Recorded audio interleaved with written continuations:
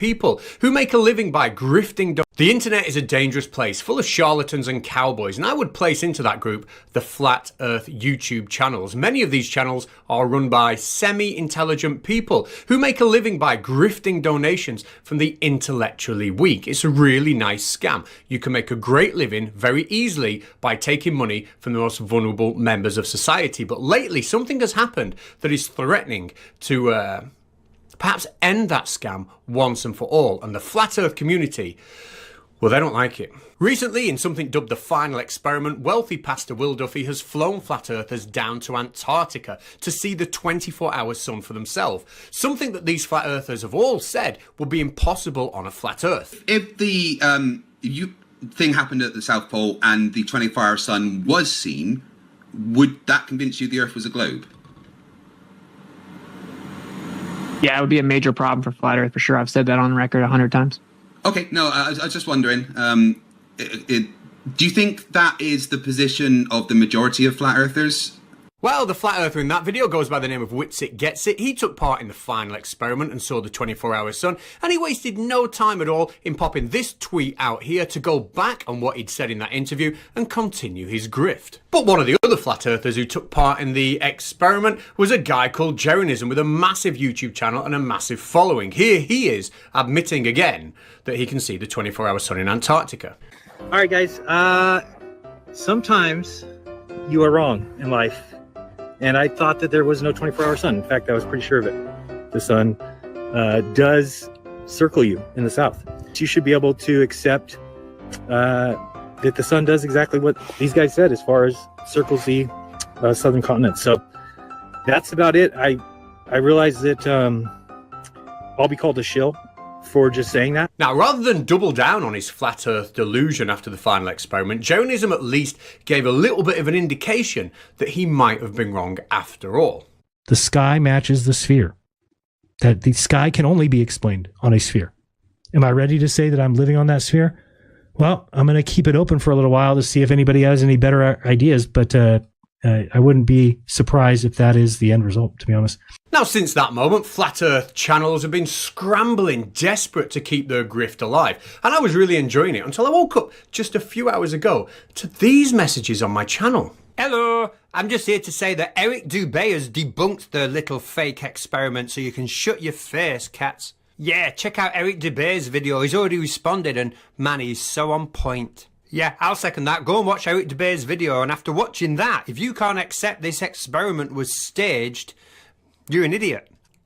Now, when I got these comments, I was very, very worried. You see, Eric Dubé is considered to be the original great flat earther on YouTube. He spouted more bollocks than all of the other flat earthers put together.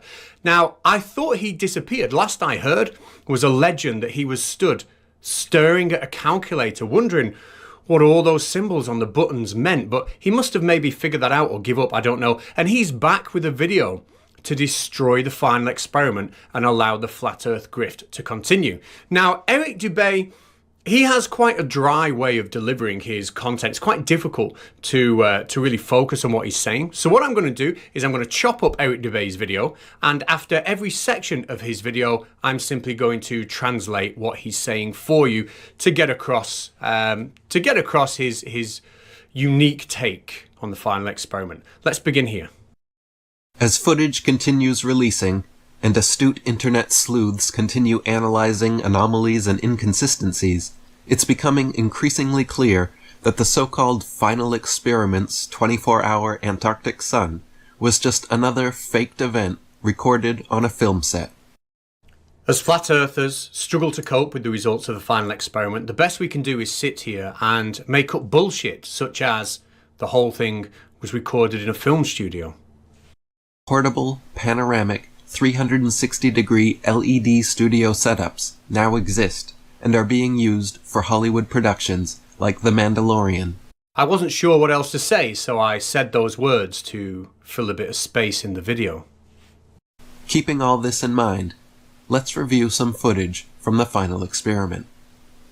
To begin with, watch the supposed sun circling around during their 24-hour time-lapse video, and pay close attention to its shape. Notice how the sun changes from circular to being smushed down horizontally, back to perfectly circular, then smushed across vertically, and then back again. This is not how the sun usually looks or behaves in person. Rather than accept the fact that the shape of the observed sun can be altered by atmospheric distortions, I'm going to pretend that the special effects team behind this final experiment was so incompetent that they indeed did not know that the sun was meant to be round. Now, pay attention to the changes in length and direction of McToon's shadow. In the space of walking only a matter of feet, his shadow somehow completely changes direction. Obviously, with my viewers being flat earthers and intellectually challenged, I can simply tell my followers that the shadow is changing direction relative to the camera, and they won't spot the obvious, which is that the cameraman is clearly rotating his camera to the left. And triples in length. Watch as his shadow stretches, contracts, and sharply changes angles within the space of just a few paces. This is not at all normal behavior of shadows being cast by sunlight. I am simply going to say that McToon's shadow is changing length and therefore something fishy is going on. I am going to hope that nobody watches the way I debunk myself in a second, and also I hope nobody watches this little clip here that Catz has put together. Ladies and gentlemen, hold on to your hats. This is going to be a fascinating race. This is the stage of the race where everybody goes out with their shadows rather than leaving them at home. Look at the guy in the blue shirt and the bald head. That could be Catz himself, but we're not interested in him. We're interested in this guy with the green sleeves. Look at his shadow. It's a lovely long shadow. How tall is he? I don't know. Is this the return of Gigantor himself? One thing I can guarantee you though is that lovely long shadow will simply not change length at all, because that would mean this race is fake and we're not watching a fake race. Now, what's happening here? Somebody's stolen his shadow. Somebody's stolen his shadow. Oh, he's finally got it back. But what's happening now? Somebody swapped his shadow for a smaller one. What a con. Now, Catz might think he's clever there by debunking me with a YouTube clip that took only 20 seconds to find, but I think I've done a far better job at debunking myself. In the first example, the light source is held close to the action figure as he moves along the table, and we see quite pronounced changes in the length and direction of his shadow. When I sellotape my best friend to a piece of paper and I hold a light bulb close to it, I can show that the observed length of the shadow will appear to change very, very easily. In the second example, the light source is held farther away from the action figure as he moves along the table, and we see much less change in the shadow length and direction. When I move the light source further away, I still show that it's incredibly easy to have a change in the observed length of the shadow. I don't know why I did any of those things. It really didn't help my point at all. As they blow hot air out their mouths in freezing temperatures, there should be a cloudy mist that forms in front of their faces as the water vapor in their breath condenses. Instead, however, every time they blow, not a trace of fog appears. In Whitsit's livestream, he claimed this was because the air was allegedly too dry there. I wasn't sure why I couldn't see the breath when he was breathing, but Whitsit told me the correct answer for once. I wasn't sure what else to say, so I left that in the video. Someone then asks him to pick up some snow, which he initially refuses to do because his hands would be too cold. Nobody ever told me snow was cold before, therefore the earth must be flat. So he turns his camera off, walks into the shed to grab some gloves, then comes back in front of the camera and exhales 1.5 breaths, which now mysteriously do show vapor appearing in front of his face, only to abruptly stop again. Another camera, recording from a different angle, however, caught Whitsit while exiting the shed, doing what appears to be hitting a vape pen, just before turning his camera back on. After Whitsit vaped and then exhaled so we could see the remains of that vape in the air, it occurred to me that perhaps the special effects department who were putting this together might have been running out of money. So after exhaling his vape hit into the camera, rather than picking up some of the snow that was all around him, for some reason, Austin walks several feet away and picks up a bit of snow from over there, then walks it back to the camera and lets it fall to the ground. If snow is everywhere all around him, why did he have to walk way over there to get some? I am going to make you believe that the special effects department are so stupid that they only put one little pile of snow that he was able to pick up about 6 foot from the camera, and all the rest of the white floor was simply painted white. Why not? Anytime close-up footage of their feet was shown, their footprints always failed to make any impression in the snow. Can somebody please explain to me the difference between snow and ice? Throughout the live stream footage, I don't recall a single instance of any wind or even a light breeze strong enough to affect their hair or microphones. I didn't listen to large parts of the live stream and the constant low-level breeze that was present in the background, such as this. Many months. Now, if you really want to know about a shill, it's this one right here. Dave McKeegan. Oh, sorry. Do they? That's the next thing we got to talk about, I guess. Jaron, Whitsitt, and others involved also made comments several times about how the mountains in the distance seemed so close that you could touch them, but that they were actually several miles away. I'm beginning to regret that I left that in my video, because I have now done some high IQ research and I've come to the conclusion that mountains are indeed pretty big. These are small, but the ones out there are far away. If you pay attention to where the background and foreground meet in footage from the final experiment, particularly the 24-hour sun time-lapse, it seems we are seeing where the digital backdrop ends and the studio floor begins. Now, obviously, when I say that, I'm preying on the fact that my Flat Earth subscribers are usually of very low intelligence and might not realize that if you play with the chroma setting on your device, you can actually have it so the white stuff remains and the other stuff disappears. It's a fact. In the 24-hour time-lapse sun footage, the mountains and sky are both chroma keyed out, showing they are both part of the studio backdrop. Compare this to other footage taken at Union Glacier. When chroma key is applied, only the sky disappears, leaving the real mountains untouched.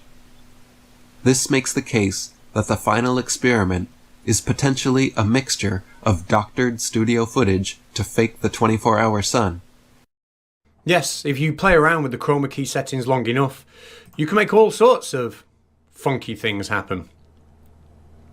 The founder of this final experiment, Pastor Will Duffy, has also had a recent clip surface from a sermon of his that gives some real insight into the mind of the man behind this production. I have come to the conclusion that neither lying nor deception are inherently immoral. And I would agree with Pastor Will Duffy. Sometimes, in fact, it's nice to be deceptive or to lie. For example, what I'm going to say about your video now is a lie. I'm going to say that your video highlights your best qualities, which is your ability to think outside the box and challenge scientific norms. Right? That's a really nice way of actually just saying it was moronic. But there we go. That was my best attempt at translating Eric Dubay's debunk of the final experiment. And I'm sure as flat earthers continue to stumble over themselves in an attempt to keep this flat earth grift going, there'll be much, much more content like that. There were plenty of comments underneath that video I was going to include in this one, but they're all going to go in a separate comments video for the future, out in a couple of days. And until then, Happy New Year. Goodbye. Hello everybody, hope you're doing well and thanks for joining us for another video. Now, it's been a few weeks since the final experiment trip to Antarctica, and the responses from flat earthers have been both plentiful and desperate. From faking breath to no footprints, from a giant LED studio to Masonic traditions with a boot. The responses have not only been epic, but also completely wrong. So, in this video, I'm going to go through the various supposed proofs of fakery that flat earthers have found. Now, the whole Vapegate incident and breath not being seen, I've actually already addressed in this video, which I'll link below. But not to worry, there are plenty of other claims left to debunk. So let's start at the beginning. In Antarctica, we each did various live streams during our time recording the 24-hour sun. The first stream that was done was at midnight, when the sun should have most definitely set, but it hadn't. Now, Will did this live stream on the Final Experiments YouTube channel. In it, he talked about the trip, he rotated the laptop round to show the area that we were in and the sun, and then we each had an opportunity to say a few words ourselves on camera. And this is where we ran into conspiracy number one, the green screen. Now, when Critical Think came on to speak, he wanted to go and show his weights experiment that he'd set up in the hut. So he and Will went inside with the laptop to show that. However, unbeknownst to us at the time, because we were all just standing outside and not actually watching the stream, the numbers on the scales weren't visible, because the backlight of the scale screen was green, and Will's laptop had the green screen chroma key option enabled because he usually films in front of a green screen. So it was replacing the scale's screen with the black background that he usually uses. Now, that in of itself was neither here nor there. However, once Will went back outside, I spoke, then Mike spoke, then Jeren, Lisbeth and Austin, and then finally Jonathan. And when Jonathan appeared on screen, there was a big black patch and the letters TFE appearing on his top, which, as you can imagine, sent people into meltdown claiming green screens. Now, as you can see from the photos that I took at the time, Jonathan's top actually has a teal-coloured patch on it, which is where TFE was showing up.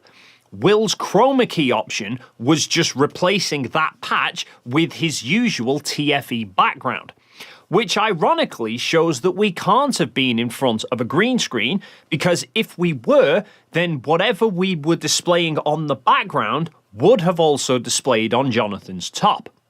The funniest part about this conspiracy for me is it nearly didn't happen, because after Jeren, Lisbeth and Austin had all been up to speak, Will just pressed on with the stream, seemingly forgetting that Jonathan hadn't yet spoken. Which is kind of understandable, because Jonathan was there just constantly filming us. So you kind of forgot he was one of the group rather than an outside observer.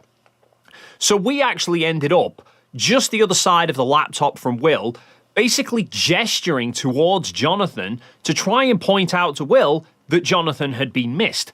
So Jonathan almost didn't end up on the stream, so the chroma key glitch would have never have appeared. Then after that stream had finished and Will started to see the comments being made about the whole green screen, we wound up doing another stream later on to highlight the clear lack of green screen, which not only involved Will showing various coloured objects, now with the chroma key option disabled on his computer, but he also flew his drone and MCToon streamed live at the same time to give a second vantage point, even at one point having the cameras of the live streams facing towards each other. All in an attempt to show that we weren't in front of a green screen.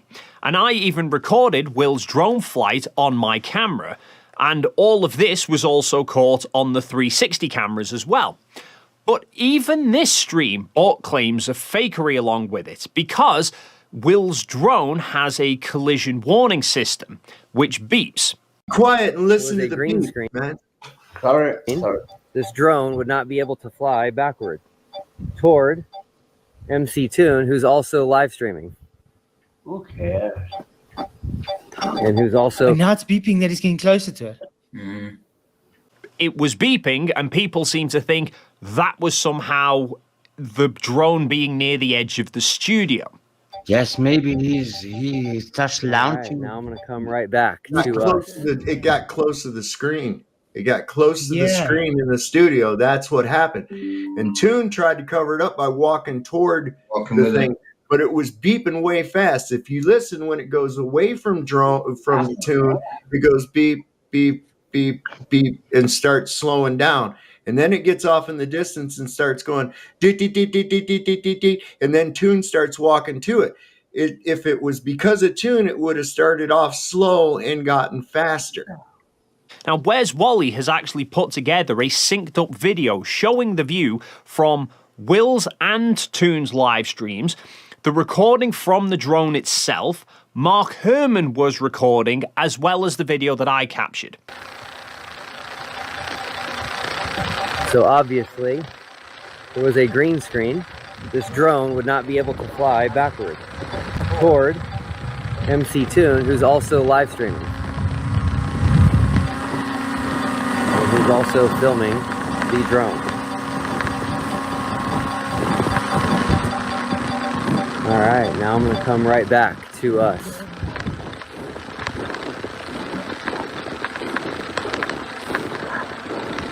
All right.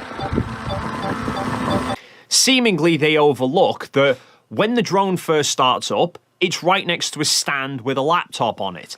Then, as the drone is backing away, MCToon is walking along with it, and the drone beeps are going off. MCToon then stops, the drone carries on moving away from him, eventually the beeping then stops. Will starts bringing the drone back towards the laptop, the beepings then start as it's getting near to Toon again. So, yes, of course, the drone is beeping because it's detecting Toon as a potential obstruction. And the funny thing is, they claim that the drone starts beeping up again because it's reaching the edge of the studio wall. But you can see from the footage how far away the drone goes from Will, and then he brings it back. After he's brought it back again, I went walking off down the same path to take some photos. You can see me on the time-lapse footage as well as in the background of Will's stream, and I walked much further away than the drone went. So why didn't I walk into a wall? But anyway, after we then recorded the full 24-hour sun, the first standalone video we published was a 48-second time-lapse view of the sun circling around us, and that went up on my YouTube channel. This was a sped-up clip that was taken from the full 25-minute 360-degree time-lapse. The full 360 time-lapse was some 36 gigabytes in file size, which was just too much to upload on the camp's internet. So I made a sped-up tracked version, which was less than 300 megabytes, much more manageable for shared Wi-Fi. And as a side note, as this was the first video that we were publishing of the 24-hour sun, I felt it was appropriate that Will himself publish it, since it was him that made the whole trip possible. We are publishing our first time-lapse of the 24-hour sun right here in Antarctica. Done. But once that video went live, Flat Earthers quickly began looking for faults with it. And the first one that I saw people bring up, I think it came from Flat Earth Banjo, who'd noticed that near the end of the time-lapse, you can see sunlight shining down the side of my tracked camera. You see that the light is shining towards the side of the camera, meaning that the source of the light, the sun, is really coming from the east and not from the south. Okay, so these guys got busted, and they will have to lie for the rest of their lives, just like Buzz Aldrin. And of course, how could sunlight be shining down the side of a camera if the camera is supposed to be tracking towards the sun? Well, the simple answer is that it had stopped following the sun at that point. In the 360 time-lapse, you can see that the tracker actually reverses direction and starts spinning the camera away from the sun, which then, of course, causes the sunlight to be approaching the camera from the side and lighting up the side of it. Mind you, this is the same Flat Earth Banjo that thinks he's debunked the entire final experiment by comparing the elevation of the sun in one of our video clips to the elevation of the sun seen at the similar latitude in the Northern Hemisphere in Svalbard in Norway in June. However, it seems Flat Earth Banjo either didn't notice, or he was hoping his audience wouldn't notice, that he's looking at the midnight sun in the north at midnight. It's actually written quite clearly there on the screen. Now, in Antarctica, the sun reached its lowest elevation when it was south of us, which was out over Mount Rossman. But you can see in the footage of MCToon, the sun is over behind the hut that we were staying in. And looking at the 360 footage, you can easily see that the hut is in the opposite direction to Mount Rossman. So really, all that Flat Earth Banjo has actually managed to confirm with this is that the sun at midday is higher than the sun at midnight. Then the next claim I faced came from King Nico, who had a debate with Fight the Flat Earth about the final experiment. What popped into mind was the Las Vegas sphere. Not that they were in Las Vegas and did it there, but in Las Vegas, they have a sphere, a massive sphere, LED screens, 8K. You can see images on the outside of it and on the inside. So I've seen some footage of, locations similar to Antarctica with mountains and a sun moving across the sky inside of the sphere. So I'm like, that's it. They must have somehow knocked up a sphere, or there's another sphere in Antarctica that we don't know about. This was after I'd got back to the UK, and his claims were so bewildering, I wound up joining the discussion just to try and wrap my head around it. I just want to check this here. So you acknowledge that we didn't fake the footage from taking off from Punta Arenas, flying to Antarctica, going to Union Glacier Camp. Yeah. That is us all in that Antarctica. Is real. You guys can prove that, and I'm not going to say that that's wrong. You guys are going to have footage of you guys sleeping in the heated tents or whatever it is and walking around that area. But I'm saying that there's going to be parts where you traveled supposedly 5 miles to do the shoot for the 24-hour sun, and obviously that is not at the Union Glacier Camp because you obviously can't see it in the footage, so you had to travel away. And what I am saying is that because I know for a fact, because, God says, the sun is not going to do an orbit east to west 24 hours in the South Pole. So the only way that could have been faked is through the means of virtual studios.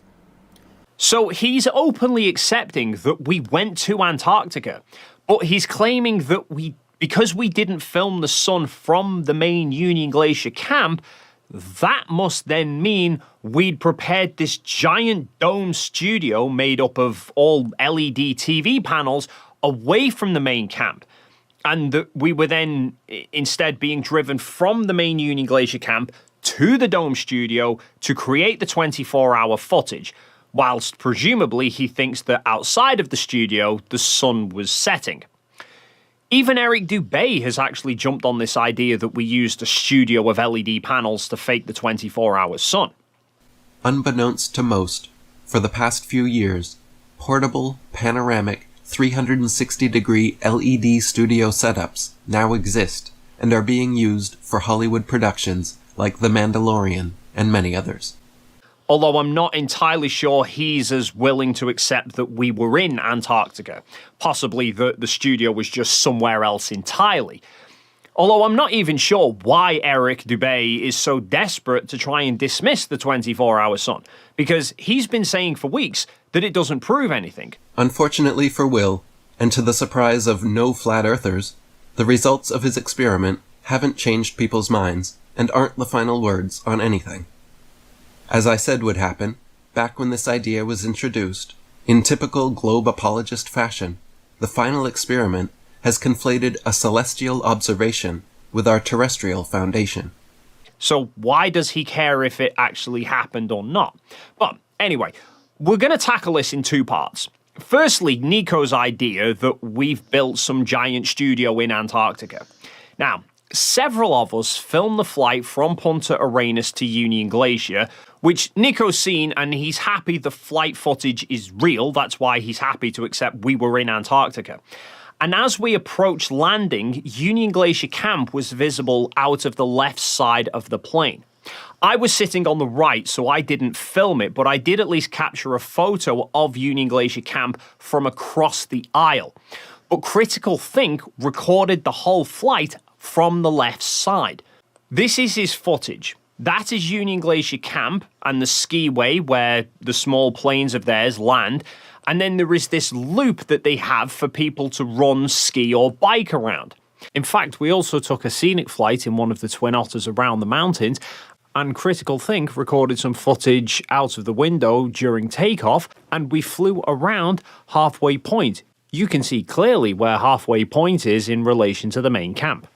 Then there was actually an ice marathon that was held there a few days before we arrived.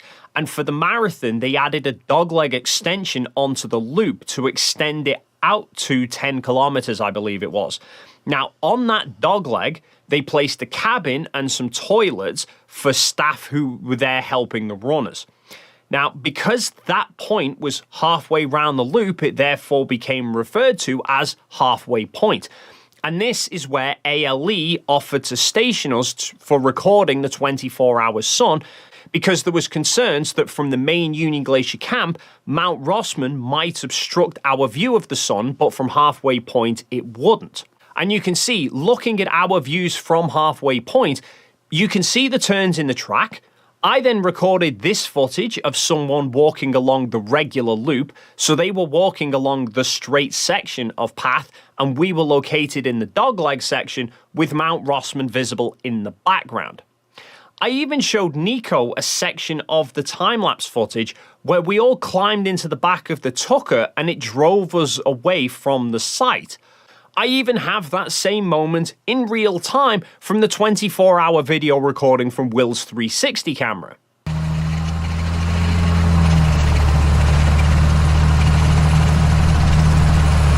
Then, during our time at Halfway Point, we caught one of the Twin Otter planes actually coming into land at the main camp. Again, Will's 360 camera picked it up as it approached and landed.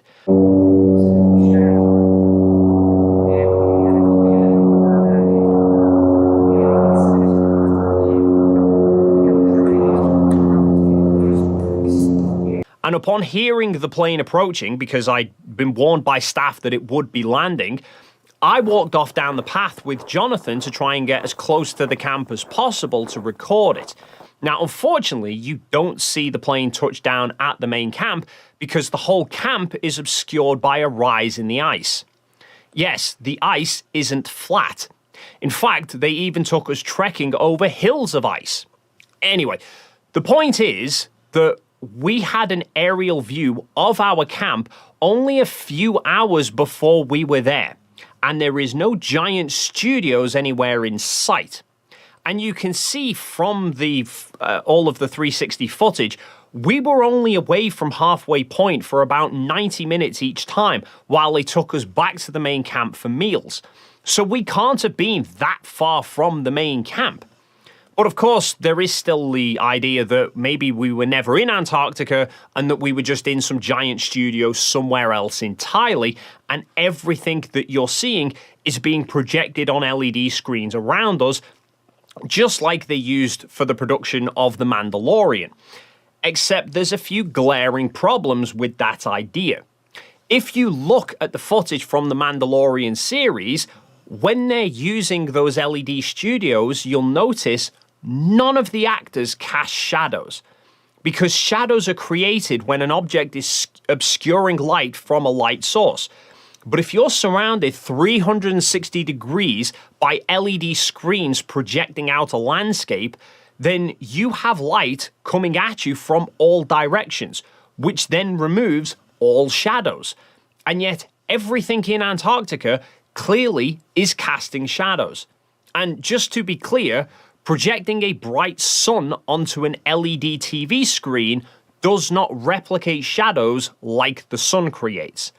I can demonstrate this easily by displaying our time-lapse footage onto a curved computer monitor and placing an object in front of the screen.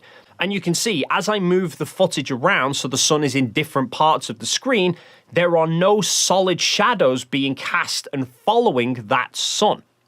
The way they produce shadows in the Mandalorian studios is by having a full lighting rig above the LED screens. The screens only actually cover the walls of the studio because the cameras are always looking horizontal. So they can have lighting above the ceiling that is out of sight of the camera, and that shines light down onto the actors set up to match whatever they're displaying on the background. But all of our footage was a full 360-degree view in all directions. And even when we were live streaming, there were times that we had the cameras angled quite high up, clearly showing the sky, and there's no lighting rigs above us. So if we were really surrounded in all directions by LED screens, absolutely nothing would be casting a shadow. The 360 video that I just showed of us getting off the 757 actually helps with two other arguments that flat earthers have put out. No footprints and the sun changing shape. Anytime close-up footage of their feet was shown, their footprints always failed to make any impression in the snow. Even though if you compare from the start of the time-lapse footage and run through to the end, you can see you clearly get more footprints the later on you go. But the simple reason why there's no footprints is because the snow that we were walking on was actually heavily compacted. Bear in mind, you don't get much snow in Antarctica anyway, so there's only a thin layer over basically a lot of ice. And as I pointed out earlier, we were on part of the route that they used for the ice marathon a few days before. Now, runners do not want to run through soft snow. They want firm ground. The grooves all over the ground you can see came from ALE's tractors that had been marking out the route by dragging a big snowplow behind them, which packed down the snow. So it was actually much closer to ice in texture. You can see as I get off the 757 and onto terra firma, I'm not leaving any footprints there behind me either because the ground is so firm. Here's a clip I took of the Tucker leaving camp, and at this point, this is full of people and gear because it's taking them up to the ice runway. And you will notice how several tons of truck leaves barely a mark on the ground, so you can imagine how much of a little impact a lone person is going to make. The area that we were walking in at halfway point was mainly firm, packed down snow. The untouched areas of snow surrounding us was much softer, but the ALE staff had told us not to wander too far into that because they didn't know what the ground underneath it was like. They didn't know how deep it was. There could have been a giant hole that nobody knew about, so they advised us to just stay off that stuff. Which ties us into another point that people have been bringing up. During Austin's live stream, people had been asking him to show some snow. So he went inside and got his gloves, but then when he came back out and he put the gloves on, he walked away several feet from the camera to pick up some snow. And flat earthers have been taking issue with why did he have to walk all the way over there if he's supposedly standing on snow? Rather than picking up some of the snow that was all around him, for some reason, Austin walks several feet away and picks up a bit of snow from over there, then walks it back to the camera and lets it fall to the ground. If snow is everywhere all around him, why did he have to walk way over there to get some? Well, like I've just said, the area that we were on was mainly firm ground, more like ice. So to get dusty snow that people were asking for, Austin had to walk off of the firm ground over to the softer, undisturbed snow. And the 757 footage also helps tackle this idea of the sun changing shape. Notice how the sun changes from circular to being smushed down horizontally, back to perfectly circular, then smushed across vertically, and then back again. This is not how the sun usually looks or behaves in person, or in genuine footage of the phenomenon from the Arctic. Now, bear in mind, this was shot with an Insta360, which has two 180-degree fisheye lenses facing in opposite directions. So when the sun, or any object for that matter, circles all the way around the camera, at some point it has to move to the very edge of one of the fisheye lenses, then cross over the overlap between the lenses, and then it winds up at the very edge of the next lens. So it's naturally going to create distortion. Now, if you watch the sun in the 360 video of me leaving the 757, you can see as I am turning to face in different directions, the sun is obviously moving around the frame of the camera, so it's crossing over between the two lenses. And you can see the sun changing shape. And this is real-time video. The sun is not actually changing shape in the sky. It's merely distortion caused by the 360-degree fisheye lenses. And I can demonstrate this very easily. If I take one of the lights in my studio here, we'll say that this is representing the sun.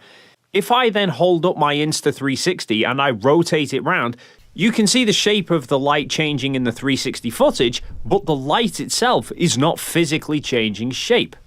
And I've also had a few people bring up the fact that in the same footage you can see the mountains distort. Again, this is just a characteristic of an Insta360 that can be easily demonstrated. And if you watch the time-lapse that I shot of the sun with the solar filter, you can see the sun doesn't actually change shape in the sky. And now, last, but by no means least, let's tackle not only the most recent claim that I've seen, but probably, frankly, the most insane one. And it again comes from King Nico.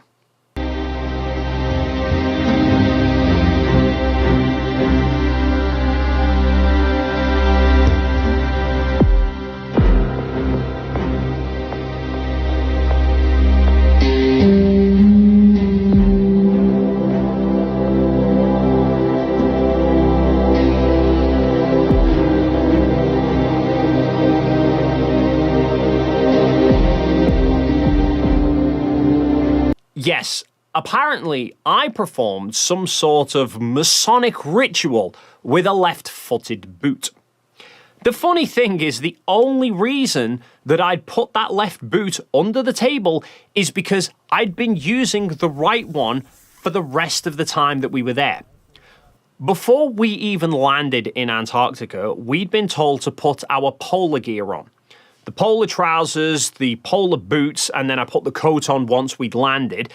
All of them are rated down to minus 70 degrees C.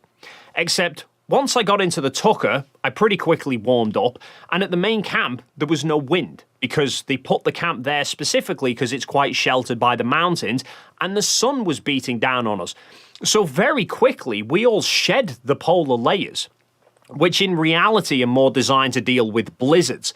So once we got up to halfway point, we took all the polar gear with us in case the weather turned bad, but it wasn't actually cold enough at the time to need it. But I'd noticed that the polar boots were heavily insulated, and also the fact that they're black, they would absorb heat from being in direct sunlight. So I thought they were a perfect option for putting the power banks in, because batteries notoriously don't like cold. So I figured, keep them in the insulated boot that is black. In direct sunlight, it's gaining a lot of heat from that. Throw in a couple of hand warmers, and then put the insulated pouch from my water bottle onto the top of the boot to try and keep all the heat trapped in so that the batteries would keep going for longer. So I just grabbed one of the boots and put the batteries in. It turned out I'd picked up the right boot. Upon seeing me do this, Will and Mark, who were setting up Will's phone for a live stream for Candace Owens' channel, decided the boot was actually a great idea for storing the battery pack in, so they took the remaining boot that was on the pile, which was my left one. Now, their stream unfortunately only lasted a few hours into the early hours of the morning before there was an issue with Starlink that caused the stream to stop. It also caused the stream that MCToon was doing at the same time to stop, and they couldn't get the Rumble stream back online for Candace Owens.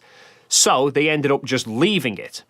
So later on, I then decided I was going to do a stream of my own at the end of the 24-hour period to mark the occasion of reaching 24 hours of recording the sun. And one of the things I wanted to do on my stream was explain the setup that I'd been using, which included explaining why there was a random boot on the ground with a bunch of wires coming out of it. So I wanted to show the amount of insulation that was inside the boot. But obviously, the right boot was over there by the tripods holding all the power banks and the cables in, which meant I only had the left boot spare since it was no longer being used for Candace's live stream. So I'd already been and got it from the tripod and threw it back on the pile inside. So when I was then preparing for the live stream, I knew I was going to be setting up on that table outside. So in preparation, I went and got the boot and placed it under the table so that I knew where it was. Absolutely nothing to do with Masons in the slightest. Well, I think that's probably enough for this video, at least for now. There are probably more claims that I forgot to include, and I'm sure there'll be even more claims made in the coming weeks anyway, so perhaps I'll revisit this with another video at a later date. But now, feel free to leave your thoughts in the comments down below. If you've enjoyed this video and you haven't already done so, then please consider hitting the like and subscribe buttons, and hopefully we'll see you in the next video.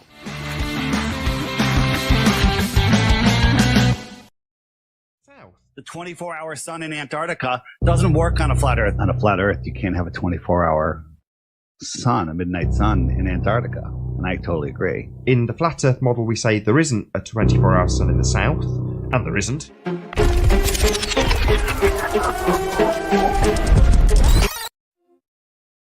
I wanted to make sure people know that if you're one of these people that is sitting at home in your mother's basement, I'm quite sure.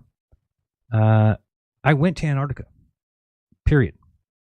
It's not a question. I stood on the ice. Okay? I filmed the entire thing. I shivered my fucking balls off in the cold.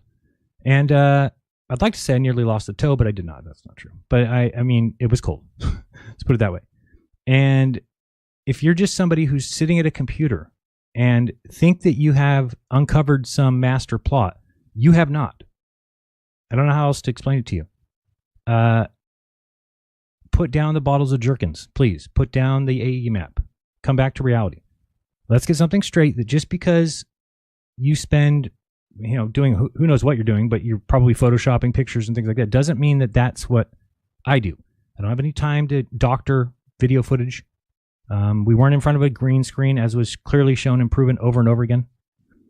I was there. I was bundled up, and I was there to observe something because, and I don't understand what happened to the flat Earth community. Everybody knew originally what it meant if the 24-hour sun was seen. And then everybody just switched because they're not into actual evidence and research and actual proof and evidence. They're into something else entirely altogether. Let me show you this. This is Sav, who was talking to Will Duffy a while back. But Sav knew what was going on. Listen to Sav here. And he's just changed his mind, of course, because, of course, if you're a flat earther, you don't want flat Earth to be debunked, so you'll just change your mind and say, oh, no, it's not actually debunked. That's completely wrong. It's like, oh, okay, I guess that's completely wrong. Let's watch this real quick.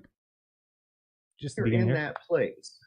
And I'll kind of comment through it. Whether you're on a globe or whether you're on a flat, you are going to be south of the Tropic of Capricorn. So hopefully people follow along here. We were south of the Tropic of Capricorn. Does that make sense? Tropic of Capricorn's down there, Australia. The southern tropic is the limit of where the sun goes. We were south of that. You're going to be south of the furthest zenith position that the sun makes. Correct. So you are going to have to look north to see the sun. Well, and it would be real simple that as it traverses to the west, right? If it arcs in a west by northwesterly direction at all, you're not on a globe. If it arcs around, if it starts to track, you don't even have to see it for 24 hours. All you have to do is watch which way it tracks. If it goes west by northwest, you're going to be on, you're on. And that's what I thought it would do. If it's going past you in a west by southwest, direction. In other words, angling off to this way, right, arcing around you, then you're definitely on a globe. Then you're definitely on a globe. So I don't even think it would be necessary to see it for 24 hours just to track that little bit of arc. So just notice he said we would definitely be on a globe because that has now changed. Everybody's changing their minds now. And I'm the one who's getting the shit for it when I've been on the same page from day one. I've always known what the 24-hour sun would do to the flat earth. I've always known that it must be fake. It has to be fake down there. It has to be a lie. Or else the flat earth isn't true. That's why I wanted to go. But they, all these people have decided to change their mind. We do not have a 24-hour sun in the south. The 24-hour sun in Antarctica doesn't work on a flat earth. On a flat earth, you can't have a 24-hour sun, a midnight sun in Antarctica. And I totally agree. In the flat earth model, we say there isn't a 24-hour sun in the south, and there isn't. There is no midnight sun in Antarctica. When we landed, they picked up. So the truth is that there is a 24-hour sun in Antarctica. The people I've seen on TikTok who are just going around slandering my name and saying there is no 24-hour sun. When you say that, you are implying that I went down there and lied. Do you understand that? That's your implication. Why? I don't know. But you don't just get to throw other people under the bus, call them liars because your religion dictates that it must be so. It's not the way that it works. Okay? So we need dipshits that are sitting at their house and just arguing with each other to realize the trip was real and then to move past it. Get to the next step, which is figure it out. Okay? Arguing for months and months about whether it was real or not is not getting you anywhere. Okay? The real tragedy here is that the flat earth itself is imploding over something as simple as my trip. A 4-day trip, documented that anyone with a functional brainstem could actually verify, but nope. These lunatics would rather believe that I was bribed by the Illuminati or that I'm now a Freemason or that, I took money from Duffy or whatever, the lizard people, or I got an Antarctic timeshare or something. I don't know. But people need a hobby. You need to. This is what happened to the flat earth years ago, that we stopped having people who cared about getting to the crux of everything. We just deny anything that it goes against our model. Say it's not true, just dismiss it, or that it doesn't matter. I mean, look at these terms that have come up that are just placeholders. For instance, saying that the lights in the sky don't prove the ground is simply because the lights in the sky prove the ground. Do you understand that? The lights in the sky are the proof of where we live. And so, of course, Flat Earth has to say, well, the lights in the sky don't prove where we live. Well, of course you have to say that. Because you can't explain anything that's going on in the sky, so just dismiss it altogether. So these are just little moves to the next thing that they can get to the next thing, get to the next thing. So I guess what I don't understand is if it's fake. Dave Weiss was, with Marty said, they get behind the plane at noon and they change the sun out or something. It's ludicrous. People in Punta Arenas would be able to see the sun. So how did they not see two suns? How do we magically place one sun in the sky while the other one's not seen? Wouldn't that sun set? Couldn't we see that from the plane? The sun's going off to this northwest and setting. So it doesn't even make sense. It's like all the flights are not the same time. Remember, it's 24 hours of sun down there. So I looked and there was flights that went at 11 p.m. because the sun's in the south. They can fly there.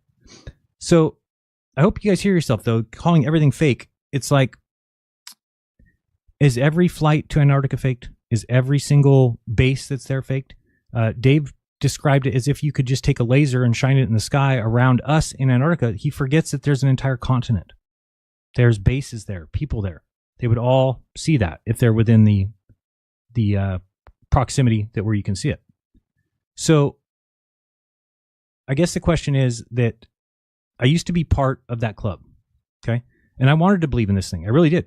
Like I said a million times, the flat earth is perfect to me. The way it's laid out, the way it operates, it just seemed right, okay? But when you start eating your own, attacking your own, because I had the audacity to say yes to somebody who offered a free trip. I went there. I filmed it. I survived. Yes. Well, then you're a cult. Okay. And let me explain it even more carefully. if you are somebody who doesn't allow somebody to leave without gang stalking them and sending the most insane, irrational, nonsensical messages to somebody that include death threats, that include what's going to happen to me, here, you're a cult. I mean, you need to admit that to yourselves, that if you're going to destroy somebody because they no longer believe what you do, that is a cult. It is. I don't know what else to tell you. That's what it is. So don't be part of that. Be open to let people believe what they want. I told everybody in the flat earth that here's the great thing about me. I'm open to evidence to changing my mind. So simply provide the evidence that I'm looking for and I'll go right back. The problem is that I now realize that those things that I used to think would eventually come out will never come out. Nobody will ever figure out circumpolar stars in the south. Nobody will ever figure out how the South Pole works in a flat earth. Nobody will ever figure out sunrise, sunset times on a flat earth because it's impossible to map a place on something other than what it is. And for it to match all observations is what I mean. Sure, you can map something on something and then it would be off. It would have mistakes. But as far as the sphere Earth, and we're going to look at that in a little bit, if the sphere is the shape, then when you map the Earth on the sphere, which is what they do, then everything has to match or else it's not correct. Well, guess what? Everything does match. So we've got a problem. Now you can start going on about, are we spinning, Jaren? Are we flying through space? I don't care about any of that. We'll get to that. I'm just worried about where do I live? Because if I do live on the sphere that I was taught, then I don't need to worry about the rest. I never said that I need to understand gravity, that I need to understand the mechanisms of the universe. I don't think that's on me. Okay? When I thought we were being lied to, I stood up and said, let's point this out. And as more and more evidence gathered, it looked more and more to be true. When they lied about my experiment in the behind the curve, even more proof. When they lied with Stephen Hawking's, even more. Nat Geo, even more. So all these things were what led me to firmly believe 100% that the flat Earth was the truth. Yeah, I know. I just see JSS Tiger. Thank you very much for the super chat. $10 says Dirth now thinks you and Witsit were fooled, and somehow there was some sun magic that got pulled over your eyes. I mean, guys, I just want you to think about that claim and how ridiculous it is. That we went down there and we were fooled by a fake sun. I mean, it's just insanity. It's not Satan. It is the sun. It had the same sunspots. They didn't flip. Well, they flipped upside down, but not mirror flipped. We proved, I mean, that shows that, how about this simple one thing? Just listen to this one thing. When we went there, okay, so imagine you are in Antarctica and you look south. Okay, so you're in Antarctica, you're looking south and you see the sun. And you find out, where's the sun right now for other people? And they say, oh, it's above my head in Australia. So here's your two options. Wait a second, I'm looking south and I see the sun and the people in Australia are saying it's above their heads. Well, then either Australia is on the other side of the ball where the sun's still shining on it, or it's 30,000 miles behind me and there's a magic sun in the sky that just manifested magically out of nowhere and happens to be placed exactly where the sphere Earth model says it should be. Do you understand how insane that is to be a flat earther at that point? Once you know that the sun is south of you, it's not even possible on a flat earth. There is no sun that's south of you when you're past the tropic. The sun should be behind you. It's in the north. So this tells you, and I saw somebody else say, well, Jaren, you can't show a sphere Earth model that shows a 24-hour sun. Like, what? Yes, you can.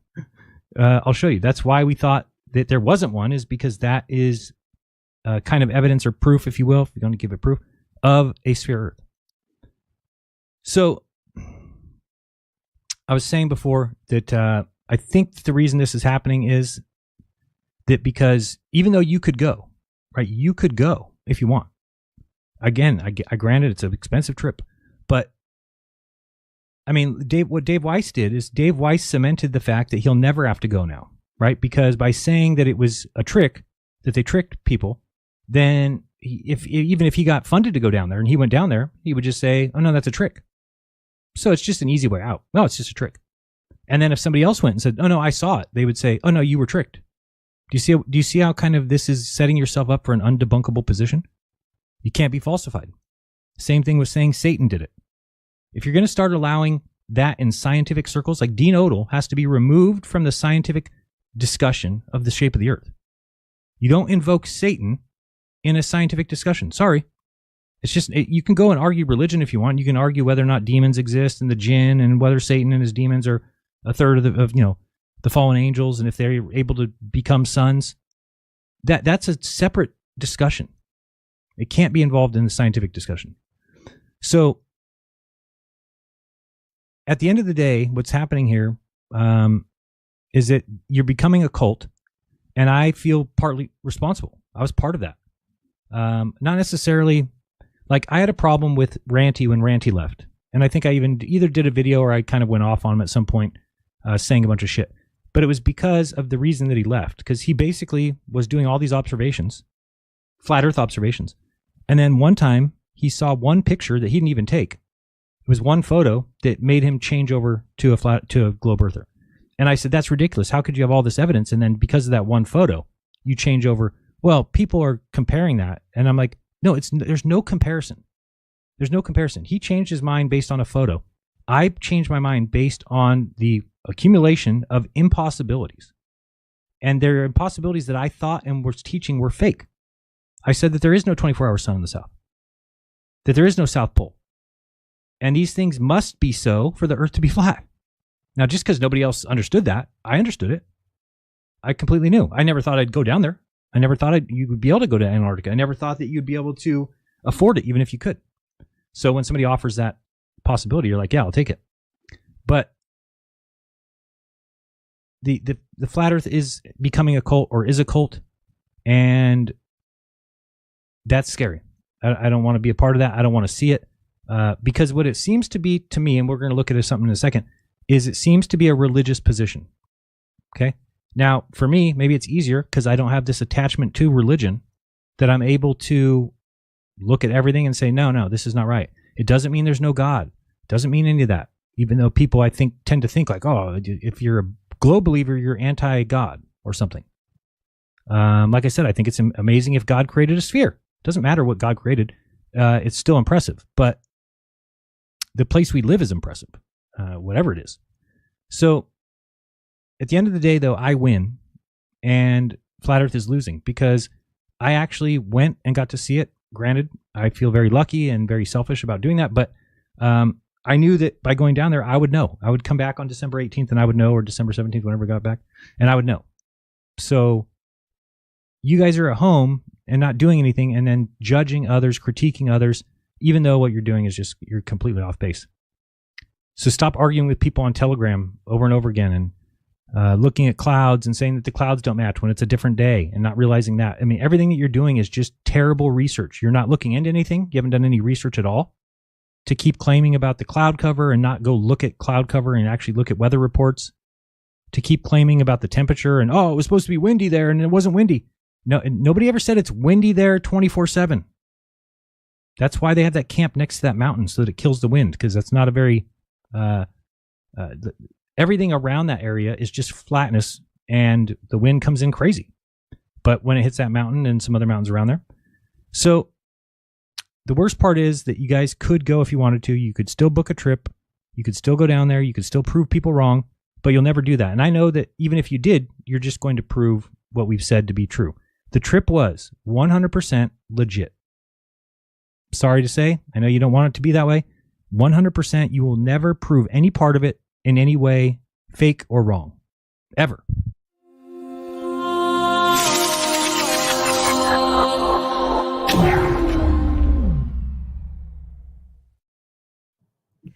Okay, welcome back. Now, I am going to apologize in advance for the poor quality of this video, and I'm going to ask if you've ever watched anything I've ever done, and if you've ever hit that like button or whatever, please watch to the end of this video and help me share this. This is not my normal video, but it is extremely important to me. And you will, well, I think it's extremely important to the community at large. This is very much a reactionary video. This has just landed on my lap in the last sort of 20, 25 minutes, but it's extremely important. The man you see on screen is Marty Leeds. And if you've been following my last couple of videos and the live stream last night, you'll know that he's been involved in a situation that could potentially lead to the biggest defamation case Flat Earth has ever seen. He was in receipt of a cease and desist letter for some comments that he made about ex-flat earthers, Patricia Steere, Robbie Davidson, and Paul on the plane. Now, I'm going to show you what he said. But before I do that, I want to show you why this video is so important. If I just stop screen sharing there. And again, I do apologize for the lack of quality and editing in this video. His retraction video that he's just put out has been totally and utterly buried. Let's just look at his channel.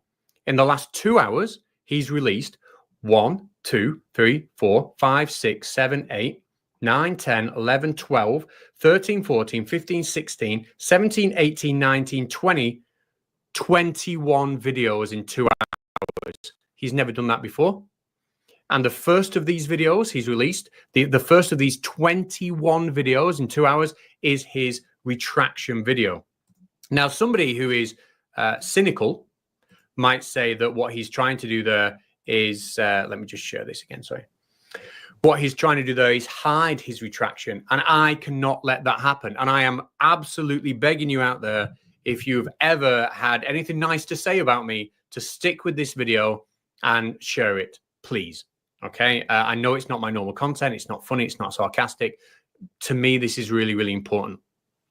Now, Marty Leeds made some statements, which I'll show you in a second, regarding Patricia Steere, Paul on the plane, and Robbie Davidson when they left Flat Earth. When Jeranism came back from Antarctica and he saw there was a 24-hour sun and he left the Flat Earth, they understood the significance of a 24-hour sun and they decided they were no longer going to be Flat Earthers. And that should have been that. They should have walked away. However, this guy here, Marty Leeds, who's buried, in my opinion, his retraction video, decided to imply that they had been involved in some sort of criminal activity, some SEC violations, and specifically Patricia Steere was threatened with going to prison, and unless she turned her back on the Flat Earth, she was going to be a wrinkly old by the time she got out. Let's hear it from his own words. Then she gets involved in this crypto thing and she's like, oh, this is a good opportunity. Maybe I'll take that $150,000 I have and I'll turn it into 1.5 million or something. And then she gets involved with some of these guys that she trusts and knows. Paul on the plane, what a great guy. Hey, he even contacted me to say, hey, you want to get involved in some? I'm like, no, thanks though, Paul. And then they start doing their podcast and they're gunning and they made money in Hex. So it's like, well, why wouldn't we make money in Axion? And then things start going and going and going. And next thing you know, hey guys, guess what? The thing that you were doing is actually illegal. And one violation would be 25 years in prison. I don't know if this is what happened. But I could imagine a scenario in which somebody from the SEC or the government calls up Patricia Steere and says, hey, honey, you know that crypto thing you were involved in?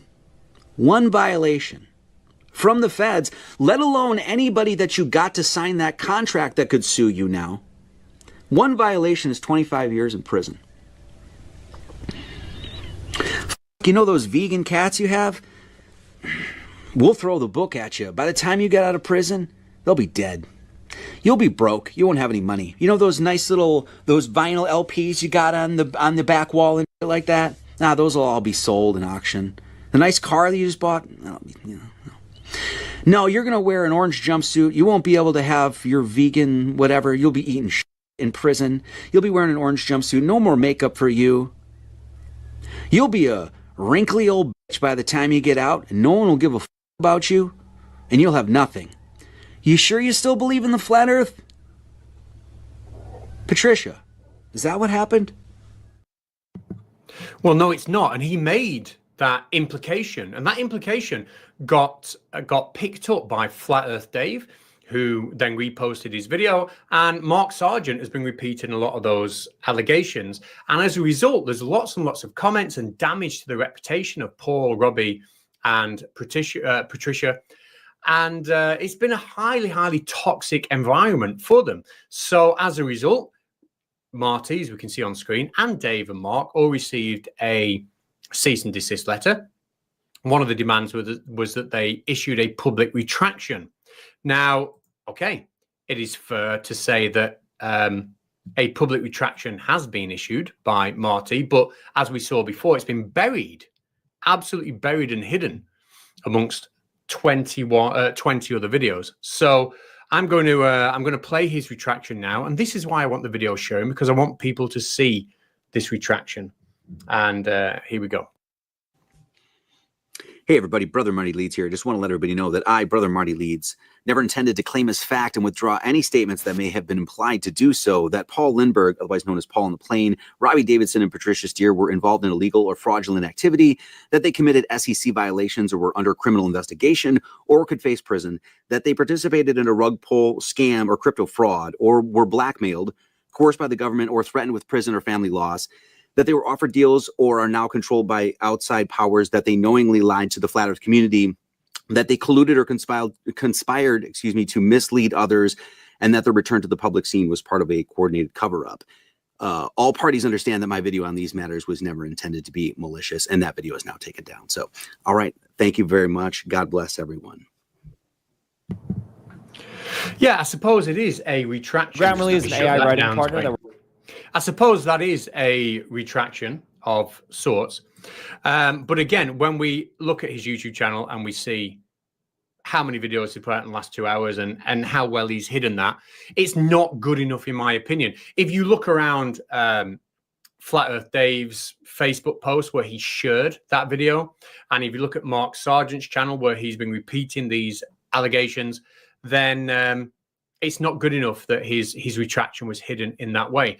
Now, the next question, other than how widespread can we get Marty's retraction, is what's going to happen to people like Mark Sargent, because Mark Sargent has absolutely flat out rebuked the idea that he should make an apology video. In fact, he says he's just going to keep talking about this topic. It's not going to happen.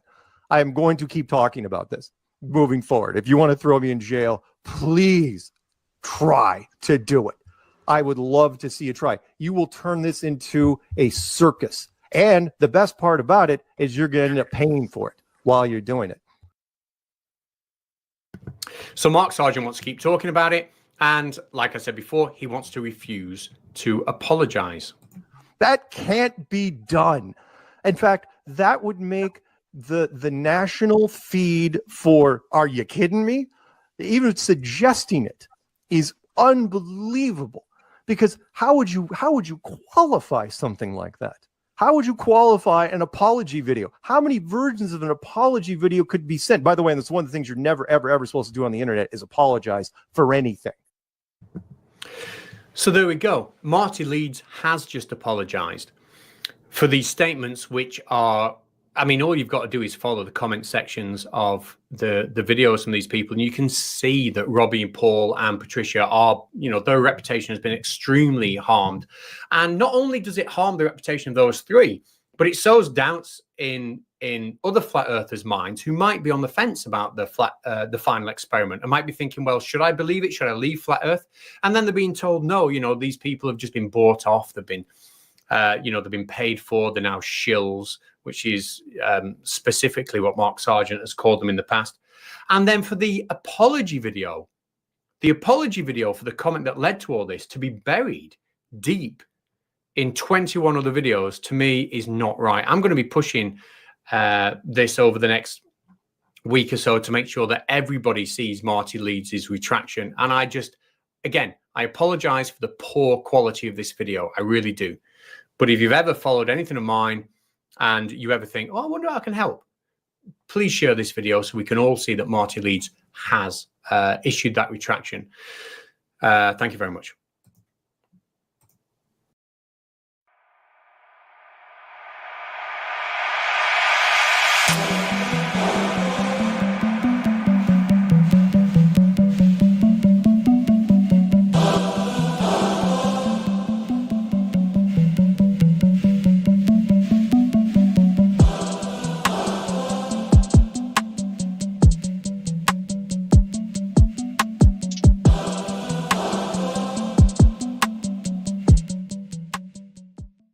No, what we do is, and I think this is a diabolical plot, so that the next time we can ship people en masse into orbit, they all want to be the first in line because they know we're going to send them so that they can see the round Earth. They're going to be the first ones in space.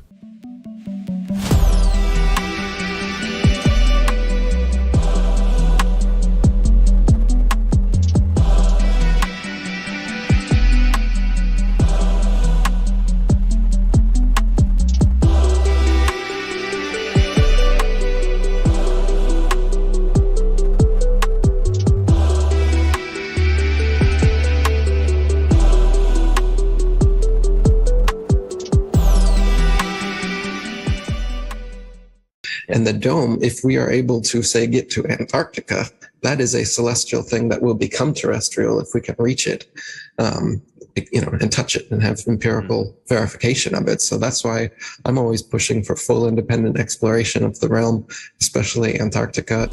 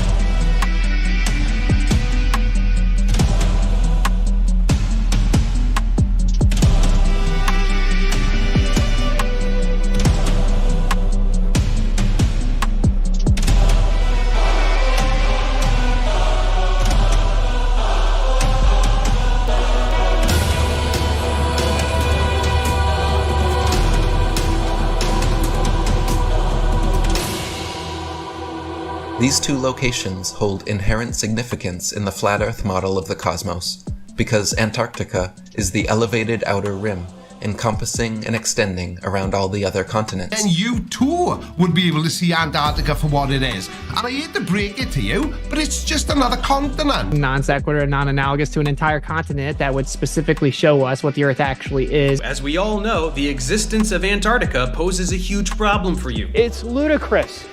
Antarctica is the one place that would prove the flat Earth. So there you have it, a fully reasoned explanation on Antarctica as why Earth can't be flat. They want us to believe Antarctica is a continent at the bottom of a ball, 10 to 13,000 miles around. Well, there's a way to prove that the Earth is a globe. All that needs to be done is to go to Antarctica. Go learn, go verify, of course. Don't believe anybody. Go verify this stuff. If we were to get you on a trip to Antarctica and get you to go see Antarctica and figure out like a way to crowdsource that, would that change your mind? I would go. And again, look at it. We've been doing this for 9 years. I don't think one flat earther has gone to Antarctica.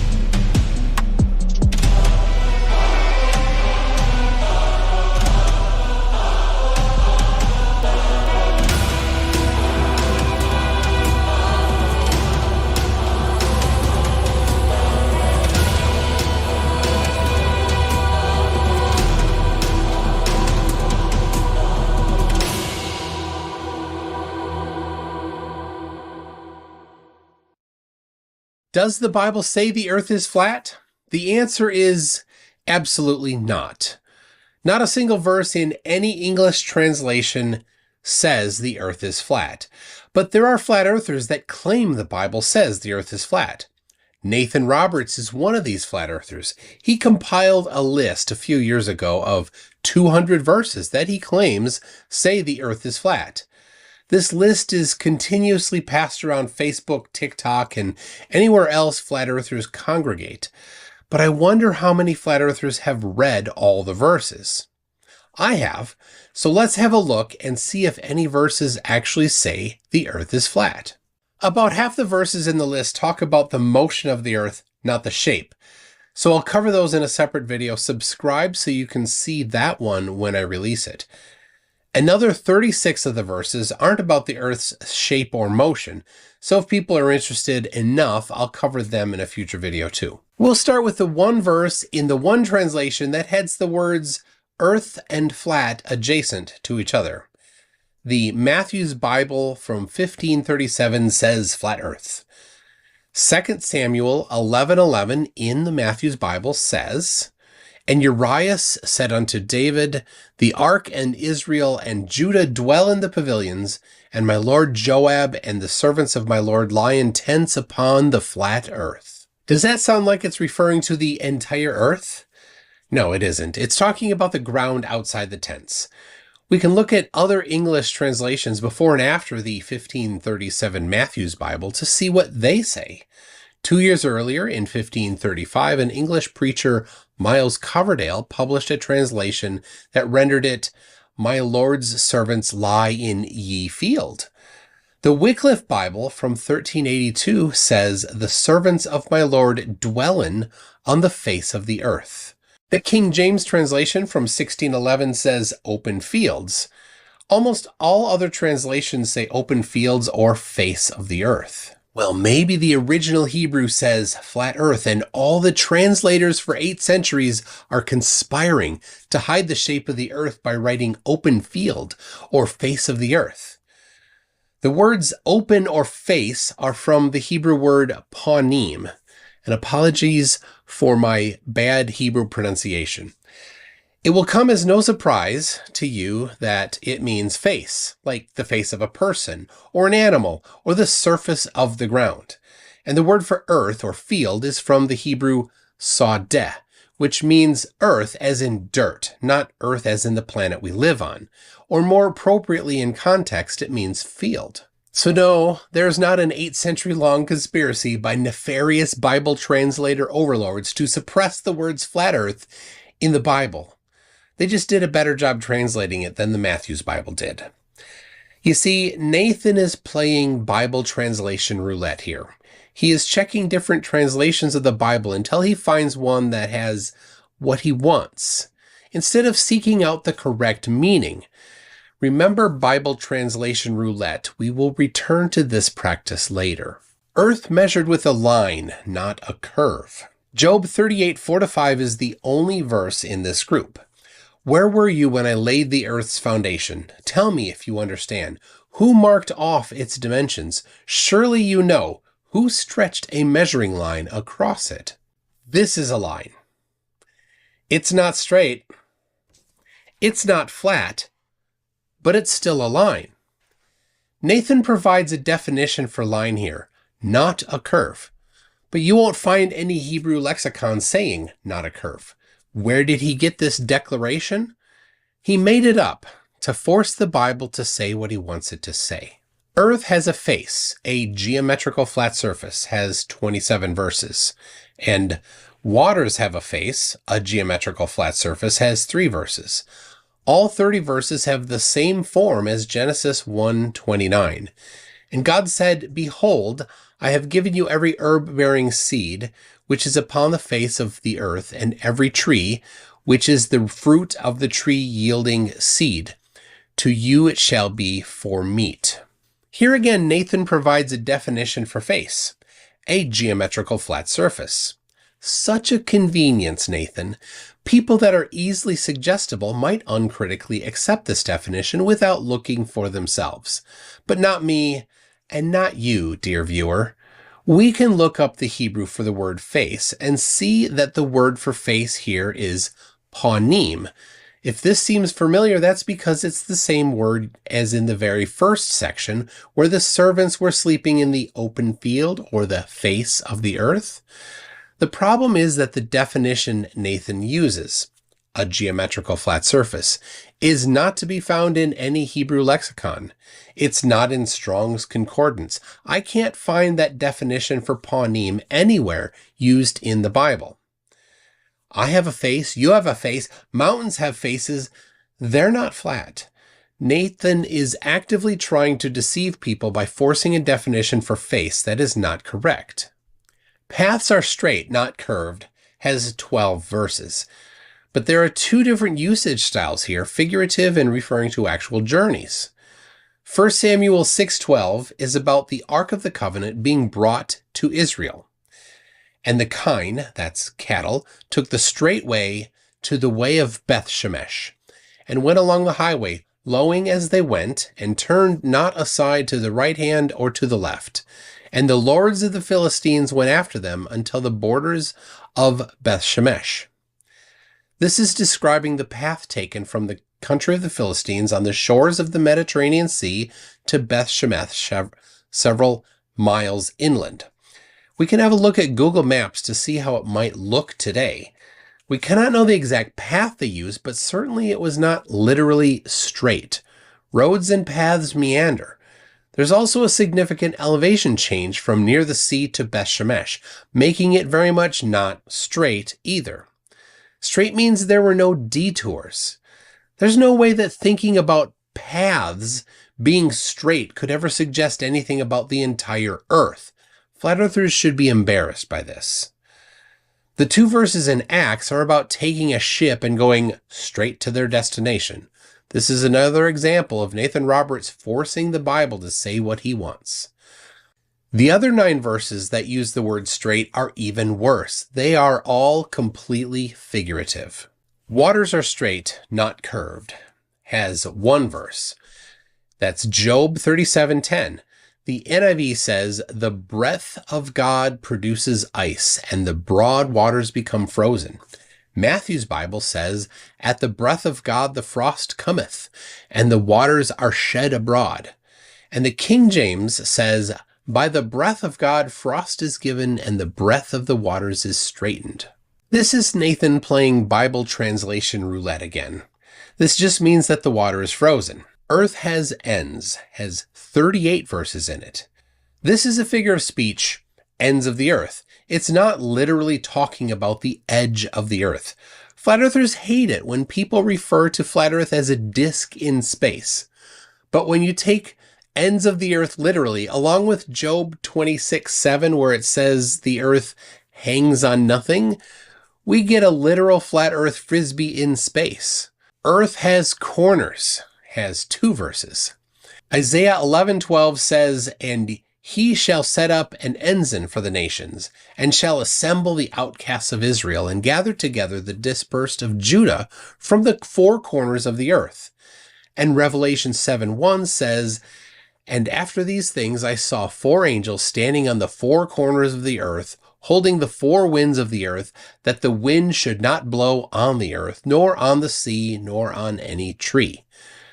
The problem with applying poetic passages literally is sometimes it collides with other literal interpretations. No spoilers, but there's a verse coming up that flat earthers interpret to mean that the earth is a literal circle. A circle doesn't have 4 corners. So what do you do when 2 literal interpretations collide? You start writing fan fiction. Some say the earth is a circle on a square with the angels standing on the corners outside the circle. Or they will claim that a circle has 4 quadrants, and the 4 corners are the inside corners of these quadrants. Seriously, they have done this. If you take this meaning literal, then the 4 corners meet at the flat earth's north pole. Is this where the dispersed of Judah will be gathered from? This is a metaphor. It's not meant to be taken literally. When you need to pile up invented stories to keep your outlandish interpretation from going off the tracks, you are in trouble. High Altitude Perspective has 3 verses. The 2 verses from Daniel are from Nebuchadnezzar's dream. The tree represents Nebuchadnezzar himself. We are delving into fantasy now. This is embarrassing for flat earthers. The verse from Matthew is when Jesus was in the wilderness for 40 days, and the devil brought Jesus to a high mountain to show him all the kingdoms of the world. Flat earthers want you to believe that there is a mountain high enough to see all the nations of the world. Is this in Israel? Mount Hermon is the highest mountain in Israel at 9,232 feet. Certainly, this is not it. Maybe they went to Mount Everest at 29,000 feet. But this doesn't work either. You can't even see the nearest ocean from Mount Everest. Flat earthers, unless you can point out the mountain, this is clearly symbolic language. Everyone Sees Jesus has just 1 verse, and it's in the book of Revelation. The book of Revelation is full of obscure and extravagant imagery. It's a bold move to treat it literally. Reading the next verse literally, God declares that he is 2 letters of the Greek alphabet. Is God literally 2 Greek letters? Just 2 letters? You can be all the letters in all the alphabets. What's that? You say it's figurative? That's exactly my point. It also says that the eyes of the people that pierced Jesus will see Jesus. These people have been dead for centuries. How will their eyeballs literally see Jesus? More fan fiction will be needed to resolve this overly literal reading. Or we can take it figuratively, and there's no need to conjure up interpretations to force it to fit. Breadth, spread out flat of the earth, has 1 verse. Revelation 29 says, "And they went up on the breadth of the earth, and compassed the camp of the saints about, and the beloved city, and fire came down from God out of heaven and devoured them." This one is the pinnacle of straw grasping. Again, Nathan wants the reader to swap the actual meaning of breadth with the one that he has provided in a highly figurative book. This is just deception. Hang your head in shame, flat earthers. The desperation is sad. So far, we have 56 figurative verses, 32 swapped definitions, which are just figurative too, and 2 instances of Bible translation roulette, giving us 0 verses that literally say the earth is flat. A pretty bad showing. Well, maybe the last 3 will be the verses with the undeniable, non-figurative proof that God wants you to accept the flat earth into your heart. Earth is a disc/circle, not a ball. Proverbs 8:27-28 says, "When he prepared the heavens, I was there. When he set a compass upon the face of the depth." Nathan is intending us to read this literally, that God actually took an earth-sized compass in his hands, like this one, physically put one end on the North Pole and traced it around the face of the deep, the ocean. Is that too literal? How about no physical earth-sized compass and no physical line drawn on the ocean, just a figurative circle? But it's also somehow a literal circle. Well, if you have to be guided through an interpretation to make it fit a pre-selected conclusion, it's not actually literal. Maybe Job 38:13-14 will finally redeem the flat earth. That it might take hold of the ends of the earth, that the wicked might be shaken out of it. It is turned as clay to the seal, and they stand as a garment. This is a simile. The word as informs us. In Hebrew, the word is homer, for clay, but the letter kaf is in front, changing it to ka-homer, which makes it a simile in Hebrew as well. Later in the same chapter, God talks about putting chains on the Pleiades. Are there literal chains on the constellation? It's poetry. Stop trying to convert figurative language into literal language to deceive people. Now we get to the final verse that flat earthers hold up as the ultimate, unequivocal proof that the Bible says the earth is flat. This is the flat earth holy grail verse, Isaiah 40:22. First, let's cover the context on this one and get an overview of the chapter. You might want to read all of Isaiah 40 yourself first. The chapter opens by giving comfort for the Jews. Verse 3 is taken as a prophecy about John the Baptist preparing the way for Jesus. This verse is cited in all 4 Gospels of the New Testament using the metaphor, "make straight the way for the Lord." This is the one that Nathan Roberts misconstrued to be literally about the shape of the earth instead of preparing people's minds and hearts for Jesus.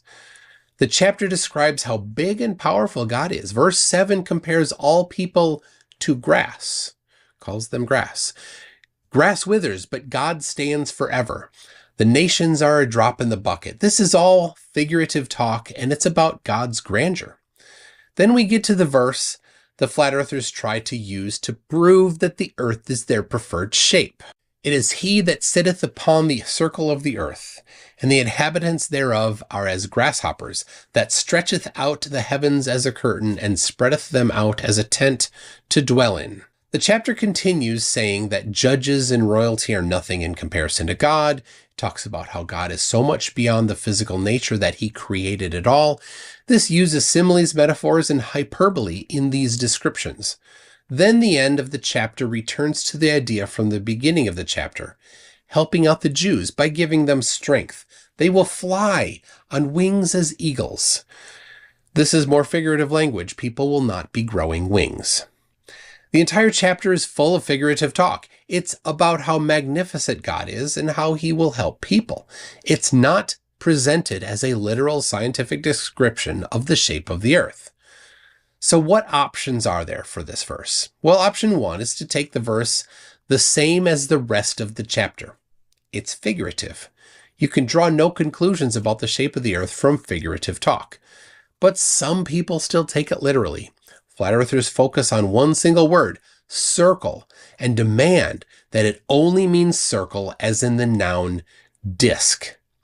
This is option 2.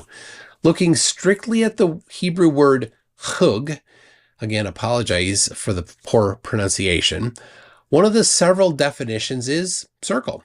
There are other definitions. Many other English translations choose different ones.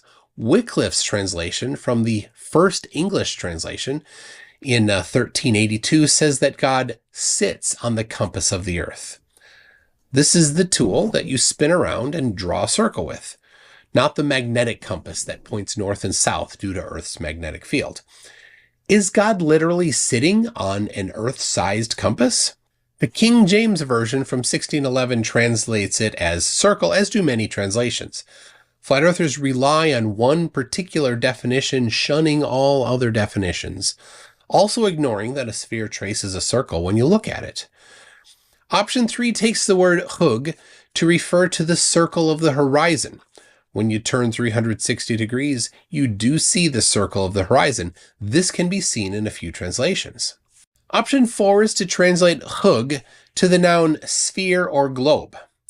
The Concordance of Hebrew and Chaldee scriptures includes sphere in the definition for hug, so it is a valid definition. There are multiple translations that do this.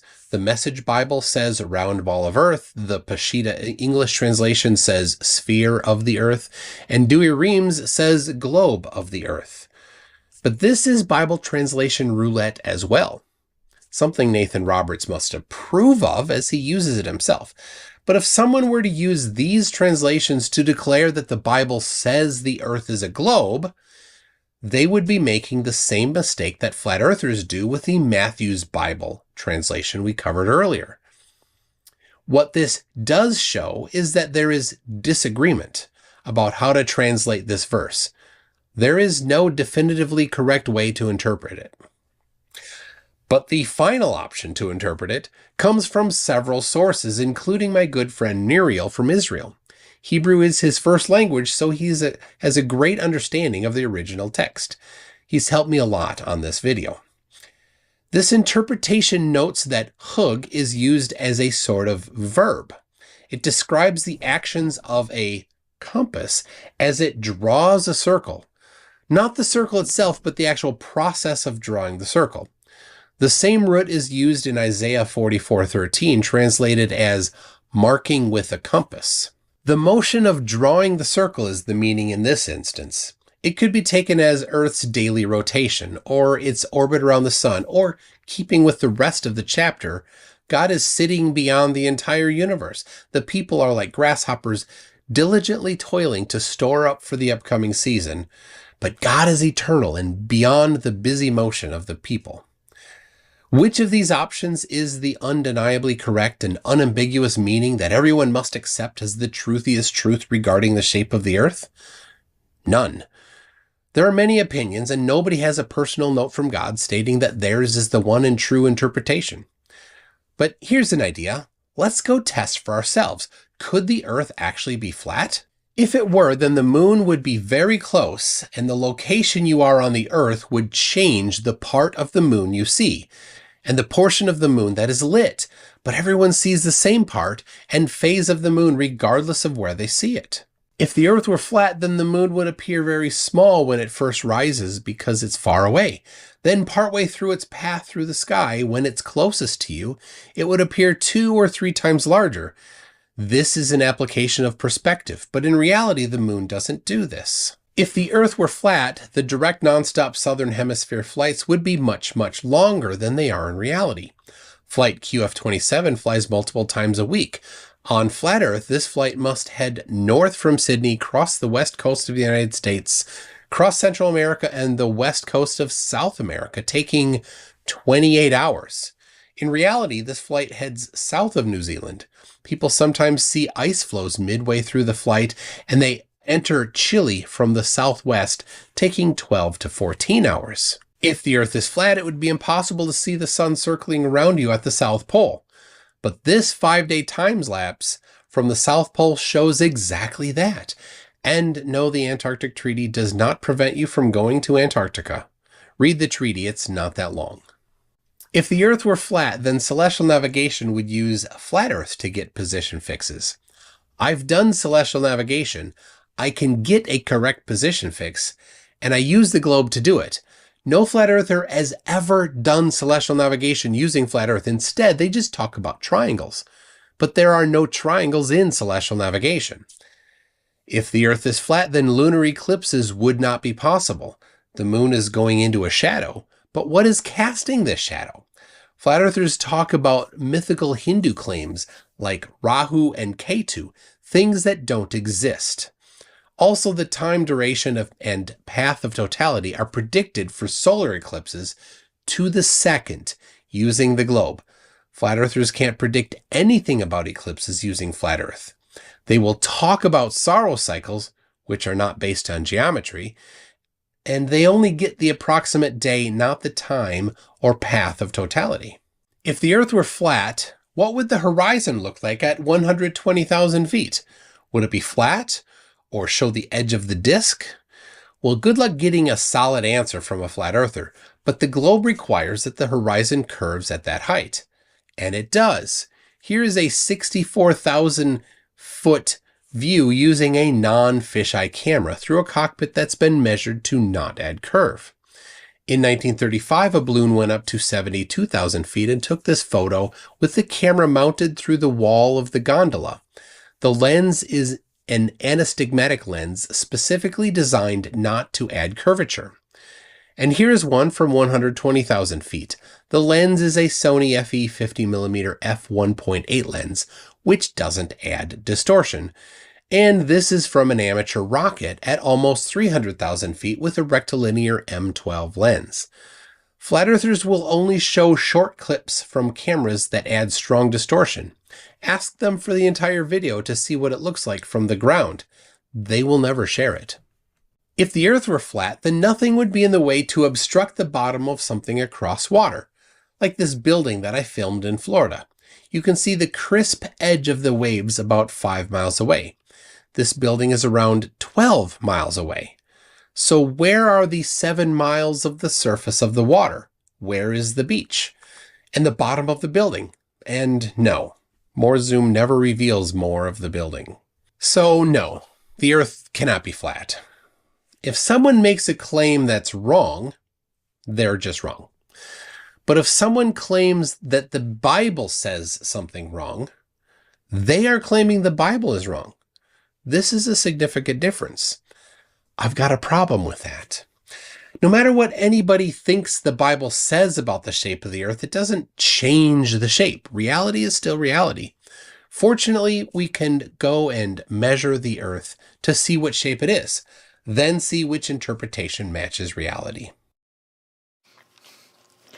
Hello everybody, hope you're doing well, and thanks for joining us for another video, where today we will be tackling claims that have been made that apparently we faked the 24-hour Antarctic sun by using Unreal Engine.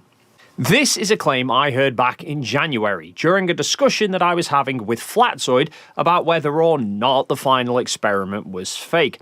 They were able to get their environment done, HDR environment done, and they could recreate it in Unreal Engine 5 if they wanted to. And therefore, when they did all really go down in December, they were able to just fake the sky and have the rest as a real environment. Now, I did quiz him on this claim, and I was being intentionally vague and asking for clarification on many things, just to make sure that it was him detailing his claims fully, rather than me making presumptions about what he was claiming. I just want to make sure that I completely understand your position. So, you're saying we did 2 trips to Union Glacier, one in the off-season, and then one in December. No, not all of you. Oh, okay. Well, okay. So there was 2 trips. So you're saying what? Yeah. Will or somebody? One of us went off-season, and then we all went in December. Correct? Yeah. Okay. So what exactly was the purpose of the trip in the off-season? Was it to shoot what scenery? Did you say?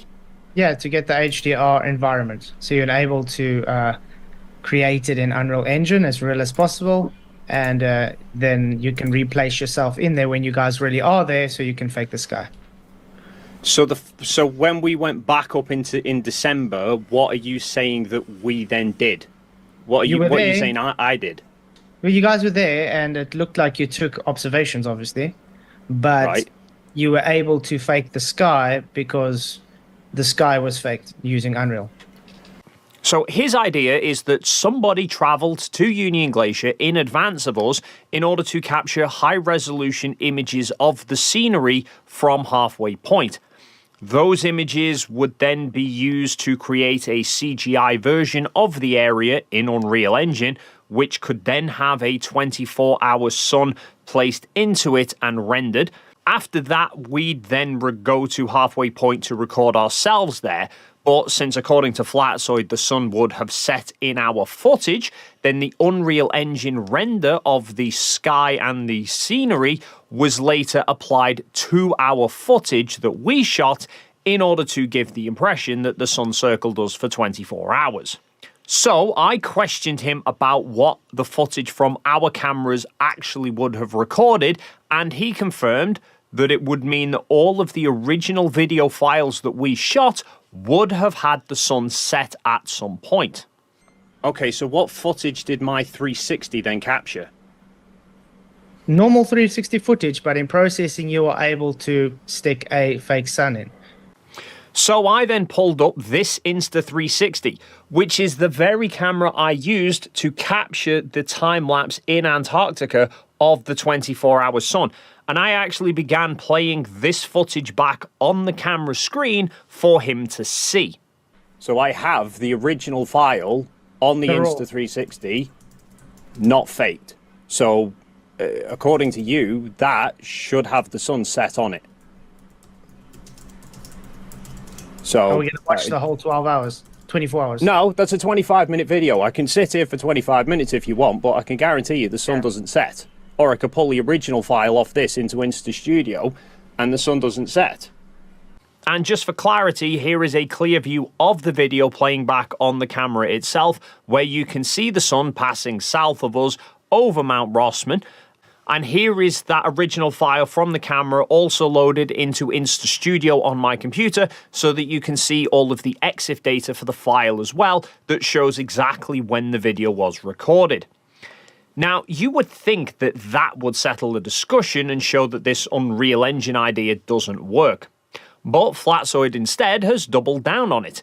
Afterwards, on one of his streams, he was going on about how he was going to do a video to show how we could have faked the render with Unreal Engine and then loaded that faked file back onto the Insta360.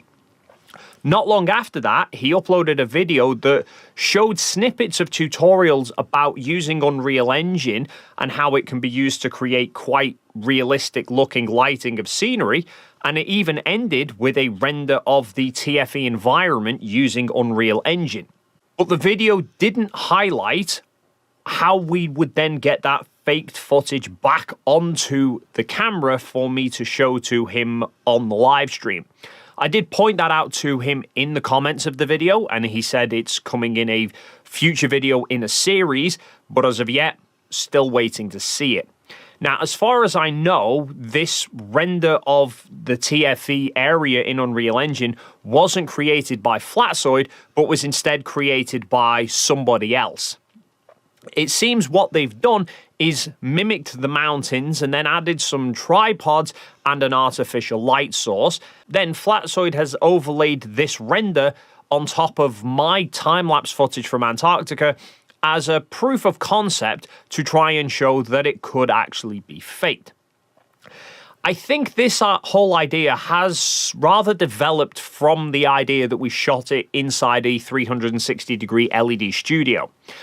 The original studio idea that people were putting forward doesn't work because that would put a physical boundary surrounding us, and yet you can see numerous examples of where we get into vehicles that are going to and from halfway point to the main camp. So taking that notion a step further, that we actually were in Antarctica and shooting outside, but that the sky is being faked in Unreal Engine, gets them around these boundary problems. There is, however, a major flaw in Flatsoid's idea, which is something that I did actually hint to him during our discussion. All of the time-lapse footage and the real-time footage that Will and Toon have both put out, you can see us there, we're moving around. Is that us in Antarctica in December? Yes. So how are our shadows doing a full 360 degrees on the ground? Unreal Engine has a thing called ray tracing, and it's able to map shadows and light over an environment. That's why I said they were able to get that environment, 3D render it, and then have you guys overlaid in that 3D environment, so the shadows are able to be rendered through light tracing. In the footage, you can see the shadows of all of the objects around us were all doing full 360-degree circles. Flatsoid's explanation for this is that it was done with ray tracing. Unreal Engine has a thing called ray tracing, and it's able to map shadows and light over an environment. It does seem, however, as though Flatsoid doesn't really understand how ray tracing works.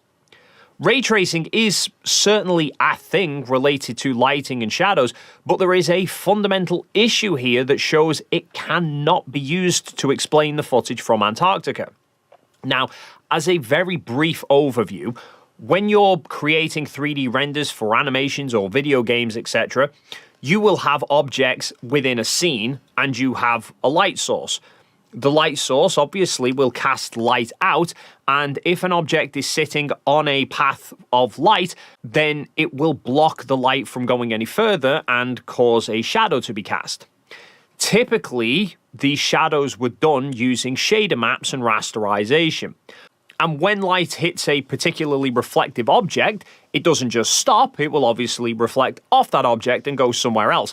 And these reflections were typically created using reflection mapping. But in reality, that reflected light will then end up hitting other objects, which will cause fill light on those objects, and the light will then again reflect off those accordingly, and so on.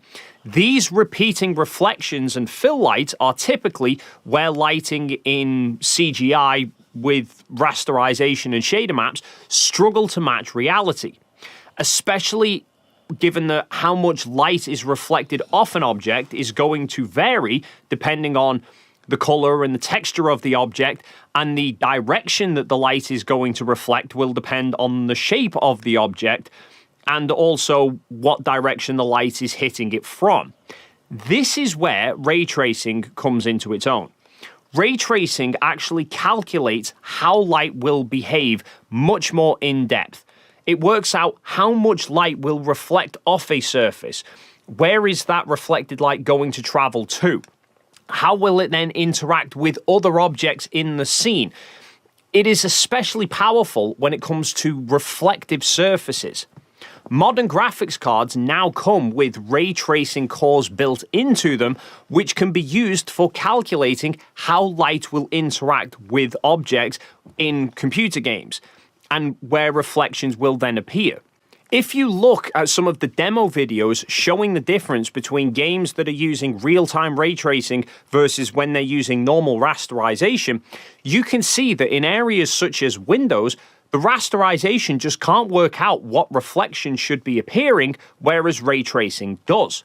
The ray tracing cores are making millions of calculations involving breaking down how the light is going to behave and interact with objects, the vectors involved in how it will then reflect off objects, running it all through complex algorithms in order to work out how each individual object should appear to a viewer.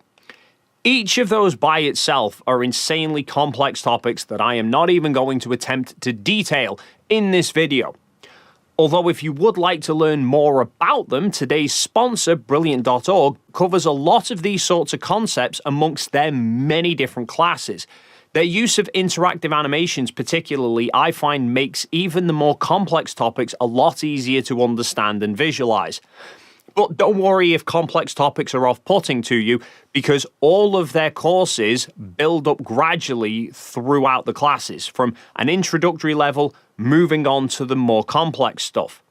I love using Brilliant so much that I was even doing classes whilst I was in Antarctica, and as a result, my streak of consecutive days using it has now surpassed 700. I am less than a month away from 2 full years non-stop using it.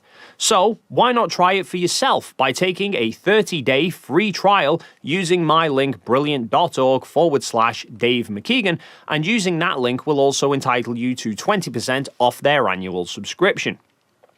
So ray tracing requires a lot of complex calculations to work out how light will behave within a particular scene to then try and produce results that match reality as closely as possible. And this is where Flatsoid's claims fall to pieces. Because for Unreal Engine and ray tracing to work out where shadows would be casting, it needs to know all the exact details about every single object within the frame before it can render what the lighting for them will be. I.e., the software needs to not only know if an object is in a frame, it needs to know exactly the size and the shape to know what shadow to cast, it needs to know the texture of the object to know how much light is going to reflect off it and in what direction. It needs to then know exactly where every object is in relation to everything else so that it knows how the shadow should look given the position relative to the light source and where the camera is viewing from.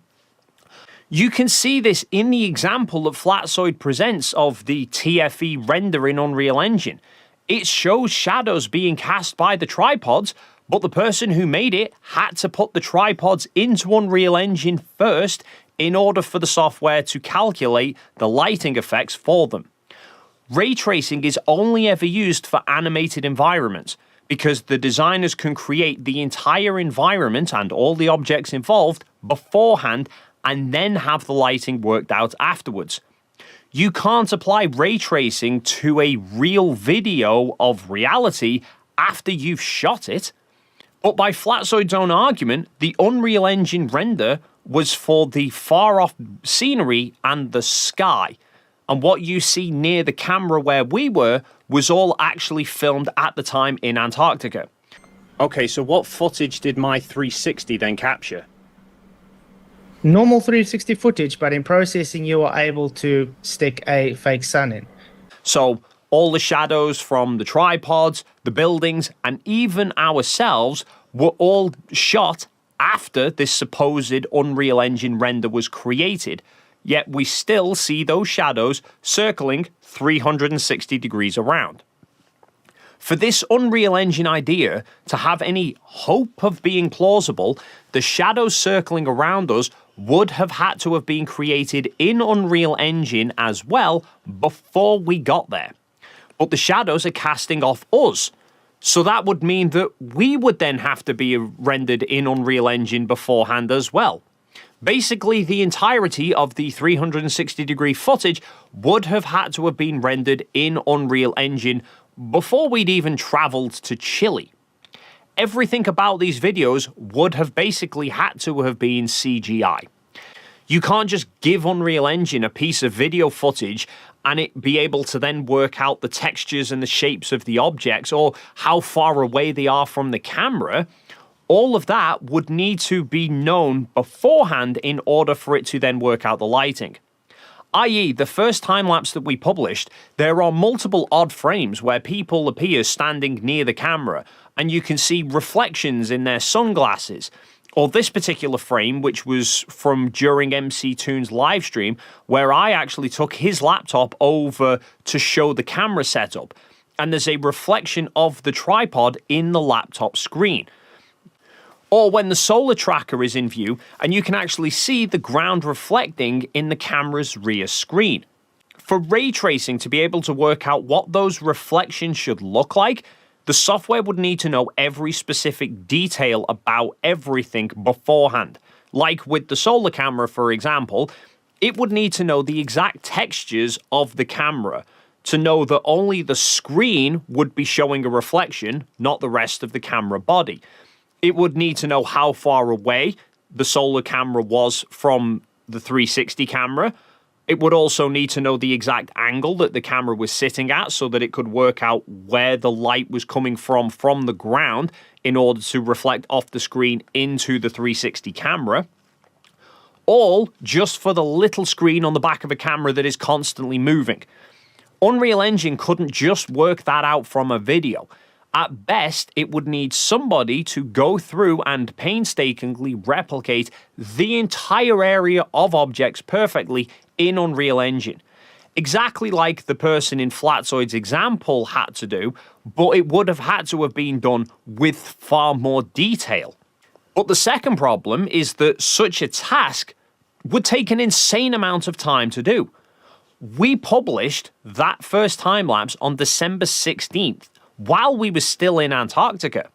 I even recorded the moment it was published whilst we were at the main camp, because I felt Will should be the person to actually officially publish it.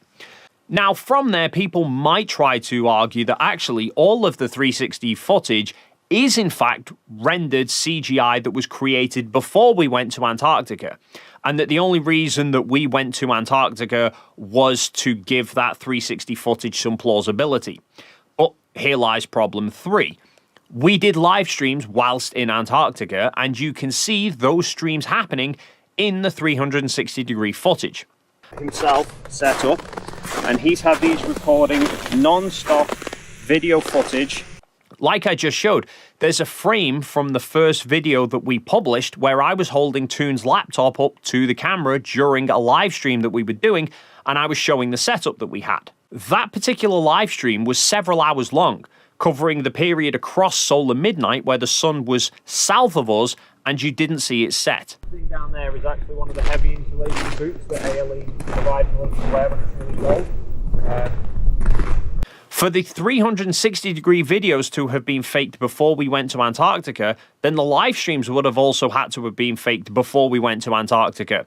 But we spent large portions of those streams reading out comments that people were posting in real time. And in the stream that I did, there were people who were sending me super chats with recent sports scores to read out to show that the stream was actually happening live rather than being pre-recorded. JJ for $1.99. Buff 45, debt 28. Further proof it's not pre-recorded. Okay. Hawk Skull for £5. Proof of date. What was the Scottish Cup results? I've got to Google stuff now. The Scottish what? Scottish Cup result. Is this Celtic and Rangers? Right. Okay. Fine. I've got this one from 30th of November. Can we see that? There we go. There's one from the 30th of November. So it's close enough to Middlesbrough 3, Bosness United 1. So for Flatzoid's Unreal Engine claims, then the live streams would have had to have had Unreal Engine creating all of the background scenery and the sky as well in real time as we were actually streaming. But then we go back to the problem of working out the reflections that you can see. All of our glasses and goggles were clearly reflecting the scenery and the people surrounding us. At one point during Toon's live stream, I was trying to show a photo that I'd taken on my phone by holding my phone up to the laptop camera. And the angle that I was holding the phone at to the computer was at times showing reflections of the ground behind the laptop. During the midnight stream that Will did, everybody was outside together, and you can regularly see times where the person is standing in front of the laptop and their goggles or glasses are reflecting clearly the people who are standing behind the laptop. Or when Will turns the laptop around to show the midnight sun, his glasses are showing reflections of the shadows and the ground behind the laptop. For ray tracing to have been able to have rendered those reflections, it would have needed to have known the exact positions of everybody and everything for that exact moment in time. Not possible to do for a live stream that we were actively engaging with and responding to. There is also another glaring flaw within Flatzoid's claim here, which is he's saying that we did actually film ourselves in Antarctica, but then the Unreal Engine render was added in afterwards. And he's saying we had to do that because apparently the sun set.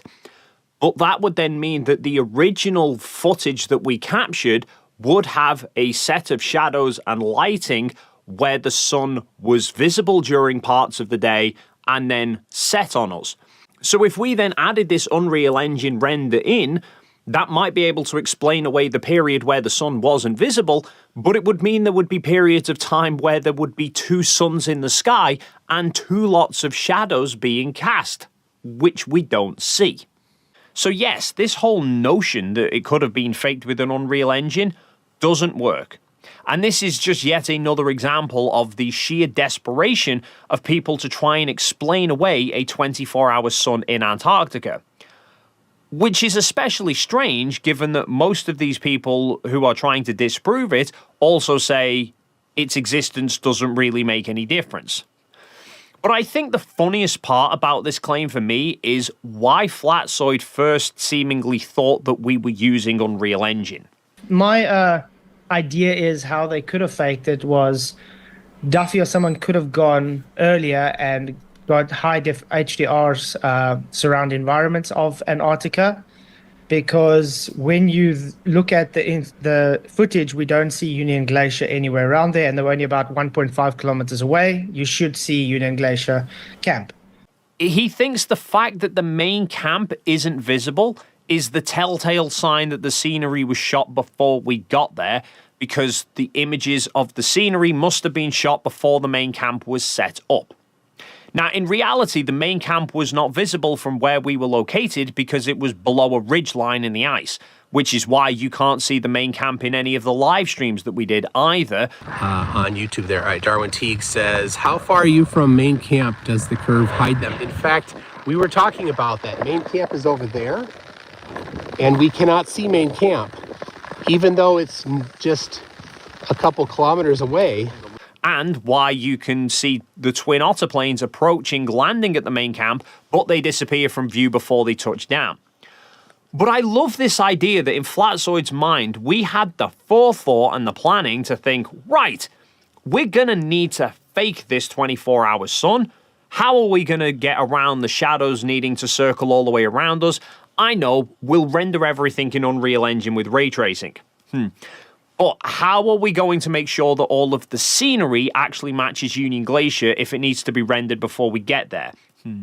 I know, let's send somebody to Antarctica weeks beforehand to go and capture high-resolution images. And then tell you what, just to make sure it's even more difficult, let's invite a bunch of extra people along to watch us fake it, some of whom really don't like each other. And let's also work out a way to fake it all in real time during live streams as well. Apparently, we went through all of that meticulous planning, but seemingly none of us thought to add a main camp into the scenery when we were rendering it beforehand. Anyway, that's going to wrap it up for this video. The idea of this being faked in Unreal Engine just does not work, so I guess it will have to go back to the drawing board to come up with some new claims of how it could have been faked, which I am very much looking forward to hearing. But until then, feel free to leave your thoughts in the comments down below. If you enjoyed this video and you haven't already done so, then please consider hitting the like and subscribe buttons, and hopefully we'll see you in the next video.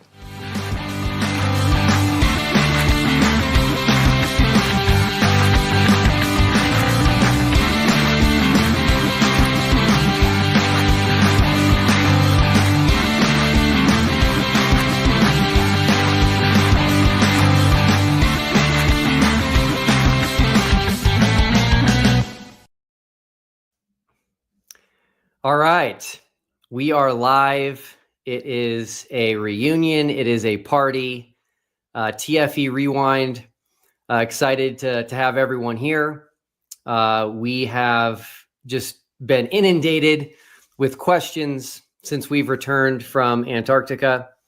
A lot of these questions go to me, and I don't necessarily have answers. And so thought it would be a good idea to get everybody together again for a bit of a TFE reunion. And most importantly, to allow the audience, everybody who's been following this for a year now, to get your questions answered. So it's been nothing short of crazy and wild since we went to Antarctica. And the fun just doesn't seem to stop. So every day for me, something new pops up, and I'm just kind of rolling with it. It's a bit of a roller coaster ride. So a couple of things. I'm going to bring everybody on here in a second. I'm going to give everybody an opportunity to spend a few minutes just talking about any final thoughts they have on the trip, but most importantly, give some updates. After the dust has settled, after we're all kind of back home and now dealing with whatever we're dealing with in our own spheres of influence. And I just think everybody's going to want to kind of know where everyone is at. Also, after each participant gives an update, we're going to go straight to a Q&A session. I will be creating a special Q&A through YouTube. So when that pops up, you guys will be able to ask questions in there. And those are the questions that I will be asking of the participants. Here's all I ask is that you address your question to an individual. So to just one person. If you say, oh, I have this question for everybody, that could take a half an hour for everybody to go through and answer. So here's the format I'd like you to do is to just put a capital Q, the number 4, and then the name of the person you'd like to ask the question of. So Q for Dave, Q for Jonathan, Q for Mark. If you want, you can abbreviate. So for Critical Think, you can just put CT. For Jonathan Morandi, you could put JM, whatever you want to do. So anyway, the most important thing here is that this is probably going to be the last time that we're all together here, and probably the last time you're going to have an opportunity to ask questions, get them answered, and just kind of hear from all of us. So I am noticing some names in the chat, which are just making me chuckle. I just saw King Nico, and I think King Nico has definitely brought a smile to all of our faces since we've been back. But anyway, let's go ahead and get started. I'm going to go ahead and pull everyone up here. I do need to state that I do not know where Austin is. So Austin Whitsitt is currently MIA.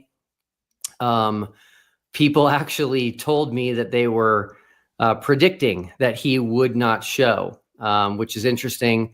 I don't understand always where these predictions come from, but when they're right, it tells me that maybe they know something that I don't, or are onto something. So anyway, not sure where Austin is. You'll also notice Lisbeth is not here either.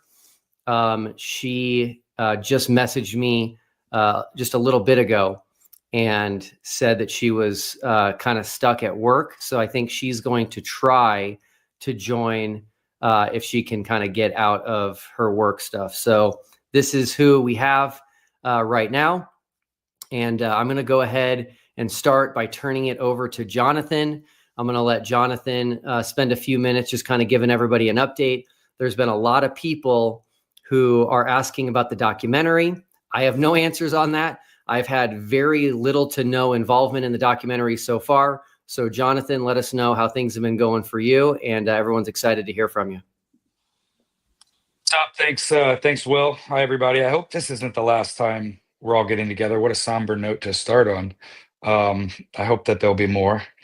Documentary is going really well. An update I guess we're in the 7th week now. And I had earlier made some announcement that it'd probably be an 8-week process. It's looking like it's going to take a little bit longer than that. It's turned into, it's grown legs. It's become very compelling. I feel like the story we set out to do was, it's something that evolved. And as you're shooting and you're in the process of being there, it's a totally different experience than coming back and watching the footage and having time to go through the interviews and to kind of search the internet and find people's inputs on the trip has been fascinating. Joining on some live streams on X and on TikTok has been a blast. So yeah, it's got legs. It's on its way now, and I hope that will be seeing a rough cut by this weekend, which is really exciting that we're at that point. I think a lot of people ask me as a flat earther quite often, what's your take? What's your stance? And I'll just kind of continue to reiterate that I think the documentary will speak for that in a lot of ways. I am being as non-biased as possible. I just want to present people's thoughts, observations, different schools of thoughts on what got us to this point. So I think it's going to be very, very good, very exciting to watch. And I'd love to get together with everyone and watch it when we're done with it, which is why I think this is probably not the last time we're meeting, but who knows? I know Critical Think's got a long commute, as well as Dave. But otherwise, it's been a ton of fun. I've loved getting to know so many different people in the live stream communities. It's been a hoot. Not too much to say on that at this point, but I think too, in a couple weeks, we should have a trailer. Don't quote me. I know a lot of people will, but we've cut a couple of small teasers and things that are, they're really good. It's really funny. There's a lot of gentle moments and a lot of profound moments, I think, with just being human and going on a trip like this. Awesome. Thanks, Jonathan, for that update. I know everybody is super excited about the documentary. I'm super excited about the documentary. So I know you guys are doing great work. So really appreciate that. Next, I'm going to turn it over to Mark Herman. Everybody remembers Mark is the director for Candace Owens. Mark, I get a lot of questions asking about Candace. And so if you could kind of give us an update on your life and maybe an update on where she's at, that would be awesome.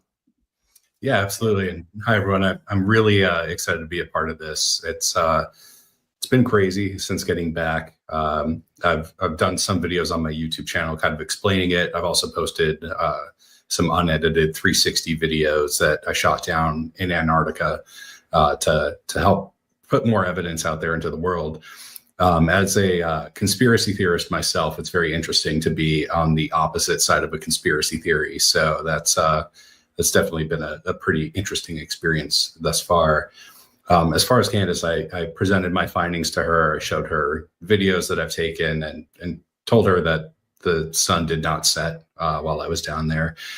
We've been trying for a while to get an on-air discussion between Austin and MCToon.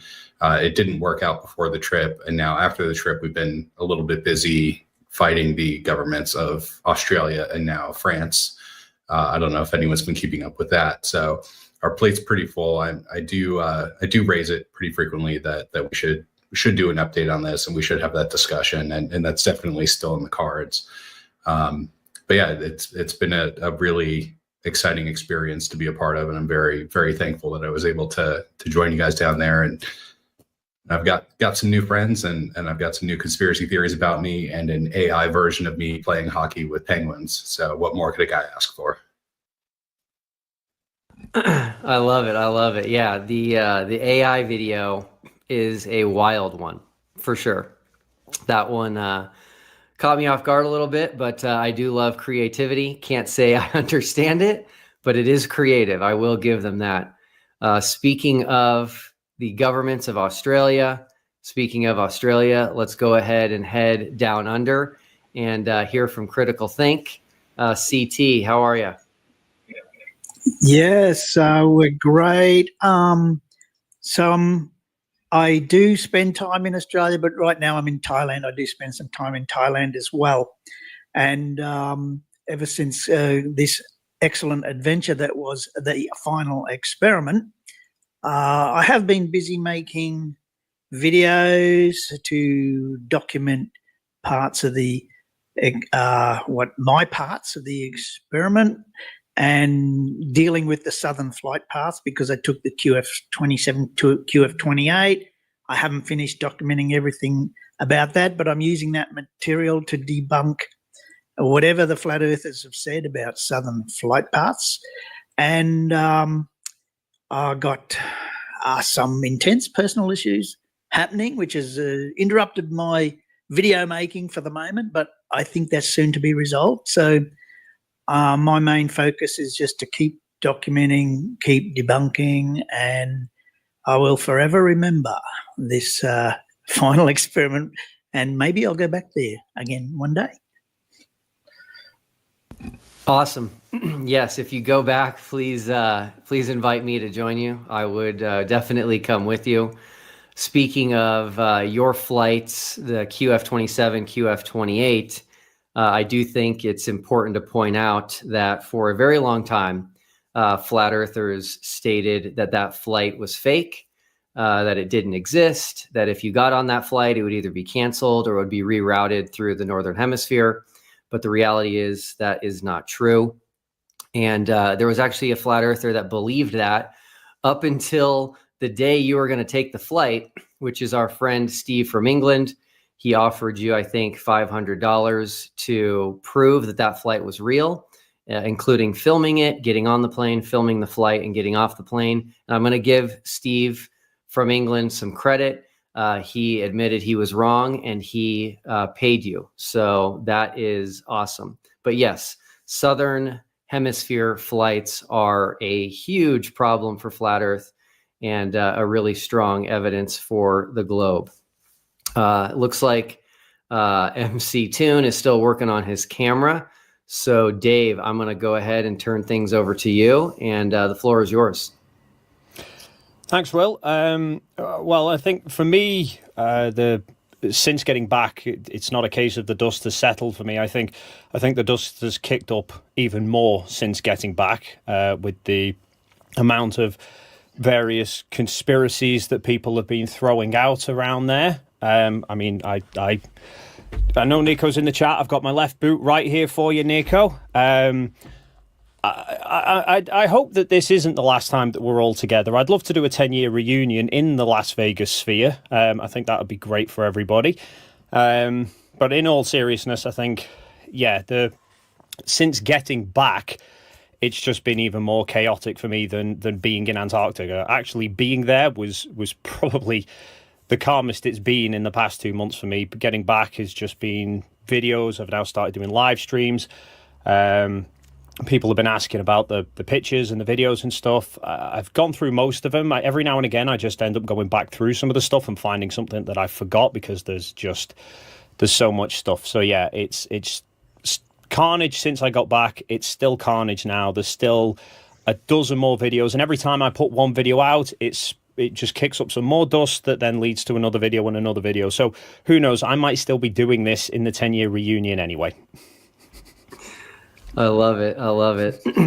Yeah, definitely check out Dave McKeegan's video from today. It's an argument that I had not heard. And again, nothing really surprises me at this point, but there was some flat earthers arguing that the sun that we witnessed in Antarctica was actually going in the wrong direction. So that was an interesting one to listen to. All right. Let's see. So I'm going to go ahead and turn things over to Jaron. As you guys probably already know, he is the most popular creator on YouTube. He is the most loved creator on YouTube right now. He's getting zero hate. Jaron, how's it going? You're muted. Here we go. All right, doing awesome. Thank you. No, the trip was awesome. I can't wait to have a 10-year reunion. If someone's going to buy me my way, then I'll definitely be down for that. But no, it was a good time. And I guess since getting back, the most surprising thing has just been what I've seen from other people, I guess, more than what I've seen from myself. I think that I've done what you should do, which is just be honest and to, report exactly what you saw is what I promised to do. So to see other people, there's like sayings of how do you know your true friends, or how do you know when you have, how do you know if a friend's true? And, when I look at it through that lens, it's been quite interesting to say, for a lack of a better word. It's just been surprising. People that I thought that I would kind of know for life, or that would be friends for life, they must feel differently, or they must think that, I think one of the things that they say is like accepting, if somebody's a real friend, then they're accepting of you, no matter your beliefs, no matter your, and there's no part of me that thought, oh, if I change my beliefs, then I'm not going to be accepted by these people, or that I thought were friends, right? I can understand if somebody I've never met you and you just watch my channel occasionally, but people that I've met in person and people that know who I am, that's been the most surprising thing. So besides that, it's been great to kind of get to know all you guys, and that's about it for me. Awesome. I want to plug Jaren's new show, Friday Unplugged, which is every Friday. I've actually been watching his shows, and they're entertaining. They're actually educational, and I've been really enjoying it. He has been filming SpaceX launches that are in California, because he lives in California. So that's been cool to watch. Those launches caused Flat Earth Dave to magically invent 20,000 foot tall clouds that just so happen to be present at every SpaceX launch. But if that doesn't make sense, you can go ahead and just watch Jaren's videos. Looks like MCToon has his camera going, and so we're glad to have you here. It looks like you're in somewhere warm. I am. Can you hear me well? Yes. All right. Yes, I'm in Gulf Shores right now, southern Alabama. So I think it's a little blurry. Hold on. Maybe not. Anyway, yeah, there you go. It's not like this in Minnesota. So it's been all go. Like Dave said, it's been all go for me. I thought by now I would have had gone through multiple days of the video. Of the trip. So far, I've posted one day, and it was like the most basic video I've ever done. This day 2, I'm like, holy cow! It starts out with one of the experiments already being done on day 2, like waking up in the morning, and so I'm working on that particular video right now, but not right now. I'm on vacation right now, so for me the most fun has probably been watching the flat earthers lie about whether or not we went. And of course, we all know we went. And the lies that they've made up are very telling, that they have to, in their desperation, invent all sorts of things that they could just go test themselves. The trip we took is free to anybody, to not free as in money, free as in you're free to go. And so anybody that thinks it's not real, you can go. And I've offered multiple times to those that think that it wasn't real to pay for their trip, actually to pay $100,000 to them. Of course, then if the sun sets, they get that $100,000. But if the sun doesn't set and it circles for 24 hours a day, then I get their $100,000. And all these people that were so certain, so absolutely certain that the sun did set, or that it was all faked, or that whatever they think it was, suddenly, for some reason, they run away scared. Every single one of them is the biggest coward ever. As soon as I say, well, $100,000 could be yours if you're right, suddenly they know they're wrong. But they won't say it. But their actions tell us that they know they're wrong, because I would instantly accept $100,000 for something I'm certain about. But they make the craziest excuses. So that for me has been, I think, the most fun. Just watching them squirm and squeal and run away like chickens. So other than that, I've got a whole bunch of stuff planned for the videos, and just the backlog of stuff is getting longer every day. So that's it. Awesome. Thanks for that update. And it makes me think of something. So I've been watching, flat earthers and everyone really on the trip trying to convince people that we actually went to Antarctica. I know I've heard and I've seen a little bit of Austin having a hard time convincing his fans and his followers that he actually went there. And it made me think of something very interesting. There is a very big difference between the final experiment and the moon landing. There's a similarity and a difference, and it's super fascinating. The similarity is the same arguments that are being used against everybody that went to Antarctica are very similar to what are used against the moon landing. And so the biggest difference, though, which I am personally proud of, is this. When they were trying to get to the moon, they never thought about flat Earth. No one was talking about flat Earth. It wasn't on their mind. And so when they get back and down the road, however many years later, when flat earthers start asking them questions, they're going to be speechless because it's like, how do you answer that question? Whereas we were prepared. So a lot of us, especially, MCToon and Dave, have been in this space for so long. We were ready and we were prepared for how flat earthers think, their conspiratorial minds, the types of arguments they use. And so we used that to be proactive and said, okay, they're probably going to say this, so we will do this. They're probably going to do this, so we will do this. And so the post-Antarctica trip has really just been them throwing one thing at us at a time, and then we quickly, immediately have something to debunk what they're throwing out. And so that is the main difference when you go into something like we did, knowing that they're going to try to poke holes in it every which way. You can actually be prepared for that, which is something that they didn't do with the moon landing. So that's a fascinating thing. And I'm super excited. There's not much that I have since I've been back thought, man, I wish we would have done that, or I didn't think about that. This was a very collective expedition we went on together, and it was minds coming together, which multiplied the thought process, and everybody had incredible ideas. And so we all just kind of really did work as a team to make everything go off very smoothly, very smoothly. So I'm happy. It was a trip of a lifetime. Again, not only did we make friends with each other, I've just made so many friends getting into the world of flat Earth versus globe. So I actually have friends now all over the world. It's fascinating. I've given up, but I used to try to think, where do they live? What time zone are they in before sending them a message? And now I'm just like, they'll get it when they wake up if they're sleeping. So anyway, it's been an incredible journey. So now we're going to switch to Q&A, and I'm going to start a Q&A, which you should see on your side. So give me 1 second here. And when I start this, please use the format, capital Q, the number 4, and then the name of who you're asking the question of.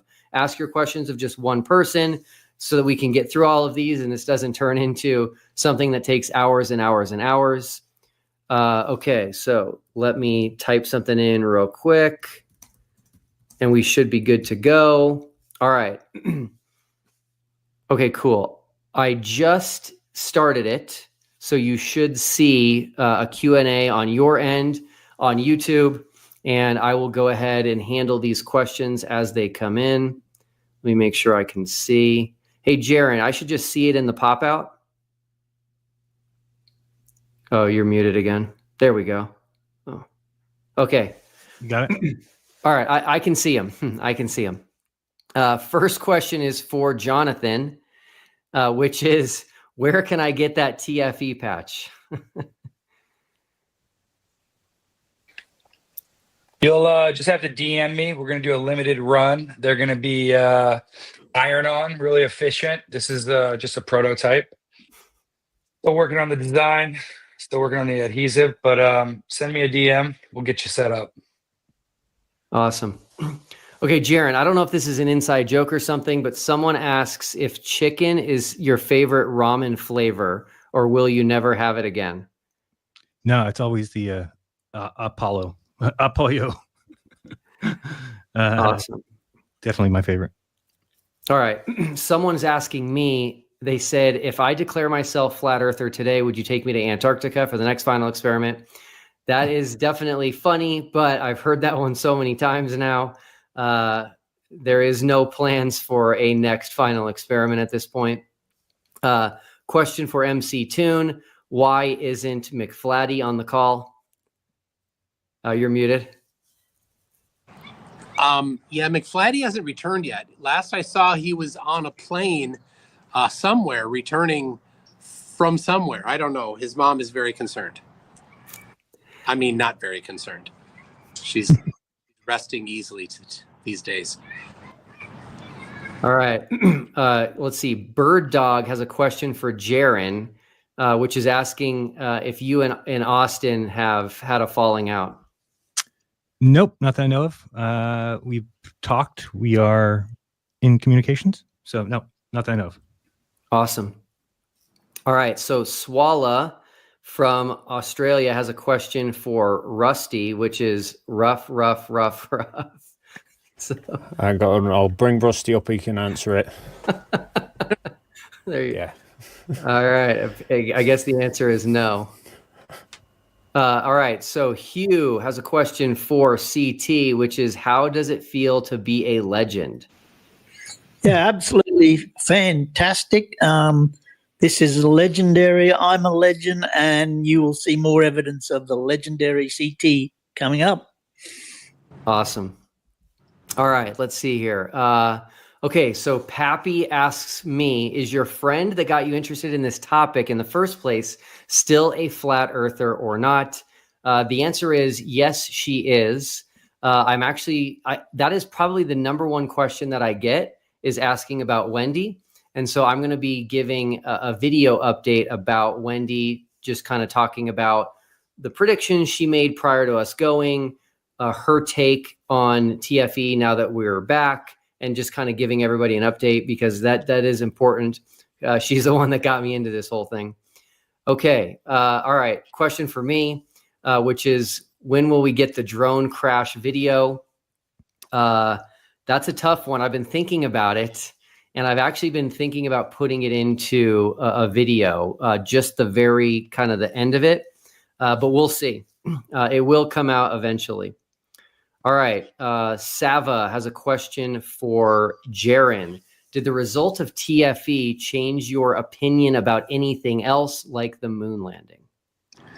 It just made me more open to obviously realizing that I can be drastically wrong about something, and that there's a certain, I don't know if it's a blocking mechanism or something that your mind does that kind of doesn't allow conflicting information in. So just being aware of that really helps out with everything else. So I think that Dave McKeegan and I are going to do a little series where I'm going to bring some of my moon landing debunk stuff, and then he's going to refute it. And it will be, rather than a debate, more of like a open conversation to see if we can move either of our minds in one direction or the other. So looking forward to that. That should be fun. That sounds very TFE-esque, which is getting both sides together and seeing who's got the best arguments. Petey has a question for Dave. Is Liverpool going to win the league? I hope so. Time will tell. Dave, another question for you, which is, what's your best answer to photos of far objects that we are supposedly not supposed to see?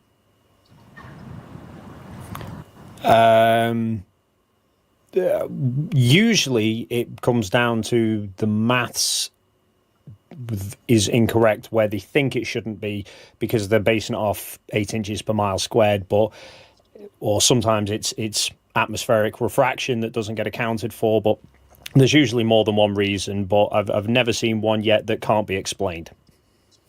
Yeah, I'm going to go ahead and piggyback on that one. So the important thing in my mind about the final experiment was that we had predictions by the flat Earth side, which was there is no 24-hour sun. So we came along and said, okay, then let's go test that. So I would encourage the flat earth community, if they think there's something that can be seen that shouldn't be seen on the globe, get that from the globe community. Get the globe community to actually say, you shouldn't be able to see this, because if you don't, you might have it wrong. Okay, you might have it wrong. So MCToon did something recently where a flat earther was challenging him, saying that they would be able to see each other on like opposite sides of Lake Tahoe. And I don't think MCToon had ever been to Lake Tahoe, and he agreed that they would go and that they wouldn't be able to see each other. MCToon went to Lake Tahoe, and the flat earther didn't show up. And what was the result of that? We could not see the dock on the other side. He was absolutely certain that we'd be able to see the dock, but we couldn't. There was a large amount of obstruction, and we were able to confirm it because there is, on the opposite side, there's a resort that's up the hill. That's the cool thing about Tahoe, is it's surrounded all the way around by hills. So you don't just see sky, you see a reference point on the other side. So we were able to use that resort to know how far down the hill the coast is, or the shore is, and there's a lot missing. Yes, that's a perfect example. It's a recent one where a flat earther got someone who believes we live on a globe to say, you should not be able to see something. That is something that would be too far to see. Then you go test it, and again, test it together. So, MCToon invited him. He didn't come, but that's okay. Do those things together. Brenda Creates has a question for you, Mike. We know you anticipated a lot, but what was the most surprising response from the FE community? The variety of the denials. It wasn't just one flavor of this is the denial. It was, didn't even go. It was, completely somewhere else. Or you did go, but there was the biggest LED screen projection thing ever built in all of history, requiring more power than an actual nuclear power plant, somehow was assembled. Or, of course, the absolute most ridiculous one was that the devil actually turned into the sun. Yeah, that one takes the cake for sure. Jaron, Albino and M2M have a similar question for you, which is, with everything you have observed, what is the shape of the Earth? The Earth is a sphere. So pretty easy to say it now. At this point, it took a little while to get there, but it's something that you can figure out on your own. I actually feel ridiculously stupid for ever not seeing it. It's blatantly obvious, and it's, something I've been talking to Austin Thompson about. And, just yesterday he sent me a video where he took the Rob Skiba piece of plastic lens, because we've been talking about, the atmosphere works as a lens, and he set up a globe, and he put that piece of plastic between his camera and the globe, put a thumbtack on the far side of the globe that cannot be seen from this side. But with that little piece of plastic, all of a sudden we could see the thumbtack. So it's, something that's, we were just laughing last night, like, that's been under our nose. It's been in my garage the whole time, that piece of plastic, and just could have done that and seen that, it's not that surprising anymore that we can see a little bit further than the globe math would say, because the globe math doesn't include the fact that the atmosphere would work as a lens and actually bend light towards you. So it's just one of those things where I think that, have to reevaluate my ability to look at things objectively, and to not get caught up in the, the kind of atmosphere where you are starting to get told by people that, oh, I believe the same thing as you do, and thank you for doing what you do, and you brought me back to the Creator. Things like that just kind of encourage somebody to start closing their mind to other possibilities. So that's what I've seen, is that probably the most dangerous thing you can do is to dig your feet in and not be open to other possibilities, because it can't hurt you to just listen to other people's take. So awesome. CS has a question for me. Do you acknowledge that things like the Wi-Fi password and luggage stuff could have been handled more fairly with the flat team. Seems like they were actually sidelined there. All right, so I'm going to have to clear the record here. Unfortunately, Austin Whitsitt has been saying things which are just completely false. So I'm going to go ahead and set the record straight right now. First and foremost, with the luggage, 2 people and 2 people only asked me prior to us going to Antarctica if they could have extra luggage. That was Dave McKeegan and Jonathan Morandi, 1 from each team. They both asked if they could have extra luggage because they are both in the business of shooting photography and film. They both also offered to pay for their extra luggage themselves. So that is it. I didn't have extra luggage. MCToon didn't have extra luggage. When we got to Chile, I had told everybody that you'd have to take a smaller bag on the plane to Antarctica. And so I had to bring a really big suitcase because of the Starlink. And so I went to ALE and I said, hey, I can't fit this Starlink in this small bag that we have to take to Antarctica. So I was going to be asking permission to take the Starlink on the plane with me and like put it on a seat. And when I did that, they came back and they said, hey, we're going to allow you guys to take extra luggage because there's very few people going on the flight. There was only 10 of us, 10 passengers. And so we can have the weight limit.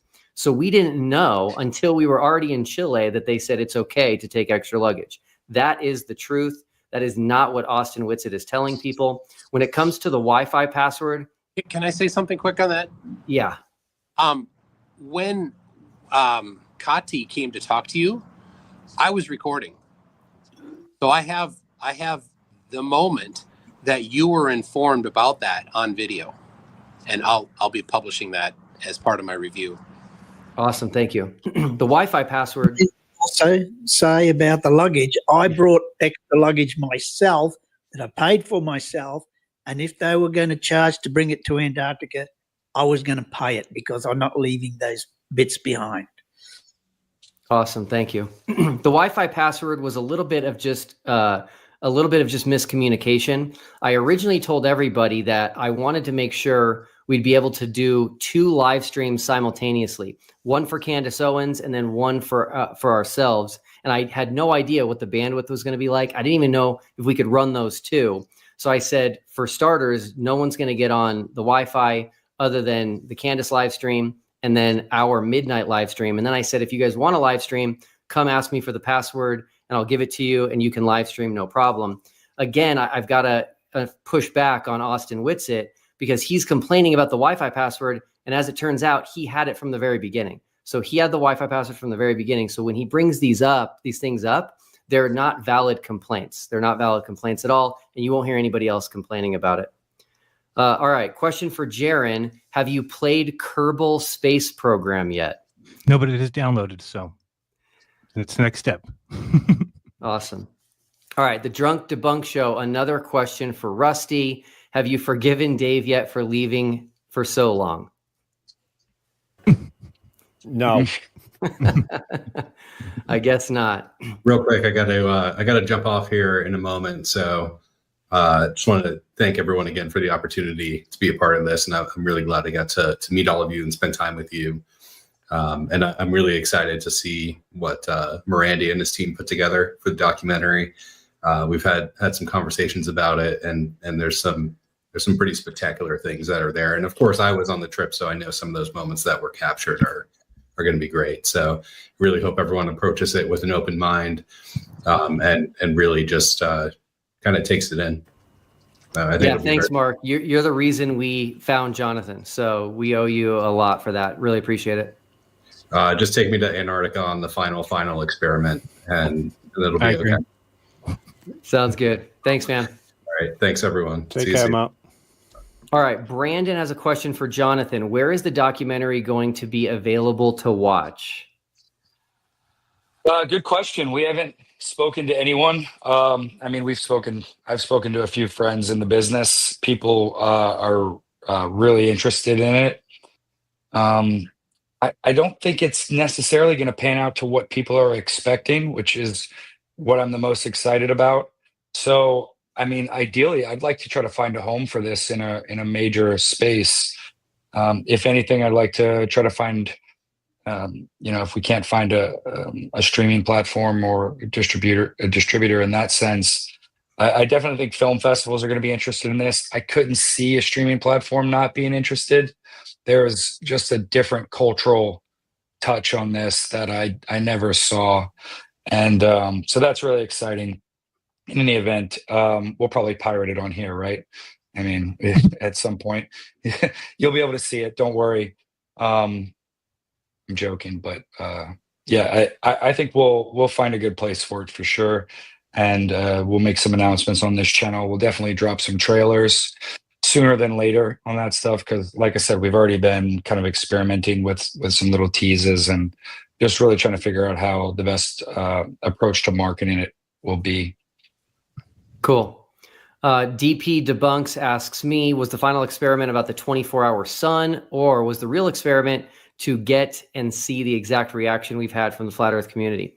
A lot of people have speculated that it was about the reaction. That is 100% false. The final experiment was only about the 24-hour sun. I did not have the experience in the community to anticipate things like this. I didn't even really know that many people on the globe side, on the debunking side. My friend Wendy, who is a flat earther, she turned me on to Flat Earth Dave and Eric Dubay. So I watched tons of Flat Earth Dave videos, tons of Eric Dubay videos, and that is how I came up with the final experiment, was listening to those two guys who both said there is no 24-hour sun in Antarctica ever, and that a 24-hour sun is not possible on a flat Earth, and that a 24-hour sun would prove the globe. When I heard that, I knew that's what we got to do. Monkey has Can I say something real quick? I was in a live stream some time back with Flat Earth Dave, and we had a great conversation, real cordial. He was going to get me an email, a list of some things. Maybe some of you heard it, but if anybody communicates with him, with Dave, just let him know I'm still looking forward to that, and we're getting close to the end of this thing here with the doc, so sooner than later. Okay, awesome. Question for Jaron from Monkey Cat Pat. Can you explain how it feels to be an ex-flat earther? Do you feel like you escaped out of a cult? Yeah, I think I do kind of feel like that, but I also am feeling like I'm partially responsible for some of it. So that makes it a tough situation because while it kind of seems fitting to just kind of, leave and kind of disappear, I feel like I'm responsible for a lot of the people. So I just want to make sure that they have an opportunity to decide for themselves if they want to stay believing something that's untenable, or if they want to get out. I realize that it's not easy, and they're going to see what happened to me, and they're going to say, oh boy, as soon as you leave. Or if you look at Robbie Davidson has just recently stepped away, and he makes a couple posts on Facebook, and people just are ridiculous, vitriolic, like they never cared about you at all. I knew it from day one. I always knew you were a suspect. It's just a kind of a weird thing to see. And so I just hope people recognize that and have a chance to get out if they want. Thank you. Frodo has a question for me. Would you consider organizing a live stream filming the moon rise simultaneously from north, equator, and south along the same longitude? All right, so Frodo, I'm going to make an admission here that I don't want to make. Okay, I don't consider myself that smart. Okay, so I don't even understand the power or what you're thinking would be so cool about that. But it doesn't mean I'm opposed to it. Send me an email, explain to me so I can understand what you're thinking, and then hey, who knows? Maybe somebody will want to do it. Okay, so this must be a flat earther. They didn't address who they wanted to ask the question to, but I do want to ask their question. Will the real TFE is keep flying south until you pop back up north, but you won't do it because you will land on extra continents because it's flat. Okay, so I do like a challenge, so you better be careful with that one. And I will also tell you that it actually has been done. So anyway, if you could get a list of flat earthers, say 50 flat earthers, to say and admit that would falsify flat earth and prove the globe, then we can talk. All right. Okay, so that one says the whole team. I'm going to skip it. Another question for me, Will, do you feel like you have accomplished what you wanted when you set your goal for TFE? Is it more successful than you thought it would be? I definitely accomplished my goal. My flat earth friend, Wendy, she has made a video where and it's totally fine, I'm not upset about this, but she shared a private message I sent to her a long time ago. So I sent it to her in October of 2023. And I told her at that time what my goal was with TFE. And that was to get a prominent flat earther to see the truth and convert to the globe, which has happened now with Jaron and others. And so it's way more successful than I thought it would be when I created it. I had no idea if it would just die and nobody would care. And so, yeah, very, very fortunate and blessed at how things have gone. Bob has a question for Nathan. Where are the guns? I think a lot of people are still waiting for Nathan Oakley to answer that question. To this day, Nathan Oakley says online, to this day, he hasn't removed it, that if you try to go to Antarctica, you will be turned away at gunpoint. All right. Brenda Creates has a question for Critical Think. Tell the truth now. Does temperature affect weight? Wink face. Temperature does affect weight in such a small amount that it cannot be measured with the scales that I use. Thank you. This one is not addressed to anybody, but none of your business says, was there a single experiment that didn't conclusively confirm globe predictions? And the answer to that is no. There was around 20 total observations and experiments that were made. And I believe the globe side made predictions for all of those prior to us going, and they all conclusively confirmed globe predictions. So that's a good question.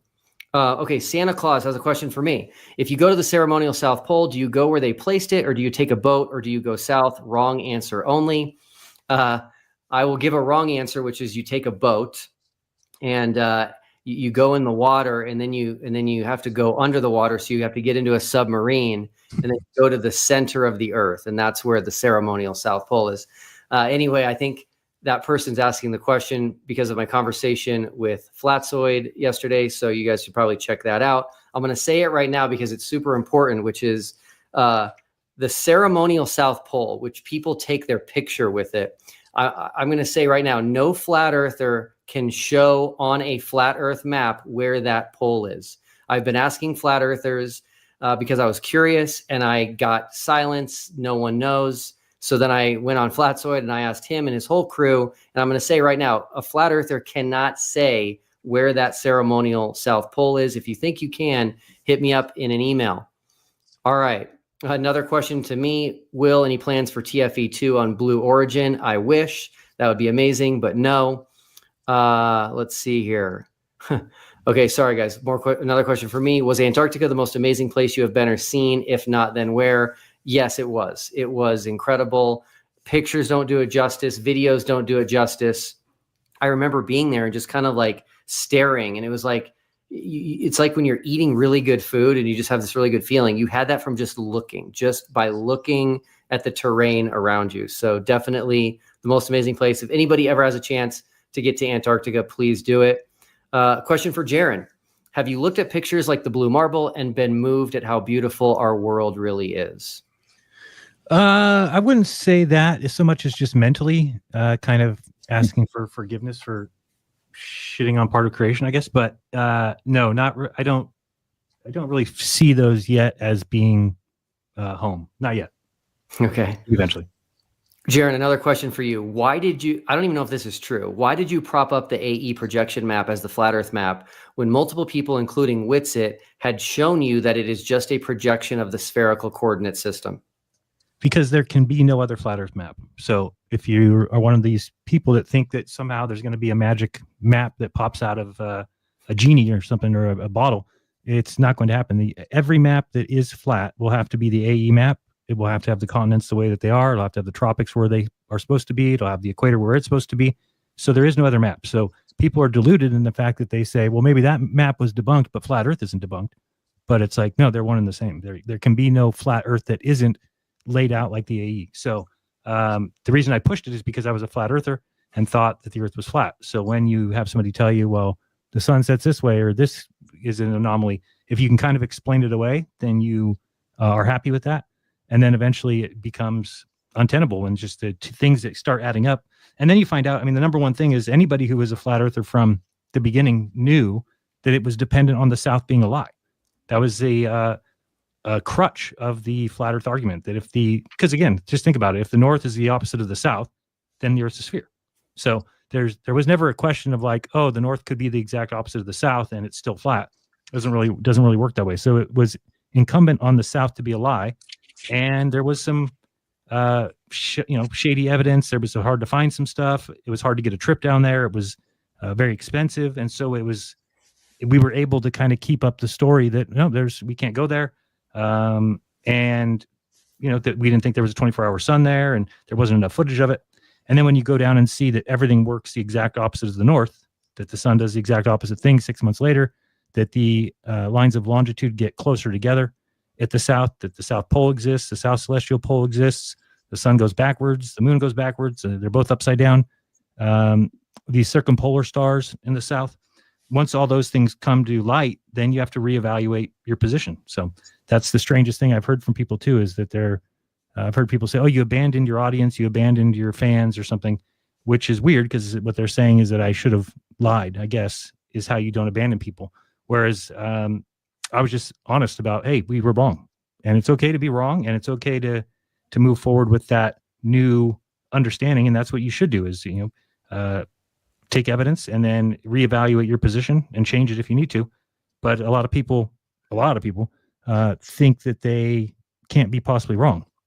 And so they act a certain way towards globers or towards other people that believe in the globe. And then they kind of almost try and mirror their energy, or they, if you try and say, hey, we shouldn't act like that towards globers, like, well, they act like that towards us. And again, I keep emphasizing the difference is that they're right. So that's where it becomes an issue, is that you're being an asshole and you're wrong. And I tell Toon all the time he's an asshole, but he's right. So it's a better position to be in than to be the people running around and being vitriolic and calling people names. And you would be shocked if you saw half of the messages I've seen from people that formerly were right there with you or were fans of yours or friends of yours. And that's the hardest thing, is to see people that for 10 years hung on every word you said, believed every word you said. And then as soon as you say something that goes against what they believe, then you're a shill, and you've always been that, and you've been an actor for 10 years. So, thank you. Question for Critical Think from fellow debunker Peter Markley. He said, I made a TFE poster. I eventually want to print it and have TFE crew autograph it. I'm not sure how many I'll try to get, but is that something you'd be interested in? Yes, we'd be interested in that. Great. Thank you. Jared asks me, do you expect you'll be posting the Final Experiments video each of the next 11 Mondays? Definitely not. My wife would love it if I would just get those done and be done, but they are taking longer than I had anticipated, but they are worth the wait. So it'll be fun once those are out. Okay, question for Jaron. Do you think Witsit will ever come around to the possibility he has been wrong like you have? Wow, tough question. I think so. Just put it that way. Okay, great. IC Spin has a question for Critical Think. Who has dealt with the most nonsense since returning? Sorry, who has dealt with the most nonsense? I'm not sure I understand the question. But anyway, I've seen a lot of nonsense. I don't know who's done the best job of dealing with it. But I wanted to talk about the nonsense about the weight experiment, because I had this debate with Flatzoid about that. And I tell you, I was dealing with a lot of nonsense there. And it's the question I had before about, does temperature affect the weight? And, of course, the answer is yes, it does by a little bit. But the weight change from my Brisbane to Union Glacier was 3.8 grams. And whoever thinks that a temperature change can make a difference of 3.8 grams, that is nonsense. And in my personal experience, that's the kind of nonsense I had to deal with, instead of facing the real issue of how can the weight change by 3.8 grams and how come I was able to predict it exactly. So that's it, me. Another question for you. Oh, go ahead, Dave. So I was just going to say, if I may interject and try and answer the question personally, I think that Jeran has had to deal with the most nonsense of people saying that he's a plant and that he's a shill, he was sort of planned from the outset to switch like this. That would mean that he was never really a flat earther, that he's been flipping people into flat earth for 8 or 9 years in anticipation of us going to Antarctica, for him to now come out and say that he's no longer a flat earther seems a bit counterproductive to me. So I would say Jeran's had to deal with the most nonsense, and he's handled it very well. Agreed. Another question for Critical Think from M2M. Have you had any flat earthers try to debunk your TFE experiment and data? I did my first debate with Flatzoid about that on the FTFE channel, and yes, Flatzoid's tried to debunk it, but he was full of nonsense. He doesn't understand the experiment, didn't try to understand the experiment. And anyway, I've got in the works, I'm very busy, but I've got in the works a debunk of that debunk, and I've got another experiment planned that's going to knock Flatzoid off his perch, and we'll see in time. It's just a little bit busy right now, but yeah, nobody has debunked it, because really I think the problem is that the flat earthers have trouble understanding it, and they don't have the mathematical background, and they don't have the scientific understanding. They hate me saying this. Flatzoid hates me saying it. They don't understand the science, and so it makes it very difficult to get a handle on exactly what a fantastic experiment that is. It's an amazing experiment. Awesome. Scott has a question for me. Given the goalpost moving by the flat earthers, well, denial, what do you think the next hill they are willing to die on will be, if any? Tough to say. I do think that it's going to be possible that after we release everything and there just isn't any answers left, that they might go to some sort of a, the world isn't physical, and it's, some sort of a virtual world, virtual reality thing. And if that's what they want to do, they can do that. But I've got more important things to deal with. Someone asks me, Duffy, was Oakley only on to plug his merch? I have no idea what that means. Anybody know what that means? Oakley doesn't. Nathan Thompson. Oh. The debate you did with him, I think they're talking about. Oh, okay. Nathan Thompson. Yeah. No, I don't think so. He did plug his merch, which is fine by me, but he was, the way I didn't know about Nathan Thompson. I never even knew about the duck thing until yesterday. And I heard about it in the debate. I never knew about it. So I feel like Nathan was kind of like before I got into things and kind of disappeared or whatever. And I think he's trying to kind of make a comeback in the flat earth community. And so he really wanted to do a debate, a modern day debate. So that's how that happened. Brandon asks Jeran, would the fact that Americans landed on the moon largely because of their ego convince you it was real? Genuine question, not trolling. Say it again. I don't think I understood the first part. Go ahead. He said, would the fact that Americans landed on the moon largely because of their ego convince you it was real? I don't know how that would particularly convince me it's real. I mean, there's some things that I can't rectify or can't really reason around. So I'm open to hearing people's explanations for that, and then reevaluating from there. But as far as why they went, or if it was just for ego, I think that the strangest thing that I've heard is that a person that I was friends with from Russia was talking about it, and then told me what they learned in school there. And it's that they learned that the Russians were first animal, first orbit, first satellite, first man, first woman, that they were ahead of the Americans in every way, and that they knew there was nothing on the moon. So they didn't try to go, and they let America pretend or think that they were going in some race. And then they spent all this money, went there, and there was nothing to see there. So it's just kind of funny how you see how propaganda works from various countries. Both countries can use that story to boost their own country's pride and prestige. So that's one of the most interesting things I've seen, is that, people always say, well, wouldn't Russia have ratted them out, and wouldn't America? And maybe not. Maybe they would kind of mutually play off the story and grow their country's prestige and things like that. Or it was just simple that we put a bunch of money towards it because we wanted to show that we could be first. So we'll find out as I go through some of this evidence and see if it can be refuted. Great. Question for MCToon.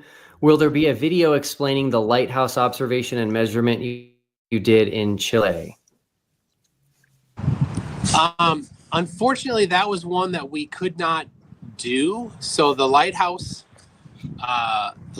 was about 20 miles away, and the sea is a bit choppy there all the time. So there was always just a lot of haze right on the horizon. So we didn't ever see the lighthouse at all. So I would love to say that's because the curvature of the earth, but I can't honestly say that. I could not see in the correct direction for the lighthouse. I could not see anything other than just haze. Great. Question for me, will the solar eclipse of 2027 be TFE 2.0? No, but it'll just be an epic trip. And if anybody wants to go with me, let me know. I'm going to be leading a trip to Egypt in, I believe it's August of 2027 for the total solar eclipse. That will be the longest duration of a solar eclipse in 100 years. So it's around 7 minutes, and it'll be in Egypt. So we'll get to see Egypt, see the eclipse, swim in the Red Sea, snorkel the Red Sea. So if you want to join us, let me know. Just shoot me an email on that one. Jonathan, question for you. A little personal. IC Spin wants to know, what color is your real hair? It's really probably like yours, a little darker, like kind of dark blonde, kind of darker. All right. Let's see here. Question for Dave. Can you prove you're not CGI? Nuh-uh. You are responding live, so that's got to be something. Dave, another question for you from Christoph. Has TFE pushed flat earthers deeper down the rabbit hole? I think it's possibly caused some of them to dig their heels in, but there definitely seems to have been a lot of people who've come out of the rabbit hole from it and you know, who've been honest enough to try and figure out, how does a 24-hour sun work on a flat earth? Well, it doesn't, so therefore conclusion. I think there's possibly a few who've maybe dug their heels in a lot and tried to... I don't think anyone's gone further down the rabbit hole of the earth must be flat. I think they're just being more stubborn of trying to accept how it could work. Yeah. Jonathan, Peter Markley would like to know if you also would be open to signing his poster. You got it. Awesome. Send it to me. All right, thanks. Let's see here. Oh man, this keeps happening. Question for Dave. I lost it. Give me 1 second. It's a nightmare. I hate that. Okay. Yeah. It keeps resetting. Cool. Now that Dave, now that you've hosted a live chat, are you going to do more of them? What was your perspective on how it went? That is the plan. I'd always hoped to do live streams. The thing holding me back was more the soundproofing within this room was awful, so it made a lot of noise and kept everyone up. So the live stream that I did was the first one since making changes to the room. So far, it seems like it worked really well, and I didn't disturb anybody when doing it. So yeah, I'm hoping to do some more moving forward. Great. Question for me. I like this question. What's your reaction to Flat Earthers' argument you don't look at the sky to determine the shape of the ground? Here's my answer. That is a new argument that they came up with because of the final experiment that went against what they were doing and saying for almost a decade. So Eric Dubé has a video on his channel called Polaris Proves Flat Earth. Eric Dubé has said that the 24-hour sun in the north proves we live on a flat earth. D. Marble went to Alaska to film the 24-hour sun there. Tons of flat earthers were involved in that, including Nathan Oakley. And because they filmed it and saw it, they seemed to think that meant we live on a flat earth. And the big one is this.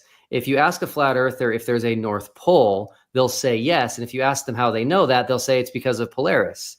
And it's because of the lights in the sky and the star trails that go around Polaris.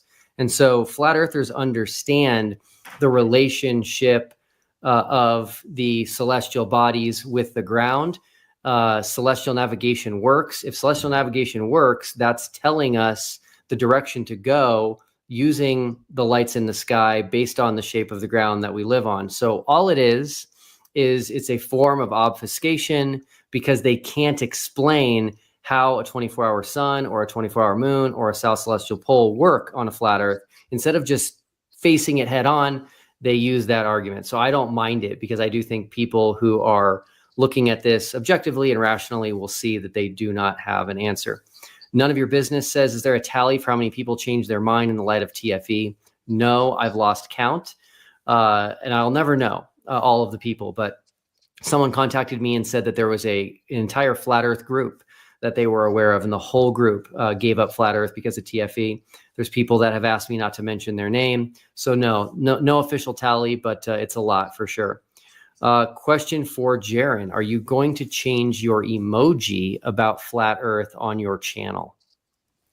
My emoji about flat Earth. What does it say? I don't remember. Yeah, there's still a lot of things to change. I mean, obviously, deciding which videos need to go, which where was I at the other day? I saw something, my website, I think I was on my website, and it's got a little blurb after the website name, and it said something about flat Earth. I was like, oops, I got to change that. So there's a lot of things that need to be cleaned up in due time. So that'll happen over the next coming couple weeks, months.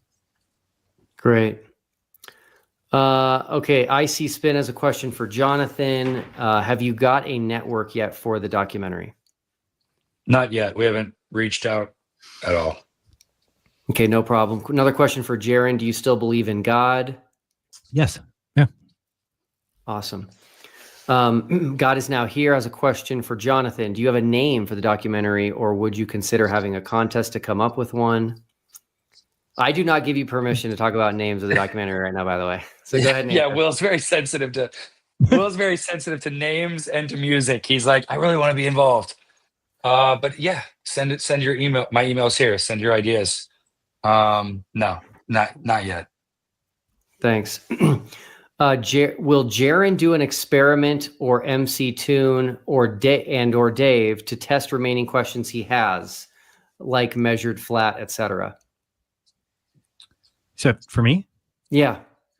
Toon has talked about maybe coming and doing the canal again, which I think would be good to see. He kind of had some improvements to the setup that we have that I think would be beneficial.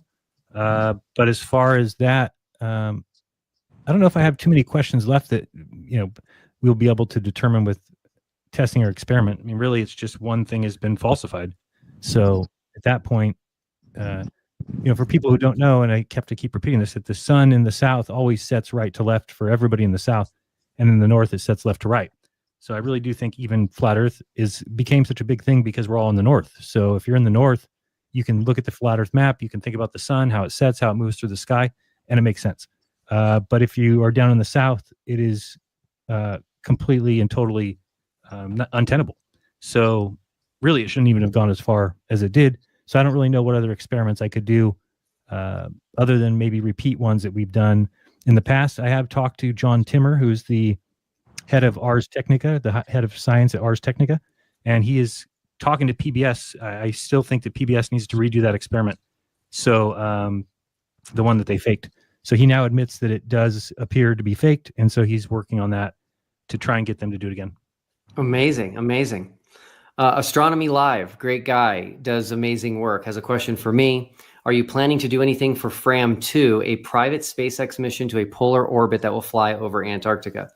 I am so excited for FRAM-2. It was supposed to happen in December. It's now being pushed, I think, to March. I am so excited for this.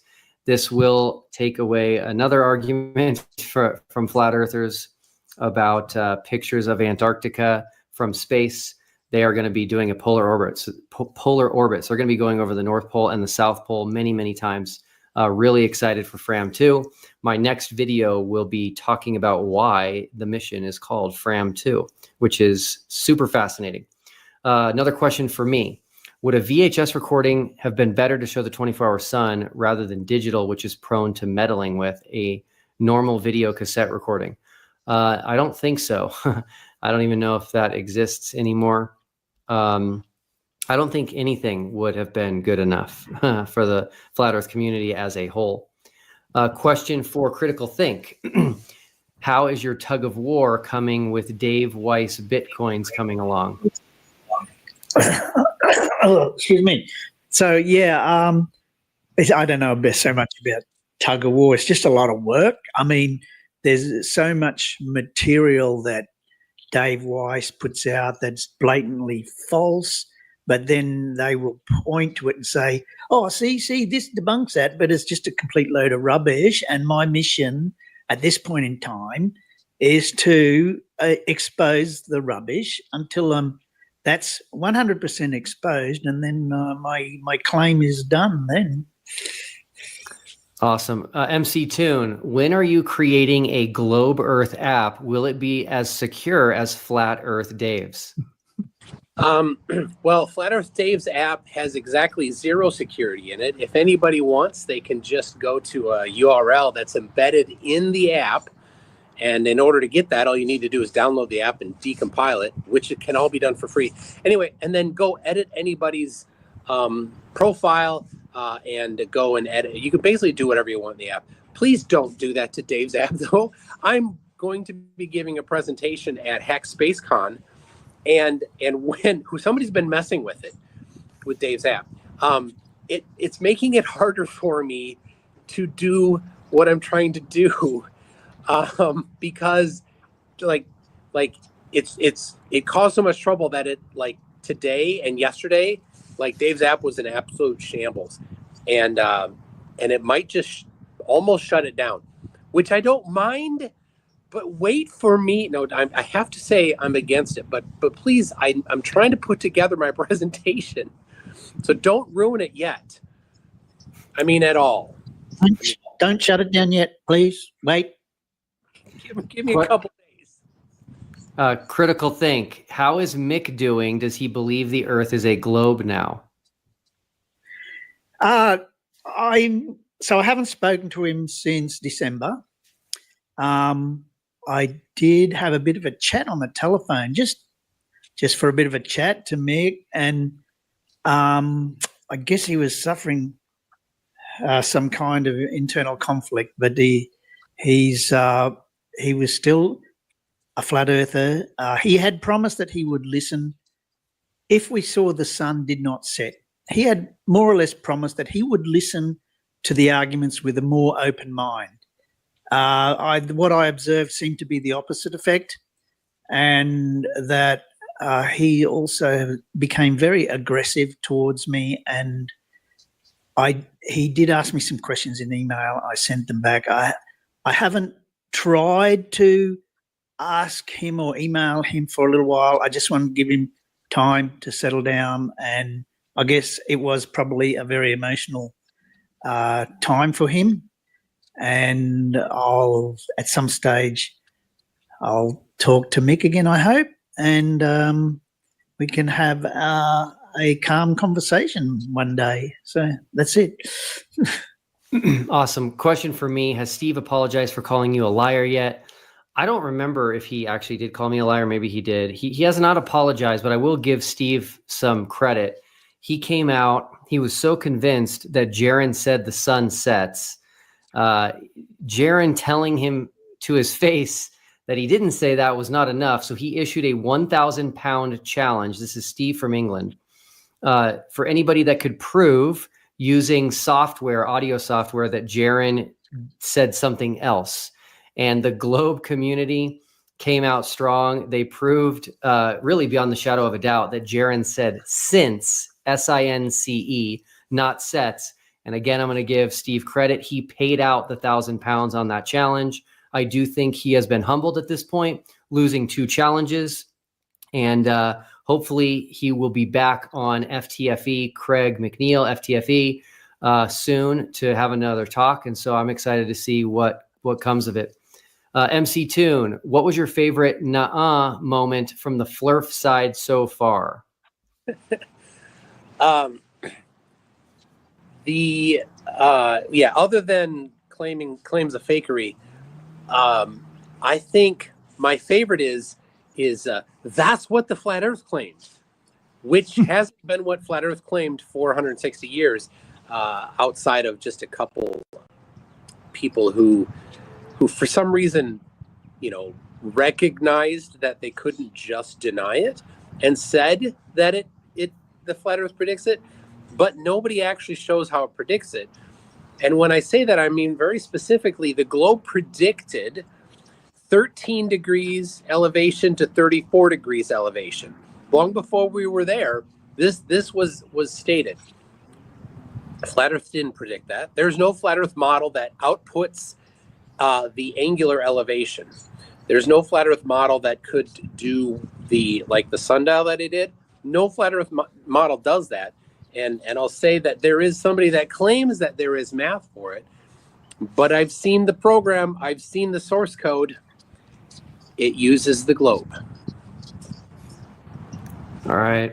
Craig has a question for Jaron. Why do you think the other flat earthers were not as honest as you?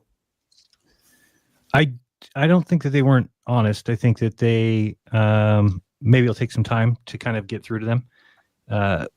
Witz, it seems to, I just remember him talking and just saying that there's so much wrong with the heliocentric model that he still thinks there's a chance that the Earth is flat. For me, I can forget everything else besides just the shape of the Earth, right? So I just want to get that handled, and then we'll move on to everything else. So people are all coming at me saying, "Oh, so you think we're spinning? We're flying through space? The endless universe and trillions of miles of stars?" And I just say that's not important to the shape of the Earth. The shape of the Earth is a sphere, and then from there, I'll try and add to that knowledge. But I haven't taken the rest into account because it's not important. And saying that, well, what about dark matter, dark energy is not, that's not a refutation of the globe. That's like cutting edge, physics and things that these theoretical guys deal with. It's not important to me. And so it doesn't impact the shape of the Earth just because their theories about what's trillions and trillions of miles away is wrong.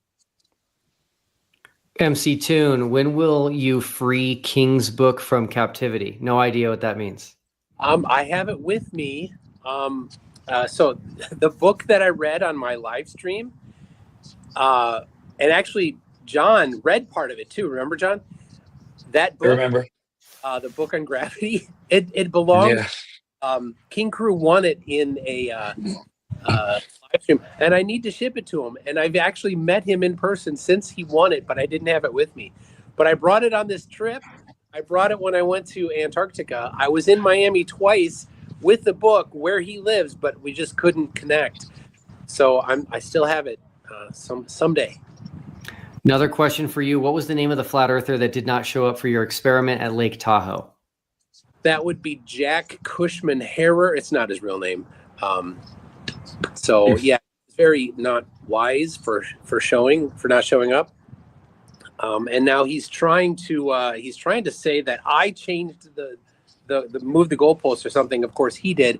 He wanted to do it morning, noon, and night, and now he's like not morning, noon, and afternoon. And now he wants to do it at night. Well, that's a complete new time frame, and he's on Facebook just constantly yapping about it. And I'm like, well, write up the contract. Just write up the contract and let's have a look. But he won't. Question for me from the Drunk Debunk show. A little off topic, but how did it feel to make Flatzoid run away on his own show? Not sure I did that. He said he had a power outage, which I don't have reason to doubt. I'll give everybody the story behind it because these things are not planned. I was literally working on the next video in the final experiment series, and it's on the South Pole. And I just got a notification on my phone that Flatzoid was going live. And I thought, hey, I'll just go in and ask Flatzoid if he knows where the ceremonial South Pole is on a flat Earth. And so I just put a question in the chat and I just said, I have a question for Flatzoid. And he jumped on it and said, oh, Will, I'll send you the link, get in here, hop in here. And so I hopped in and we had an interesting conversation that I did enjoy. Santa Claus asks me, is the ceremonial South Pole south of the North Pole where they placed it, or somewhere or someplace where you can fly or take a boat? It is south of the North Pole for sure, and you can fly there. Jaron, how do you feel? Oh, I just lost it. No. Oh, sorry. Hold on. It's okay. It does this to you too, right? Yeah, it's a nightmare. Okay, Jaron, how do you feel about other prominent flat earthers who outright deny or now say the 24-hour sun doesn't matter? Yeah, I mean, it's just should be seen for what it is. It's evidence, and they are refusing to acknowledge it. So that's not allowed anywhere else in life, that you're just able to outright deny evidence and just say, I know it's evidence, but it doesn't matter. So it should tell you something. And it's because it seems to me that they would know the implications of what that observation means. So, and I think that more and more people will realize it coming soon. It's like something that takes time to crack, right? So very, very rare would somebody just see it. And maybe that's how people think that happened to me.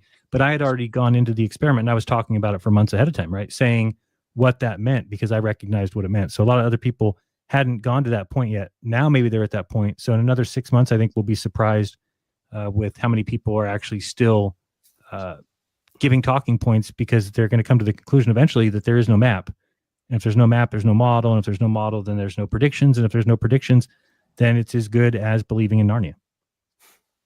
Bob asks me, why not monetize the channel? Do you hate money? I made a decision before I even started this thing that I would not monetize the channel. And the reason I did that, the main reason, was that I didn't want flat earthers to dismiss this as just a money grab.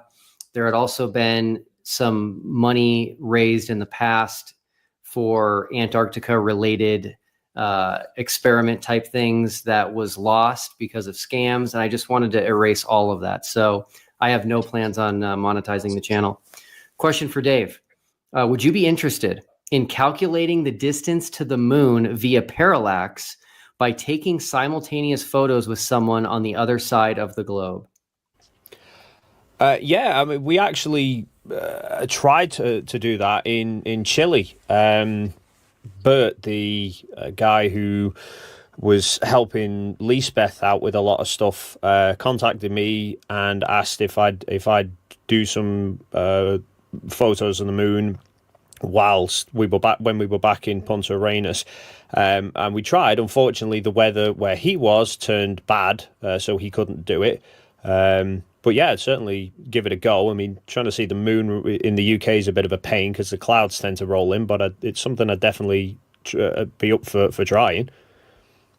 Awesome. Someone asked me what happened to Flatzoid's formal invitation. It's still there. It's in the same place it's been for about a year now. So the real question to ask is, where is Flatzoid's definition of formal invitation? That is missing. CT, you are amazing. I loved your interaction with Flatzoid. I could feel your frustration like you were talking to a child. How did you keep your cool so well? No, that's an interesting question. I mean, I don't normally, for a long time, I was a person who never kept my cool. And as you get older, you get a little bit more intolerant, actually. You know, they talk about grumpy old men. Well, I sort of like a bit like that. But in this sort of sphere, I think it's important to maintain composure. Not to get too far into the realm of getting nasty and stuff like that. And so I think it's more important the argument is more important than the emotion that you attach to it. So that's what I try to achieve. Awesome. Jaron, props to you for being a stand-up guy. I was confident that you would be. After all the fallout, what do you think it will take to convince other serious flat earth believers to accept the globe? I think it's size matters. Let's just put it that way. And I think that it's something I've noticed that flat earthers can't, for some reason, process or understand. The guy who did Toon, I don't remember the guy that did the debate. I forgot his name right now. He did the debate on the ice rink, whether the ice rink was flat or not. What was the guy's name? Cubala, remember him? Yeah, Cubala or Kevin. Kevin, yeah. So he was talking to me yesterday in the chat and was, telling me to show him curved buildings. And as I kept trying to explain to him that for every 660 feet, there's only 1/8 inch of curvature. So I said, there is no building that's 660 feet long that would not just conform to the shape of the earth with gravity or something. And they just can't grab it. They're just like, no, you're a joke. You can't have flat items. You can't have straight items on a curved earth. And the truth is that you can, when the earth is so big, 24,000 miles, that there actually is effectively no curvature that we ever have to even deal with, which I think is pretty crazy, pretty amazing. that we don't have to even worry about it because on a local scale, it will always be flat. So I think because what's the two biggest arguments from flat earthers? That we see too far, that the Earth's measured flat below our feet and water finds its level. Well, two of those are already globe proof or globe evidence, that they also say it's flat beneath our feet. And they also say the other. So it just comes down to the last one of why do we see too far? And now that you realize, and everybody did buy into the fact of, the atmosphere works as a lens, right? It's how they explain sunrise and sunset. And it's how they explain light underneath the clouds. Well, now using that same device, it's just a piece of plastic magnifier, you can see around the curvature of the Earth. So now again, they can't accept that because that means that we can see, that's why we see too far. So then they just have to make up something different. And it's just always this back and forth rather than look for the most compelling, complete picture or the thing that gives us the best. That's what really science should be, right? What claim better matches reality? And in this case, it's no question anymore. Jonathan, this is a confusing one. If the Earth is demonstrated to be a horizontal level plane terrestrially, then doesn't that mean all celestial phenomena would have to work on a flat Earth?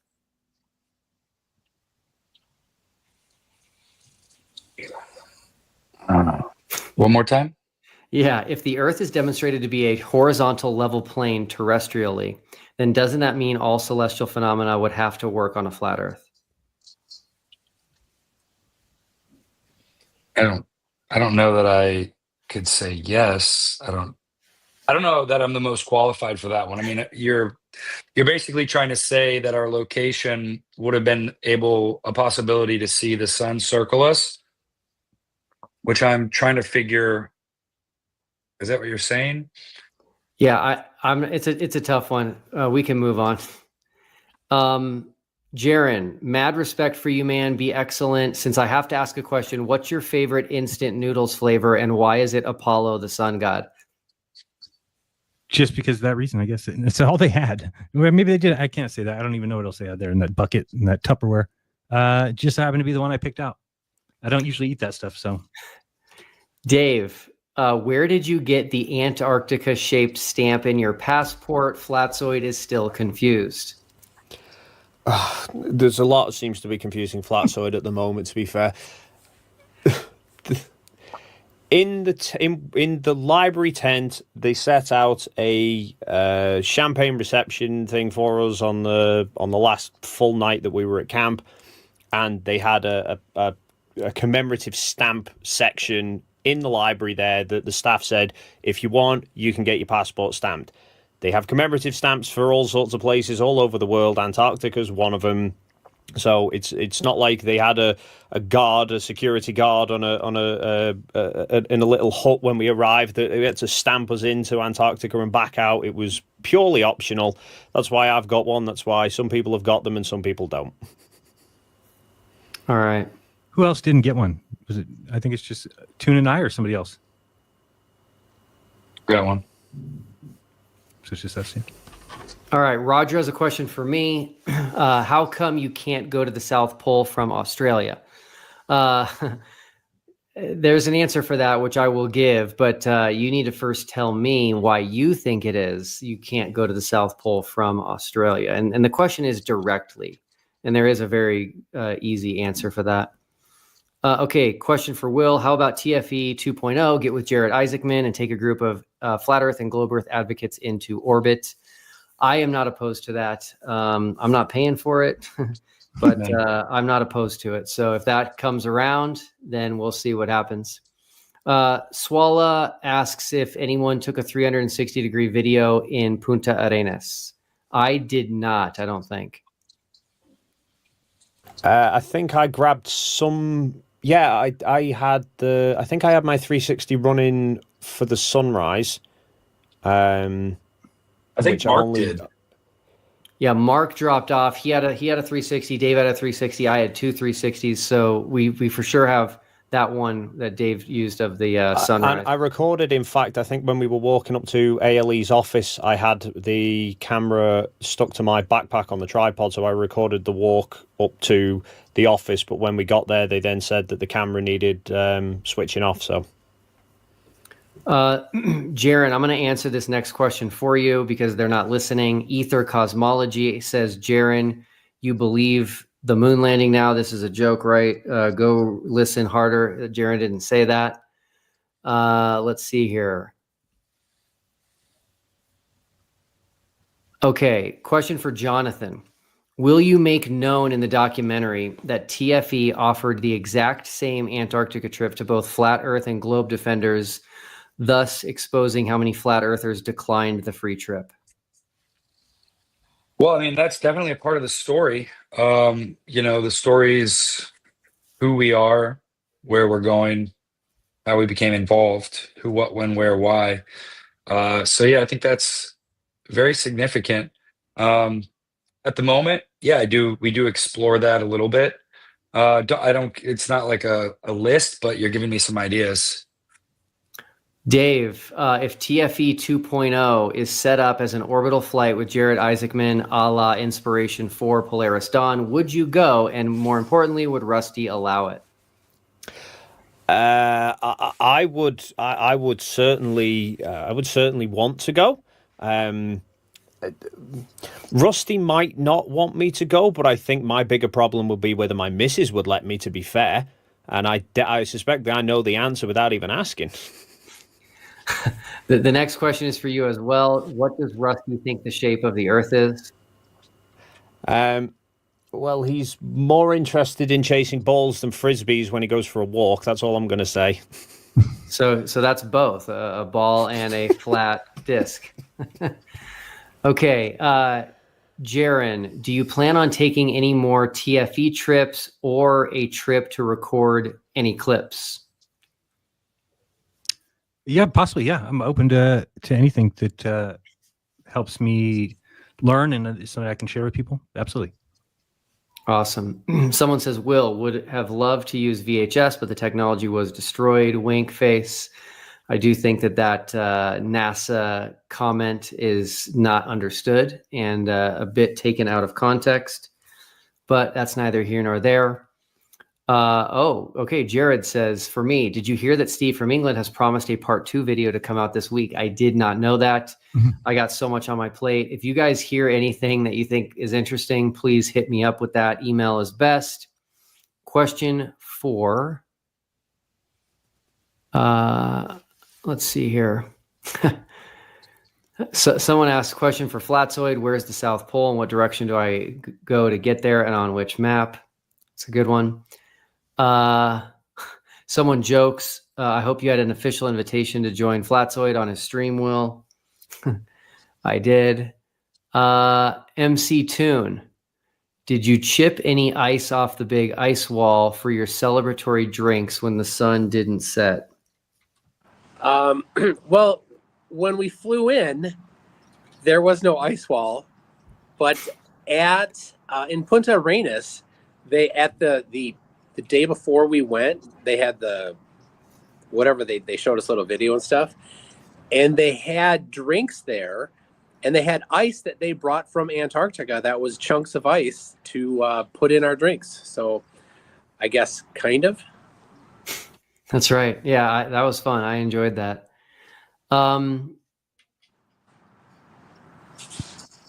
Okay, I'm skipping some silly questions.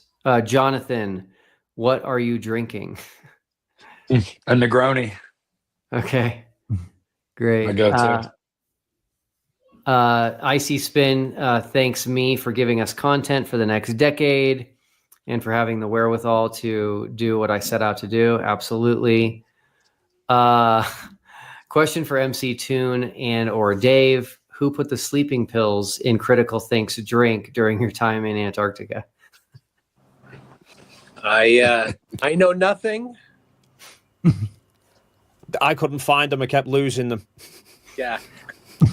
I don't think people realized the significant time change where we were compared to Australia, which is on the other side of the globe. That was not easy by any stretch. Question for Jaron. Am I wrong, or have you become a debunker now? I guess for right now, I'm trying to get some points across to people, and the arguments are such that it's easy for me. But no, I don't have desire to do that or to really go much in that direction. I think that I still have other things I want to do, but that's not one of them. Okay. Question for Dave. What do you think the likelihood is of having space travel for the public, and would you consider it? I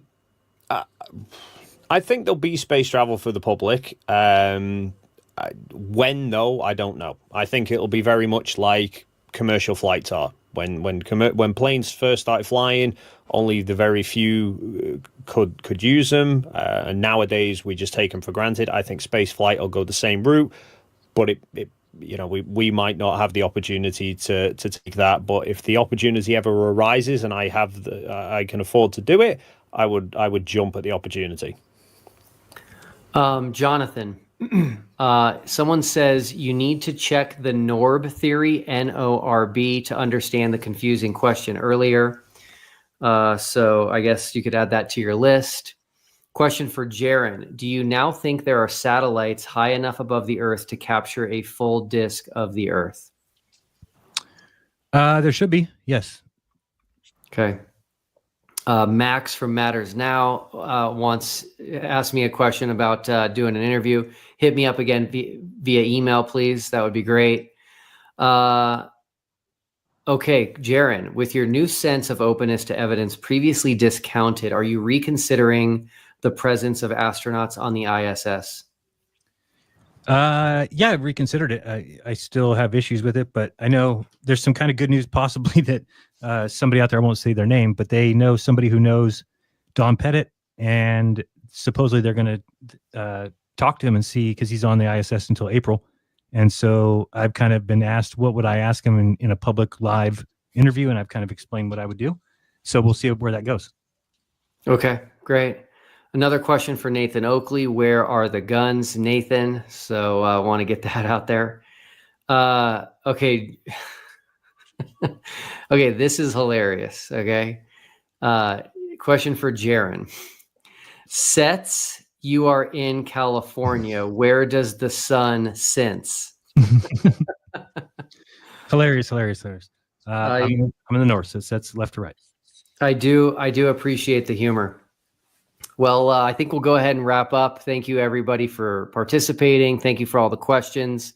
I hope everyone enjoyed this. I think it was really good to get us all back together, let everyone know what we're working on, and just give you an opportunity to, get access to us directly and just kind of see what's happening. And there's still a lot to talk about, and I think there'll be a lot to talk about for a very long time. So anyway, thanks everybody for being here, and we'll all talk to you later. So have a great night. Bye-bye. Bye-bye. Peace. Take care, everyone. Welcome back. In 1675, Sir Isaac Newton summed up scientific progress when he wrote this: "If I have seen further, it is by standing upon the shoulders of the giants who came before me." And in 2024, Candice Owen showed us just how far we've really come when she said this: "Dinosaurs, that seems pretty fake and gay." And that's how progress is done. But I can't mock. You see, I've been incredibly wrong myself lately. I was wrong about the final experiment, an expedition in which Will Duffy took a team of flat earthers down to Antarctica to witness the 24-hour sun for themselves. One of the internet's biggest flat earthers, Jeranism, is now a globe believer again. He realised while he was down there that if you could see the 24-hour sun in Antarctica, it must mean there's an infinite number of suns all the way around the flat earth disk, so everyone in Antarctica can see it at the same time. And obviously that falsifies the map, and obviously it is the only thing that could ever possibly falsify a flat earth map, because the rest of it makes perfect sense. But there were a team of flat earthers who were saying, look, Jaron, you are wrong. There are reasons this 24-hour sun can be explained, whether it be by just simply claiming that the sun was Satan. The sun moved in a circle around them in Antarctica. Let me just go and tell you right now. You don't think Satan could pull that off? Satan. Oh, yeah. And let me tell you something else. Now it's Satan who disguised himself as a ball of light and circled me in Antarctica or whether it be by debunking the existence of the entire trip itself by pointing out simply that while they were down there, they didn't have a snowball fight. Look at the video. You keep walking Go all look at the video. around a circle, and you didn't even make a snow fight. There's no snow there. You were 24 hours during 3 days on the snow, and you didn't pick up the snow and make a fight. Or walk. So that's what proves that you're in Antarctica is when you have a snow fight? No. You are really boring. Now, I will admit, at the time, I did dismiss the idea of the 24-hour sun in Antarctica being the manifestation of Satan, and I did dismiss the idea of a snowball fight or lack of snowball fight being evidence that a trip didn't happen.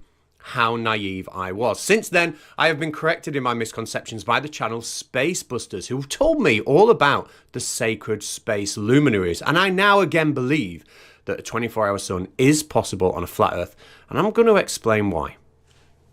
Well, first of all, Space Busters are experts when it comes to looking for hidden secret meanings in words, such as anagrams for the word ether. And this is how a torus field energy flows. Right. And this is also like Earth means it's an anagram for ether. Yes, and of course, Earth is an anagram for ether, if we ignore the very obvious fact that it very obviously isn't. But we haven't got time to dwell on that, because the team over at Space Busters know how vital it is to get this information out. They know the precarious situation Flat Earth is in, and they're ready to pounce.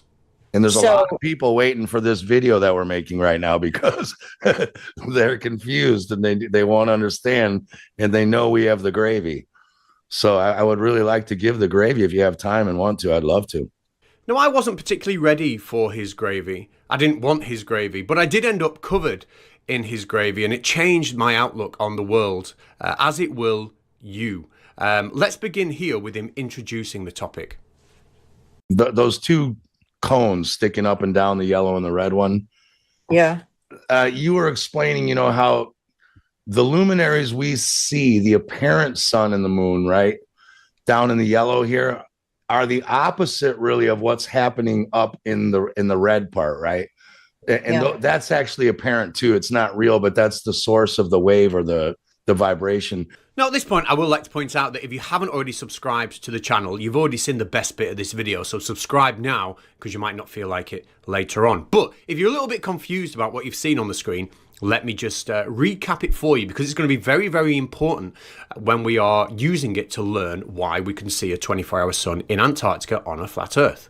He's basically taken a picture of a flat Earth and drawn this yellow cone on it. And then above that, he's drawn a red cone and told us that there are luminaries in both cones. Both of them are apparent, but in the red cone, somehow that's a source of a vibration.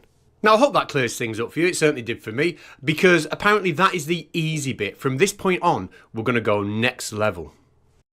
So what you're talking about is kind of next level, and we can go there. I think we need to, because to understand the 24-hour sun, Nicole, we have to go next level. Otherwise, that's going to make sense. We have to do it. So step one is to understand the different parts of this schematic diagram of the sacred luminaries. So this is Earth and the expanse,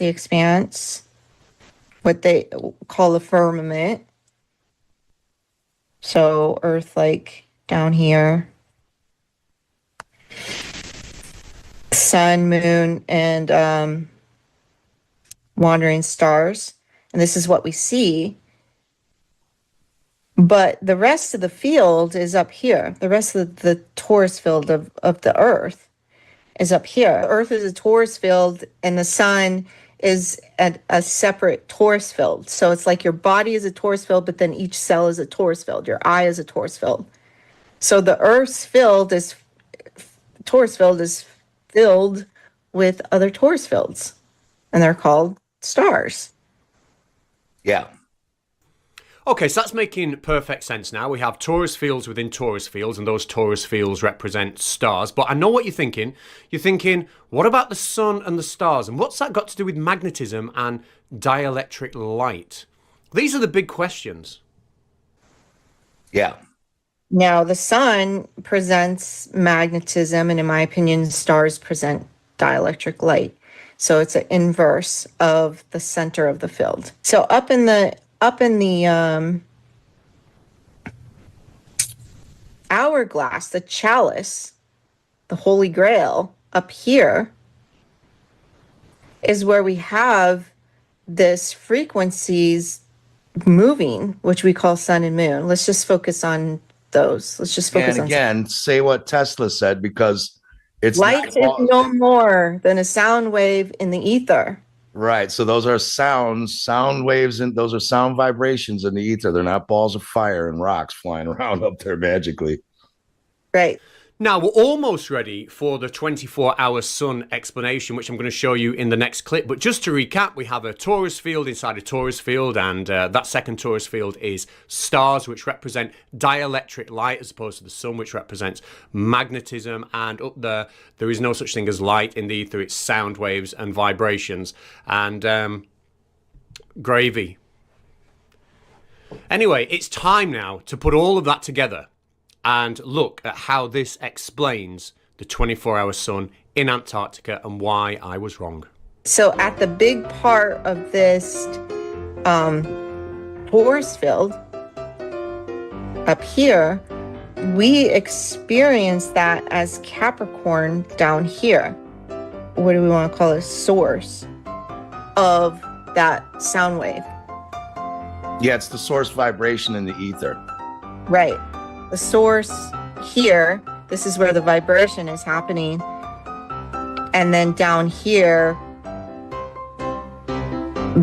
you're seeing the end of the wave. Yes, So when the source vibration, we'll call it the sun frequency, is down low, like getting toward the neck of the hourglass, we see it as way high up in the sky, and it's tight and inside the Tropic of Cancer, of course, because it's a smaller ring. yeah, so then my theory is the Arctic 24-hour sun, they're seeing the source, where me in California, I'm only getting 14 hours. So I'm seeing an apparent sun at 14 hours, and they're seeing 24-hour the source sun. And that's because probably you're why further out. Right. Yeah, you're actually more out near the ring of Cancer than inside. Right. If here was where the beat started, you know, you're seeing the extremity. Oh, you guys can't see that. You're seeing the extremity way out here, like, and the tropics are happening in here. For sure, somebody needs to show that to Jeranism and Will Duffy. It did change my mind, and it will change their mind again. I am absolutely positive of that, so thank you to the Space Busters team. I'd like to point out two things. One, they gave quite a long-winded explanation there, and if you didn't quite follow, here's just a 10-second clip of them summing up exactly everything they just said. My theory is that at the Arctic, when the sun is in Cancer, they're experiencing the source sun down here, and that's why they get that 24-hour sun here. And the second thing I'd like to point out is that this is obviously a very complex topic to explain, and I think the lady in the presentation did a fantastic job. In fact, there were only one or two moments where she kind of stumbled over her words a little bit. Here's just one outtake. Yeah. So the source, maybe we should draw that the other way. Yeah, because now don't draw it backwards. Yeah. Can you imagine if she drew that backwards? I mean, the whole thing just wouldn't make any sense at all, would it? Thank God they spotted that. Otherwise, we'd all be totally confused. God, just imagine that. Now, somebody who wasn't confused was Kartoffel Warrior in the comments section, who said, "Amazing talk. Thank you for sharing this. I commented a long time ago, the thing with the 13th month. I'm sure we all understand what that means. And I'm so grateful to understand now the thing. Thank you, Steve and Nicole." Well, I can only echo that statement. Thank you, Kartoffel Warrior, for your fantastic contribution. Another appreciative fan was Supergow TU3YG.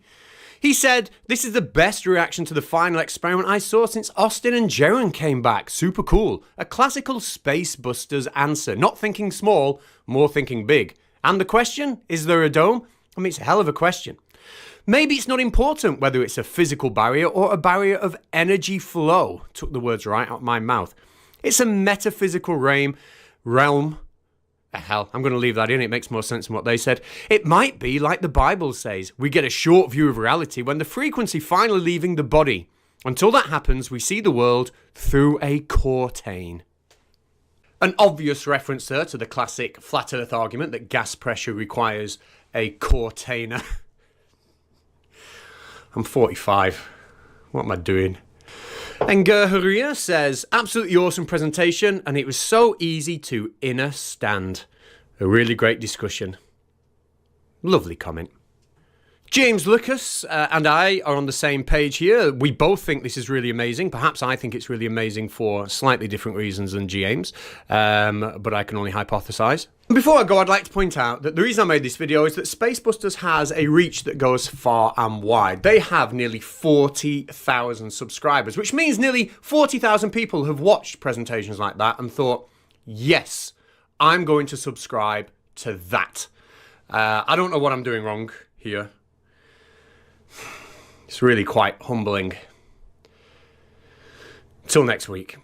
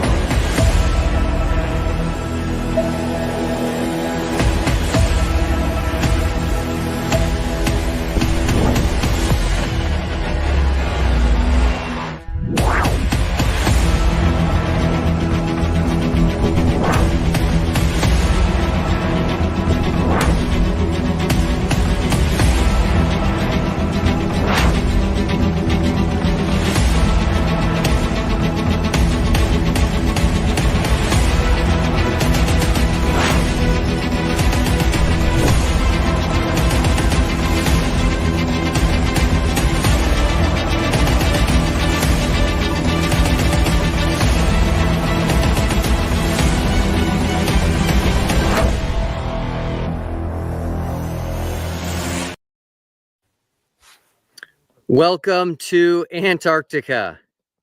So great to see everybody.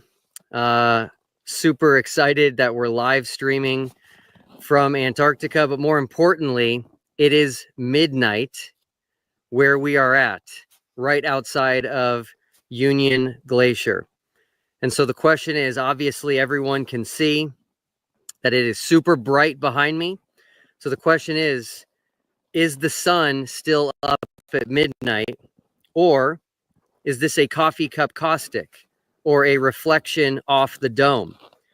So before I give you the answer, I want to tell everybody about today. Today was a very emotional day for me. This is something I've been working on for over a year. And when I woke up this morning, I knew today was finally the day that we were going to fly to Antarctica. And it's been a year of overcoming adversity, just having people tell me things that we weren't going to be able to do and just trying to make it happen. So I've been thinking through all of the things that I was told over the last year. And, you know, the first one, I think, was that we would not actually go to Antarctica. And here we are in Antarctica. Some people tried to say that whatever we were going to do in December was already filmed somewhere else in the world, and this will just be a recording. So I will go ahead and interact with your comments. I'm going to do my best with these glasses on. I can't remove them. The snow blindness is very, very real. It is very, very white out here. M2M. Daylight, you just saw your comment. Thanks for all your support this last year on X. But anyway, yeah, if you have thoughts you want to share or questions, just go ahead and put them into the chat and I will interact with you to just show that this is live. So I was told we wouldn't make it to Antarctica. Here we are. I was told that the trip would be canceled, and it was not canceled. I was told that we would only be able to go to the coast of Antarctica. We wouldn't be able to go to the interior. We wouldn't be able to go to right at 80 degrees south, which is where we were planning on going. And here we are in the interior. Hopefully you see the GPS tracking units on our website showing where we're at. I was told that we could only take a boat to Antarctica, not a plane. And we flew on a 757 today to get here. I was told that if we did make it this far, that we wouldn't be able to have any internet. And here we are, utilizing Starlink satellite internet to live stream. I was told that no flat earthers would go. And we got two of the biggest flat earthers, Jaron and Austin, to join us. Once they agreed to go, I was told that anybody who's a big name in flat earth is just a shill and they're not real. And you'd have to get somebody that nobody knows is a flat earther if you really want this to be the real deal.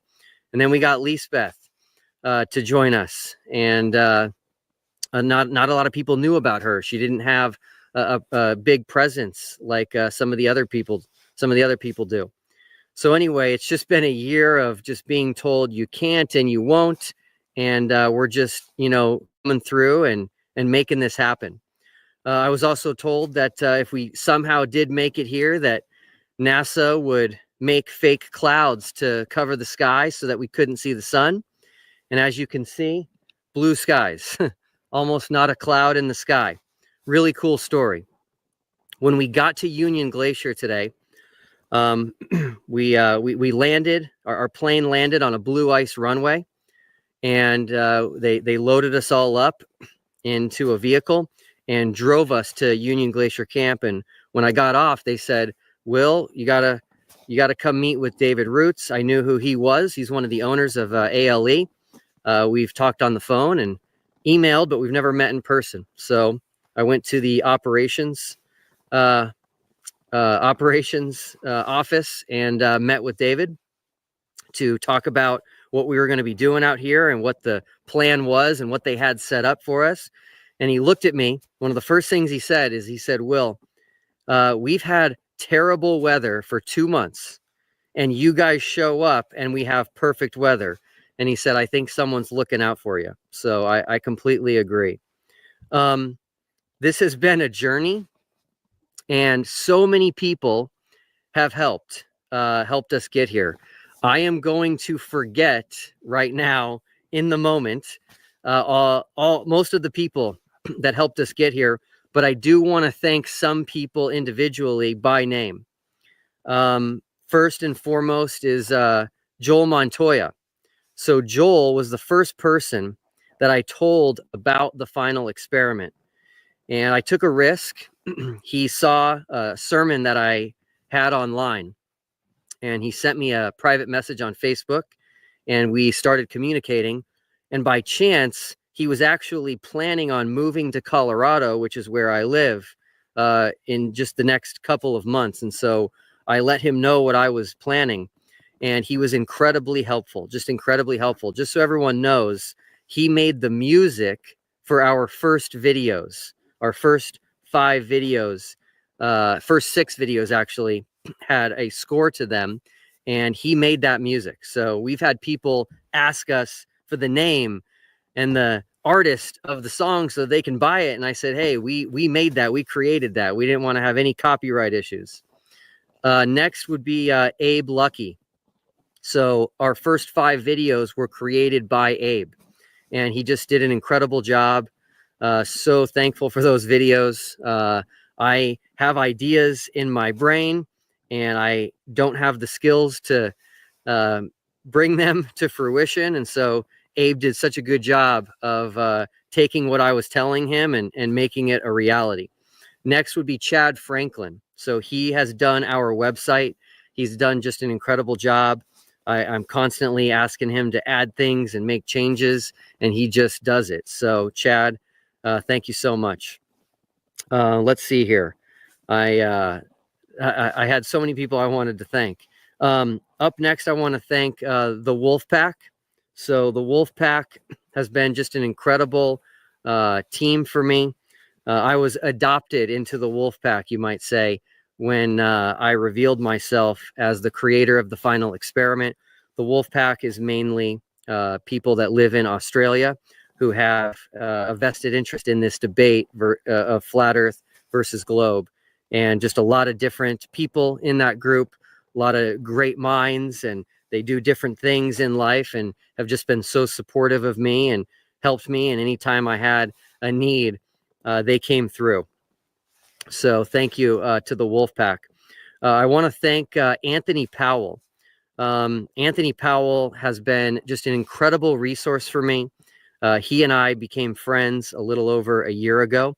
And I'm going to talk more about Anthony in a future video, but he is someone that has spent more time in Antarctica than almost anyone alive today.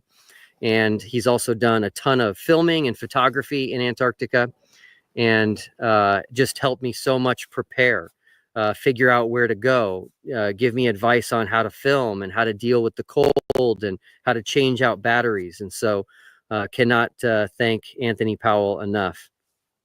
So many people have just, supported us and promoted what we're doing and offered assistance to us over the year, which has been great. I don't want to forget about Caleb Garza. Caleb is the one that creates our thumbnails. I wouldn't know how to create a thumbnail if somebody paid me to do it. So I email Caleb and I say, here's what I need. Here's what I'm hoping it looks like. And he just makes phenomenal thumbnails for us. So I just looked, and this is by far the largest live stream we've ever done, which is pretty incredible being in Antarctica. We're currently over 2,200 people are watching live, and the comments are kind of going crazy here. Let's see. Okay. Okay. Perk. They're going so fast I can't even see them. Perks FTW just talked about a green screen.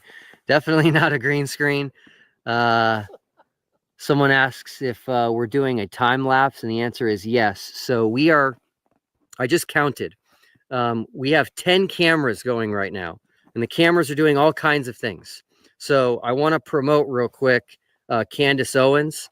So Candace Owens, when she found out about the final experiment, she was super excited. She had the same excitement that I did about just testing things and getting things done and utilizing the scientific method. And so she actually has talked about the final experiment, and she also sent her director, Mark Herman, who's here with us, who you'll hear from in a little bit, all the way to Antarctica to participate in this. And she's actually live streaming the sun in Antarctica right now. So if you want to, at any point in time over the next 24 hours, if you want to see the sun in Antarctica, head over to her channel on Rumble, and there is a live stream going there. So thank you so much, Candace, for doing this.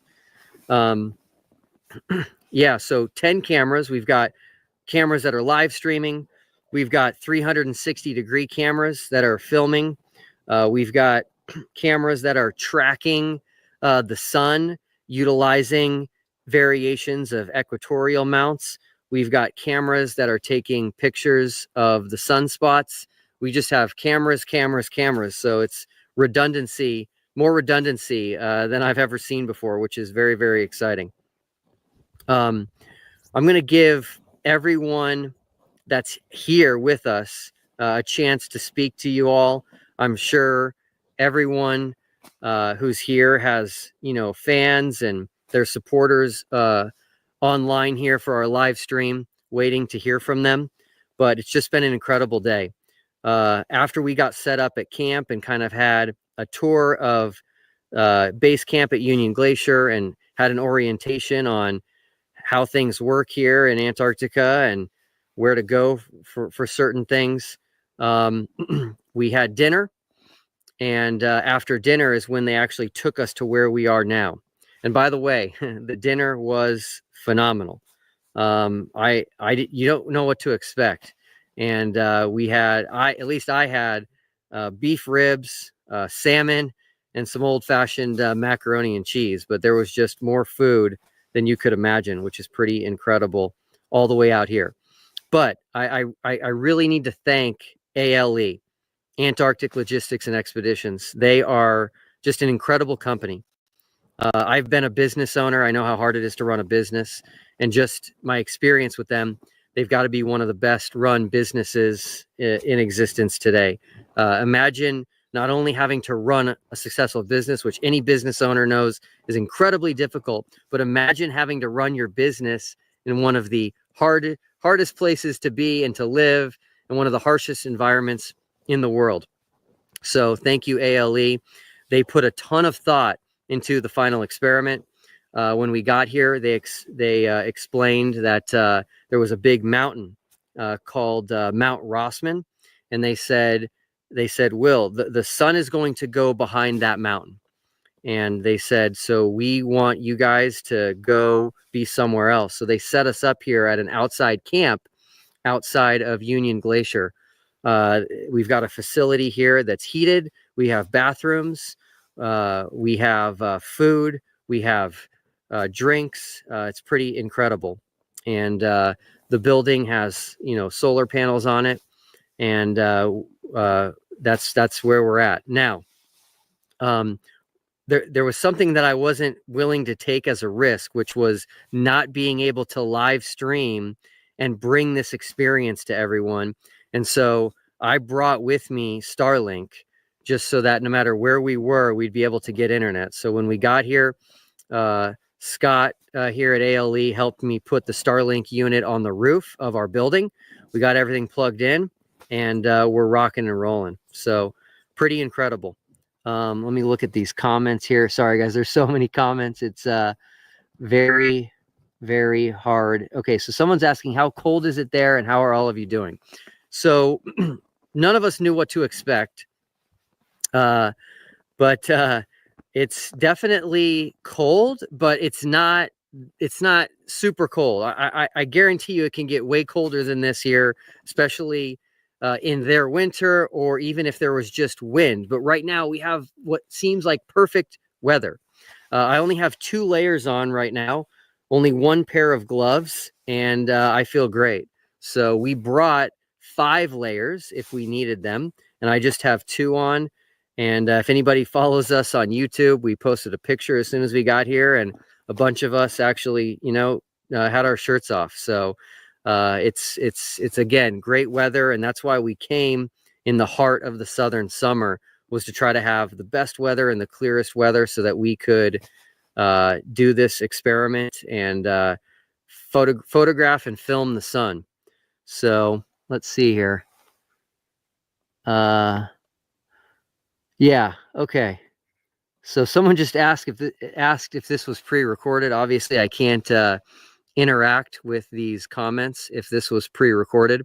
So last but not least, Steve from England. Hey, not sure if you're watching. It'll be 3 a.m. for you right now, but you might catch this when you wake up. So Steve from England, I did an interview with him recently on our channel, and he was thinking that they've manipulated the time zones in Antarctica to make people think that the sun is out at midnight when it really isn't. And so he wanted us to do a live stream at midnight in Ushuaia time, which is a southern city in Argentina. So this is also midnight in Ushuaia right now, Steve. So with that, I'm going to go ahead and turn the camera around.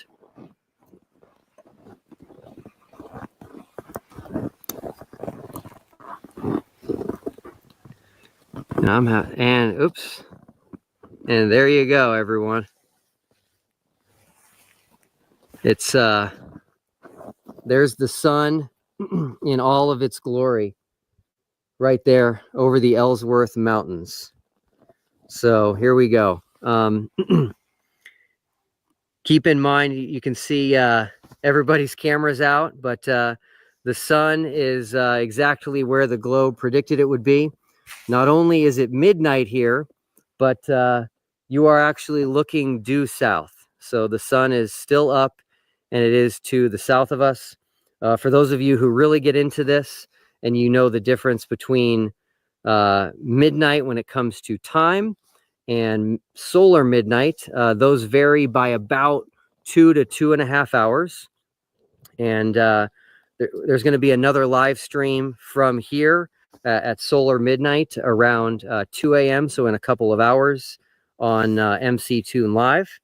And so for those of you that want to see what the sun looks like at solar midnight, you can do that as well. But anyway, everybody wants to hear from the other participants. So we're going to have each participant come and address everyone. We're now over 2,700 people live, which is pretty incredible.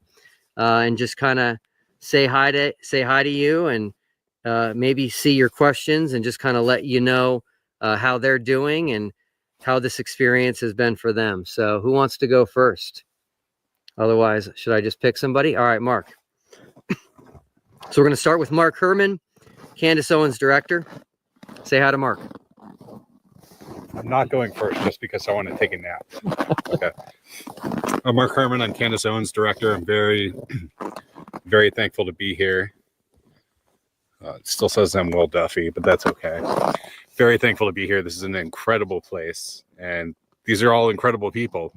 Who would have thought that two groups of four people who are so opposed in belief and ideology to the point where there's ridicule and there's shame, there's all kinds of horrible things, but when they come together, especially in this environment, I've seen so much camaraderie and teamwork between people, and I think that's a huge thing that has really moved me, and I'm very thankful to be a part of it. And so, Will, thank you so much for this opportunity. Candace, thank you for letting me go here. And check out our live stream of the sun on Rumble. And I believe a member of each side will be on Candace's show in the coming weeks after this to discuss it. So awesome. Thanks, Mark. Thanks, Will. Cool. Yeah, it's been really great having Mark here. So he's a world traveler. He actually had to go from the US to London first, and then had a very quick turnaround in about a half a day, and then all the way from London south to Antarctica. So thanks, Mark, for being here. Who is up next? All right, so we've got Critical Think. Check out his YouTube channel, Critical Think. He is here from Australia, and we're super, super excited to have him. And he's actually doing an experiment of his own, which he's going to tell you about right now. Oh, sun's bright. What's that thin bright object in the sky there? But, yeah, I'm Critical Think, and I'm from down under. And I flew across the Southern Pacific on a flight QF27, and that has all kinds of problems. We were told it didn't fly, etc., etc. But anyway, I'm here. I'm in Antarctica. And I've got a couple of experiments running. Now, where's Wally? He's one of the wolf pack. He was in the original 24, and he's couldn't come along. He would have loved to have come along, but he couldn't come along. But he did send an experiment. So I've got that experiment running now for him. It's a time lapse of a sundial that will record the shadow, hopefully for 24 hours, and also the length of the shadow. Do we want to have a look at that, or is probably a little too hard for now? Yeah. Okay. So the other thing is, and my experiment that I've brought with me is the weight change versus latitude experiment. Now, this is a historic moment because this will be the first time that we have had someone come to Antarctica. This is what that I know of, that has made a prediction of what a mass will weigh and come to Antarctica and test it out. Now, there's only been one other occasion where they sent a set of scales to Antarctica, and that was the GNOME experiment, but that was not a formal experiment. That was just a marketing exercise. So we've done that experiment. Well, we're going to do it. Are we going to do it live now? You want to? Yes. Okay, let's do it. So we'll do it live. I got the scales set up. I've made a prediction. I've made several predictions along the way. They've all come true very close. Today, the prediction is 1,003 grams and 80.80. And that is 3.8 grams heavier than when I started out in Brisbane. And that's what the globe predicts. So we'll go and measure. Let's do it.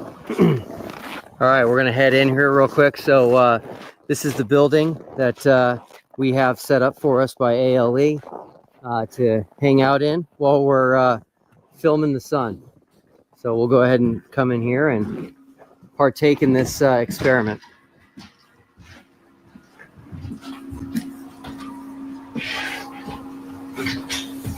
So what I have here is, this is my primary scale, which is the one that is most accurate. So, oops, I've leveled the scale here already, and it's pretty hard to find something very level here, but there we go. It's level, and we weigh our 1 kilogram mass. Now you have to stand very still, because it will make waves. You can see that it's moving.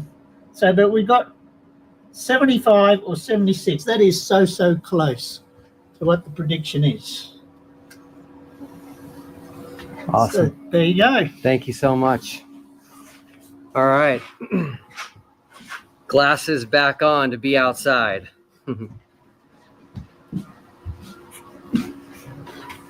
Okay.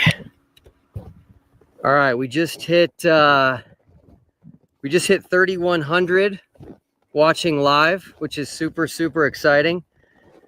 So glad everyone is here. Okay, who's up next? All right, we've got a fan favorite, Mr. Dave McKeegan, all the way here from England. It's been so fun hanging out with Dave, and I'll let him tell you how he's been enjoying it and what he's up to here.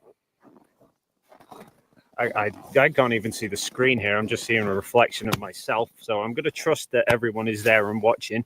And the first thing I'm going to say is, Will, just thank you so much, sir, for this incredible opportunity, because never in a million years did I think that I would ever come to a place like this. And the whole experience has just been unbelievable. It's been stressful enough for me, only having to deal with my bits and pieces, and you are probably the calmest person I've ever met. So thank you so much for the opportunity, and I think everyone would probably say the same thing. Absolutely. To everyone else watching, where are we here? A lot of people saying, hey, Dave. Probably people complaining that, yes, there we are. Where is it? Somebody was just asking, yes, John Hudson. No, people are crying. Everyone wants to know where Rusty is. Rusty sends his apologies. He wouldn't fit in the suitcase. So I am here on his behalf. Yeah, this has been an amazing trip. The weather has been perfect on the flight in. We've been keeping busy when we were in Chile. The trip in, the flight, the scenery was unbelievable. ALE have been beyond incredible with what they've done. They have basically literally moved heaven and earth to set us up here. We have cameras galore. I have a 360 camera that is recording a full 360-degree view time lapse. I have a camera set up on a tracking mount, which is currently tracking the sun with a solar filter on, and that should hopefully go for the full 24 hours as well. And I just want to say to everyone else as well who's come along for the trip, I was beyond fortunate for the fact that Will has paid for me to get out here, but there are a lot of people who've funded their own way to be here as well with us, and it's just made the whole experience all the more better. And for everyone watching, I really apologize. The sun is so blinding, I can't look at the comments. I'm sure there will be lots of support. I will be sure there will people who probably hate me as well. So yeah, but awesome. Yes, thank you everyone for the support. All right, who is up next? All right, we will hand things over to MCToon, who's been awesome out here. He's been actually doing a lot of experiments, keeping a journal, and I know we're excited to share all the results of these different experiments, but I'll turn it over to him. All right. Well, thank you very much. Yeah, we have 16, we have 17 now experiments we've journaled all of them. And as we do them, we document them in the journal, paper journal, because out here, it's difficult to do things digitally. It's difficult to see screens, as Dave already mentioned. But we can do it on paper, and I will be, just be sure, taking pictures of each of the pages as we go. So just in case it gets lost or damaged or something, we have a copy digitally at least. But do it in a more controlled environment, like in a tent or something. So it is incredible here. So surreal to see. We were inside and we're like, oh yeah, it's time to go, because it's 11:45 at night. It's daytime. It's totally daytime here. It's just incredible. The camp here is something, because for a place that a group of people says nobody can go to, there's like 70 staff just sitting around chilling, eating a meal together. It's nothing for them. They're like, you would think that people can't go. Well, obviously we're here. So that's amazing. I don't know. I'm going to do a live stream later. I'll have more to say then. So that's going to be at 2:00 local time here, because local solar midnight is at 2:30. So as the sun crosses that kind of what I think is the critical part, the lowest point in the sky, and we can do a reverse Eratosthenes measurement of the radius of the Earth. We're going to do that, where normally you're looking toward the equator. We're going to be looking away from the equator to measure the radius of the Earth during the live stream. So there we go. Will, thank you very much. It's been great. And especially to everybody that supported me, Will included, but there's over 500 people that helped contribute to me being able to go. So thank you very much, everybody. So, all right, thanks, Will. Thank you. All right. Well, that is, so we're up to 3,600 watching live. Thanks everybody for staying up. So that's all the Globers. So we'll now turn it over to the Flat Earthers. Who would like to go first? Lise? Jaron?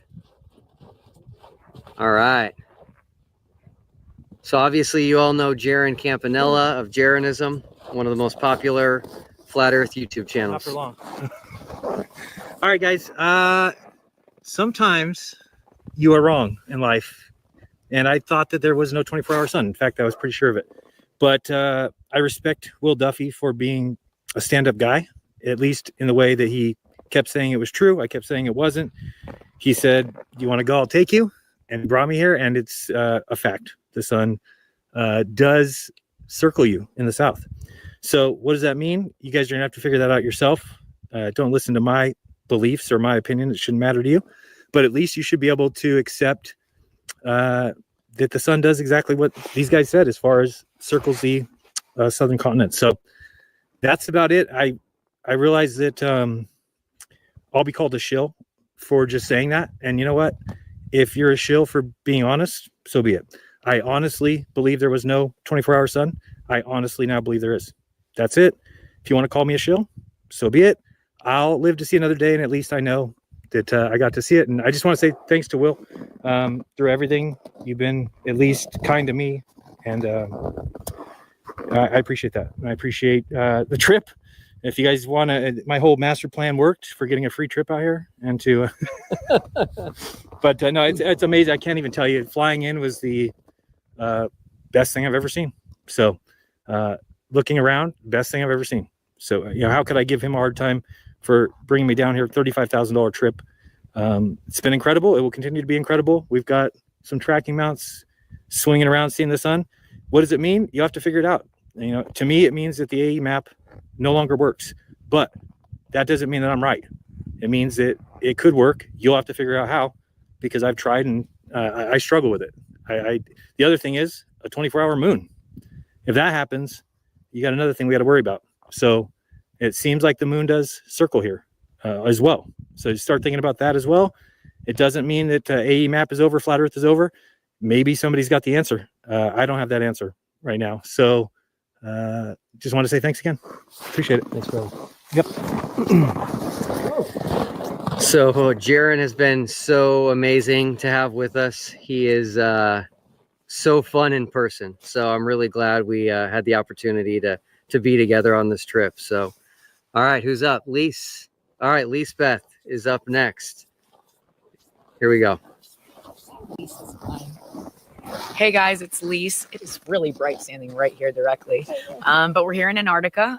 Like Will said, we are in an off-site camp of Union Glacier. They have been heavily accommodating, even from the point that we were in Punta Arenas. Shout out to all of our liaisons that were there, helping us out through everything, being able to answer questions. I am the only Spanish speaker on the trip, so it's been a pleasure actually being able to translate for everybody and having those lost in translation moments. And I think aside from just like the beautiful views, like this is absolutely breathtaking. Like it really is. There's nothing else like it. If there was ever any doubt, not that I ever have, but if there was any doubt about a creator, I mean, this would put it to rest. There's no way that we're not in a created place. I don't care what anybody says, say it in the comments. I won't read them anyway.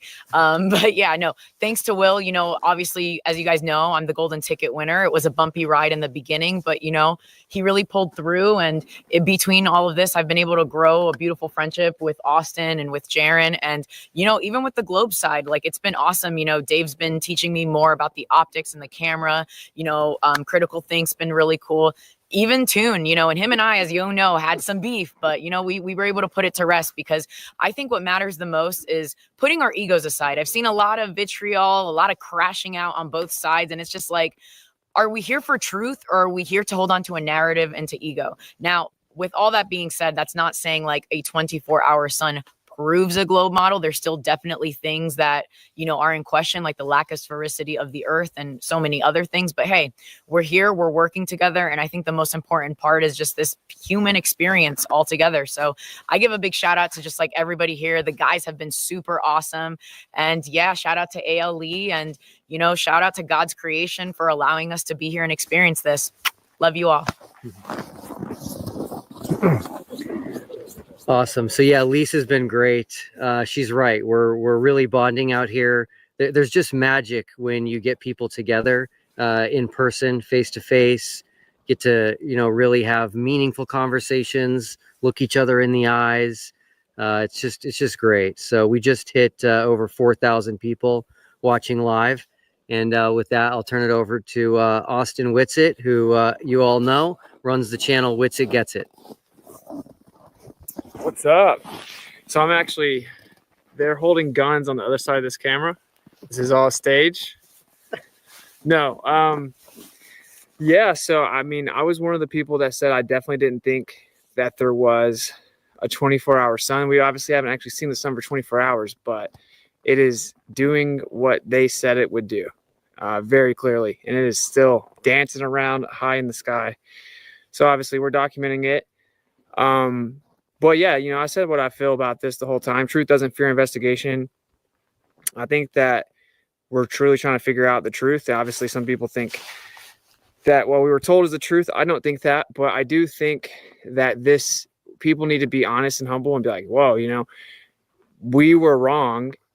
If something doesn't just pop out of the blue and all of a sudden the sun sets or something, when we claim that there was no sun or 24-hour sun. So yeah, and I know a lot of people want to know what my take is in terms of how does it work and stuff. And I will, like a quick teaser, I've seen a physical demonstration that could show this working. But I do think that some of the data we're going to have from this trip may help to clarify if that is actually what's happening. But anyway, long story short, they kind of covered the trip. It's like incredible and beautiful. And when you fly into here, it's just like, words can't even describe it, man. It is crazy, crazy beautiful. Obviously this, you know, for people to say that we can't go here and all these people are working here, we obviously never actually claimed that people couldn't go here. We just say you can't freely and privately explore it. But I will say this, when we flow over it, I'd be like, you probably don't want to really do that, you know? So it looks extremely dangerous. It's beautiful, but scary at the same time. And so, you know, they say, look, if you want to go somewhere, we got to survey it and make sure you're not going to fall in and die. And I get it. So yeah, obviously we did know you could go to approved places, but more so the point of this trip is to see if there's 24-hour sun. There clearly is. I won't go on like a big rant about what I think that means.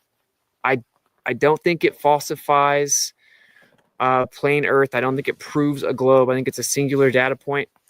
I will make one more comment kind of as to like the meta here. I do think that we have some strong personalities that get really intense on the camera. And it has been interesting to kind of be all around each other. I think it's been relatively chill. I think it's been pretty cool. I think it's a testament to the idea that we're all just humans, and whether you know it or not, there was a creator and he made you and all of us. And so that's like this basic level that we should all understand. And when there's not all this hoorah on the internet, that kind of becomes pretty self-evident in person. I think that's cool. So yeah, I think the trip's very cool. I'm appreciative to Will. I didn't think it would really happen, so I kind of just sat back and waited. And here we are. Jaren says it's still getting canceled. So who knows? Maybe it does. But yeah, sure enough, the sun is dancing up in the sky.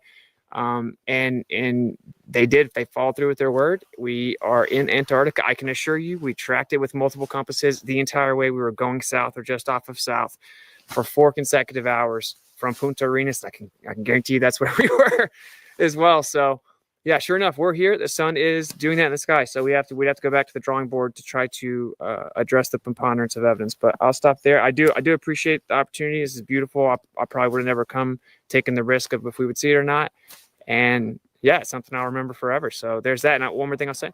Everyone should just try and be nice to each other. Okay? Because I'm not even going to read the comments. Because I was reading the chat earlier and people talking reckless. So, and that's on both sides. I think everyone should just chill. Be like, well, this is pretty like legendary stuff. Like no one's ever actually done this. We have multiple cameras. We have cameras documenting the camera. We have everything you could imagine. This has never been done. We're getting the sunspots. We're getting every different angle you can imagine. It's truly amazing. It's very cool. We're doing a lot of firsts. So yeah, I think we should just kind of all acknowledge that. And then, shout out to Will for making it happen. Cause it's pretty cool that he actually pulled it off. So thank you. All right. So you got to hear from everybody, which is great. That's what I was hoping for. Speaking of sunspots, this is important.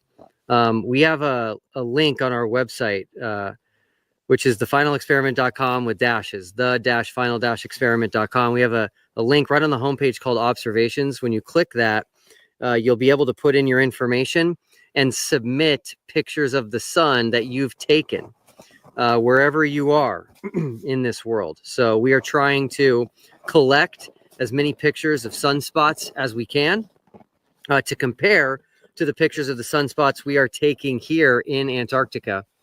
And if you could do that, that'd be great. Now, I know not everybody does solar photography, but if you do, and you're into that kind of thing, please do that. So start now. We're already taking pictures of the sun, and keep that going for the next 3 days or so. We will be leaving sometime on the 18th. So anytime between now and the 18th, please go ahead and take pictures of the sun. I'd like to invite Jonathan Morandi to come on. He's been filming everything. He's been working double time because he's got to keep up with everything the Globers are doing, everything the Flat Earthers are doing. And he's also including himself in the filming that he's doing because he is a Flat Earther as well. And it's good to get his perspective on things. So I'm going to go ahead and have someone grab his camera, and he'll go ahead and come on in and talk to everybody. So. Hello from the South Pole. I should take this off. I can hear myself. This is an amazing experience. Thank you, Will. It's been really great to know everybody and meet everyone. Dave, who's been my roommate, CT, or as we call him, Danny DeVito, is just hilarious.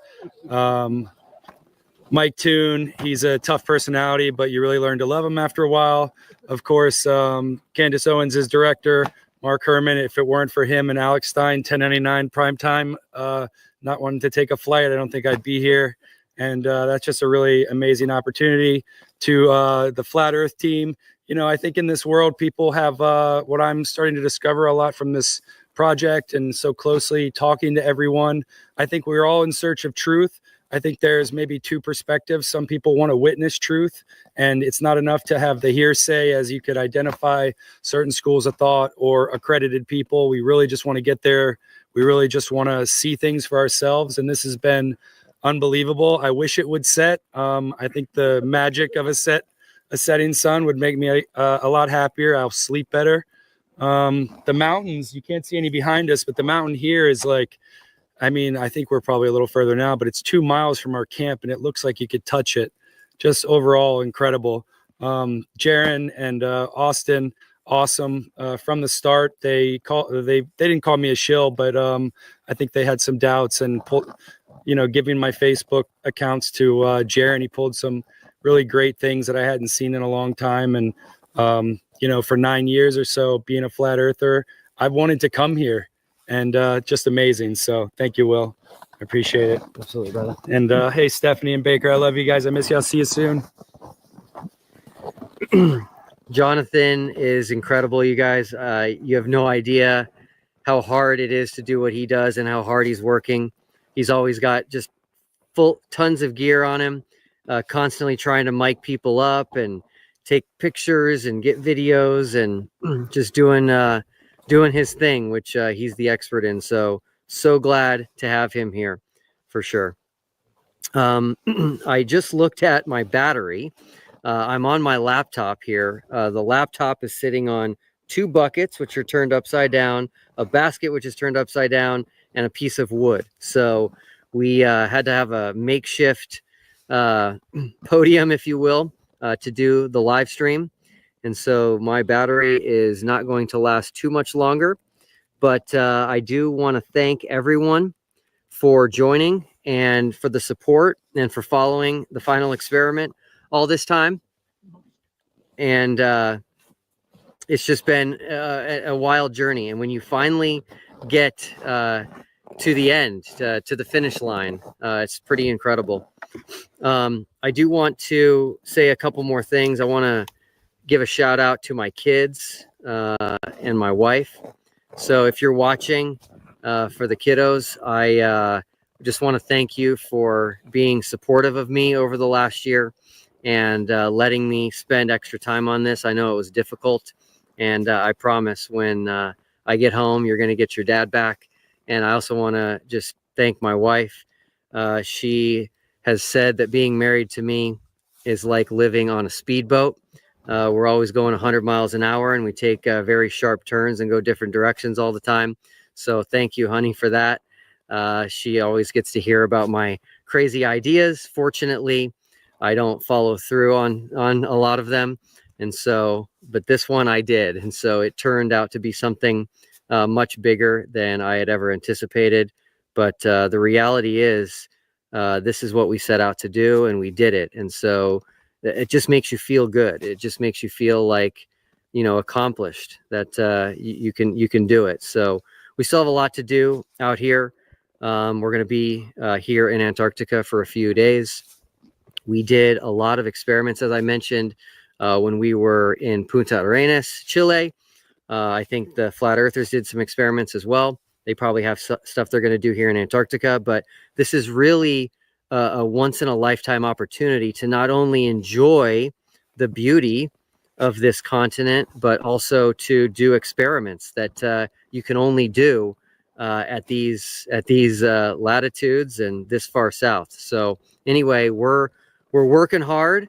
I know everybody's probably dying to hear what they are and to have us feed you more content, but realize we're going. We're going from morning all the way through the end of the day. We're just always moving and shaking and doing things, and we're trying to make sure that we save our work and back it up, and it's just a lot. And so we try to eat in the middle of doing all that. So it will all come out eventually. We'll have a lot of videos, but we've got to take advantage of the time that we're out here. So the stuff that we're recording and documenting, we hope will be a resource for everyone indefinitely. That's really why we're here. So it's pretty exciting. I do want to say a couple of things before signing off. Number one, Critical Think is going to be doing a live stream on his channel here shortly, probably in about 12 minutes. And then About an hour or so after that, MCToon is going to go live on his channel. So you'll definitely want to check those out. And I'm just going to sign off and say this. You know, I called this the final experiment. It was a name that just came to me, and I thought it was catchy, and I thought it would work. And I still like it. So I do want to say I agree with Jaron that this midnight sun that we just showed everybody that we're all standing in right now does falsify the AE map for sure. Please consider that Alexander Gleason, okay, his map, the map that I've seen on people's shirts, that I've seen in videos, that I see on the walls in the back on people's houses, you know, the guy that made that map in the lower right corner, he stated very clearly that there is no 24-hour sun. He actually said there was no sunlight at all once you reached 80 degrees south, which is where we're coming to you from right now. So I definitely think that the final experiment so far has falsified the AE map. And you know what? It's a good thing. We're moving forward. We're learning. We're progressing. And we're seeking truth. Hanging out with this incredible group of people has shown me that we all have something in common, which is we desire truth more than popularity. And that's what this takes. We've got to be honest with ourselves. We've got to be honest with others. If not, what's the point and what are we doing here? So with that, I'm going to go ahead and sign off. Again, thank you all for all of the support. And can you just take the laptop and give it a good yeah, because people think it's a green screen. okay, all right, so can someone grab this battery? Just do a slow all the way around. All right, we're gonna okay we're just gonna do one more spin here, nice and slow, so you can see the backdrop, the incredible mountains, and all of our camera gear.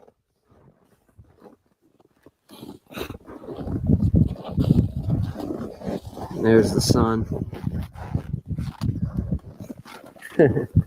Critical think there. And it is the sun.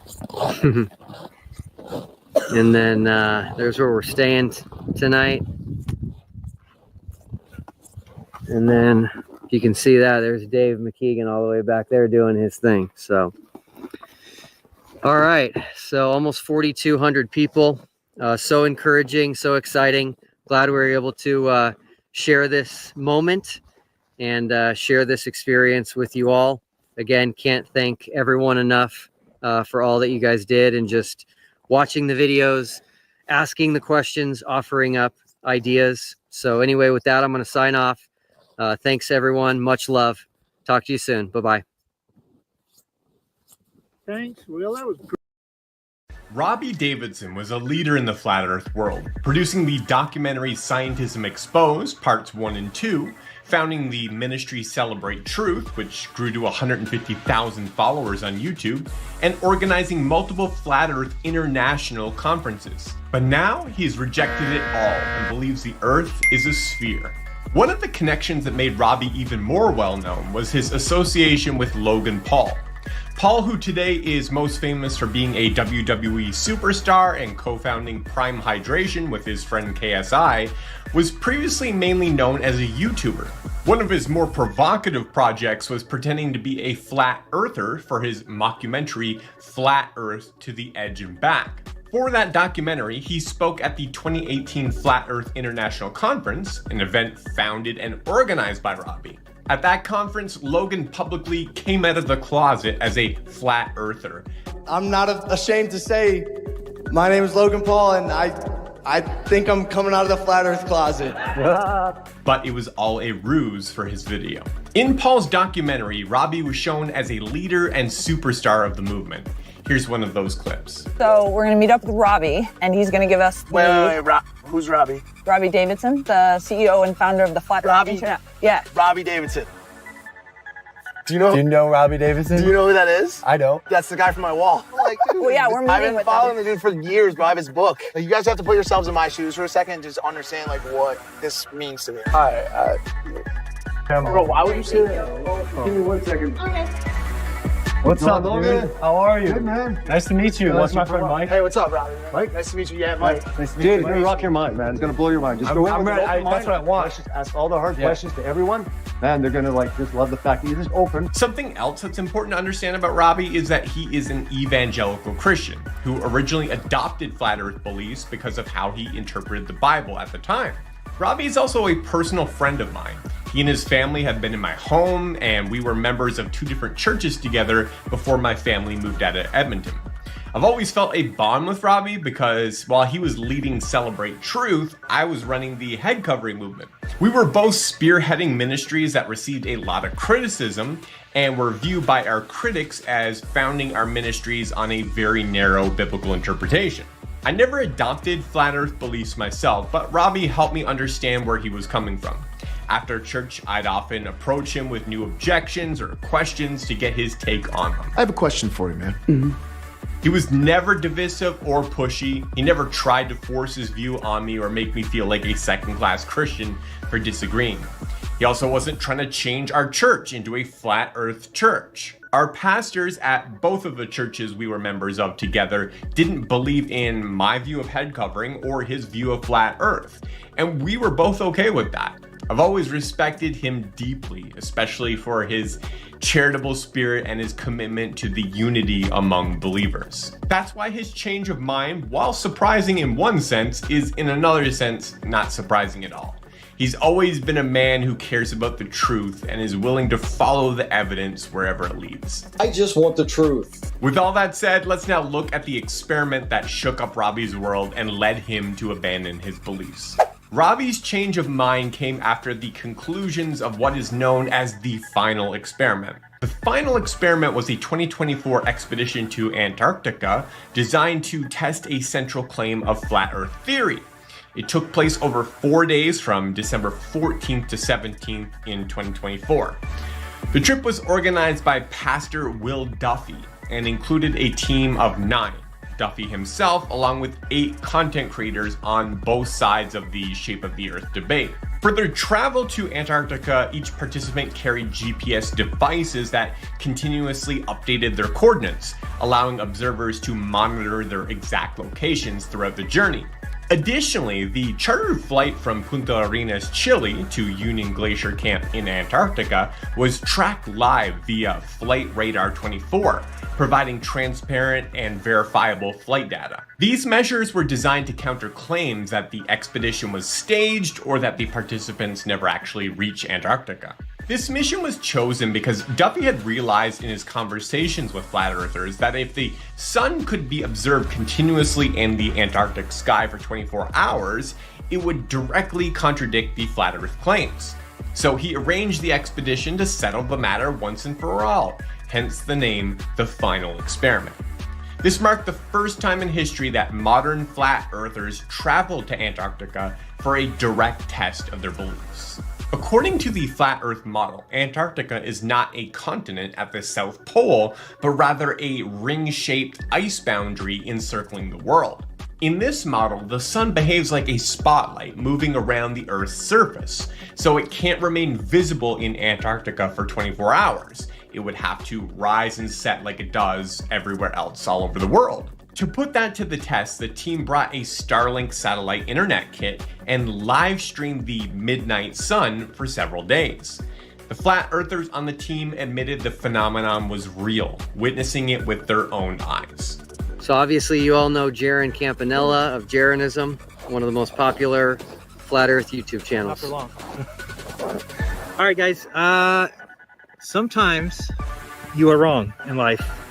And I thought that there was no 24-hour sun. In fact, I was pretty sure of it. But I respect Will Duffy for being a stand-up guy, at least in the way that he kept saying it was true. I kept saying it wasn't. He said, "You want to go? I'll take you," and brought me here. And it's a fact. The sun does circle you in the south. So what does that mean? You guys are going to have to figure that out yourself. Don't listen to my beliefs or my opinion. It shouldn't matter to you. But at least you should be able to accept that the sun does exactly what these guys said as far as circles the southern continent. So I honestly believe there was no 24-hour sun. I honestly now believe there is. that's it. Their cameras were set up to track the sun's position through the night. The live feeds that were broadcast on YouTube and social media showed the sun skimming just above the horizon at local midnight before rising higher again, never setting. This is what's known as a midnight sun. A second reason for choosing Antarctica specifically, rather than a northern location like Alaska or Norway, where the midnight sun is also visible, was the belief among flat earthers that regular people cannot access Antarctica. You can get a flight, you can get it booked, get down there, they're gonna take a picture with a penguin, they'll take you to a ceremonial pole. But you say, hey dude, I wanna grab a backpack, I wanna go explore. You won't be allowed. Really? It is guarded big time. 40 countries signed a peace treaty, and it's the longest standing peace treaty that no one's ever broken. And it says that only military and science can go there. You're not allowed to go backpacking and hang out. Many in that movement believed governments were restricting access to the so-called ice wall at the edge of the world, hiding the truth about a flat earth from the public. But the fact that Duffy could arrange private travel for the team shattered this narrative. The evidence of the midnight sun caused many truth seekers to abandon their flat earth beliefs, but not all. Some fairly acknowledged that while this data point does clearly contradict the flat earth model, they wanted to explore further before drawing new conclusions. Others, however, exposed their bias, clinging to the theory at all costs. Dean Odell, a pastor and prominent flat earth preacher who declined Duffy's invitation to join the expedition, all expenses paid, even claimed in a sermon afterward that Satan himself might have created a fake sun to deceive the team. Let me just say this at the outset here about the so-called final experiment and them allegedly seeing the sun move in a circle around them in Antarctica. Let me just go and tell you right now. You don't think Satan could pull that off? Robbie Davidson later summarized the flat earth backlash to the data. Some claim the team never even went to Antarctica. Others insisted they did, but filmed it all in a CGI studio. And a slew of absurd, even borderline insane conspiracy theories popped up to reject the reality of their boots on the ground evidence. Some even went so far as to be convinced that it was Satan himself going around the TFE team as a deception, rather than just admit it was literally the actual sun they observed on the continent. Many flat earthers now shrug and say it doesn't matter, even though a core pillar of our belief, I was there from the start, was that a 24-hour sun in Antarctica couldn't exist. We dismissed it as impossible, but the team proved it's real. By the end of the 4-day final experiment expedition, the sun never set a single time. Exactly what is expected on a globe and completely incompatible with flat earth cosmology. Now, this experiment was the final nail in the coffin for Robbie. He looked at the evidence and realized it wasn't on his side. He said the data pointed to a globe rather than a, quote, biblical enclosed model with a dome-like firmament, sun, moon, and stars spinning around Polaris. Polaris, also known as the North Star, is fixed in the night sky directly above the North Pole, with other stars appearing to rotate around it. After over a decade of researching and defending Flat Earth and thoroughly understanding every argument for and against it, Robbie put together a list of 10 specific takeaways from the final experiment that led him to abandon the Flat Earth model. They are as follows, using his own words with no commentary from me. 24-hour sun. The team recorded the sun circling the sky for 24 hours in Antarctica, upside down and moving counterclockwise, opposite to what we see up north. I believe it's the real sun, not a trick. On a flat Earth, you'd expect a clockwise path or a sun that sets, so this is a tough one to square. 24-hour moon. The moon is visible for 24 hours, upside down and counterclockwise too compared to the north. Flat Earth voices have argued there's no 24-hour moon down there, but the reality says otherwise. A flat map struggles to explain that motion. South Celestial Pole. The team filmed stars rotating clockwise around a southern point in Chile, the opposite of the northern counterclockwise spin around Polaris. Flat Earth voices have doubted this exists, but I trust what the team caught on camera. A single northern hub can't account for two poles. Sunrise and sunset direction. South of the Tropic of Capricorn, they documented the sun rising in the southeast and setting in the southwest. I believe that's the sun's true path, not a fluke. A flat earth model has a hard time bending sunlight to match that, unlike a globe's tilt. The South Pole. The team had someone at the South Pole while others were at a nearby camp.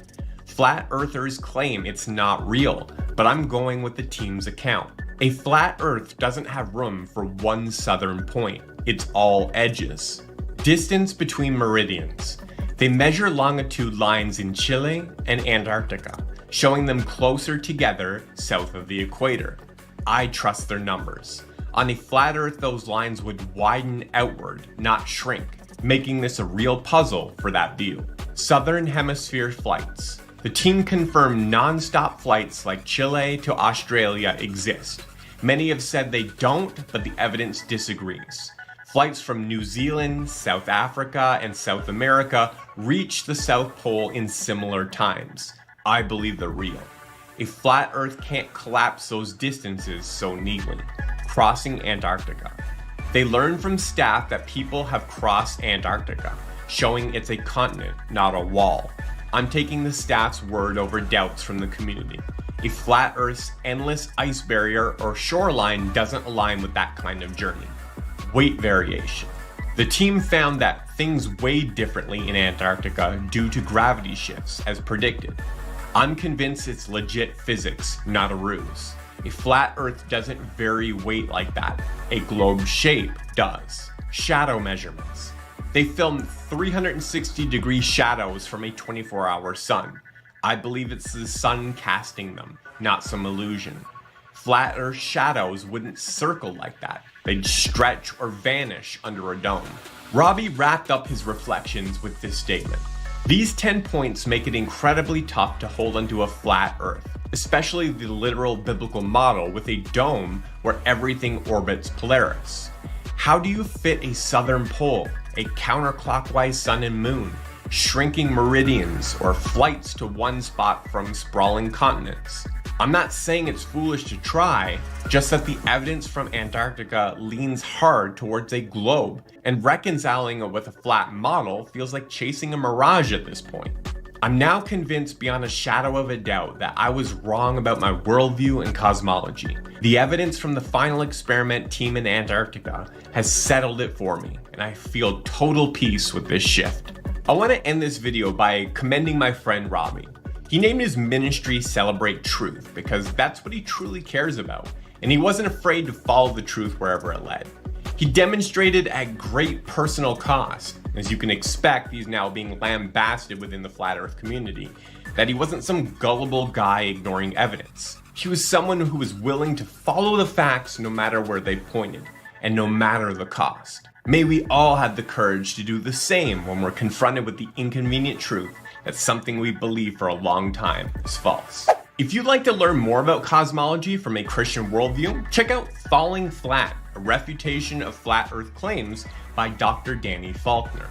Faulkner holds master's degrees in physics and astronomy and a PhD in astronomy from Indiana University. This book is written specifically for Christians who want to understand how science and scripture fit together when it comes to the shape of the earth. It thoroughly answers common flat earth claims while affirming the authority of the Bible. I've got a link to the book in the video description. Thanks so much for watching. If you found it helpful, would you mind clicking like before you leave? And if you want more content like this in your feed, click subscribe and hit the notification bell. See you in the next video.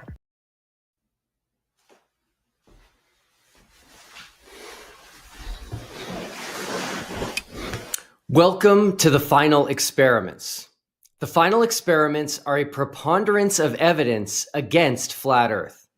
And the final experiments all confirm the globe. These experiments were all conducted in December of 2024, when 4 flat earthers and 4 globers went on a journey with me, Will Duffy, to Antarctica. We spent time in Punta Arenas, Chile, which is at the southern tip of South America, before flying to Antarctica. This entire trip allowed us to conduct historic experiments and collect data firsthand from an area of the world that few people will ever have the opportunity to visit and do this themselves. Prior to my announcement of the final experiment in early 2024, a vast majority of flat earthers, with very few exceptions, promoted the Gleason's map of the world, which is an azimuthal equidistant projection.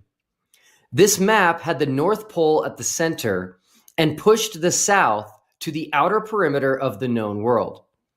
This made Antarctica an ice wall perimeter around all the world's continents, which served to hold in all the world's oceans, as flat earthers claim water must have a container. It also extends the entire southern hemisphere into a larger and larger area, where on the globe, everything south of the equator gets closer and closer together.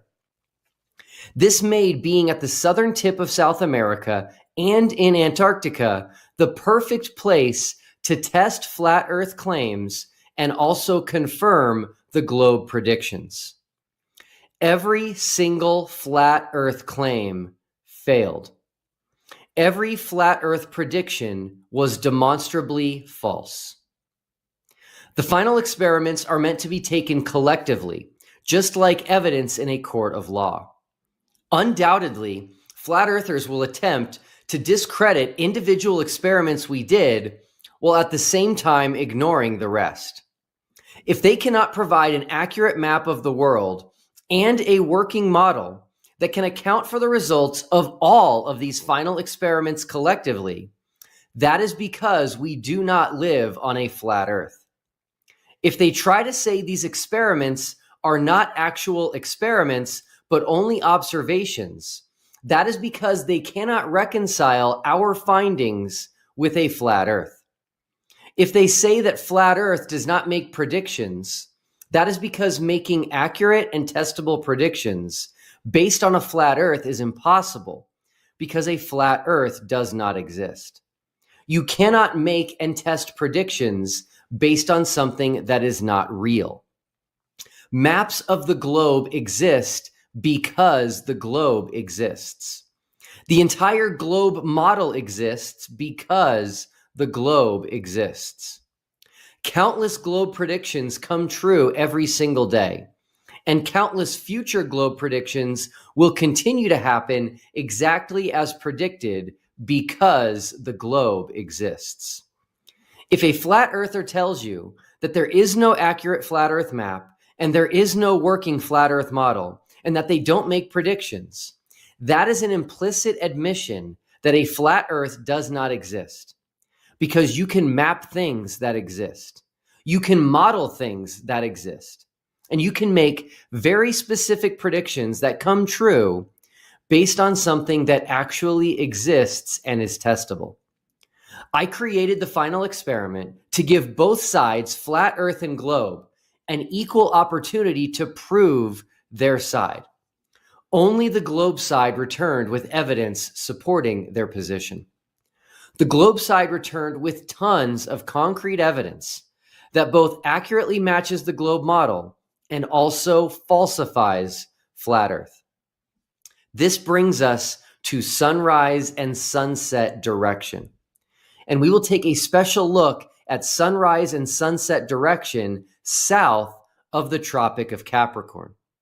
So we will need a quick geography lesson to properly understand this one. There are 5 major circles of latitude on the globe. From north to south, they are the Arctic Circle, the Tropic of Cancer, the Equator, the Tropic of Capricorn, and the Antarctic Circle. A flat Earth would only have 2 of these, the 2 tropics, Cancer and Capricorn. The equator, which divides the globe into hemispheres, would be meaningless on a flat Earth. And the Arctic and Antarctic circles only exist on the globe as they are specifically created by the globe's axial tilt of approximately 23.5 degrees. So when you hear a flat earther mention either the Arctic Circle or Antarctic Circle, which they do all the time, don't forget to remind them that those only exist on the globe. And watch that conversation get shut down very quickly. By the way, for what it's worth, the Antarctic Circle can only exist on a globe. You keep saying stuff like that. You don't even have a model. In this video, we will be mainly concerned with the Tropic of Capricorn. According to flat earthers, the sun's circuit above the earth moves from tropic to tropic. This is what they say creates seasons on the earth and is their best attempt at making sense of the sun's actual movement through the sky throughout the world. So it appears to move in a circle over top of the earth. It just moves in a giant circle. And throughout the year, it moves in and out, closer and further away from the center. That's what gives us seasons. That's what gives us the analemma. As we are about to see, this flat earth model has now been officially falsified, and the globe was confirmed. The tropics represent the furthest north and south latitudes where the sun can be observed directly overhead a geographic location. The Tropic of Cancer is located at about 23 degrees north, and the Tropic of Capricorn is located at about 23 degrees south. Here is flat earther Eric Dubé explaining how the sun moves over a flat earth from tropic to tropic and how that causes the different seasons. In the flat earth model, the sun and moon luminaries revolve around the earth, illuminating like spotlights the areas over which they pass. The sun's annual corkscrew journey begins at the Tropic of Capricorn on the winter solstice, where it makes its fastest and largest circle over and around the earth. Every day, the sun slightly narrows its path and slows its speed, until when the sun makes its smallest, slowest circle around the Tropic of Cancer. There is very little land south of the Tropic of Capricorn. Here is a Mercator projection of the globe, and the line at the bottom represents the Tropic of Capricorn. And you can see that only the southern portion of South America, the southern tip of Africa, the southern half of Australia and New Zealand are the only main areas of land south of the Tropic of Capricorn, in addition to Antarctica. Being south of the Tropic of Capricorn puts you in a very unique place to test the significant difference between the flat earth claims and the globes. As you can see in this graphic, the sun's movement over the flat earth is in a circle that travels between the two tropics. And when the sun reaches its outermost and largest circle over the Tropic of Capricorn, someone south of that tropic would observe the sun to rise in the northeast, and they would observe the sun to set in the northwest. But on the globe model, for someone south of the Tropic of Capricorn, the sun would rise to the southeast and set to the southwest. Listen to this flat earther tell me personally, prior to the final experiment, that if the sun sets for us to the southwest, we definitely live on a globe. When you're in that place, regardless of whether you're on a globe or whether you're on a flat, you are going to be south of the Tropic of Capricorn. You're going to be south of the furthest zenith position that the sun makes. So you are going to have to look north to see the sun. And it would be real simple that as it traverses to the west, if it arcs in a west by northwesterly direction at all, you're not on a globe. If it arcs around, if it starts to track, you don't even have to see it for 24 hours. All you have to do is watch which way it tracks. If it goes west by northwest, you're going to be on, you're on a flat earth. If it's going past you in a west by southwest direction, in other words, angling off to this way, arcing around you, then you're definitely on a globe. This will be a common theme in this series.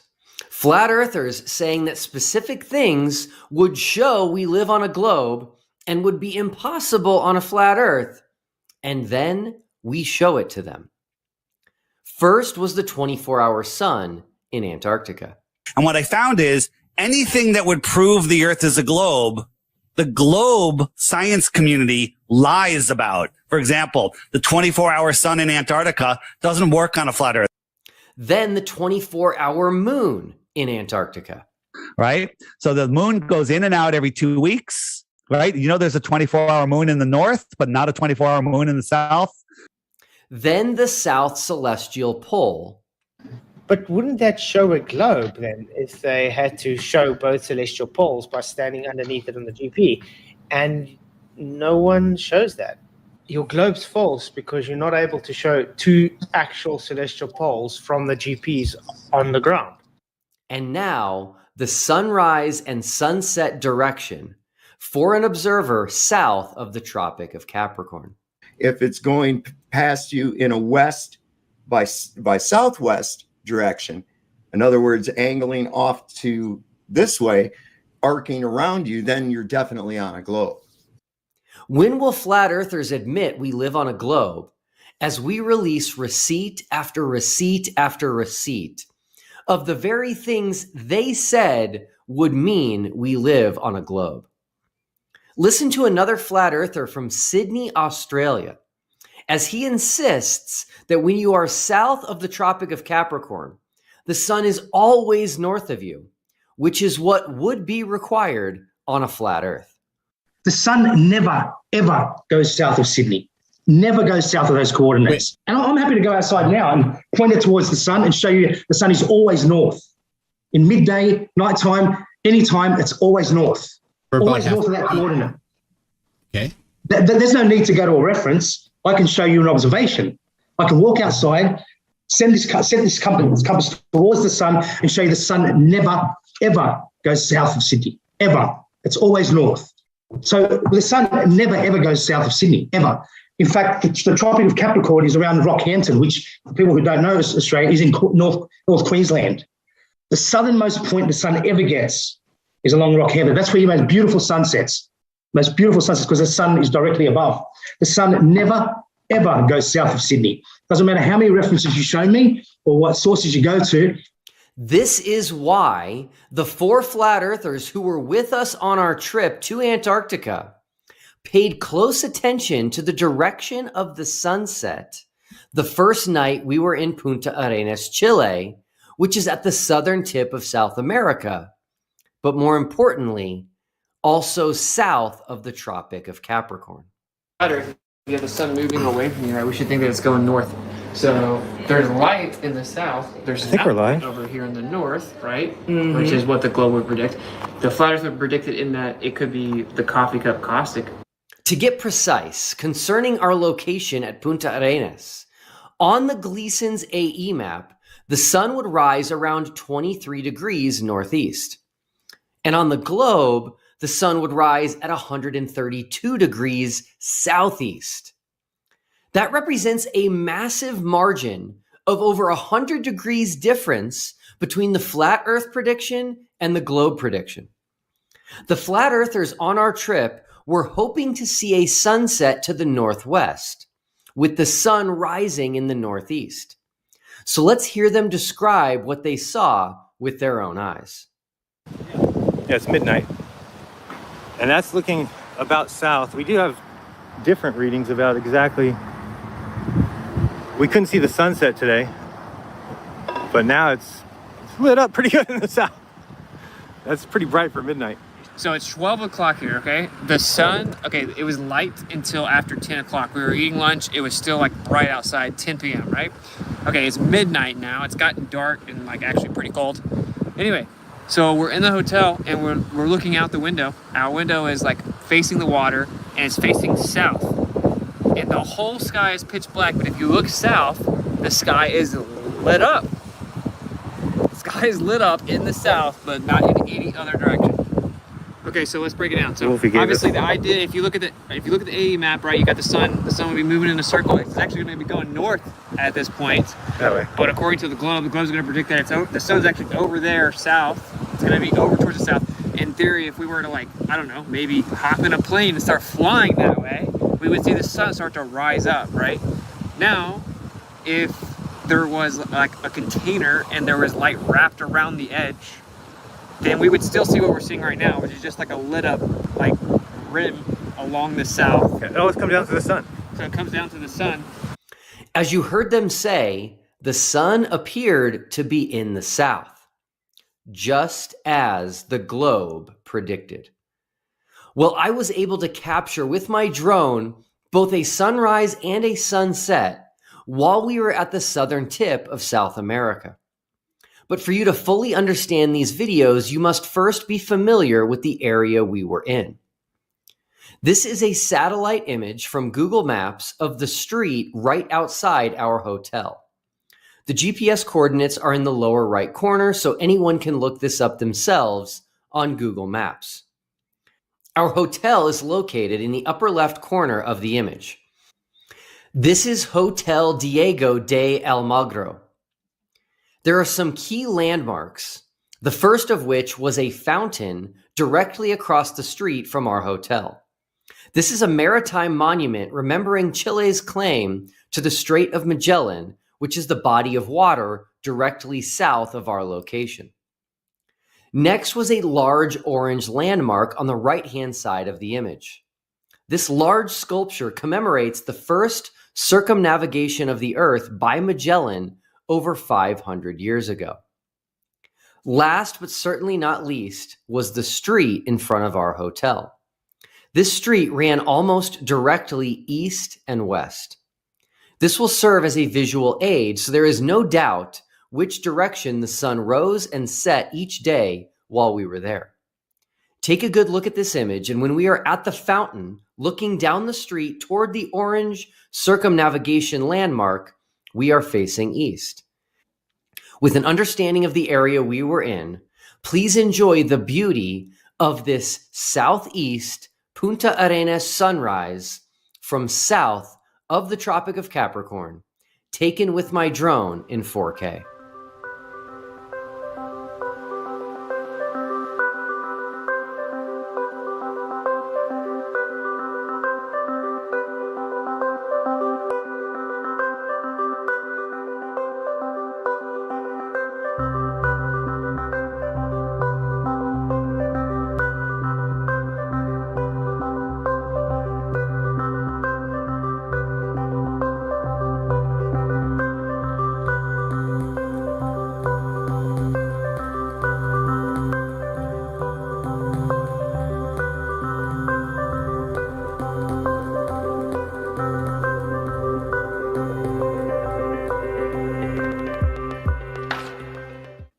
As you clearly saw, the sun came up from the southeast, which is exactly what would happen on a globe and would be impossible on a flat Earth.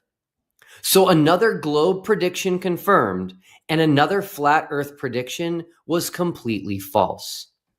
To help this make sense, someone named Mike Honey made these two motion graphics, which first show the path of the sun over the flat Earth map, and then he added a sun, which represents what we actually experienced both in Chile and Antarctica.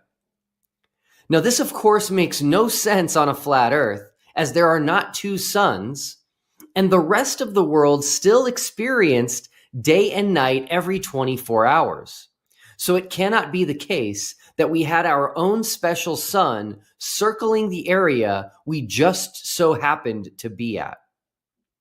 Another YouTuber named Josh Leese created this incredible video to show how sun elevation angles make no sense on a flat Earth. And then watch what happens when these 30 sun elevation angles on the flat Earth are transitioned onto a globe.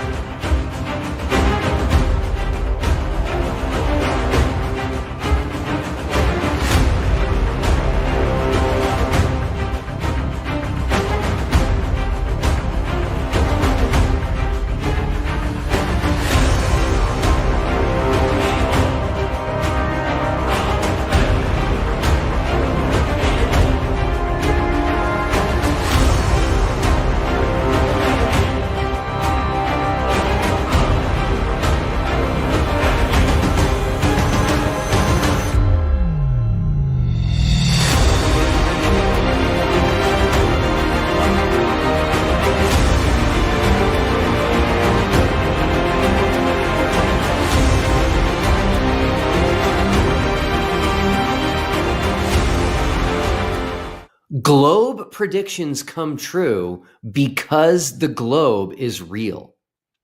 Every flat Earth prediction prior to the final experiment was demonstrably false. First, they said there is no 24-hour sun in Antarctica. Next, they said there is no 24-hour moon in Antarctica. Then that there is no South Celestial Pole. And now they said that the sun would rise in the northeast and set in the northwest. Not only did the sun actually rise and set in a southerly direction, we were so far south we could see twilight moving from right to left due south of us through the night. And that twilight to the south of us was, of course, coming from the 24-hour sun in Antarctica. This incredible time lapse was captured by our own Jonathan Morandi, and you can see the twilight to the south moving from right to left through the night, just as the globe predicted.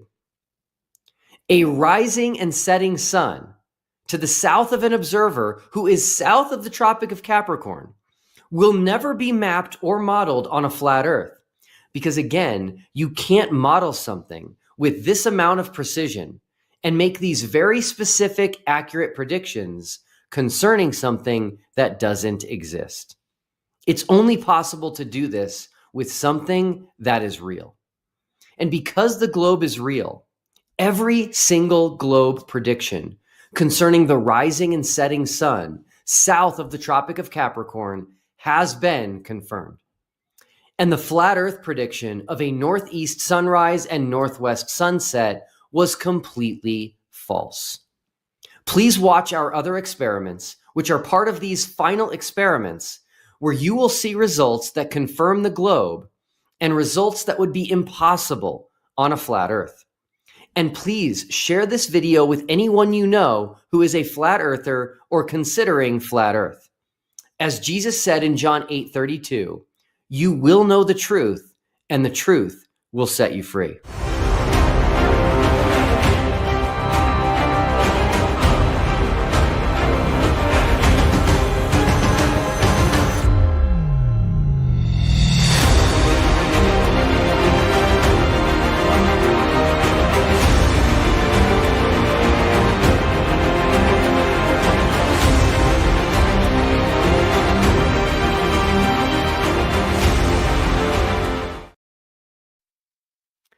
All right. Welcome, everyone. Thank you for being here today. Really excited to have this conversation. Something I have learned in my time in the flat Earth community is that flat earthers will say and claim things about themselves that are simply not true. For example, flat earthers will claim to be pilots, but they're not actually pilots. Bob Nodell claimed to be a commercial pilot, and he was lying. He was not a commercial pilot. And then people in the flat Earth community will claim to have doctorates and to be doctors, and that's also has been shown to be not true. For those of you that missed my conversation with Stephen Alonzo, he claimed to be a doctor and a pilot. Both of those were not true. So anyway, there's something important when you have the truth on your side. You don't have to lie and you don't have to make these things up. But today we're going to talk to someone who actually has a doctorate, who actually is a doctor. And I am excited to have with us Dr. David Weisskopf. David, thank you so much for being here. Thank you for having me. It's a privilege. Yes, and I will let the audience know a little about you. So, number one, your name stuck out to me in this world of flat Earth because there's someone named David Weiss in the flat Earth world that most people are familiar with. He goes by Flat Earth Dave. And so, jokingly, tongue-in-cheek, I'm going to refer to you, David Weisskopf, as the globe's answer to David Weiss. But you do have an actual doctorate from Touro University. You also have a master's in Jewish studies from Hebrew University, a master in Israel studies from Hebrew University, and you're also fluent in both biblical Hebrew and modern Hebrew. And so I'm so thankful to have you here. You reached out to me. Word about the final experiment spread internationally very quickly. You are coming to us right now from Jerusalem, which has been your home for at least a couple of decades. And I'm excited to dive into the Bible today, to the scriptures, and to look at the biblical Hebrew from someone who's an expert. I'm excited to learn. Hopefully everyone else that's joining us today is excited to learn as well. And with that, I'll turn it over to you. You can talk a little bit about you and your YouTube channel, and then we can go ahead and dive into the Bible, into the book of Genesis. Yeah, I appreciate you having me on. I appreciate how quickly you responded to me.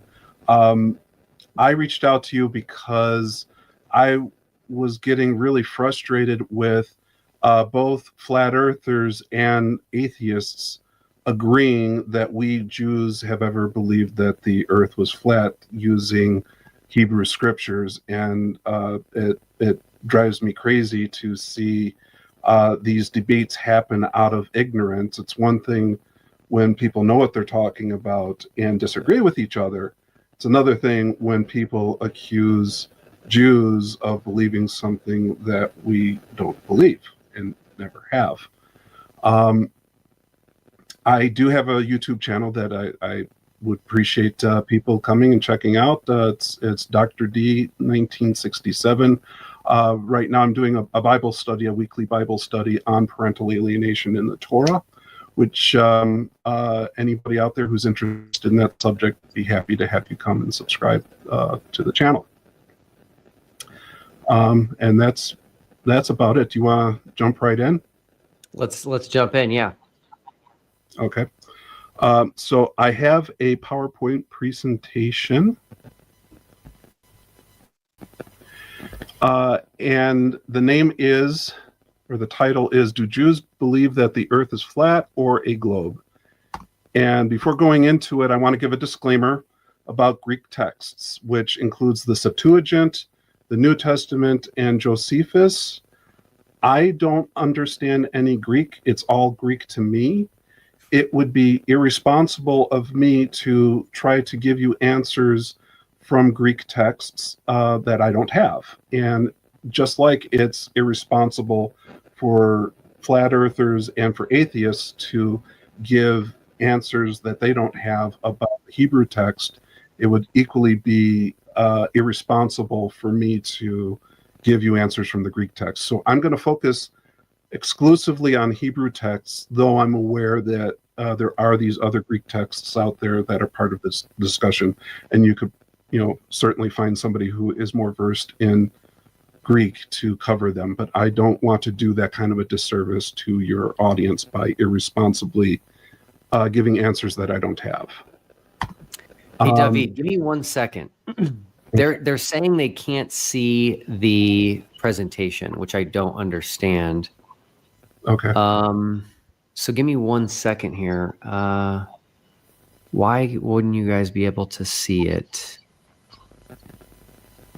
Sorry, 1 second here.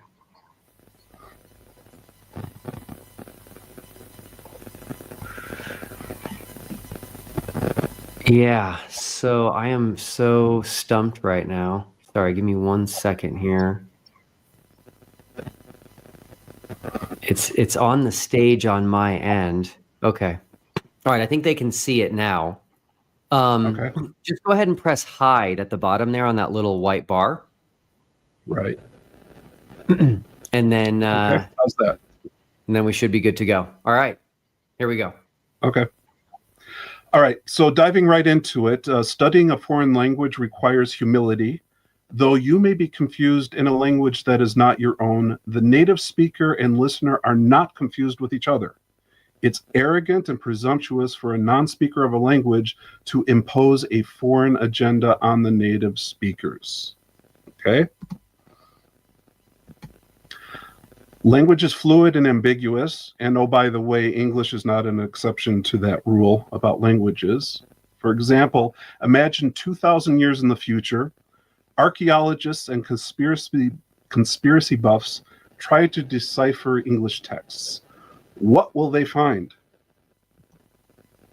Despite all of our technological advances, and if you think about it, we can land probes on other planets and shoot asteroids off course from wherever they're going. We have great Wi-Fi until we need it. But we still have not been able to precisely answer the following question in English. How high is the sky off the ground? Okay, let that sink in. We still cannot articulate in English precisely how high the sky is off the ground. What the heck is primordial soup? Okay, is there a big bowl of soup floating out in outer space? The same way that you would want archaeologists of the future to understand that English expressions can sometimes be fluid, vague, and incomplete, so too I request your patience with the fluidity and ambiguity of the ancient Hebrew language spoken by my ancestors. With that, we're going to go into exegeting the main passage, which is Genesis chapter 1, about this word rekeed. Stop the insanity. The earth is not flat. Essentially, no one in Christianity ever believed it. No theologian of any merit ever taught it. It is not taught in the Bible. Sadly, some people today do believe it.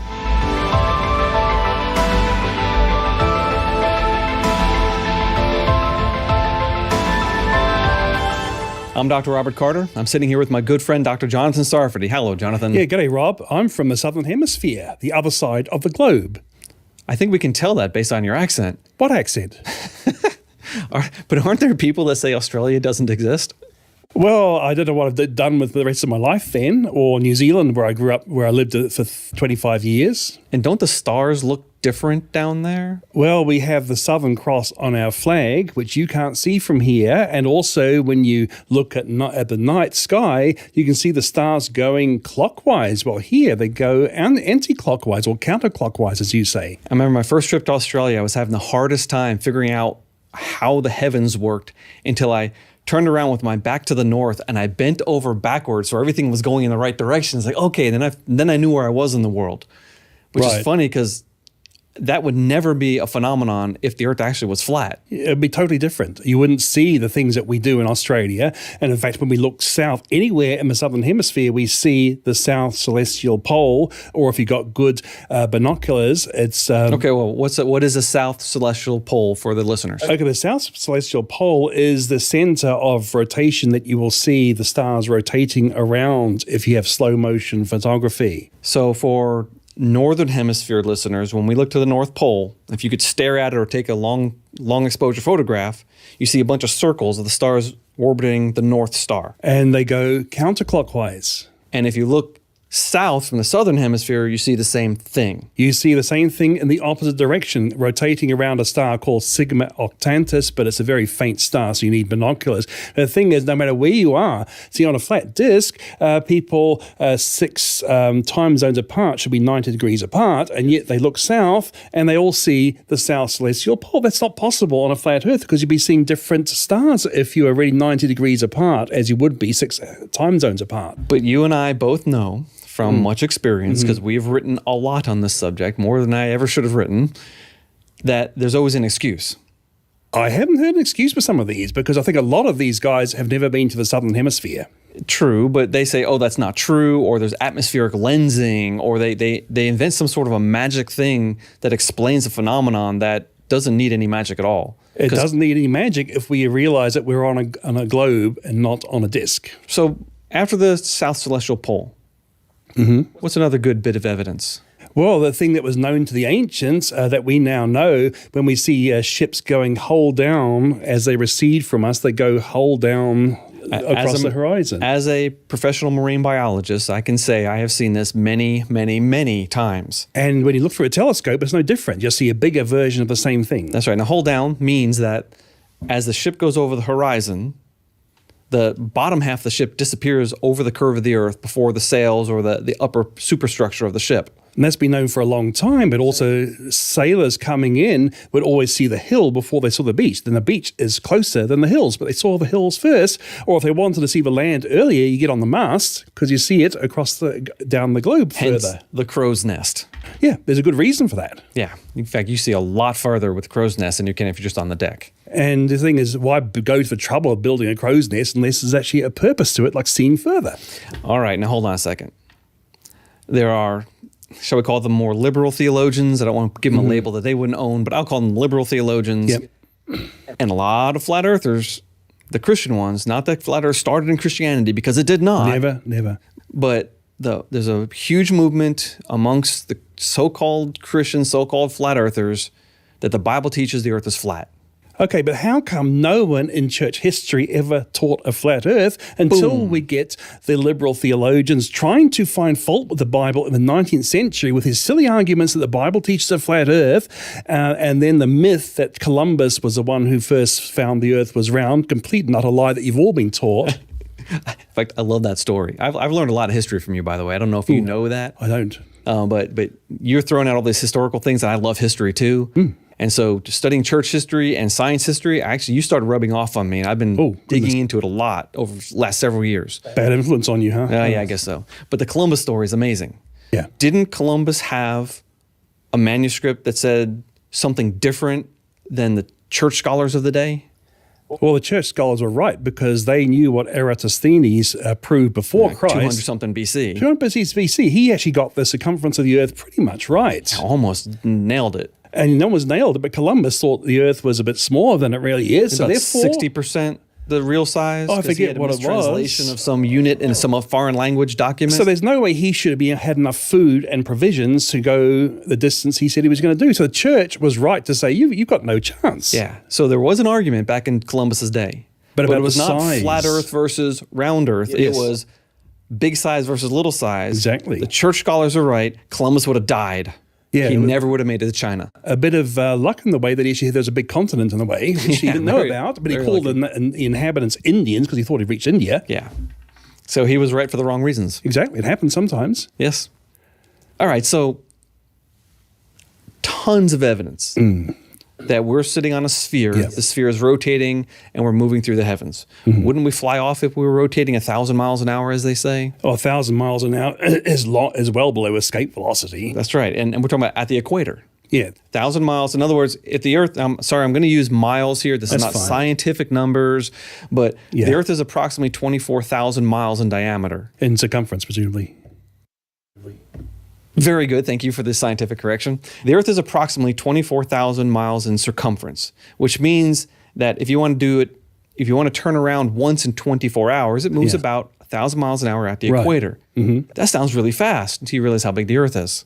Well, exactly. But also, how many people here, you've bound to be going on the airplane. The airplane's flying about 500 miles an hour. Okay, and you're on the airplane, and the hostess is quite happily pouring drink onto you, and it doesn't fly back in your face. Yeah. But if you were actually watching from the Earth and the plane was transparent, like Wonder Woman's plane was meant to be, you see everything going at 500 miles an hour. But when you're on the plane, you think you're standing still. The hostess is pouring vertically. You drop something, it falls vertically. But that coffee and that thing you drop is moving at 500 miles an hour sideways. And the thing is, everyone's doing that, so you don't notice it. And this is what we're doing on Earth. Everyone's moving at the same speed, so as the air, so as the clouds, everything. Therefore, we don't notice the turning. We do notice when we use gravity measurements, though. Oh, yeah. Because you and I would weigh less at the equator than we do here at about 30-something degrees north. And we'd weigh even differently if we went to the North Pole. And the reason we weigh less at the equator is because we're being pushed outwards by the rotation of the Earth, but it's only a few ounces difference. But it can be measured. Yeah, definitely measured. And also, when you're on a mountain, the gravitational force is a bit less because it's an inverse square law, and that can be measured with very fine scales too. Yes. And so one of the reasons why Mount Chimborazo, near the equator, is further away from the center of the Earth than Mount Everest. It's actually the tallest mountain in the world. Mount Everest isn't, if you're doing it not from sea level, but from center of the Earth, is because the Earth bulges outwards at the equator because of the spin. And yeah, you're quite correct there. Yeah, and also, still, it's only 0.3% bulging, so you can say to 0.3% that the Earth is a perfect sphere, but it has that bulge, which does make Chimborazo the furthest away from the center. Yeah.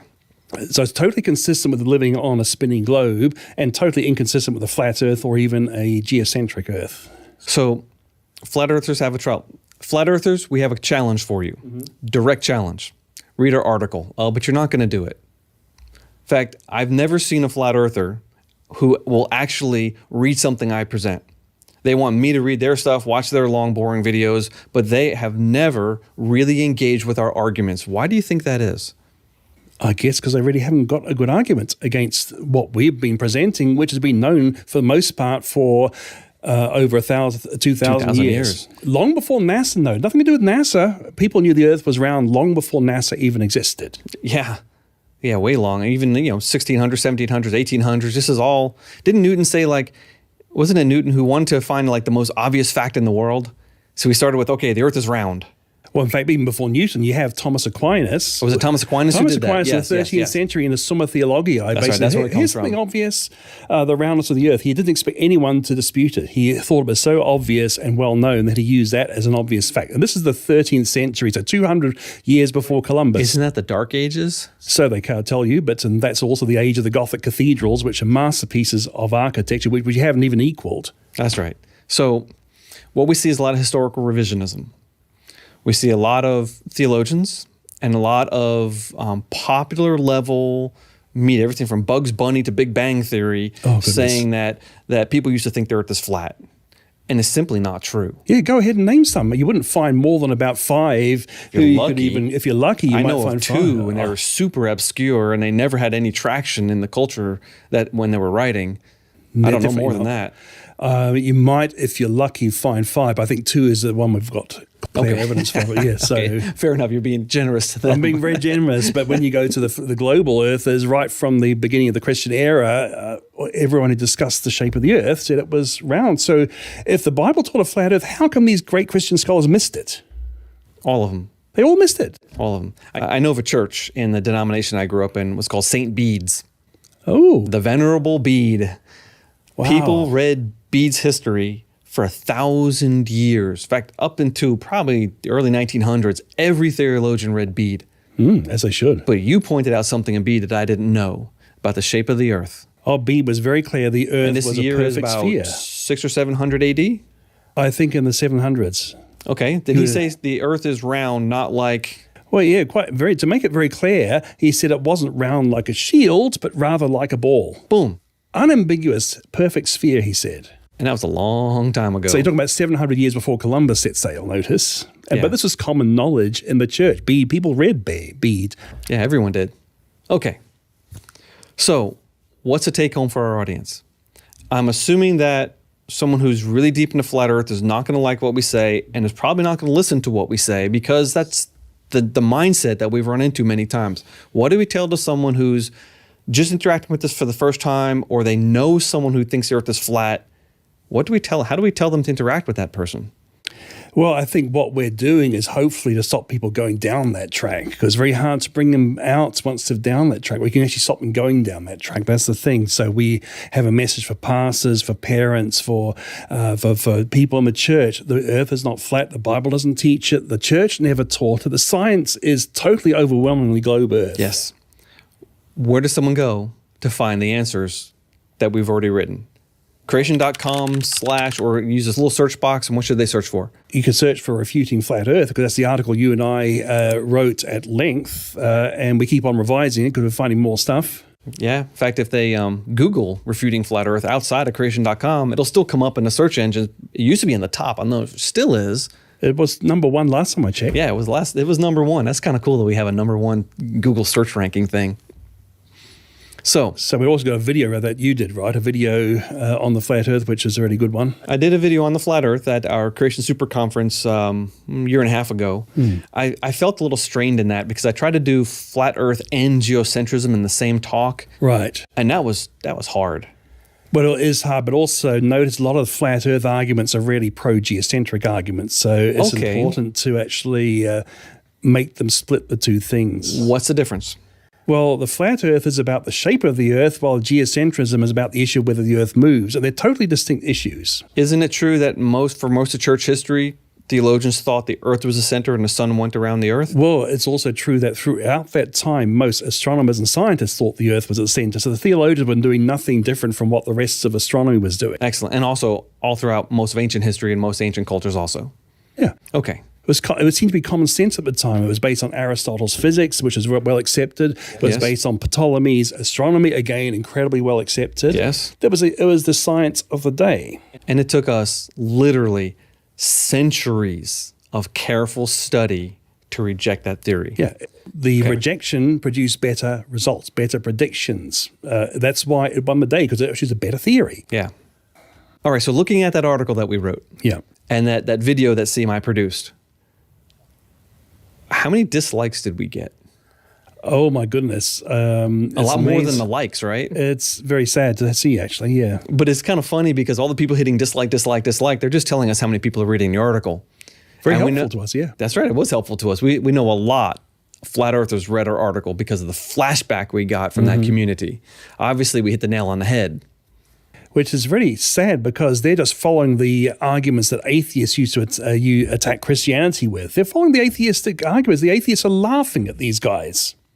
In fact, I reckon some of them are atheists anyway who are trolling us. Yeah. That's a problem on the internet is you can't tell who the troll is and who the firm believer is. And their arguments are so almost identical, so it's hard to tell from that either. Yeah, and they're equally silly regardless. Kills me that some Christians have been caught up in these anti-Christian trollish behaviors. Yeah. Now, when did this theory really start? The flat earth idea? Yeah, the flat earth idea. I think it wasn't until the 19th century as a reaction to these liberal theologians saying that the Bible teaches a flat earth. So, but then you get some people say, well, I better stick with the Bible. Yeah, I believe the Bible. The Bible says the earth is flat. Okay, let's try to back it up now. So 19th century is when we have this thing, and it seems to have popped up every so often. It goes in waves, and the latest incarnation is thanks to the internet. It wouldn't have happened without the internet. Yeah, without YouTube. Without Eric Dubai and without Rob Skiba. Who are both heretics. They're not our friends. They're not. And by the way, if you need documentation on that, go to our article, Refuting Flat Earth. There is a Who Are the Flat Earth Proponents link. Click on that and you can see a short bio on that. We're not saying that just to trash somebody. There's good reasons for saying this and for encouraging people to beware of dangerous theologians. One of them who's a Buddhist. Well, Eric Dubai is a Holocaust denier who thinks that Jesus didn't exist. And he thinks that Hitler was a nice guy, really, who's been misunderstood. So beware what your source of information is. And honestly, if you're rejecting 2,000 years of Christian scholarship, nearly unanimous Christian scholarship, you're in a perilous position. We don't reject things just to be rejecting. We're not curmudgeons just for the sake of being a curmudgeon. Yeah, see, we're a pro-Bible ministry. We're not an anti-establishment ministry for the sake of being anti-establishment. So it's important to get your priorities right. We want to defend the Bible as God's word. We're also a pro-science ministry. We are indeed. I mean, we both have PhDs in hard sciences, and we love science. We rejoice in science. Our ministry hires more PhD scientists than any other Christian ministry that we know of. So we just laid down a challenge to the flat earther, that we hope one or two of you out there will pick it up and see how good this challenge is. We've also thrown a lot of information out there for those of you who might be confused on the issue. And for those of you who know someone who's fallen down this rabbit hole, what you can answer for yourself and maybe talk to someone about it and maybe pull them out of the rabbit hole. It's a very, very difficult thing. Once someone is so deep into the conspiracy mindset, it's really hard to get out of it. But it is not a biblical statement that the earth is flat. It is not in Christian theology. It's not in biblical, in the scriptures. It's not in science. It's not in reasoning. It's not in logic. The earth is not flat. In fact, it is a globe. And we love science. If you're having trouble believing us, if you're having trouble believing the Bible, if you're having trouble believing what you're reading on or finding on the internet, just chill, relax, go to creation.com, pick out one or two of these articles and just read. Clear your mind and just read. You might actually be encouraged and maybe, just maybe, we'll be able to change your mind on this. If you are standing against Flat Earth Theory, share this video, share this podcast, click like, do something, subscribe. We've got all this good content for you. We want you to plug into the rest of CMI's content also. If you hate this and you think the earth is flat, fine, share it anyway. See what your friends think about it. Give us a thumbs down if you like. At least we're still tracking you because we know how many people are watching based on thumbs up and thumbs down. We don't mind at all. We want you to be encouraged that the Bible is true. Whether the earth is flat or not is a second question. However, theologically and scripturally, it's not. So dig into scripture, dig into science. Let's see how far we can go.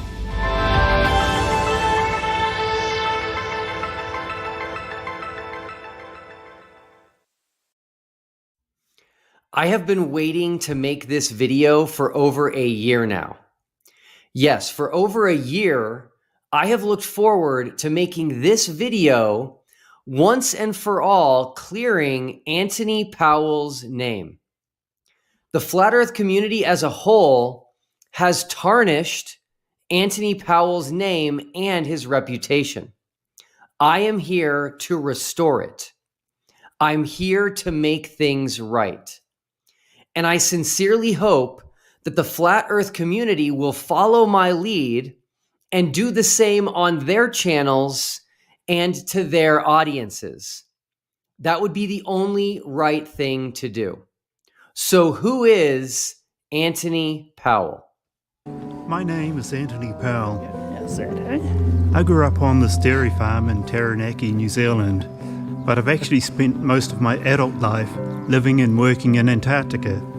Raised in New Zealand, Anthony is a filmmaker, photographer, and camera equipment builder. But more importantly, in 1998, he accepted his first job working in Antarctica. And he has been returning to Antarctica ever since. He's actually in Antarctica right now, marking 27 years of routine time spent in a place that most people will never get to see with their own eyes. Now, while in Antarctica, he met someone very special. Christine and I met down here, and I proposed to her in the winter of 2003. 6 weeks later, we had an impromptu wedding down here on the ice. In 2003, he married his wife, Christine, in Antarctica. Yes, their actual wedding took place in Antarctica. The flowers were all handmade with folded paper. Christine's friend Laurie made up a dress from donated fabric, and the plumbers cut us some rings made of brass. Anthony and Christine have spent over 20 years physically in Antarctica. And part of that time includes 10 winters there, where you cannot leave and you live in months of unending darkness. Now, for years, Anthony captured the beauty and wonder and enigma of this harsh continent. And in 2013, his film, Antarctica, A Year on Ice, premiered for the first time at the New Zealand International Film Festival. His documentary would go on to win 20 international film awards. Now, if you have not seen Antarctica, A Year on Ice, consider watching it with family and friends as you gather for Christmas and New Year's in the coming days. Now, part of his documentary was video of the Antarctic 24-hour sun that he took back in 2008. And this is where the controversy begins. You see, Flat Earth did not come back on the scene until 2014. The modern day Flat Earth movement started 10 years ago in 2014. So when Anthony Powell filmed the 24-hour sun back in 2008, and when he released his film, Antarctica, A Year on Ice, in 2013, Flat Earth was not a thing. But after Mark Braun and Matt Powerland and Eric Dubay started talking about Flat Earth in 2014 and 2015, the flat earth ideology began to grow like a wildfire. And as it grew, those who knew we live on a globe started pushing back against them and countering their arguments.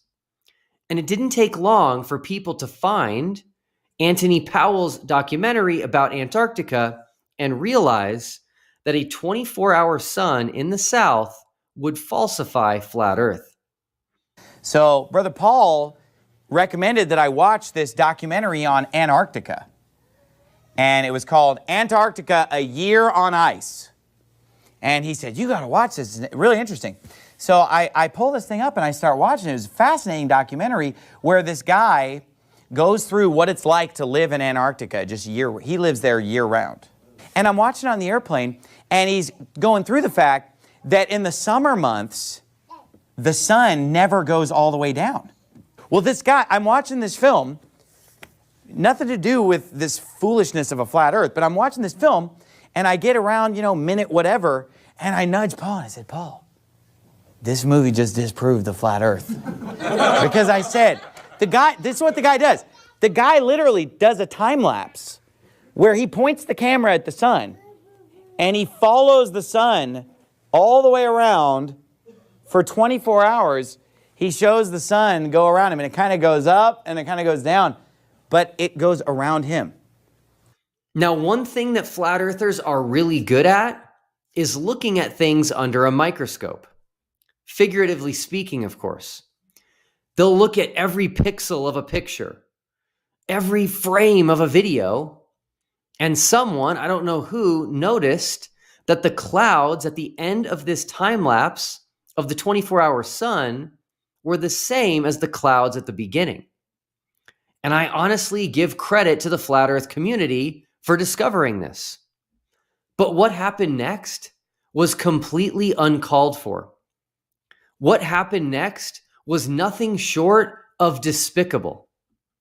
The flat earth community as a whole decided to create a narrative that fit their preconceived ideas that the earth is flat and there's a worldwide conspiracy to cover it up, and that Anthony Powell must be part of that massive cover-up.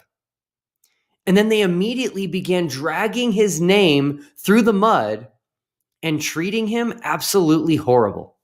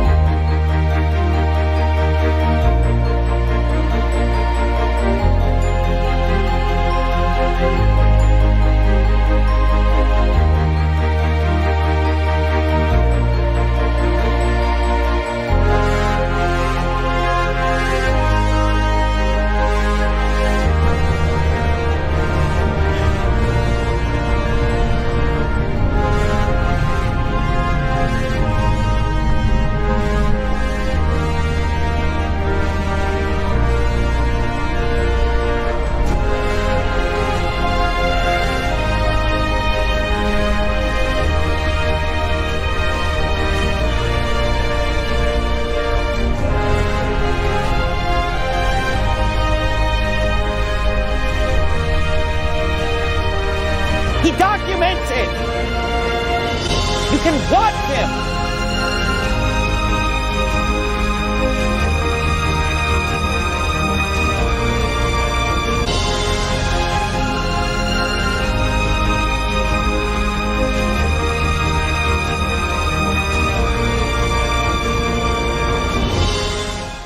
This is no way to treat a fellow human being. I've come down hard on Globers for how they treat flat earthers, but now it's time for me to do the same with the flat earth community. This is no way to treat someone. Anyone who jumped on this bandwagon against Anthony Powell, you should all be ashamed of yourselves. You call yourselves truthers, but nothing could be further from the truth. Show me evidence that any of you cared about the actual truth as to why this video was edited. All these years, how many flat earthers simply reached out to Anthony to ask him why the clouds repeated at the end? 0. Not one. You know why? because you are not truthers. No, you are confirmers. I would encourage you to look up the term confirmation bias, because that's exactly what this is. Instead of seeking out an understanding of the truth of why this happened, you immediately came up with a story which fit your preconceived ideas. That is confirmation bias. So that makes you a confirmer, not a truther. When I was made aware of this, because I actually do care about the truth, I did what anyone who wants to know the truth would do. I contacted Anthony Powell. Isn't that what a truther would do? I didn't create my own story of why he must have done this and made sure that my made-up story made me feel good about what I already believed and just confirmed what I already believed. No, I'm not a confirmer, I'm a truther. And what I quickly learned was that the editor of the film actually had 36 hours of continuous footage of the sun circling McMurdo Station, and he needed to cut it down to the 24 hours. It's a 24-hour sun. And they wanted to have the aesthetically pleasing mountain in the background be both at the beginning and the end. But because of where the camera started its time lapse, the mountain was only captured once over the 36 hours.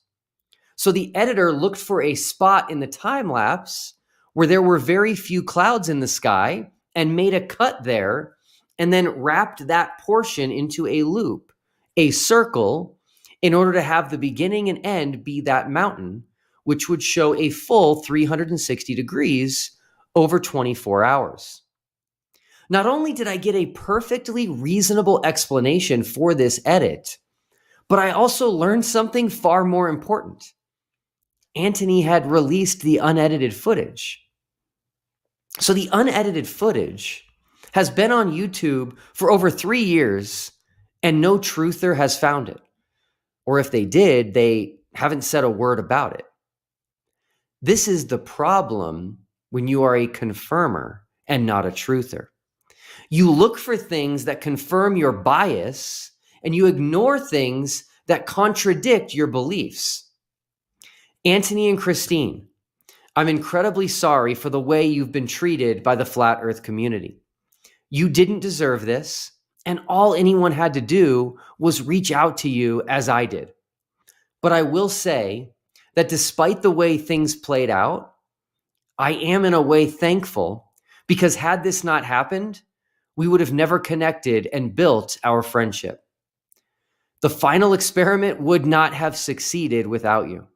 You taught me how to film in the extreme cold for 24 hours straight, which came from your own experience, which I'm sure took many attempts to figure out. I told you from the very beginning that one of my main goals with TFE was to clear your name and vindicate you and your work. I hope this video achieves that purpose.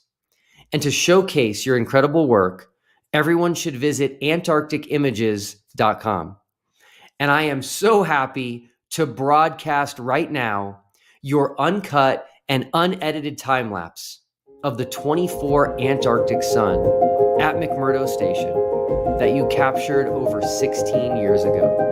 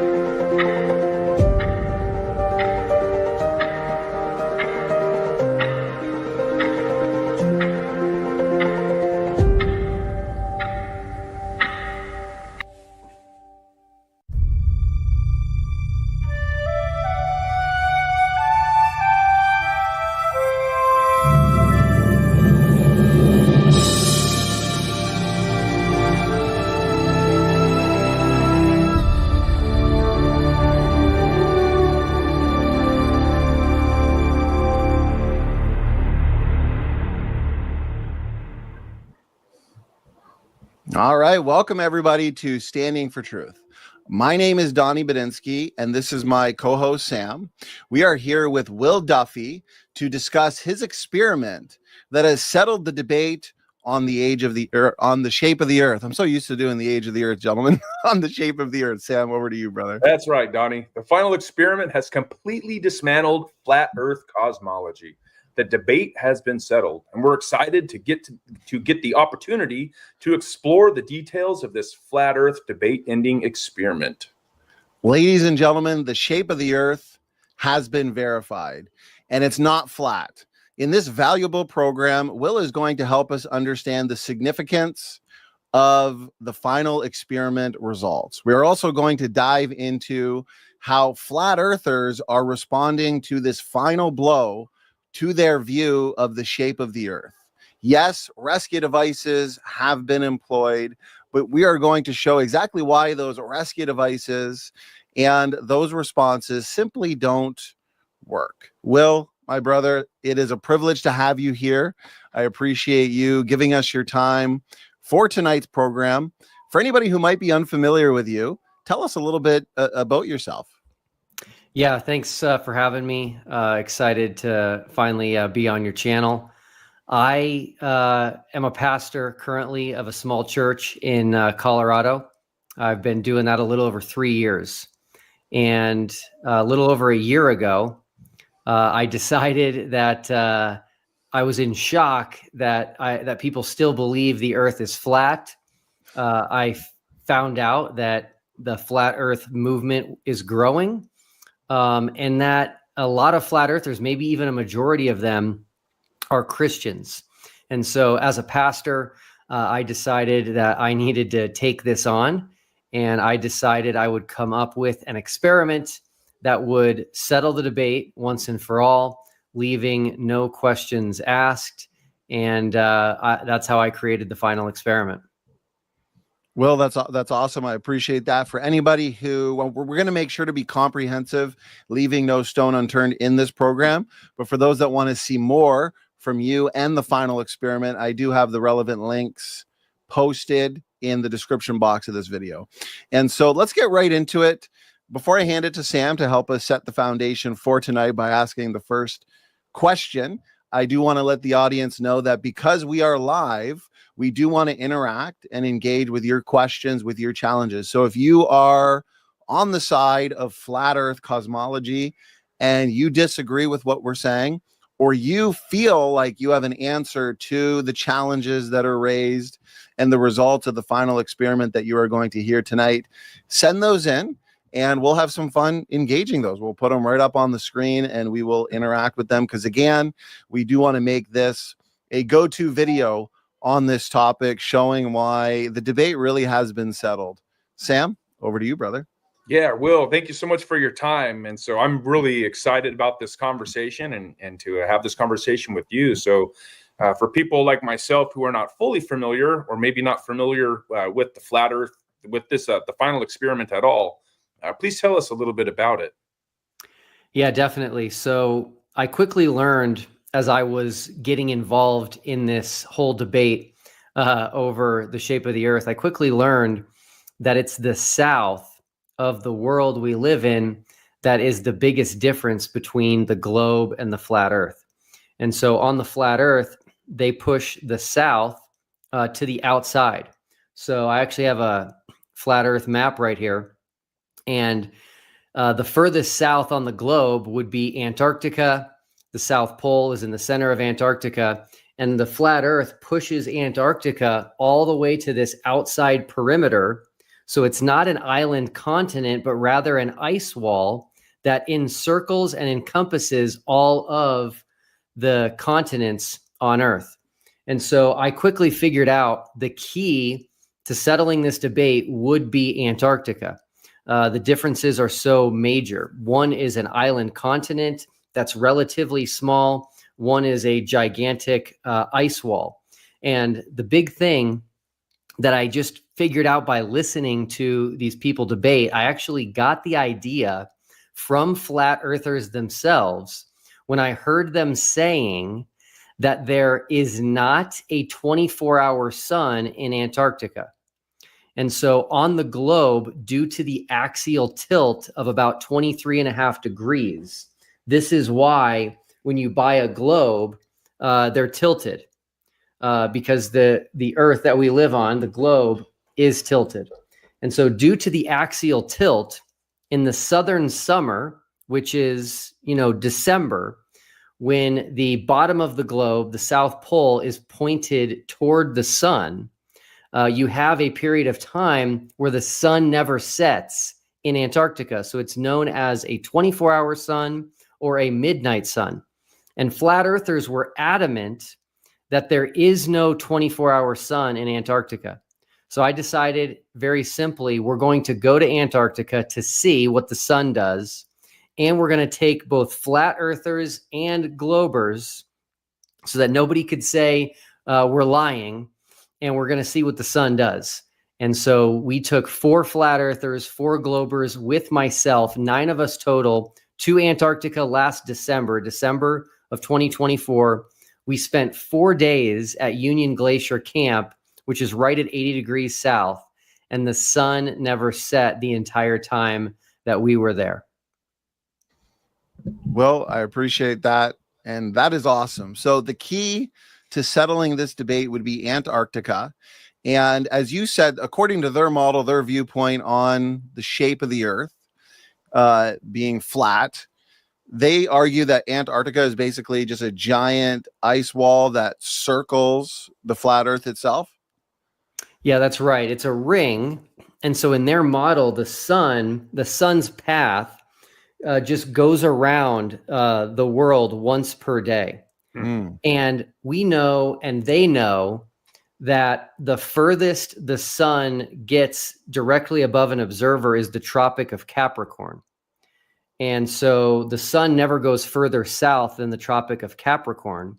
And so in Antarctica, you'd have to have the sun not only rise and set each day, but it would have to stay to the north. It could never be to the south.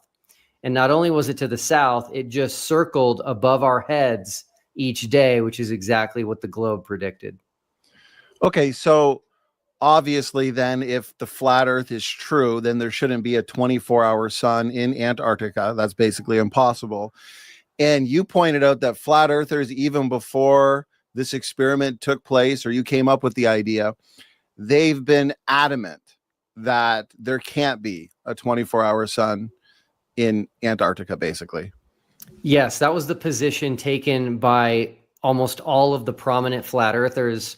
I collected many receipts of them saying things like a 24-hour sun in Antarctica would prove the globe.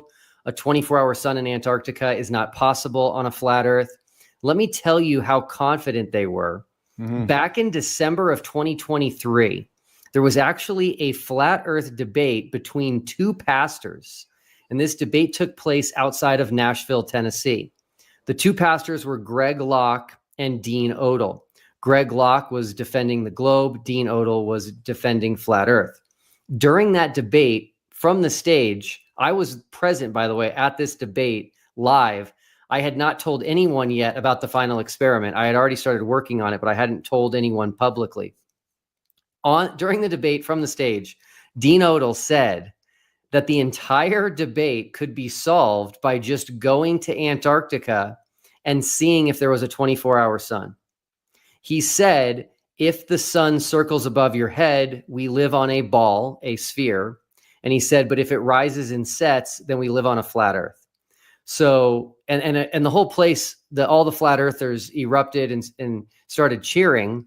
And then flat earthers after the debate started posting online, like on X, let's go to Antarctica to settle the debate. Now, once I announced the final experiment and once they figured out that I was on the globe side, all of a sudden they did not like the idea of going to Antarctica to settle the debate. That's interesting.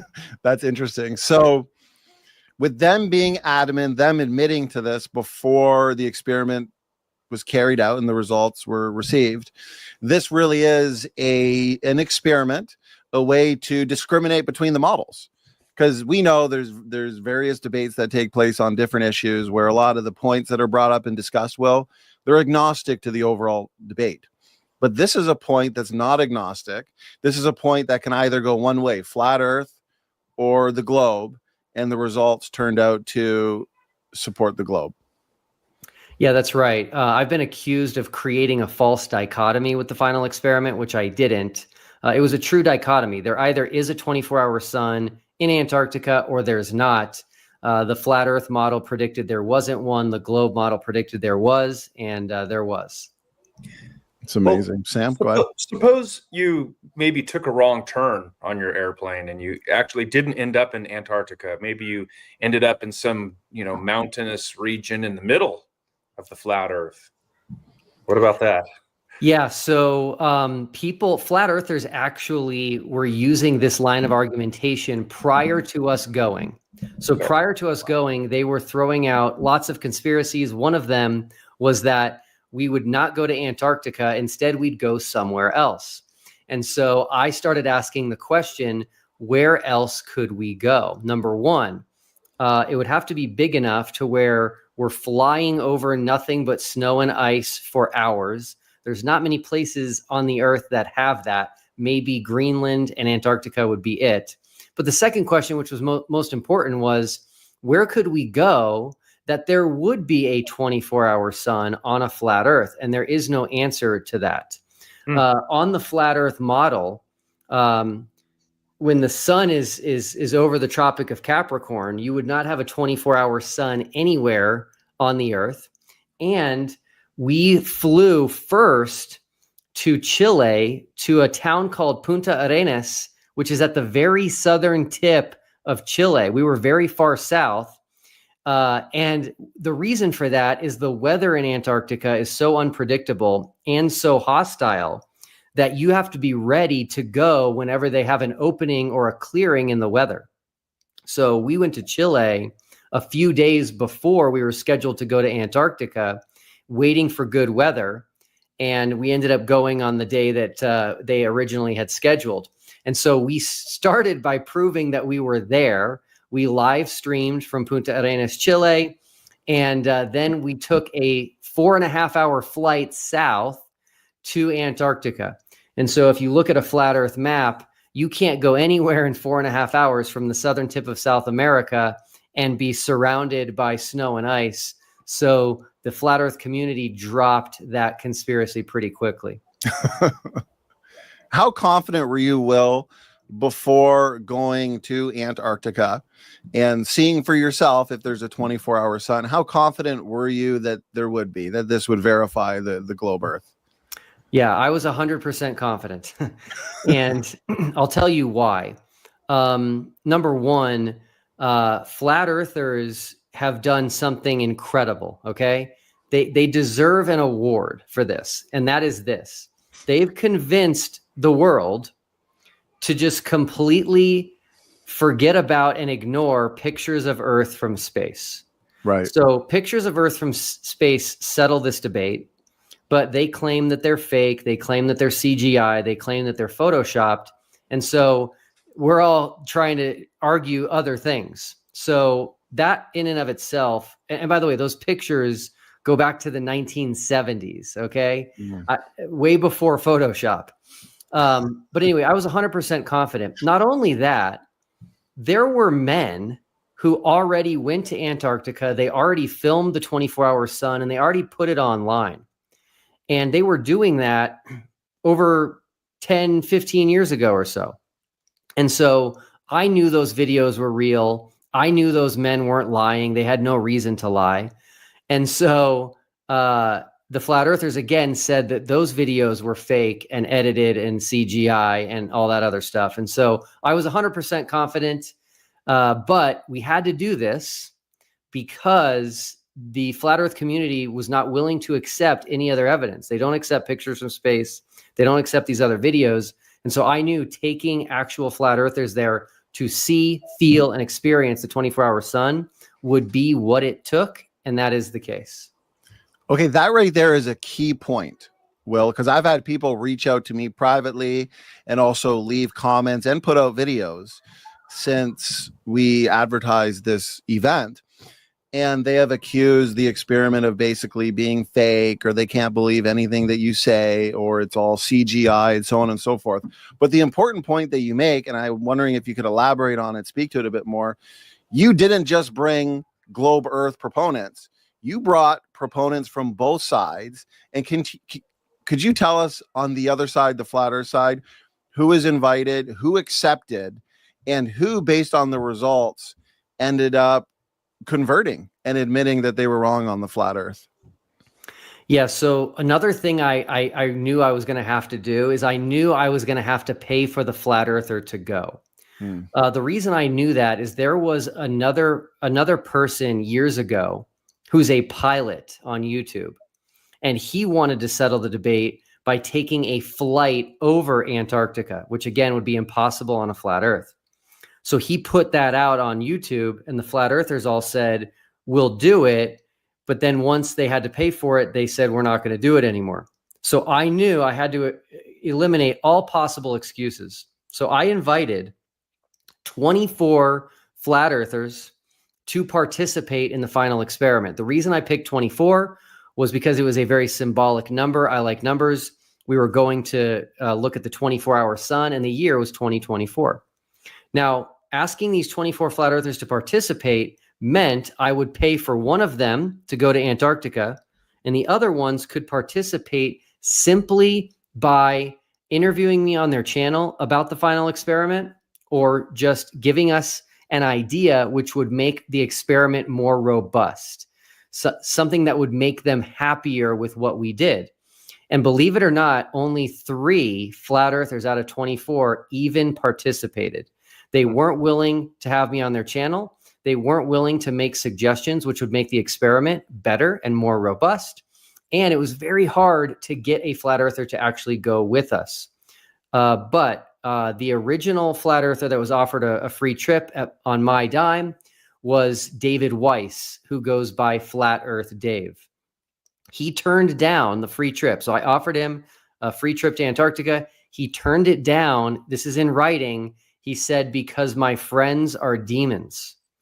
And he eventually called me a demon as well. So not the best excuse. I was gracious to him, and I said, it's okay. We'll move on.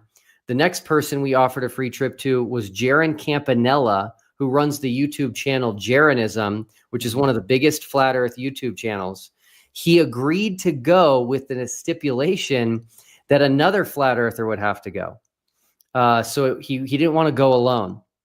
And so I ended up having to pay for 2 flat earthers to go. And the second one was Austin Whitsitt, who runs a YouTube channel, Whitsitt Gets It. And then here's an interesting story for the audience.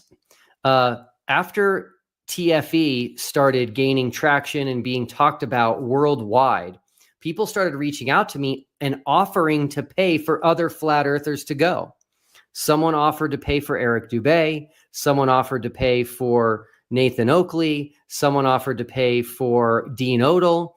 And it was incredible. It was making this so much bigger. And I didn't have the money to pay for that many flat earthers. And so all of those flat earthers kept turning down an offer to have their trip paid for to go to Antarctica. Mark Sargent had an offer. And so it became very telling that the flat earthers did not want to go to Antarctica. And I don't think they have a good excuse or reason as to why they didn't want to. But then I got an email after all of these legitimate people had offered to pay for flat earthers to go. I get an email, and this person says, hey, I want to pay for a flat earther, but I want to make it kind of like a contest and open it up to any flat earther. And I just thought that's great. So I held a golden ticket offer like Willy Wonka, and I had people submit applications, and I got applications from all over the world. I narrowed it down to 10, and I had a live stream with the 10. I introduced these 10 flat earthers to our audience. It was kind of like a reality show. It was very fun. And then we eliminated them one at a time, and we picked a winner. And the winner was a flat earther. Her name is Lisbeth Acosta. And she was super excited. She couldn't believe it. It was like she won the lottery.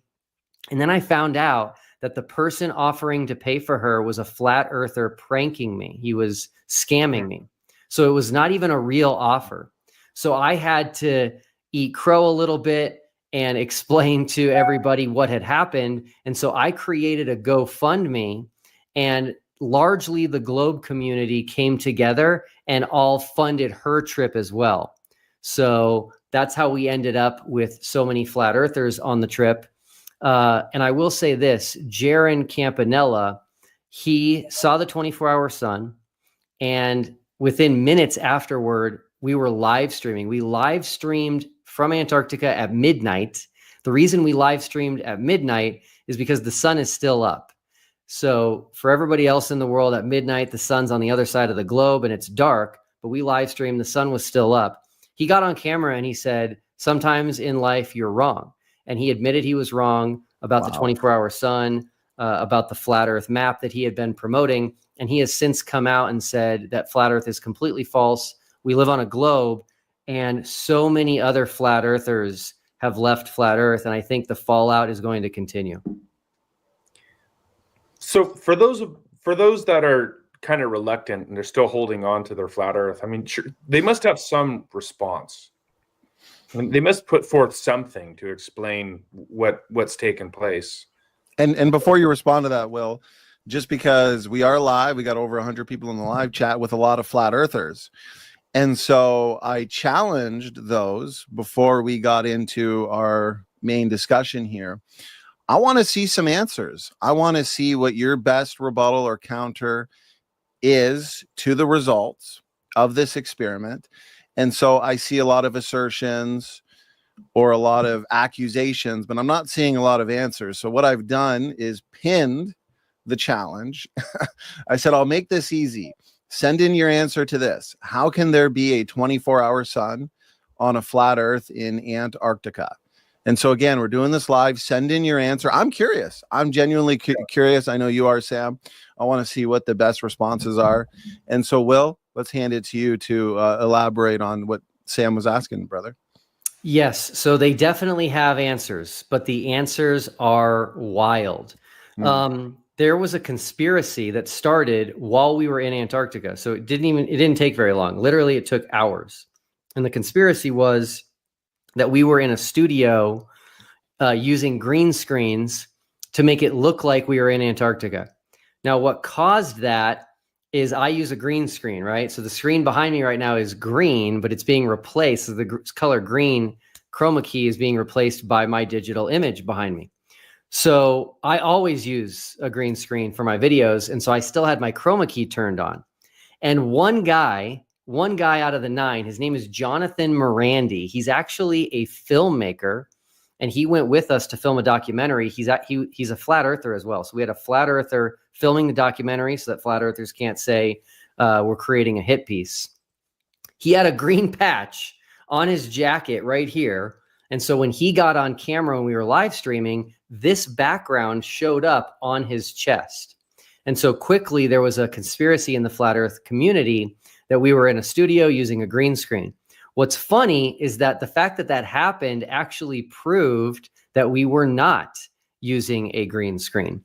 But to dispel that notion, the next day we did another live stream. I turned off the chroma key. I held up green things showing that nothing happened. And then I took my drone and I flew my drone backward behind me for hundreds of feet. Because if there was a green screen behind me, the drone would hit it and crash to just dispel that conspiracy. But that was the beginning.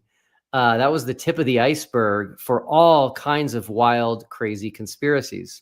So the next one that came out was that we were in a studio like the Sphere in Las Vegas, and that the Sphere was making it look like we were in Antarctica and that there was a 24-hour sun. And a lot of people have bought into that to this day. And so what's interesting is that I actually received special permission from DJI, who's the manufacturer of my drone. I received special permission from them to fly my drone in Antarctica higher than the usual limits allow. And I was able to fly it almost a mile high. And so I flew my drone up. I took video, 360-degree video of Antarctica from that high, which is incredible, by the way, incredible footage. And so we quickly dispelled the notion that we were in something like a building or the Las Vegas Sphere. That sphere cost over $1 billion and is maybe 300 feet tall. I think the largest building in the world is just over 2,000 feet tall. And here I am flying my drone 5,000 feet in the air. There's new conspiracies that someone used like a giant laser pointer to laser a sun in the sky around us to fool us that there was a 24-hour sun. The craziest one of all comes from a pastor, sadly, the same pastor I mentioned, Dean Odell, who again, at the debate in December of 2023, said that going to Antarctica would settle the debate. And if there was a 24-hour sun, we live on a globe. He said that Satan is the one that caused the 24-hour sun. So Satan knew we were going down there, and he actually implied that Satan became the sun and then went around us. And hard to believe people are believing that and eating that up. Wow, that last one is wild. I want to make sure I heard right. Satan became the sun, hung out for 24 hours in Antarctica to get people swayed away from the flat earth, basically. Yep, that's right. They will come up with anything. The flat earthers now that are leaving flat earth, they're claiming that they've been paid off. They're claiming that they were fake flat earthers, that they were shills. They will not accept evidence, unfortunately, and they also won't accept what they say. So if they say this is not possible on a flat earth, and you show it to them, all of a sudden they'll just on a dime say, never mind, it is possible on a flat earth. If they say this would prove the globe and you show it to them, they'll say, never mind, we don't think that proves the globe. The one thing that we did, which is fascinating to me, and it's really cool, and it's actually the biggest difference between the final experiment and the moon landings. Okay. So the flat earthers all deny the moon landings. They deny space. The biggest difference was when we were trying to put a man on the moon, no one was thinking about flat earth. No one cared about flat earth. There really wasn't a flat earth movement. Right. Our trip, we knew that there was flat earthers. We knew their way of thinking. We knew their lines of argumentation. And so we proactively figured out what we would need to do based on all of the crazy things that they would bring up. And so we've been prepared for all of them. And when people bring them up, we easily have evidence to show, no, that's not accurate. And so it is a shame, but there are a lot of flat earthers who have left flat earth. They're now admitting we live on a globe. And so this is a huge, huge win. Sam, I know you have a follow-up, but I did really want to get this out quickly because Jeranism, he's one of the many that have converted. So if these are shills, that's mind-boggling.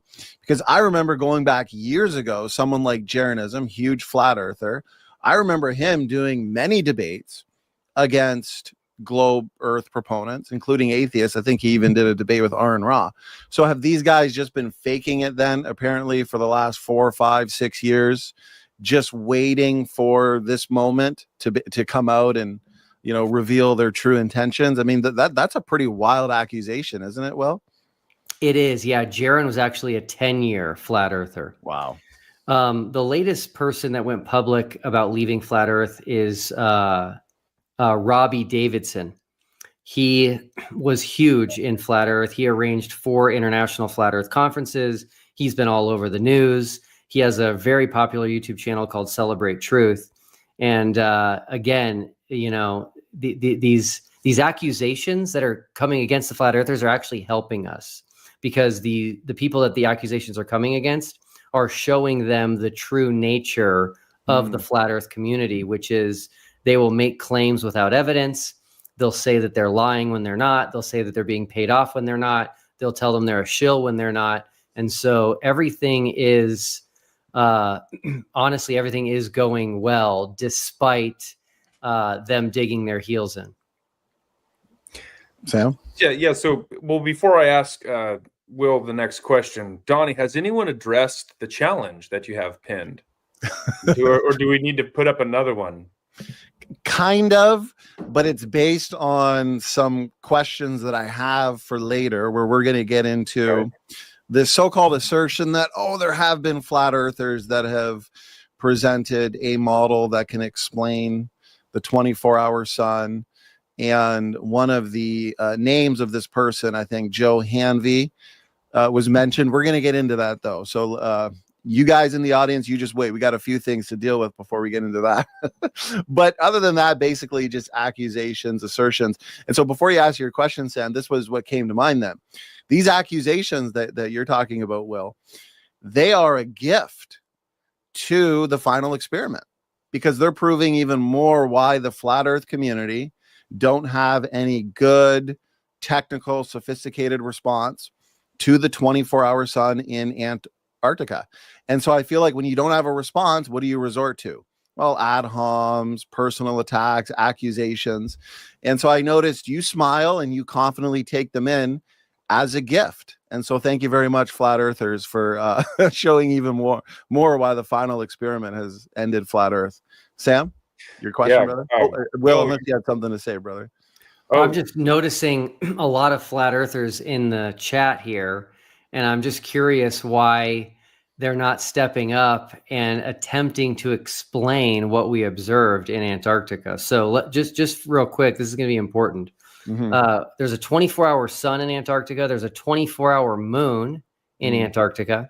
There is a south celestial pole, which we recorded. 3 of us have 3 different recordings of the south celestial pole, which we took when we were at the southern tip of Chile, because with a 24-hour sun, you don't see the stars. So when we were in Chile, there was very short nights because it's so far south, but we recorded stars rotating around a point in the sky in the opposite direction that the stars rotate around Polaris. That, again, is only possible on a globe. It's not possible on a flat earth. And then the sunrise and the sunset in Chile was to the south. And on the flat earth model, the sunrise and the sunset should actually be to the north. And so these observations, the flat earth community doesn't seem to have an answer for. If they do, they would offer it right now in the chat. They would make videos about it on YouTube and send them to me, but they're just silent. Can you form that in a brief question so we can maybe pin that and move on to the next challenge? Yeah, I mean, the question is, do any flat earthers have an explanation for the observations made by TFE?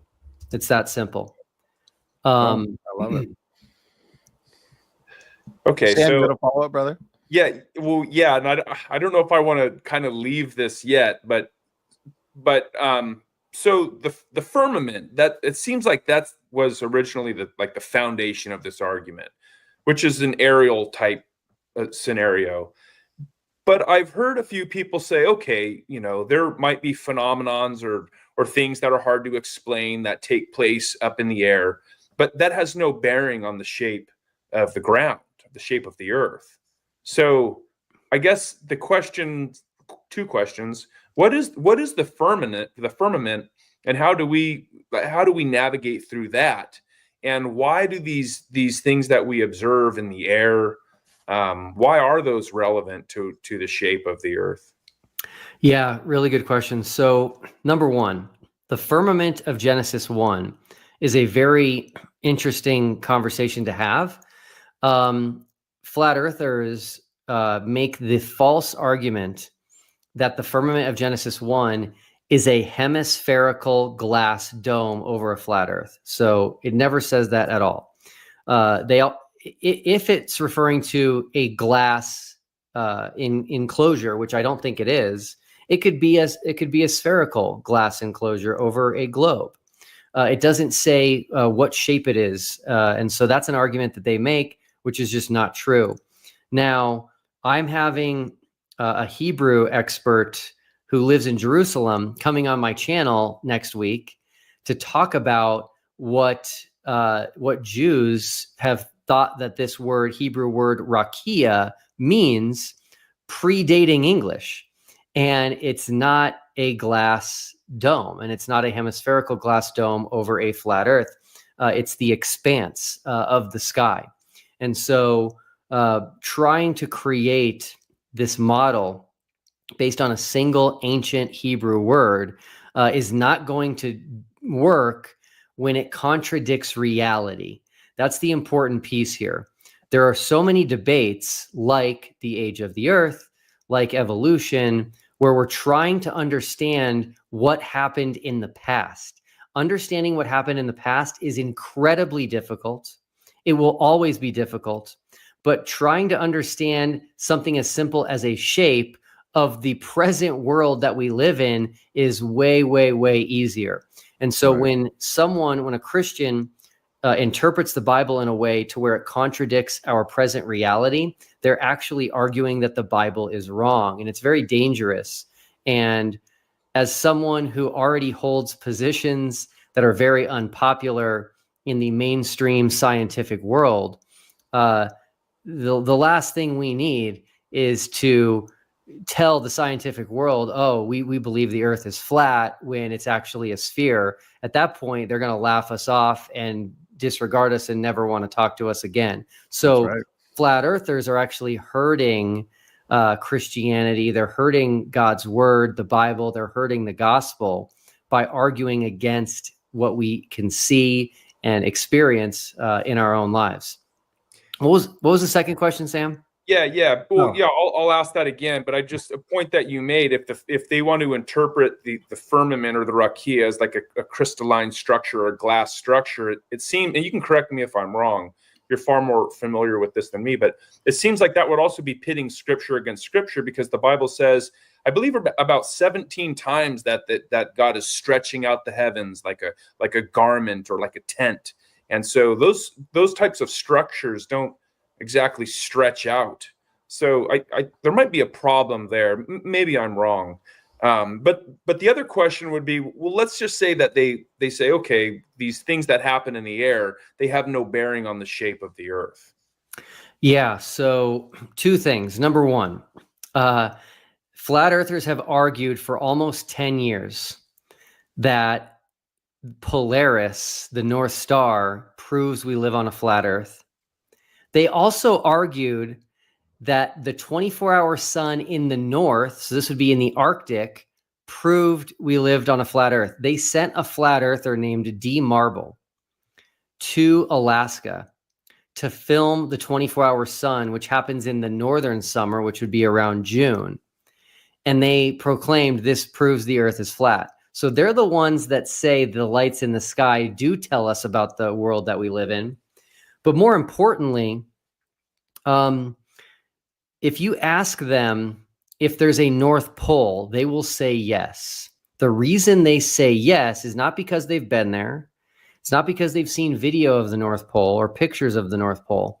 They believe there's a North Pole on the earth, a geographic North Pole, because of the sky, because of the stars.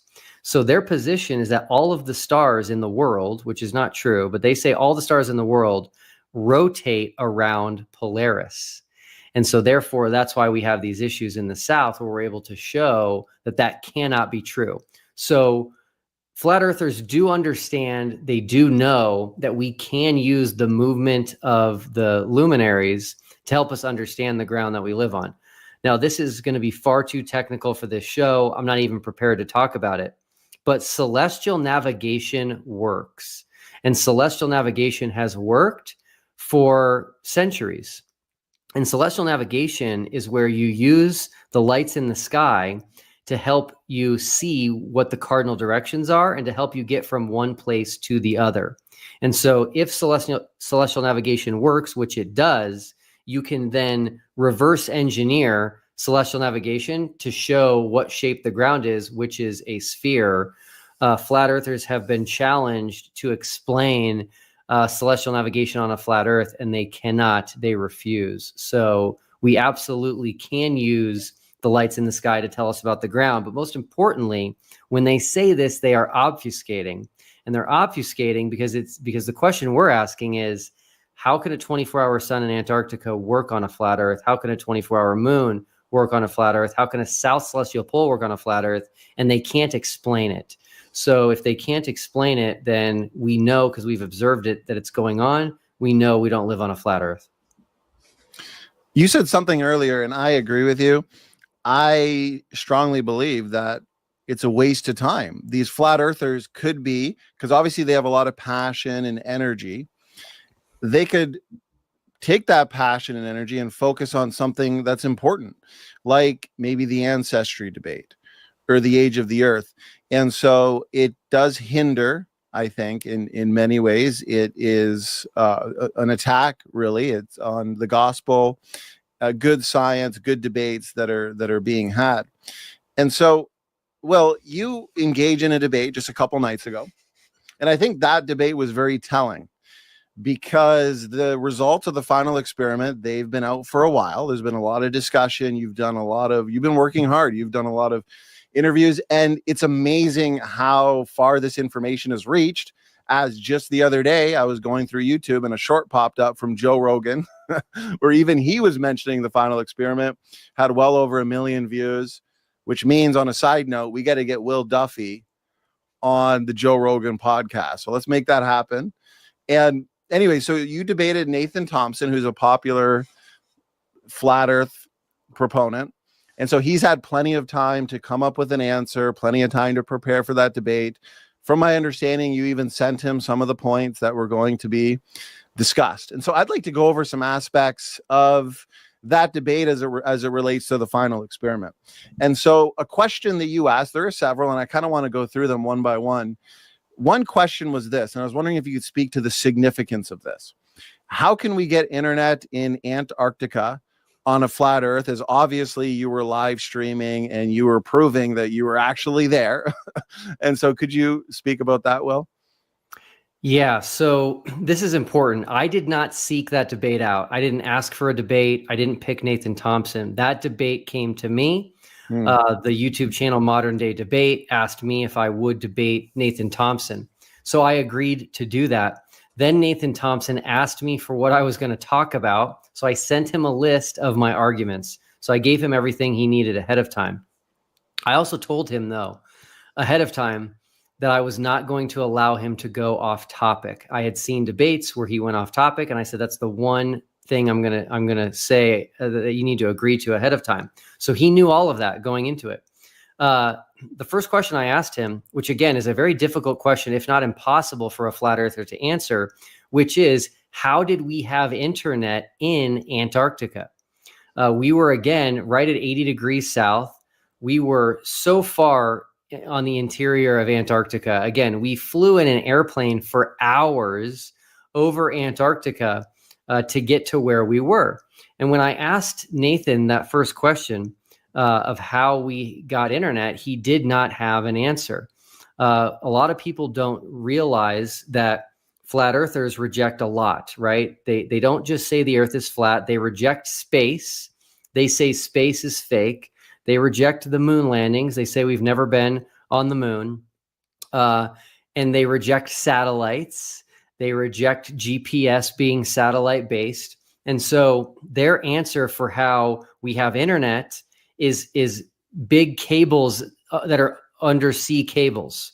And so these there are undersea cables, by the way. I'm not saying that those don't exist, but they say that the undersea cables are what gets internet to everyone. Well, we were nowhere near the ocean. And so the flat earther has to figure out how we had internet. And I'll tell you that how we got internet was I actually purchased a massive maritime Starlink unit. This was so big that it didn't fit into my biggest luggage that I have for a checked bag.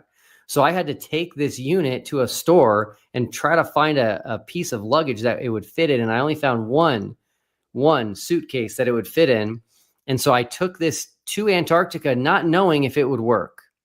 So I set this up while we were there, and it immediately reached satellites, which are in space, and gave us internet. There was never internet at Union Glacier Camp prior to Starlink. So Starlink is what gave us internet.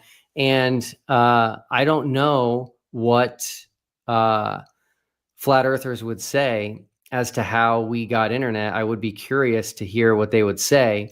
We actually took a device with us that can tell you if there's any cell towers in the area, and there wasn't any. There is no cell service whatsoever. We were completely off the grid until we set up the satellite internet. And so just the internet itself, where we were, is a huge problem for flat Earth. What if they said, well, the radio waves bounce off the dome that they believe in, allowing internet access in Antarctica? Nathan kind of said that, seemed like a joke. He didn't really have an answer, but now I'm seeing it presented in the chat as a legit answer. So Will, what would be a good response to that? Yeah, so that's really interesting. So number one, we do not have any evidence of a dome. And number two, if it's that easy to get internet by just bouncing something off of a dome, then there would be internet covering the entire world. Third world countries, you'd be out in the ocean, there would just be internet everywhere. But of course, that's not the case. Yeah, that's good. Sam, did you have a follow up on that one, brother? I have a piece of property that's well off the grid, and that Starlink has been great out there. Everyone loves it out there. So, I mean, that's really a neat device. And I was just going to say the same thing. If that's the first time that they had internet at that particular location, then that would be hard to explain also. Yeah. Yeah, we had this super chat come in earlier. One Way Apologetics, appreciate the support. Looks like a lot of people are having fun in the chat. I appreciate all the interaction and how engaged everybody is. This is a lot of fun. I'm enjoying this. To those in the chat that are posting comments that seem like, you know, they're angry or upset about what's being discussed here, think of us, think of Sam and I as being open-minded. We really are genuinely curious as to how those in the flat earth camp, okay, because we believe in science. We focus a lot on empirical science here, the scientific method, so on and so forth. And so when you're faced with a piece of data like this, a 24-hour sun, plus the other points that you talked about, Will, in Antarctica, you know, we can't just make stuff up or, put forth accusations as if that's a good, straightforward answer. So think of us as being open-minded on this and present what you believe are the best answers. And so One Way Apologetic says, if Satan turned into the sun, this goes back earlier into one of the rescue devices that a pastor had, I think that you said, in a debate with Greg Locke. So he said, for 24 hours and stayed in Antarctica, did we have the sun anywhere else in the world? Yeah, so they would say yes, because again, people still there was no anomaly in the world where people all of a sudden didn't have a sun for a day. So they would say yes. Now, what I think the most important question is, and what flat earthers are failing to think about, especially people that are buying into this Satan's son nonsense, is the people that work in Antarctica. There was dozens of people at the camp we were at who work there every summer, every southern summer. And they see the 24-hour sun as well. It's on the company's website that we use. And so this wasn't some rare thing that people who are there every single year. One guy who I was very close to out there, who I met out there, has been working there for 14 years straight. So if all of a sudden he saw something brand new, which was a sun that doesn't set, this would make national news. But it was just regular. Same thing that they're used to experiencing. I do want to say one thing, looking at the comments. A lot of people, Donnie, are asking you to have flat earthers on. Okay. So a lot of people have asked you to have Austin Whitsitt on. A lot of people have asked you to have David Weiss on, Flat Earth Dave. Someone asked you to have Sean Griffin on. Here's what I'm going to do. I am going to agree right now publicly on the record to come on your channel with any of these flat earthers.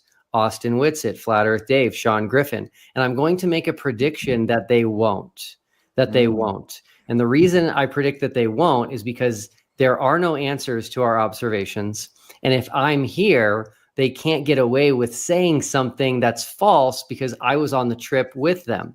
So open invitation for the people that they're mentioning. I would love to come on here with any, someone just asked for Eric Dubé. Eric Dubé would never come on here. He's arguing that we were in an Amazon studio for the final experiment. He would never come on with me. But again, you flat earthers, reach out to these people. You could probably reach them a lot easier than Donnie can, and just say, hey, will you go on Standing for Truth to talk about the final experiment? But Will Duffy will be there as well. And let's see if we can just get one flat earther to come on and have a discussion with me. I love it. We'll make that a clip right there. Challenge to the flat earth community. Get your best proponent. Witsit gets it. Eric Dubé, Sean Griffin, whoever it is, get them to do a debate. I'll be a nice, fair, neutral, professional moderator. And I want to see the best they have to offer, answer and engage the final experiment results. So I like that. That sounds great. Will, I appreciate that, brother.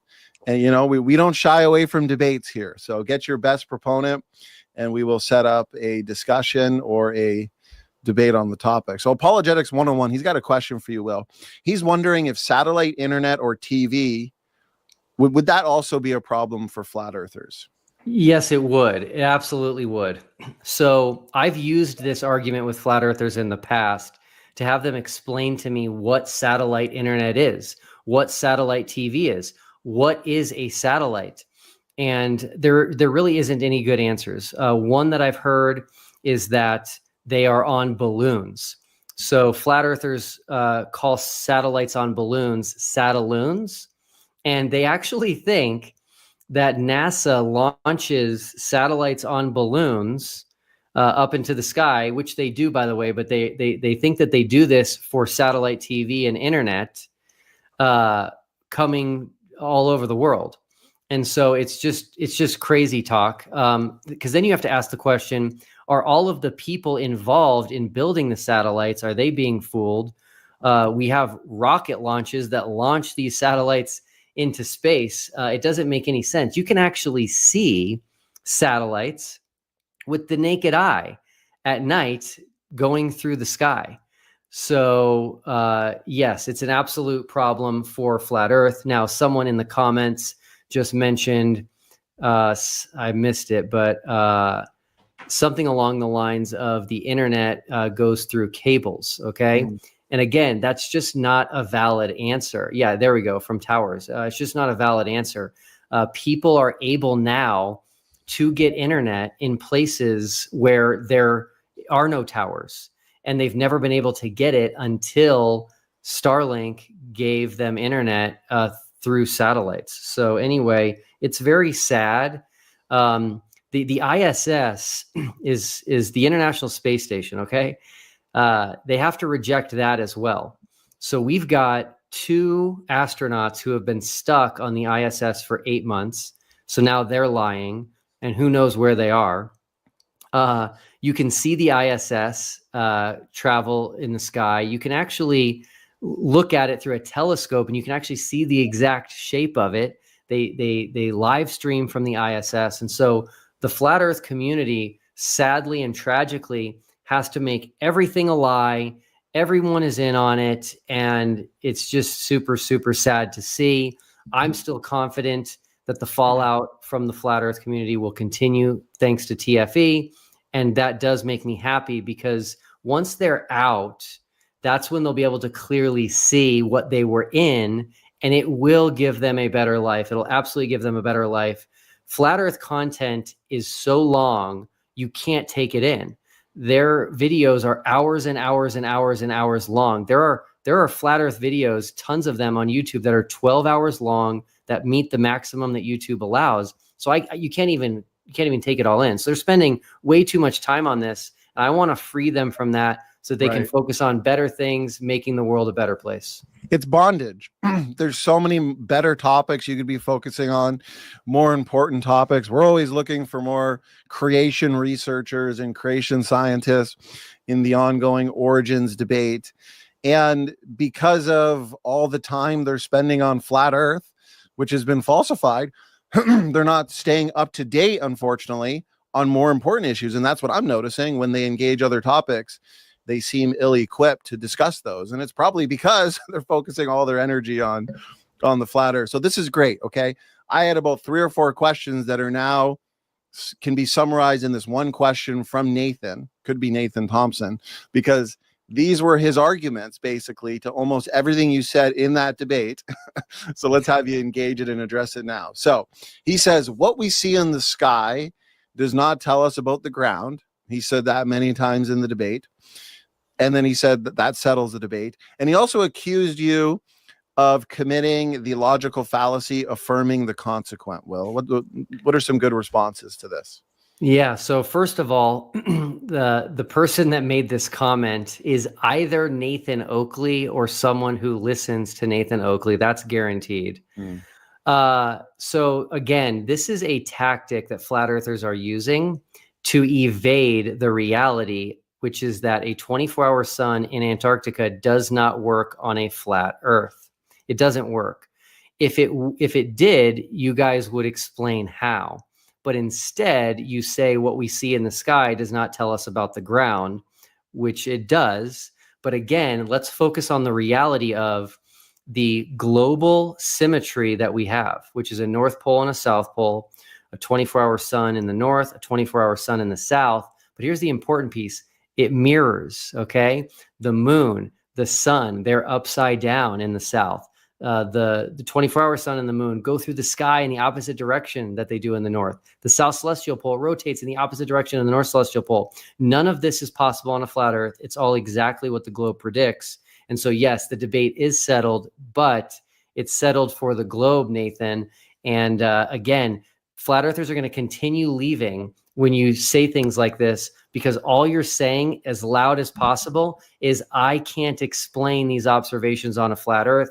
Therefore, I'm going to use these types of arguments. Yeah, I think there's a problem with this comment too, because if they're both components of the same system we're trying to describe, then what we find in the air can absolutely be relevant when we're talking about the shape of the Earth. So I do have a question for you. So have you heard of Lawn Chair Larry? No. No. Oh my goodness. Okay. So his name is Larry Walters. And what he did is he strapped about 40 something helium balloons to a lawn chair and he floated up about 16,000 feet. So that's an experiment that people shouldn't do. Don't do that. But the question here is, while you were there, are there any other experiments that you did that are relevant to this conversation? Yeah, we did a lot. I'm going to struggle to remember all of them, but I did mention 4 already. I'll just hit on those again. 24-hour sun, 24-hour moon, south celestial pole, and then the sunrise and sunset direction. The next one, which is a big one, which I'm releasing a video on in about a week or less, is the South Pole, the geographic South Pole. On a flat earth, you cannot have a geographic South Pole. And this is actually something that they all agree on. I'll be shocked if someone in the comments says there's a geographic South Pole, because there just can't be. A pole is a single point on Earth. And on the globe, the North Pole is where the lines of longitude all converge into a single point in the north. And the South Pole is where all lines of longitude converge into a single point in the south.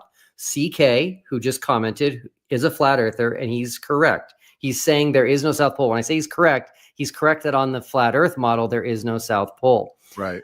As it turns out, there is a South Pole, and we didn't tell people this, and I'm sure I'll get in trouble for that, but that's okay. But I made a friend through the final experiment. He reached out to me and he's like, hey, Will, I heard about TFE. I work at the South Pole. And I was like, that's amazing. So we had someone at the South Pole while we were in Antarctica, while we were at Union Glacier Camp. And he did some things there for us to help prove to flat earthers that there is a South Pole. So here's a really cool challenge that no flat earther can answer. And that is to show us where the South Pole is on a flat earth map. Now, just to make this clear, I'm not saying to show us where the geographic South Pole is. I'm asking you to show us where the ceremonial South Pole is. So many of you have seen pictures. There is a pole at the South Pole that people take pictures with. And again, the flat earthers claim that that is a physical pole that's just put in an arbitrary spot in Antarctica, and then they let you take pictures of it, and they lie to you saying that it's the geographic South Pole. Here is a question no flat earther can answer, which is that physical pole that people take pictures with. Where is that on your map? Where is it in the world? The reason they can't answer is because that pole is accessible from 3 continents in about the same time period. You can get there from South Africa, you can get there from the tip of South America, and you can get there from New Zealand and Australia, all in about the same time. So wherever they pick where that physical ceremonial pole is on here, you would not be able to get there from the same time from those 3 continents. So there is a geographic South Pole. Someone just made a comment. I think it was Adam Griffin. Yes. Okay. Adam Griffin. So I know Adam. Okay. So Adam and I would consider us Facebook friends. That's really how we know each other. And he's very upset with me about the final experiment. So he's obviously a flat earther. So Adam, here's how we know it's the geographic South Pole. It's called celestial navigation. So when the sun is at its lowest point, so the 24-hour sun that we filmed, if you guys watch our videos and our time lapses, the sun makes a wave pattern through the sky, meaning it has higher elevation, lower elevation, higher elevation, lower elevation as it goes around us. The lowest elevation of the day is south on the globe. And if you go in that direction, you eventually hit a spot where the sun does not change elevation at all. And so the 24-hour sun at the South Pole never changes elevation ever for all 24 hours. But anywhere else in Antarctica, the 24-hour sun makes a wave pattern that is only possible on the globe. We are going to prove that in my video that's coming out. And CK just said, how can we prove where they put their South Pole when no one can go there? You should put that comment up. This is a very, very ignorant comment. From CK? Yes. It was just his latest one. There is. Oh, not that I feel like there's another trip coming up here now. There is a myth. It's the one right above the one you just highlighted. Oh. There is a myth in the flat Earth community that you cannot go to Antarctica, that you cannot explore it freely and independently, that you cannot go south of 60 degrees south latitude. It's all false. Okay, so you can go to the South Pole. I know multiple people that went to the South Pole last year. People work at the South Pole. You can buy trips to the South Pole. So this idea that Antarctica is closed, off limits, they claim that there's military guarding it. The flat earther I mentioned earlier, Nathan Oakley, he's on record publicly stating that if you try to go to Antarctica, you'll be turned away at gunpoint. It's all false. Okay. Antarctica is wide open. You can go. There is no military guarding it at all. You either just have to work there to have someone else pay for you to go, or you have to just pay money for yourself. So anyway, the South Pole is a big one that I'm really excited to help people understand, because again, all flat earthers agree that if the earth is flat, there cannot be a geographic South Pole. So based on what you're saying, their assertion, and Nathan made this assertion a few times in your debate, that somebody just picking a random location, calling it the South Pole, taking a picture, sending it to you doesn't prove that he's at the South Pole. But what you're saying basically counters that assertion. Is that right, Will? Yes. CK just made another comment. He calls it the fake South Pole for tourists. Okay. Mm-hmm. So here's what CK is not telling you guys. And almost all flat earthers do this, by the way. When they say that they just put this pole somewhere randomly in the ice for you to take your picture with, what they leave out is there's actually a research station there, which is massive. It's 80,000 square feet. It took 24 million pounds of building material to build. Okay. So they're not just putting a pole in a random spot. So two things, which again, no flat earther will be able to answer, which is that the sun's elevation angle, where that pole is and where the research station is, never changes. We have a video of the 24-hour sun at the South Pole showing that. And number two, people travel to the South Pole from 3 different continents, all at a very similar amount of time, not possible on a flat earth. That's again why I have this challenge, which no flat earther can answer. I went on a show today of a flat earther called Flatzoid, challenging his entire panel to show me where that ceremonial South Pole is on this map, and none of them could do it. CK can't do it. Adam Griffin can't do it. So the South Pole is a flat earth killer. Yeah, it says that Roald Amundsen discovered the South Pole in 1911. So they've had to have known about it since at least then, right? Yeah. Unless that's part of the conspiracy, perhaps. Well, yeah, Sam, you are correct. You're actually stealing my thunder here a little bit, which is all good. That is one of the greatest stories in history, and most people don't know about it. Amundsen actually decided to enter into a race with Robert Scott to be the first men ever at the South Pole. But Robert Scott did not know there was a race because Amundsen told the world he was going to the North Pole, and he changed his mind to try to beat Robert Scott. He didn't tell his crew. His crew thought they were going to the North Pole. He didn't tell them, not until they were, I think, near Spain. He said, hey guys, we're not going to the North Pole. We're going to the South Pole. This is your last opportunity if you want to get off. They said, we're with you. He said, we've got to beat Robert Scott to the South Pole. And they all said, fine. And so in 1911, imagine going to Antarctica in 1911. You can't even comprehend it. They had to kill seals for food. They had to take 100 sled dogs to help them traverse Antarctica. Things got so bad, they actually had to kill a lot of their dogs and eat their dogs. They had to feed their dogs to the other dogs. I read Amundsen's book, which is called The South Pole, which is how I know all of this. The coolest part of the story is that Amundsen decided to enter Antarctica thousands of miles away from where Robert Scott did. So Robert Scott never knew that Amundsen was doing this. They never even saw each other.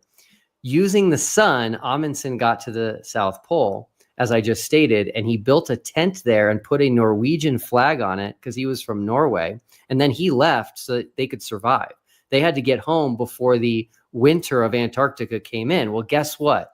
A month later, using the exact same celestial navigation, Robert Scott ended up in the exact same place where that tent was. And so the most famous picture ever of men at the South Pole, people don't know this, it's British explorers and a Norwegian flag, and people have no idea what it means. Wow. When they got there, Robert Scott couldn't believe it. He's like, they beat us. They beat us here.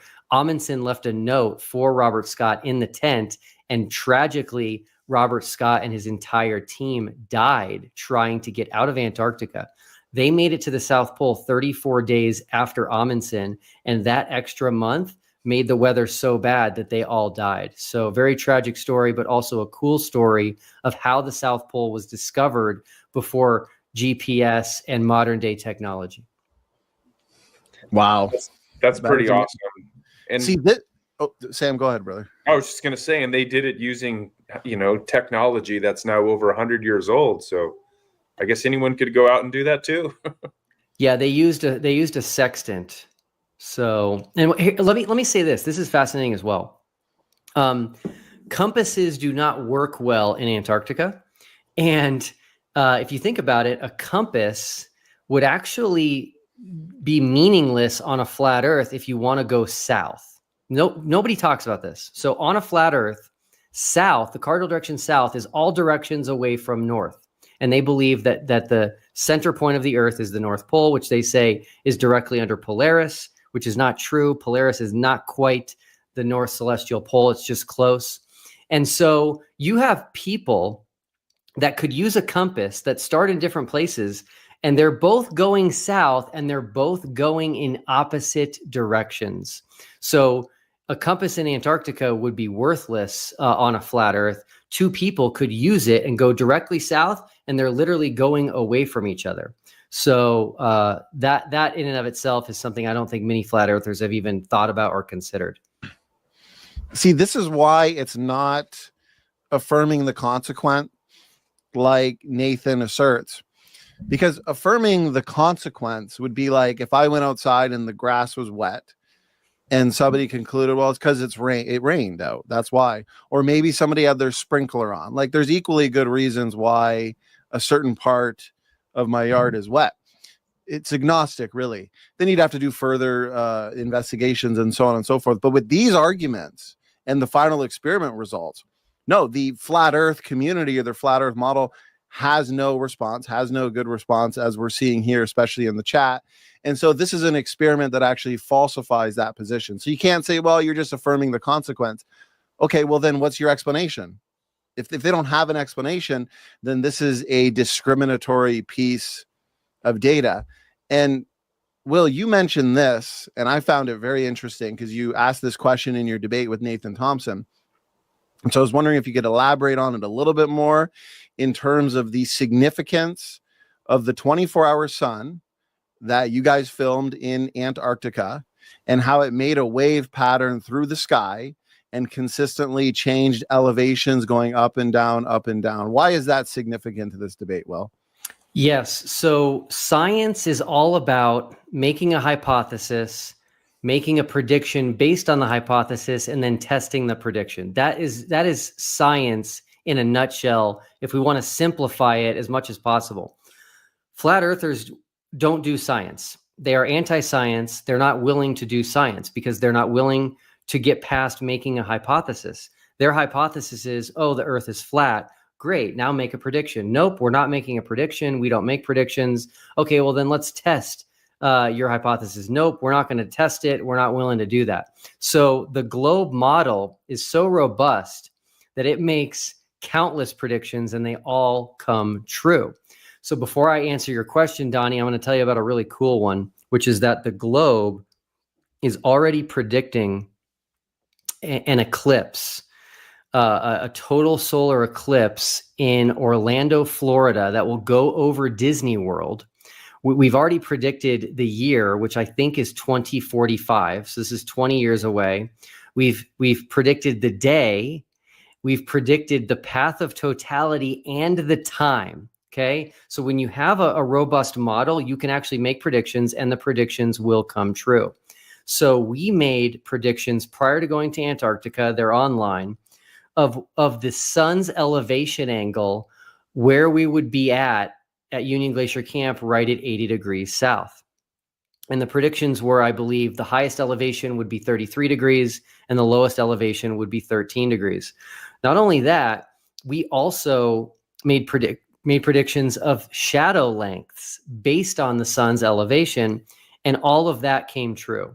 So at this point, if people are going to be unwilling to accept the results, it's because flat earth is nothing more than a religion to them, and they're just going to believe in something that has no evidence for it. Because we made these predictions, they came true, and it's just so fascinating to me. So yeah. Yeah, that's amazing. That's exactly what it is. And I appreciate you laying it out. You are to make testable and falsifiable predictions, future testable predictions based on things we don't know yet. And that's what you guys did. And they were confirmed. Those were verified. And the flat earthers need to offer a superior model or explanation. This is interesting. So someone in the live chat is apparently a flat earther, and some people are cheering for him to have him on, right? So I'm curious what his answer is. And basically, here's his answer. He says, well, tell Will Duffy that looking at things in the sky, so apparently looking at the 24-hour sun that should not be there. And you said a 24-hour moon as well, Will? That's right. Okay, so those two things, plus the other things you've mentioned in terms of predictions, apparently those don't matter, even though we started the program. You mentioned and pointed out, you have the receipts that many prominent flat earthers argued and admitted that on a flat earth model, there shouldn't be a 24-hour sun. It's just not possible. But he's saying, well, no, none of that matters because it doesn't really prove the shape of the earth one way or the other. What's a good response to that? Yeah. So again, whoever this is saying this is just parroting the flat Earth talking point and evading the argument at hand, which is, number one, the flat Earth community as a whole said there is no 24-hour sun in Antarctica. They said it would falsify flat Earth and prove the globe. Now that we've done that, they're changing their talking points to this. Prior to TFE, they said that Polaris and the 24-hour sun in the north prove flat Earth, which means they were saying things in the sky do prove the shape of the Earth. But Toronto Bible Study, the most important thing here is, and I'm just going to keep harping on this, is that the lights in the sky can falsify positions and falsify models. And so a 24-hour sun, a 24-hour moon, a southern celestial pole, none of that is possible on a flat Earth. If it was, you would explain how. Yeah, exactly. Them just asserting that looking at things in the sky doesn't prove the shape of the earth. Okay, how do you explain it? What's your reason for it? And the only one that I've kind of seen is we're going to move towards right now and get your response, because it was also brought up in your debate. But this kind of came to mind. This is a very basic question, I'm sure. You know, I'm not an expert at the flat earth debate. They're so against a round earth. But I mean, when you just look at the sky, just in a very basic way, I mean, the moon is round, clearly looks rocky the way that scientists say it is. If you look through a telescope, powerful telescopes, the planets are clearly round. You know, you can see those. So why are they so against the Earth being round? They're not arguing for a flat moon or a flat planet. And I know that's probably a basic question, but that's just very basic.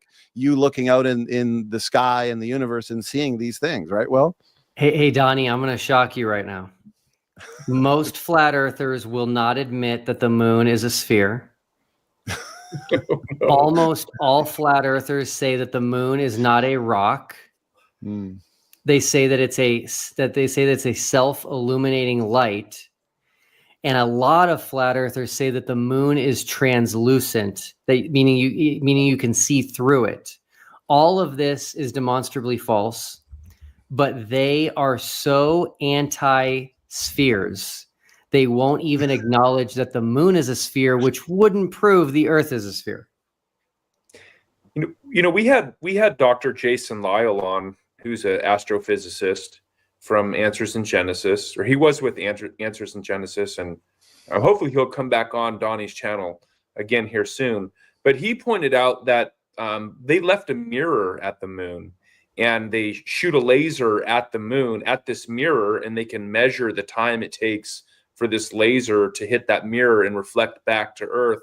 And that's how we know that the moon is in fact moving away from the Earth. So, and he also pointed out that if you have a good enough telescope, you can see it yourself.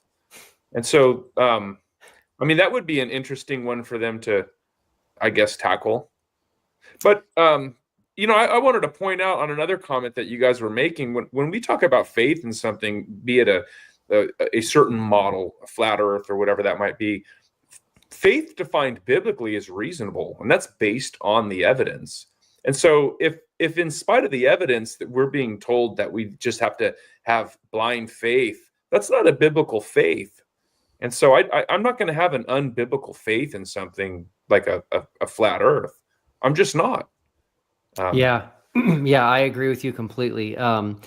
You know, the world, you know, acts like we're all dumb and we just have blind faith. But the reality is we care about evidence. We care about science.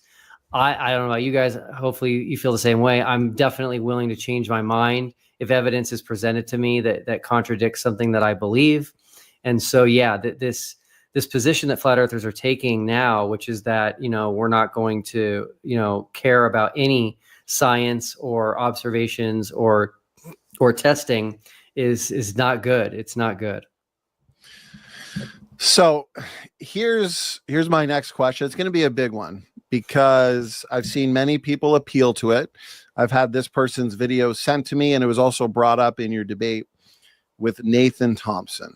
And so people are saying in the flat earth community, they're saying that they have demonstrated the final experiment observations physically on a flat Earth model, and they've pointed to somebody named Joe Hanvey and a model that he supposedly presented. Are you familiar with that? And does his model work to explain the final experiment observations well? Yeah, very familiar with Joe Hanvey. He's been on my channel twice.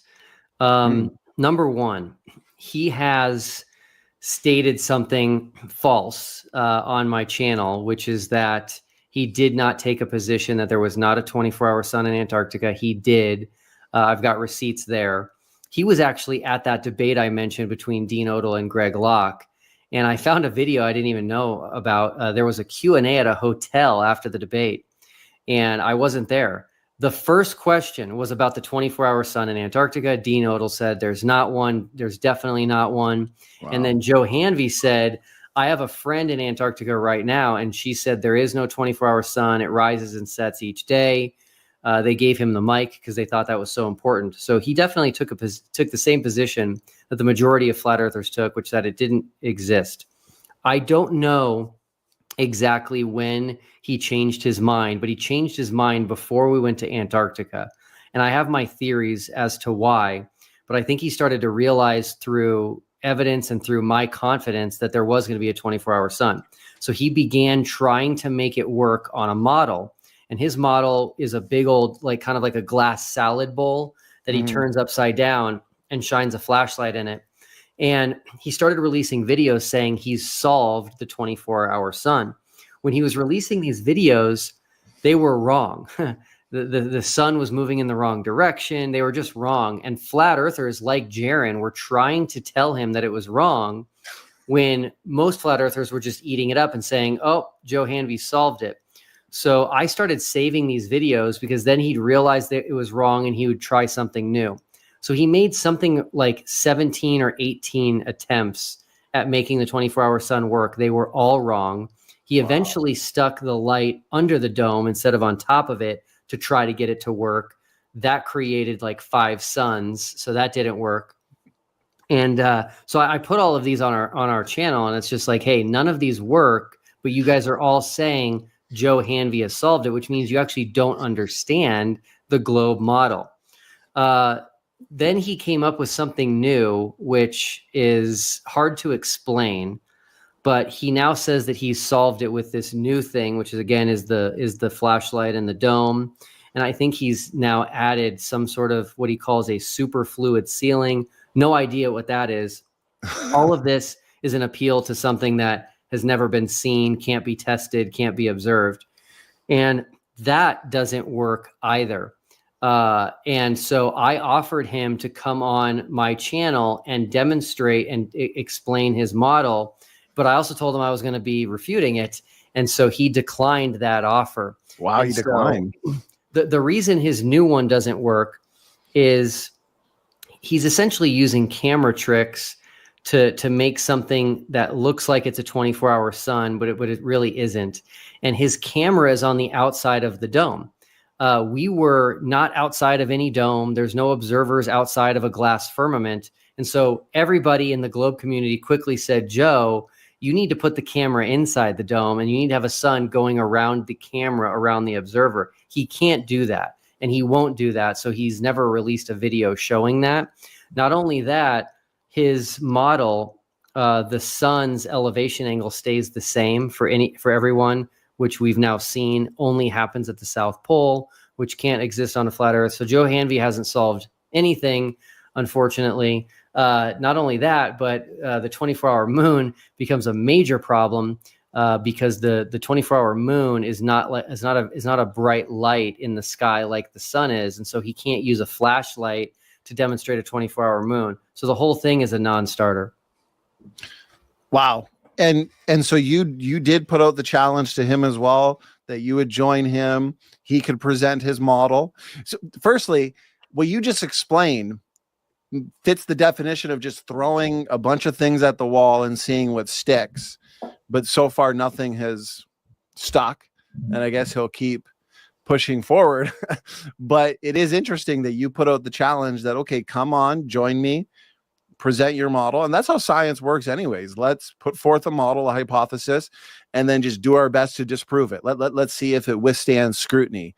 But it doesn't sound like he was willing to do that. Well, yeah, definitely not.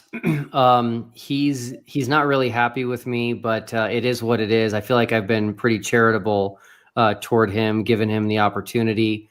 Yeah, it's tough. It's tough. So there's more people in the chat asking for Sean Griffin to come on. So I'll just reiterate, I will be shocked if Sean Griffin would agree to come on this channel with me here.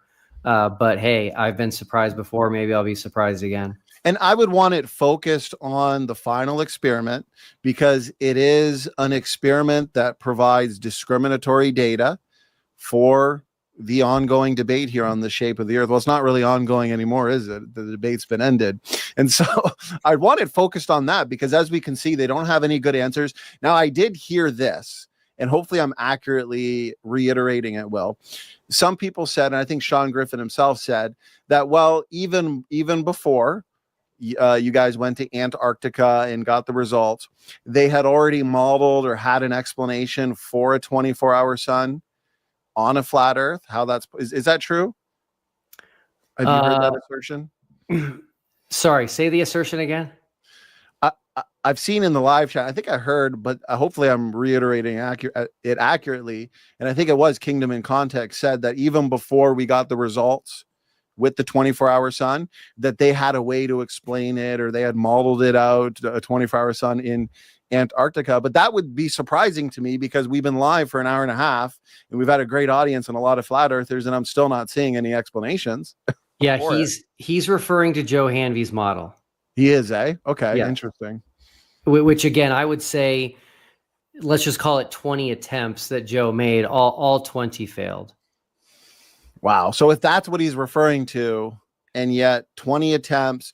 So I find it interesting that so many of them, like the pastor in the debate with Greg Locke, they were so adamant. You have the receipts that, yeah, there can't be a 24-hour sun in Antarctica if the flat earth model was true. Were they just so confident, Will, that we couldn't go to Antarctica to either confirm or not confirm that?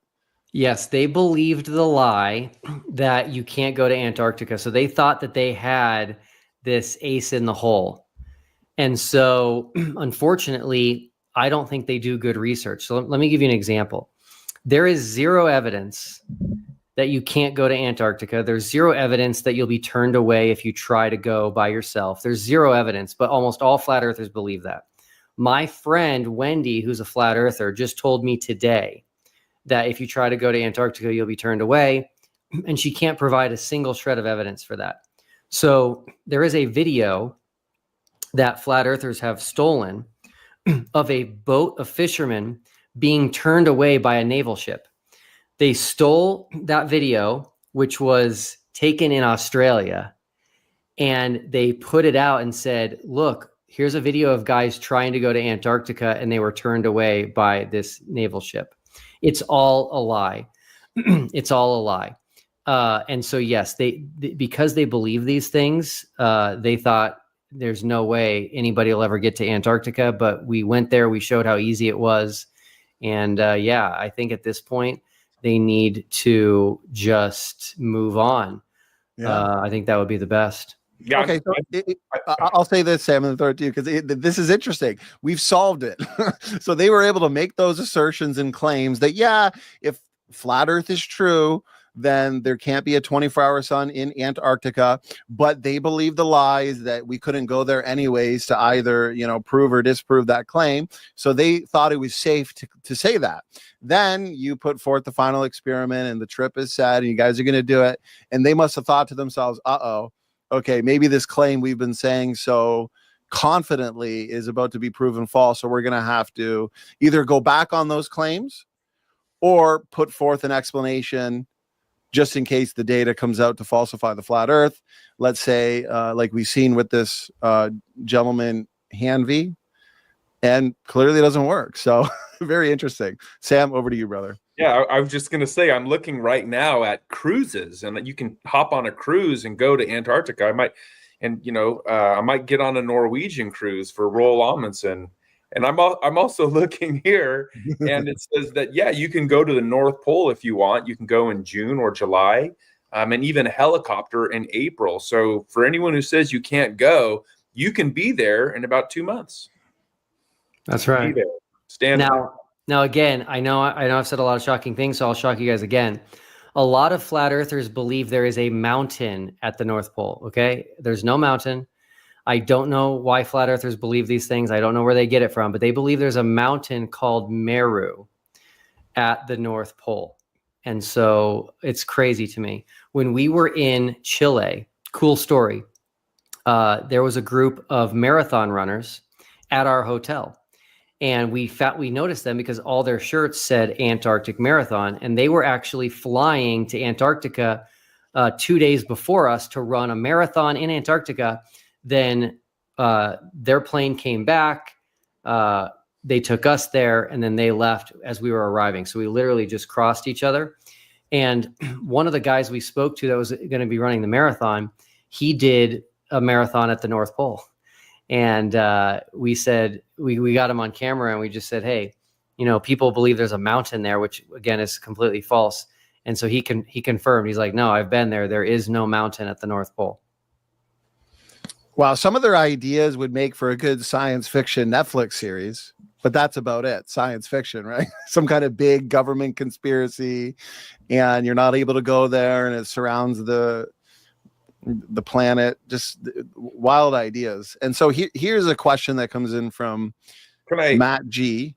Before you ask, oh yeah, can go I ahead. just touch on that? So there's when Jesus was being tempted by Satan, they say in the Bible, remember, he was taken up to a high mountain where the devil offered him and showed him the kingdoms of the world. And so I think that's where that's came from. I've heard that before also. But the obvious problem would be, well, where can you see all of the kingdoms of the world from what elevation, regardless of how high the mountain would be?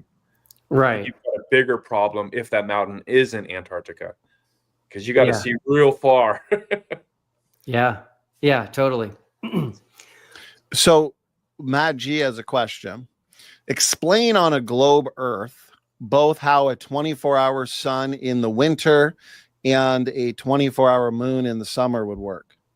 Yeah, so I'm going to take a stab here, and I think I might understand Matt's confusion. So flat earthers are so used to this model of a sun going on top of the earth that I think they struggle to understand the globe model. So they'll take a globe and they'll say, well, if a sun is doing circles over Antarctica, no one else on the earth would see it. Or if the moon's doing circles over Antarctica, no one else in the world would see it. And that's just false. The best way to understand this would be to take a globe into a dark room and shine a flashlight on it, have the bottom of the globe, Antarctica, where the South Pole is, facing the flashlight, and then light up half of that sphere and then spin it from west to east. And you'll notice that Antarctica stays lit. So that is how a 24-hour sun and a 24-hour moon work. And again, when we were in Antarctica, we did not see the 24-hour sun.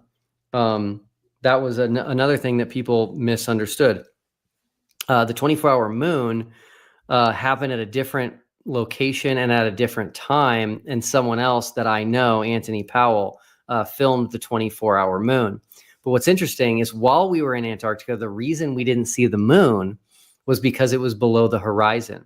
So it was a full moon, not a new moon. So I don't even think a flat earther has an answer for that, which is why we could not see a full moon in Antarctica. And it's actually because it was below the horizon.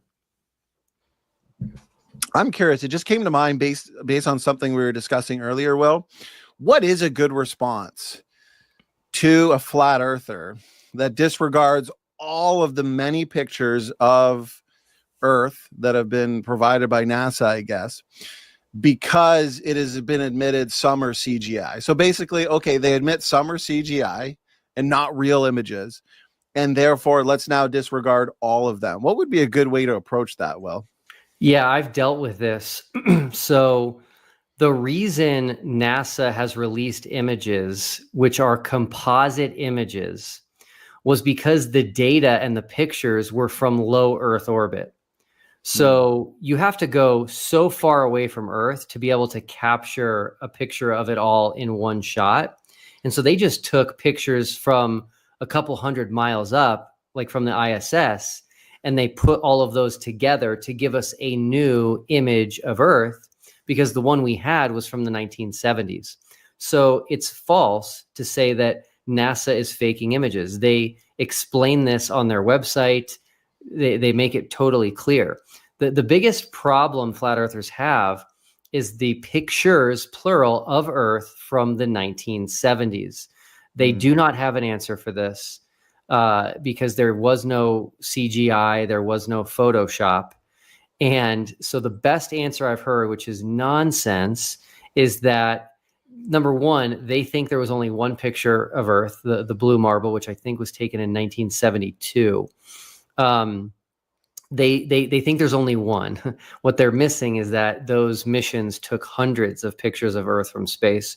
And so they take this false idea that there was only one, and because they can't appeal to computers and Photoshop and CGI, they say that it was a painting. Now, these are what's called baseless claims from flat earthers, which is a claim with zero evidence. They can't even give any evidence. The original film from these photos is still available, and it's still accessible.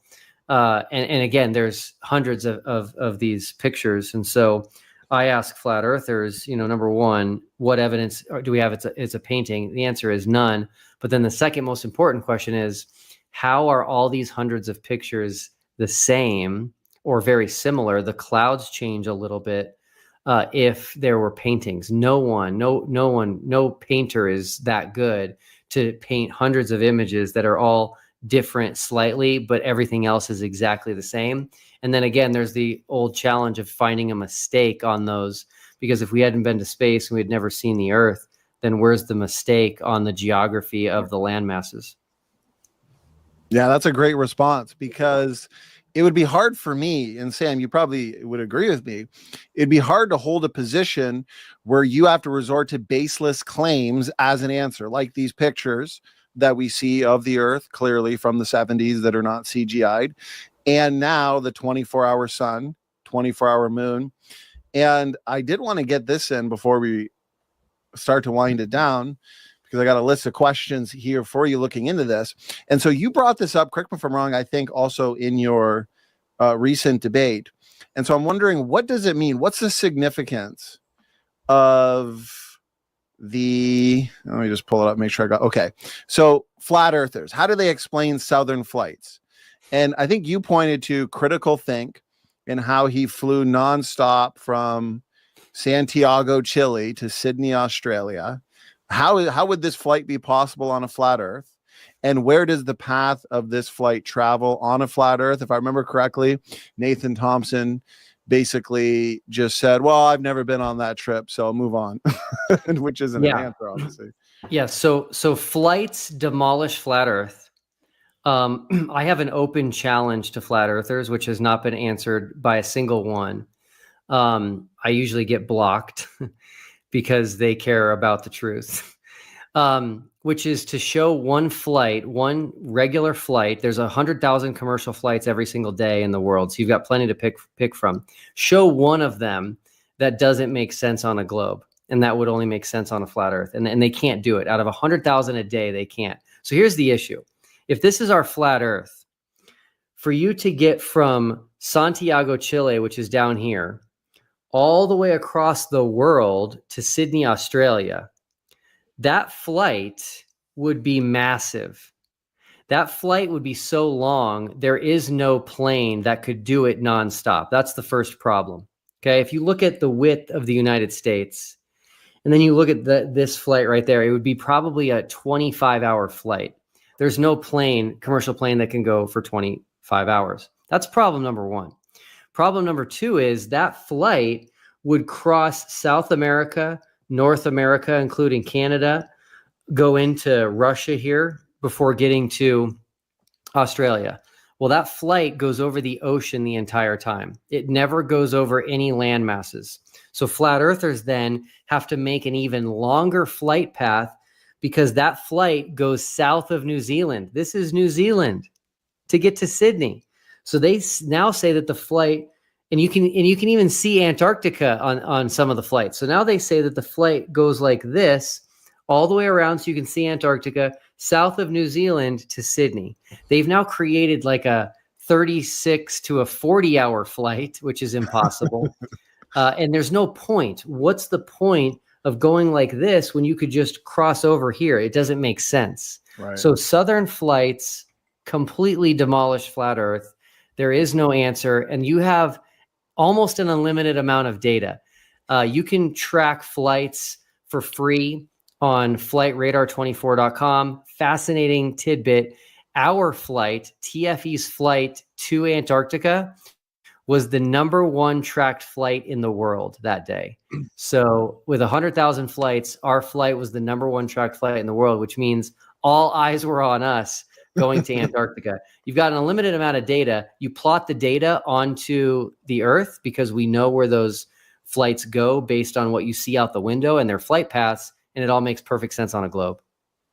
I was thinking that when I asked the question, well, what if you made a wrong turn on the plane? I was thinking, well, yeah, you could just check, or the critics, they could just check the flight log and the flight path, and they could see that you in fact went somewhere, right? Yeah, but Will, you never really went because apparently somebody was walking on the snow and the footprints weren't showing up or something. Did you hear that? Yeah, so that's another interesting one. So the video they show for that one has footprints all over it. And they take a quick clip of someone walking in an area and not making a footprint. So many issues. They don't notice that the snow is groomed there. And so ALE, the company we went with, they groomed an area of snow for us to give us a flat surface to set up our equipment, our tripods, our cameras. And so that grooming allows wind to pass through these little channels, which turned it into ice. So based on weather and wind, sometimes you could make a little bit of an imprint if there was very little wind. Other times it was as hard as ice. We even had a guy, sadly, it was actually critical think, fell. So yeah, the grasping at straws is pretty unbelievable.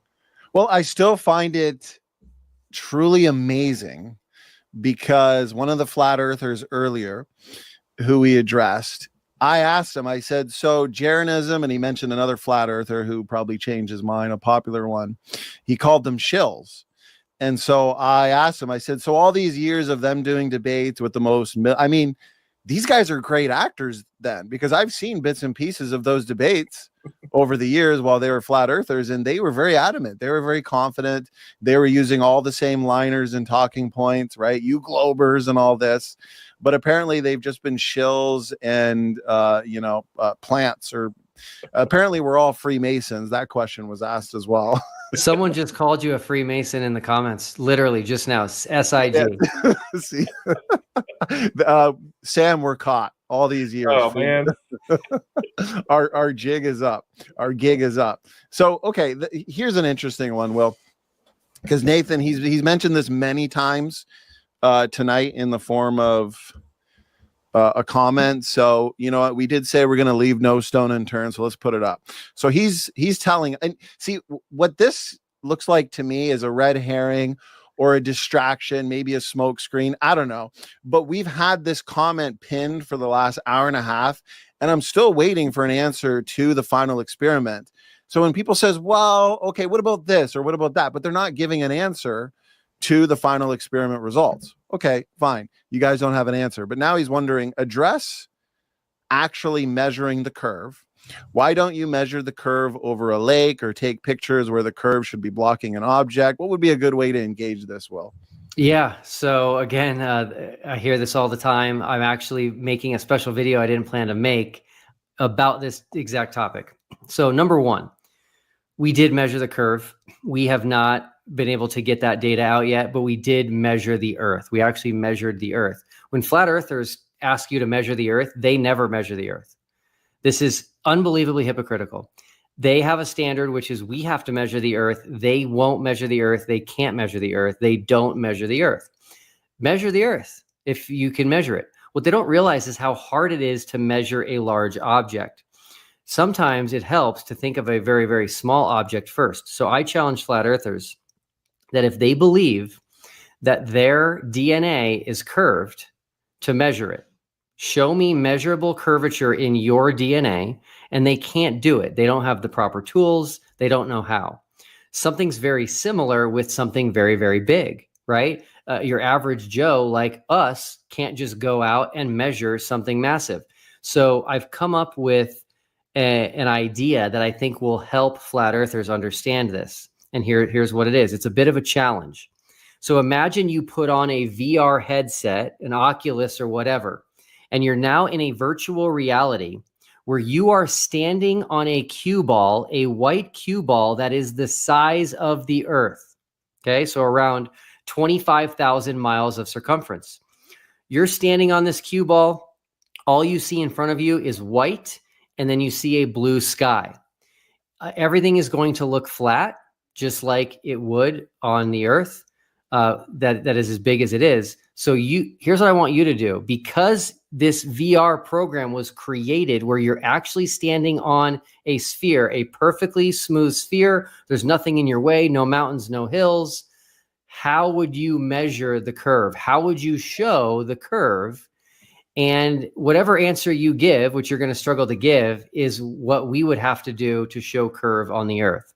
The number one answer I'm expecting to receive, even though I haven't received one yet, is they're going to say, go really high and take a picture. And there you go. We've already done that. If they don't have an answer and they say, I don't know how I would show the curve, now you're going to start to understand why it's difficult to just go out with a tape measure and show curve. If you ask flat earthers how much curvature is there on the earth over 2 football fields, including the end zones, almost none of them will know. And the answer is 1/8 of an inch.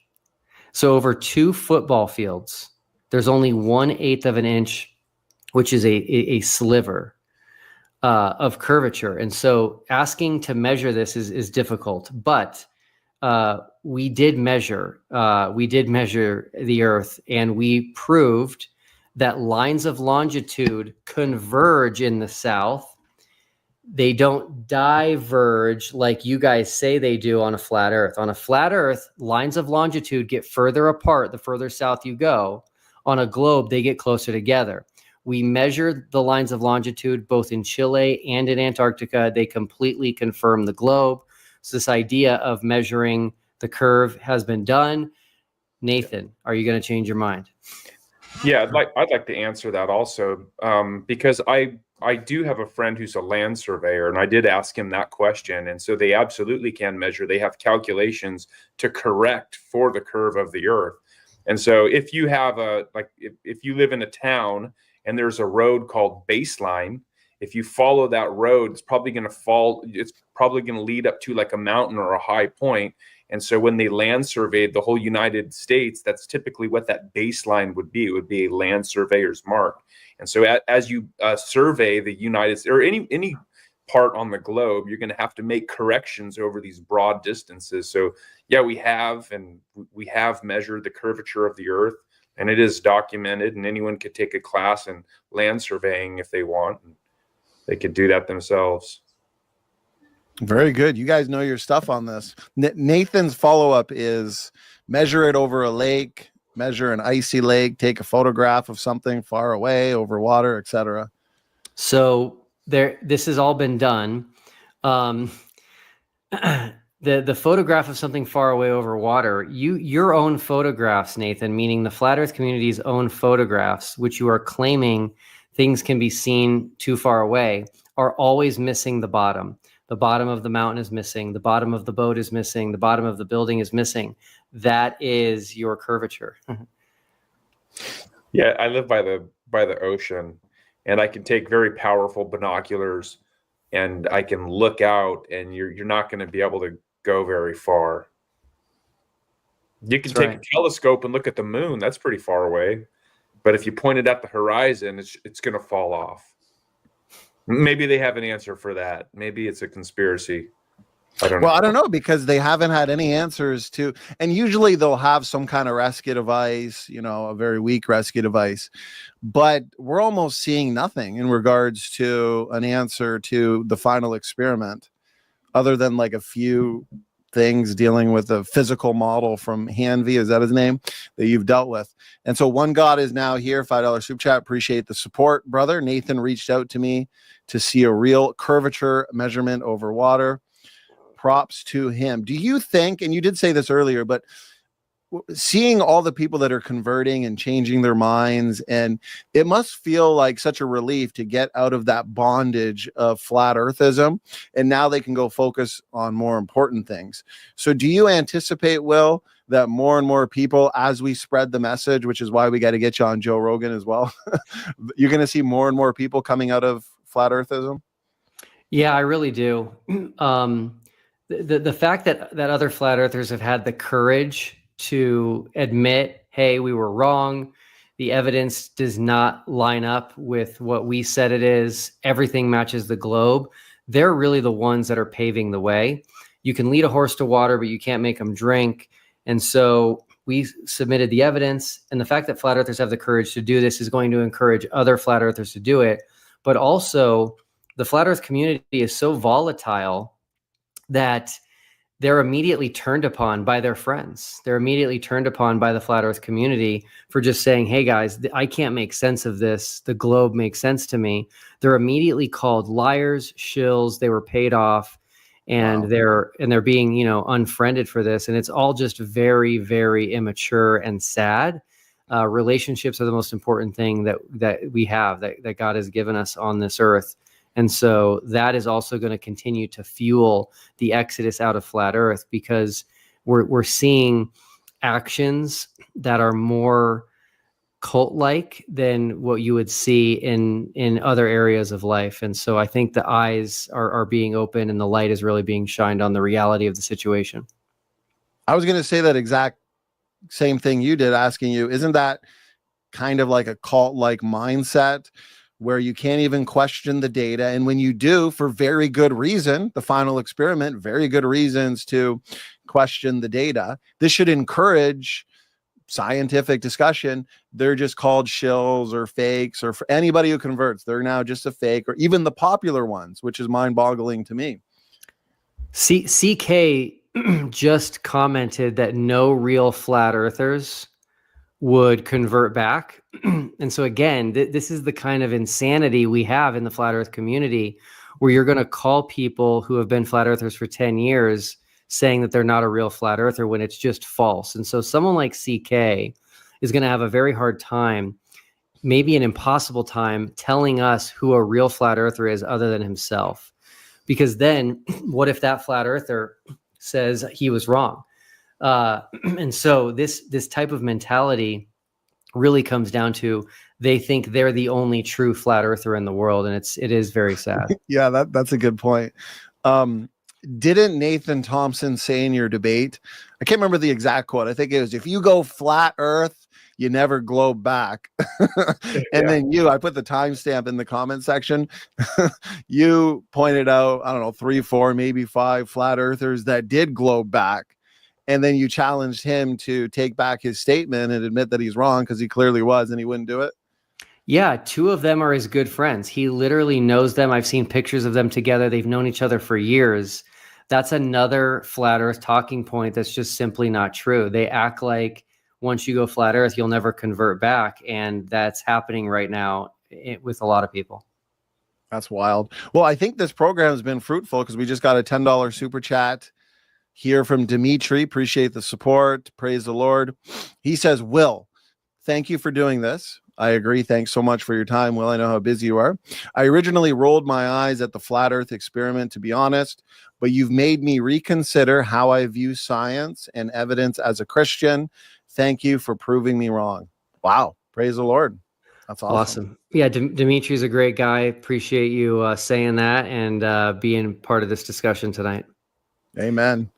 Okay. Oh, Sam, go ahead. Yeah, we're commanded in the Bible to test all things and to hold fast to what is good. We're commanded to test even the prophets and to test the words that people have given us, false gospels, for example. Paul says, I think it's Galatians 1:9-12, that even if an angel were to tell you something. So yeah, I mean, again, our faith is a rational faith. It's evidence-based, and we should be testing these things. If we hold dogmatically to something without even considering that we might be wrong, I think that's going to be a problem.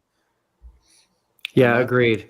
Yeah, we should all be in search of truth. We should all be looking at the evidence, and I do think we should also be open-minded to hear, things that we disagree with. There's no harm in hearing it out. There's no harm in doing testing, but when we close people off, that is when we have a problem. And no one censors more than the flat Earth community. No one. Yeah. They will block you in a heartbeat. They try to keep you out of their groups. They are the ones that are afraid of the truth, in my opinion. And I really appreciate your confidence in the final experiment, because you've put out twice in this program alone a challenge to even their most militant and popular flat earthers, those that have been mentioned and name dropped in our live chat, to debate specifically this discriminatory data. And so we'll start to wrap it up here. I want to get this one in. And so I'll kind of have a couple questions built into this. Rosina, $5 super chat, appreciate it. So Rosina is wondering, Will, how have your conversations been with flurfers, young earth creationists, and other extreme Bible literalists after you attacked a literal reading of Genesis? Well, firstly, we would interpret the Bible literarily. We don't have this wooden literal mindset. Okay. We understand analogies, symbolism, so on and so forth, historical realities. Now, when it comes to this question, I think built in is the assumption that the Bible and Genesis, if interpreted literarily, teaches a flat earth. So the question is that a case? And here's the last question. So maybe there's a lot here, but take your time, Will. Are verses like, so in the past, I've used verses like in Job and other Bible passages where it talks about the circle of the earth and God hangeth the earth upon nothing, which kind of sounds like gravity, free float in space. Are those kind of agnostic? They can go either way. Or does the Bible seem to be at least saying something a little bit about the shape of the earth there, Will? Yeah, so number one, I have not ever attacked a literal reading of Genesis. I take a literal reading of Genesis. I am a young earth creationist, so I have not done that. What I do take issues with is saying that the firmament is a hemispherical glass dome over a flat earth. That word does not mean that in any way, shape, or form. That has been created by flat earthers. In terms of the circle of the earth and God, hanging the earth on nothing, I think those are hints to the globe for sure. If the earth was a circle like this, there would be no 24-hour sun. And God hanging the earth on nothing, that is a beautiful painting and word picture of gravity for sure. When someone is trying to make a model of the earth and the planets, their goal is for you to not see the string that they're using. They want you to think that earth is suspended there on nothing. And so, yeah, I do think we have hints to the globe, but the Bible, I don't think, was written to tell us exactly what the shape of the earth is. I do believe God created this universe and this world that we would seek it out and explore it and learn more about him through it. And that's exciting. It wasn't like, hey, I'm going to tell you everything you need to know, and that's it. So. Well, hold on a second. Not so fast. I mean, the Bible talks about the four corners of the earth and the pillars of the earth. So is it a table shape? Yeah. I mean, right? There is a flat earth model that takes a circle like this and then actually adds four corners to it, because they take these wooden literal readings of clear figures of speech in the Bible. Joe Hanvey, of all people, actually does believe that the earth is on four pillars. So his model actually has four pillars on it with a flat earth and then a glass dome on top of it. And so it's where you go when you're not willing to look at things rationally is rough. And doesn't Leviticus tell us, you know, in the Old Testament with the Israelites, that we shall not round the corners of our heads? Okay, well, I mean, does that mean Johnny, that's a flathead question? If you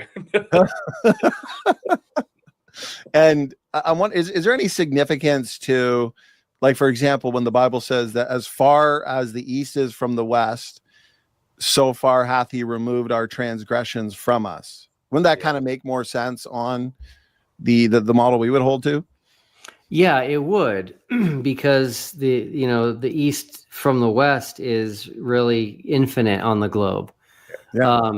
What's interesting on flat Earth is that they say that east and west are circles, which means in their model on a plane would have to constantly be banking the entire flight. You'd have to be flying like this the whole time, which of course doesn't happen. Planes fly level. So good point there. Well, this has been awesome. This has seriously been a ton of fun. I've been looking forward to this, and I've wanted it to be comprehensive. I've wanted it to be fruitful, which it looks like it has. And I wanted to see, you know, Sam and I, we were very curious to see what the flat earthers could say in response to this discriminatory data. Okay. This is a differentiating piece of evidence, this experiment. It's not agnostic. It's not like, well, here's an observation. Both models can account for it. No, only the globe model can account for this. And we've been live for over 2 hours now. I really appreciate your time, Will. So the flat earthers can't say, well, you barely gave us an opportunity to answer. No, we've given you all the time since the results, obviously, Will. And you've done many different programs. And so I appreciate your work in this. And we've given them more than enough opportunity here in the live chat to present their rebuttals and answers. So this has been awesome. I've had a ton of fun. Time has flown by. Will, I want to hand it to you, brother, just to kind of land the plane on this topic and give us any final thoughts or points to consider on the final experiment. Yeah, so we're still going to release a lot of the data. It's a ton. We have, I think, close to 100 terabytes of information. Someone in the comments was asking for the original SD cards. No problem giving those out. I've got them sitting here somewhere. We've got all these, hard drives full of stuff. We're going to put all of the original files online so people can download them and look through them. You're not going to find anything weird because it wasn't in a studio. We were there. So check out our channel, The Final Experiment, on YouTube. You'll see the videos we're going to release. And I would just encourage people to give this an objective, honest look, because the people that are now free from flat Earth, their life has changed for the better. They are respected more. They're not so obsessed and focused and wasting so much time. I'm excited to exit this debate and focus on things that I have a passion about, one of which is dinosaur soft tissue. So I'll throw that out there. Yeah, man. And I'm just looking forward to doing things that are going to help make this world a better place. Amen. Praise the Lord. We've done plenty of shows on that. We've had creation speakers like Dr. Mark Armitage, Dr. Jonathan Sarfati, Dr. Robert Carter on discussing dinosaur soft tissue. So for those who look at this objectively, get yourselves out of the flat earth movement, focus your time and energy on things that matter, like dinosaur soft tissue. We need more researchers in the world of ancestry, engaging those of the common descent persuasion, and I feel like those that hold to flat earth, they spend so much time on that topic. Unfortunately, they're out of date on what's going on in terms of the origins debate, the age of the earth, the ancestry debate. So, Will, you've been a true blessing, brother. This has been a ton of fun. I've been looking forward to this. You didn't let us down. Sam, my award-winning co-host, that award should be in the mail anytime now, brother. Let's hand it to you. Final words, final thoughts, and of course, thank you for doing this. I really appreciate it. Yeah, Donnie, thanks again for having me on. I've really enjoyed this conversation. Will, I really appreciate the work that you're doing. I'm a staunch biblical creationist myself, so it's nice to have this detached from what we believe. And we believe in, a literary reading of the scripture. We don't believe that God is an oak door with brass hinges and things like that. So yeah, we read our Bible in a real way. And I agree, Donnie, that it's good to talk about the real science, things that are demonstrated, observed, and repeatable and things like that. So anyway, thanks again. That's great, man. Great final words from the two of you. You guys are a blessing. God bless you guys. Thank you so much in the chat for all your questions, support, challenges, objections. This has been a lot of fun. I wanted it to be interactive. That's why we do the majority of our shows live, as I know the audience enjoys a live interaction. And so I hope you guys had as much fun as we did. And we're going to end things with an outro. Now that we know that the final experiment has ended the flat earth, we will wrap things up with a globe-centered outro. God bless all.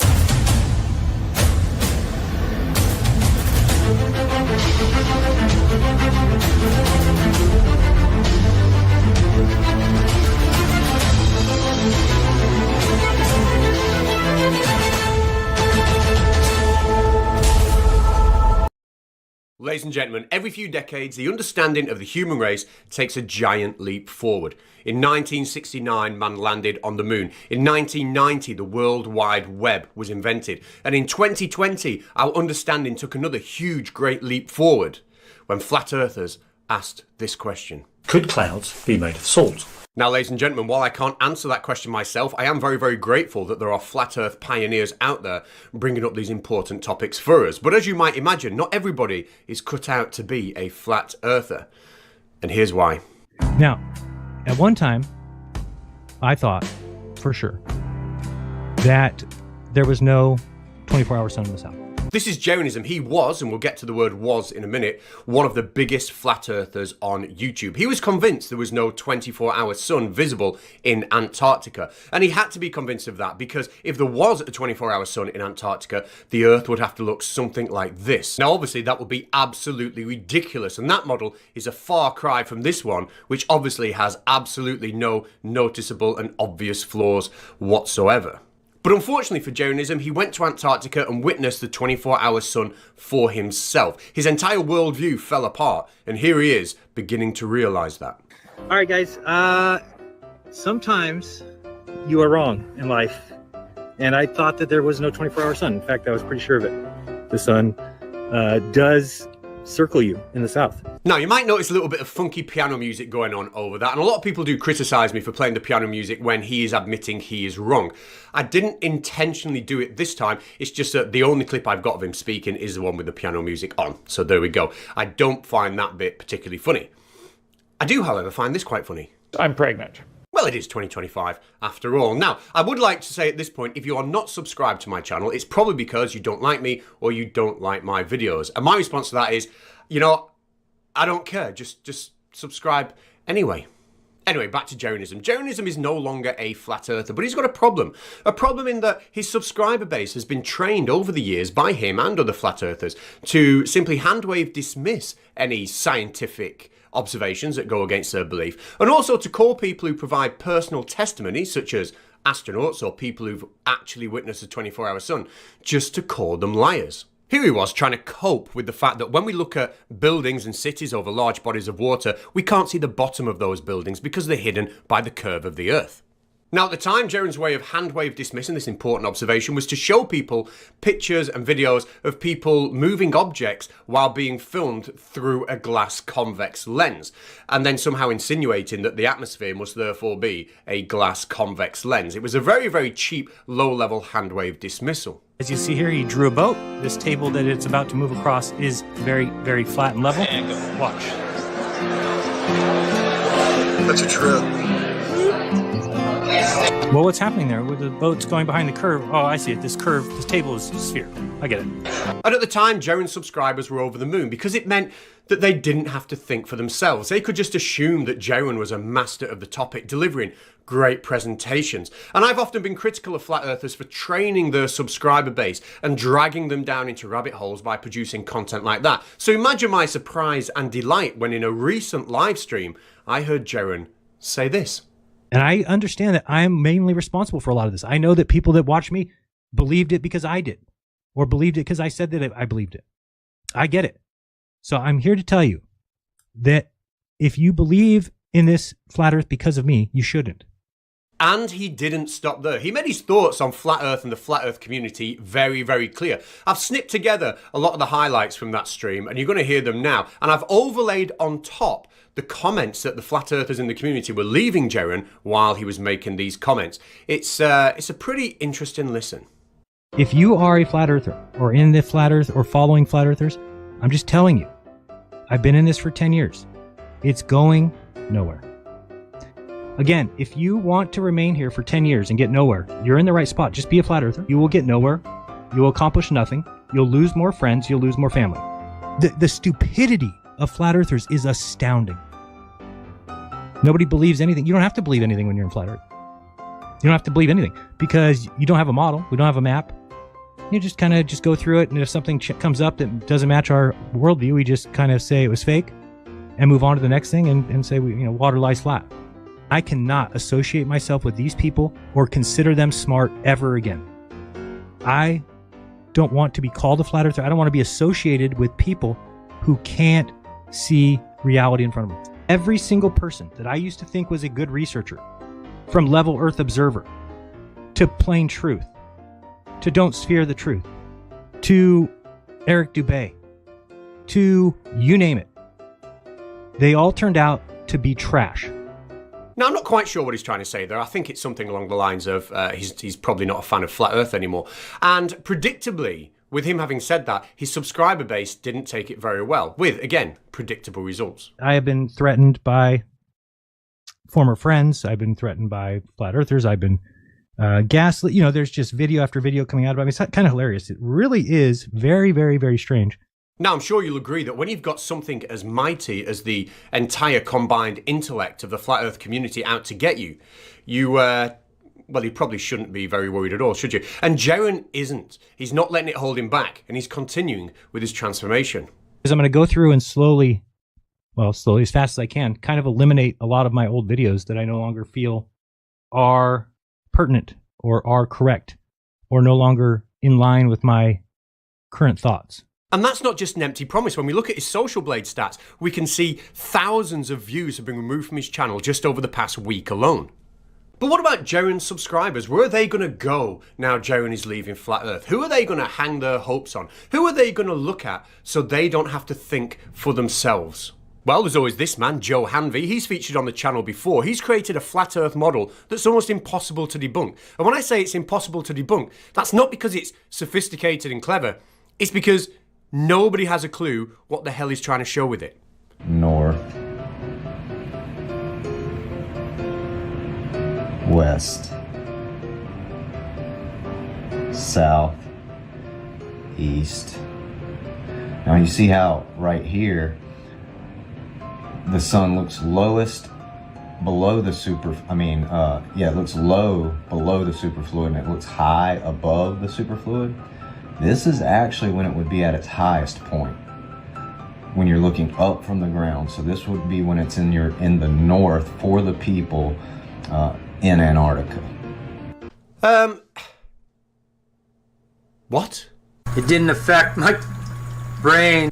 Well, it did mine, and it also did to some of Joe's viewers who are actually watching this absolute nonsense and taking it seriously. They are pinning their hopes on him now as being the saviour of Flat Earth. And it turns out that Joe's models are far more sophisticated than we ever thought. Not only can he use his models to show that we would expect a 24-hour sun in Antarctica, but he can also use his models to show how Noah's flood itself would have been possible on a flat Earth.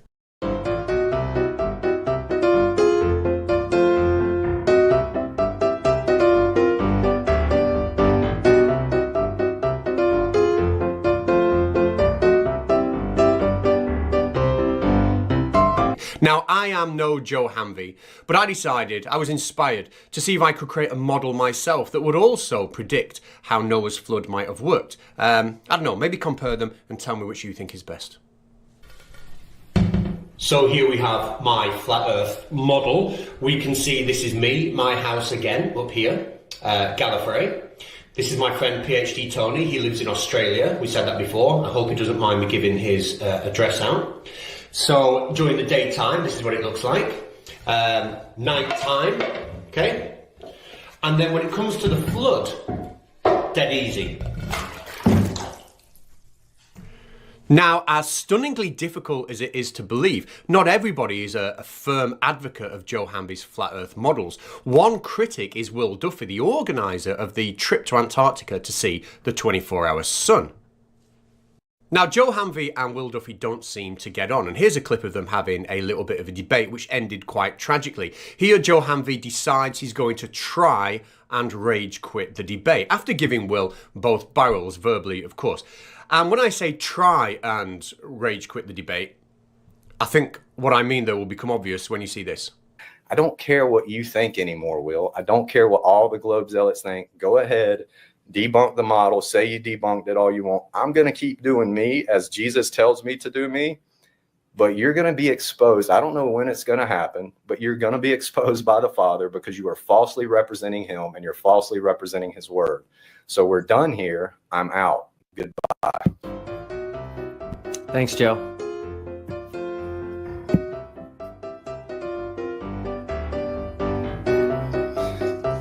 Are you able to leave, or do I have to do something?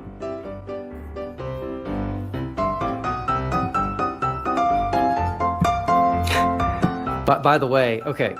The man sure knows how to make an exit. Now, if you're not a fan of Joe Hamby's flat earth model, but you are a flat earther looking for an alternative to Jeranism, may I recommend this guy called Flat Earth Banjo. This is not just a model that is painted like the globe model is. We can add real water and demonstrate as a fact how things work on the flat earth. Now that is a fantastic model for sure, and as pointed out by one of his subscribers here, it literally holds water. But it does far, far more than that. It's also a predictive model. It can show you exactly how things like, well, I don't know, waves and tsunamis are formed. This being real water, I can, make a lot of vibrations here, and waves and tsunamis. Now, if you think that's ridiculous and you're going to simply hand-wave dismiss the idea of the giant invisible biblical stirring rod, then you should be ashamed of yourself. Try and be more like this person here. Yes, even this model has its supporters claiming that it's providing somehow a working model demonstrating verifiable reality. But of course, models can always be improved, and this user here has suggested a fantastic idea. Maybe simply using a vibration of 7.83 hertz will create the variable you need. Whatever that means, I don't know. My translators couldn't figure it out. But fear not, if you are one of Jeran's historic subscribers, you don't have to go and search for a different model to follow. You can simply just look in the Holy Book. The sun moved in a circle around them in Antarctica. Let me just go and tell you right now. You don't think Satan could pull that off? Satan. Oh, yeah. And let me tell you something else. Now it's Satan who disguised himself as a ball of light and circled me in Antarctica because these guys are desperate. You see, the best thing about being a biblical flat earther as opposed to a scientific flat earther, of which none exist, is that you can simply claim it doesn't matter what observations you see, and it doesn't matter whether they comport or not with scientific reality, because simply you can just say, it doesn't matter, God can do what he wants. Why is everybody up in arms? See, one reason I've sat back and just watched all the hoopla about all this, because I'm like, I don't care if you see 15 suns in the sky and they do whirlabouts. God's word is true. Okay, so that is the problem right there. Okay, what Dean Odell just said is the problem for a majority of flat earthers. He just said that it doesn't matter how many suns you see, it doesn't matter what you see in the sky, it doesn't matter what you see. So now, to Dean Odell, it doesn't matter if you measure curve. It doesn't matter if you take him up to space and show him the earth. God's word is true. Now, if you are one of Jeran's subscribers and you are feeling a little bit down, that's understandable. So please let me help you out by pointing you towards the Flat Earth support line. You can phone it on 69696969. 69. And here is what you will find. I have linked the Flat Earth support line channel in the description. It is well worth checking out. Otherwise known as the Conspiracist. Absolutely brilliant. Please give him a subscribe. But here we are. Good afternoon, Flat Earth Tech Support. How can I help? Was that your your flat earth hero has decided he's not a flat earther anymore. That is a traumatic time, I must admit. What I would say, you can use a few options here, right? Shill is a good one. You can just accuse him of being a liar, a shill, and you don't really need to expand on that because, you know, it's pretty ambiguous, and you know, that's got a lot of syllables in ambiguous. So cloned is another good one, and that leaves it's quite flexible as well. And what I mean by that is, so just to future-proof yourself, like if he then one day goes back to flat earth or decides he's an advocate of like one of the other genius things, you can be like, that was the original version, or that's another clone, and then people will start to just believe it willy-nilly without you having to sort of reinforce it because they kind of want to anyway.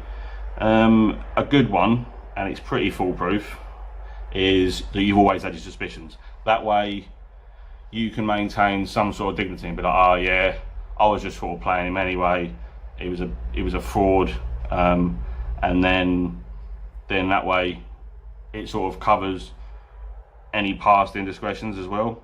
I hope that helps. Feel free to call back whenever you're confused about reality in the future. Thank you, have a nice day.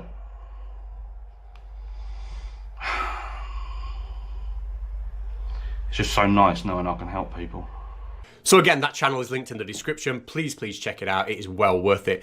As for Jeran, I wish him well in his journey out of Flat Earth. He is going to receive continued flack and criticism from his previous subscriber base and other Flat Earthers for quite some time to come. But he's also got a lot of personal growth to go through himself. When you look at his website, there are some very, very, very distasteful and questionable things on there, which I'm not really going to cover in this video, but you know, who knows, maybe 6 months down the line I'll revisit if Jeran's mindset is still in the same place on those topics. But for now, just, you know, wish him all the best to get out of this as quickly as he possibly can, and also to bring as many other flat earthers out the rabbit hole with him.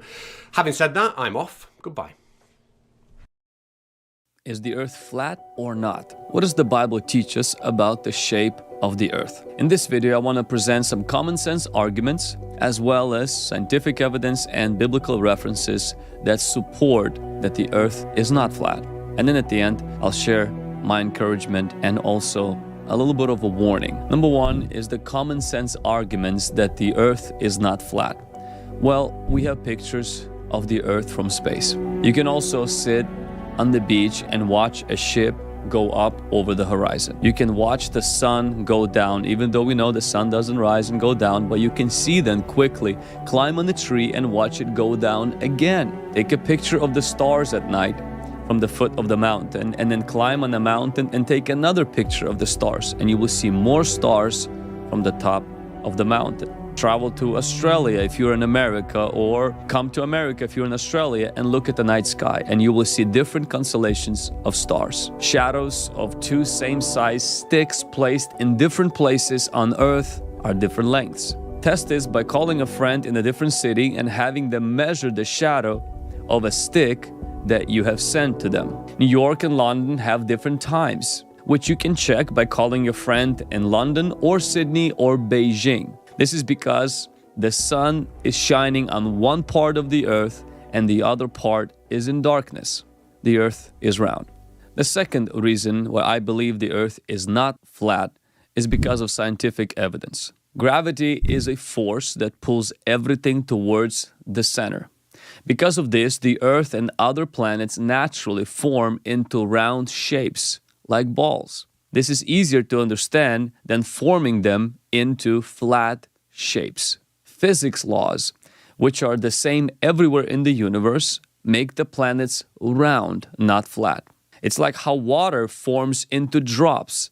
It's the same natural shape for planets. Space exploration, for example. Astronauts in space have taken many photos of the Earth, and these photos clearly show that the Earth is round like a ball, not a flat like a pancake. Satellites and space stations orbit around the Earth, and they can only do this because the Earth is round. If the Earth were flat, they wouldn't be able to go all the way around it. We can see different shapes of the moon, and the shadows on other planets.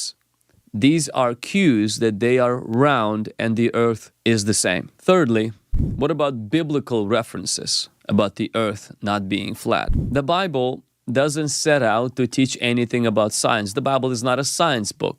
And this is not a judgment whether the Bible is true or not. This is a judgment about the topic of the Bible. The Bible seeks to address the spiritual saga of fall of humanity. Adam and Eve ate the forbidden fruit, the reality and the consequences of humanity's rebellion against God. We see Cain killing his brother Abel. We see also humanity's redemption by God. God calls Abraham. He fashions the nation of Israel and finally brings forth Messiah. And humanity's future destiny in the golden city, far better than the Garden of Eden. So that's really what the Bible is. It's this timeline of God's creating us, we messing up, consequences of sin, God brings forth redemption, and we see God is going to bring the final judgment. He will judge sin, He will judge Satan, and He will make everything right. So with that said, the Bible does say things about the earth, the Bible does say things about the sun, the moon, but its main message, like Jesus said to the Pharisees, search the scriptures, for they testify of me. In Isaiah chapter 40, verse 22, it does say, it is He who sits above the circle of the earth, and its inhabitants are like grasshoppers, who stretches out heavens like a curtain and spreads them like a tent to dwell in. This verse describes God as sitting above the circle of the earth. The term circle here can be translated as to suggest a round shape. While the original Hebrew word used for a circle may not directly mean the sphere, the imagery of God looking down upon earth implies a round, encompassing view, which aligns more that the earth is not flat. Job 26:7 says, He stretches out the north over empty space. He hangs the earth on nothing. This verse is particularly noteworthy for its ancient insight into the nature of the earth in space. The phrase, He hangs the earth on nothing, suggests that the earth is suspended in space without any visible support. This aligns with our current understanding of the earth floating in the vacuum of space, a concept that is consistent with the earth being more like a ball than a pancake. What we do know is the Bible uses common, ordinary phrases like we do today. For example, we say the sun rises in the morning, or what a beautiful sunset. But we know that the sun does not rise or set. It is the earth that is rotating on its axis, giving the appearance to us on the earth's surface that the sun itself is rising. The following are the few verses that people who believe that the earth is flat use. Revelation chapter 7, verse 1. After these things, I saw 4 angels standing at the 4 corners of the earth, holding the 4 winds of the earth, that the wind should not blow on the earth, on the sea, or on any tree. This verse is often cited in flat earth discussions. However, the 4 corners of the earth is the common expression that denotes the entirety of the earth, similar to saying to the ends of the earth. It's just another way of saying or referring to all directions, north, south, east, and west. And it does not imply a literal flat earth with 4 corners. Psalm 104, verse 5. He set the earth on its foundations, so it shall never be moved. The idea suggests that the earth is stationary and, by some interpretations, flat. However, in the context of an ancient Hebrew poetry, foundations and not be moved are likely expressing stability and permanence, not literal scientific description of Earth's physical properties. As we already said, the Earth is suspended in space. It's not supported by any visible thing. The Word of God holds the earth. The other one is Daniel chapter 4, verse 11 and 12. The visions of my head as I lay on bed were these. I saw and behold a tree in the midst of the earth, and its height was great. The tree grew and became strong, and its top reached to heaven, and it was visible to the end of the whole earth. These verses describe Nebuchadnezzar's dream, and it's highly symbolic. The image of the tree being so tall that it's visible from the entire earth is clearly not to be meant to be seen as literal physical description of the earth's shape or size, but it's rather a symbolic representation of King's vast kingdom and influence. Because it's not the tree that it's talking about an influence of this particular kingdom that will have on the whole earth. Like if we will say somebody today is known everywhere on earth, and the imagery that we will use is like a tree that everybody can see, this doesn't necessarily mean that this person is a tree. It's just using an analogy. It's using simply a representation of a particular idea or a concept. So that cannot be used to drive the point home that the earth is flat. Now, whether you believe that the earth is flat or it's round, whether you believe that the earth is like a ball or like a pancake, as a Christian who believes in Jesus and believes that God sent Jesus on the cross to die for us, salvation is by grace. God's word, the Bible, is the word of God, and Jesus is the only way to heaven. This issue shouldn't divide us. As believers, we have seen that the world we live in is anti-Christian in its approach.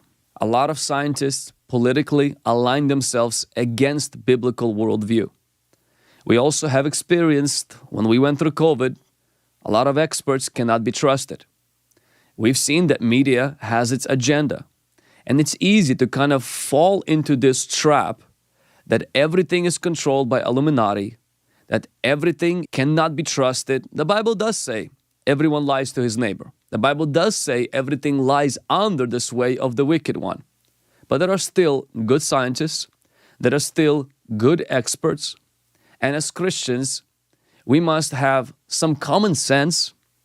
We also have to look with our eyes and with our brains at some scientific evidence and also biblical references, and not necessarily fall into this fear factor that really drives the conspiracy theory. Don't trust anybody, don't believe in anybody, and not to live like that. God bless you. Thank you for watching this video. Let me know in the comments below, what are your thoughts? Is the earth flat or is it round? Doesn't matter. Share your views below this video. Please be nice in the comment section. Until next time.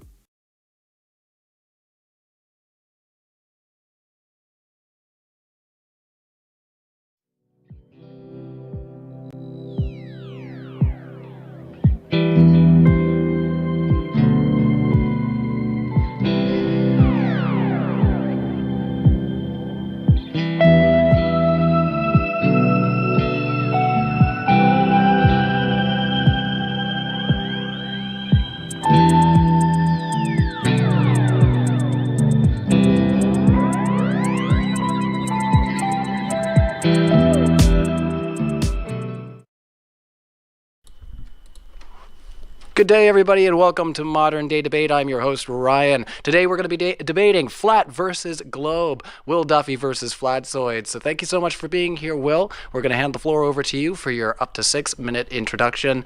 So we're going to be talking about flat Earth and Antarctica predictions. The floor is yours, and thanks for being at Modern Day Debate.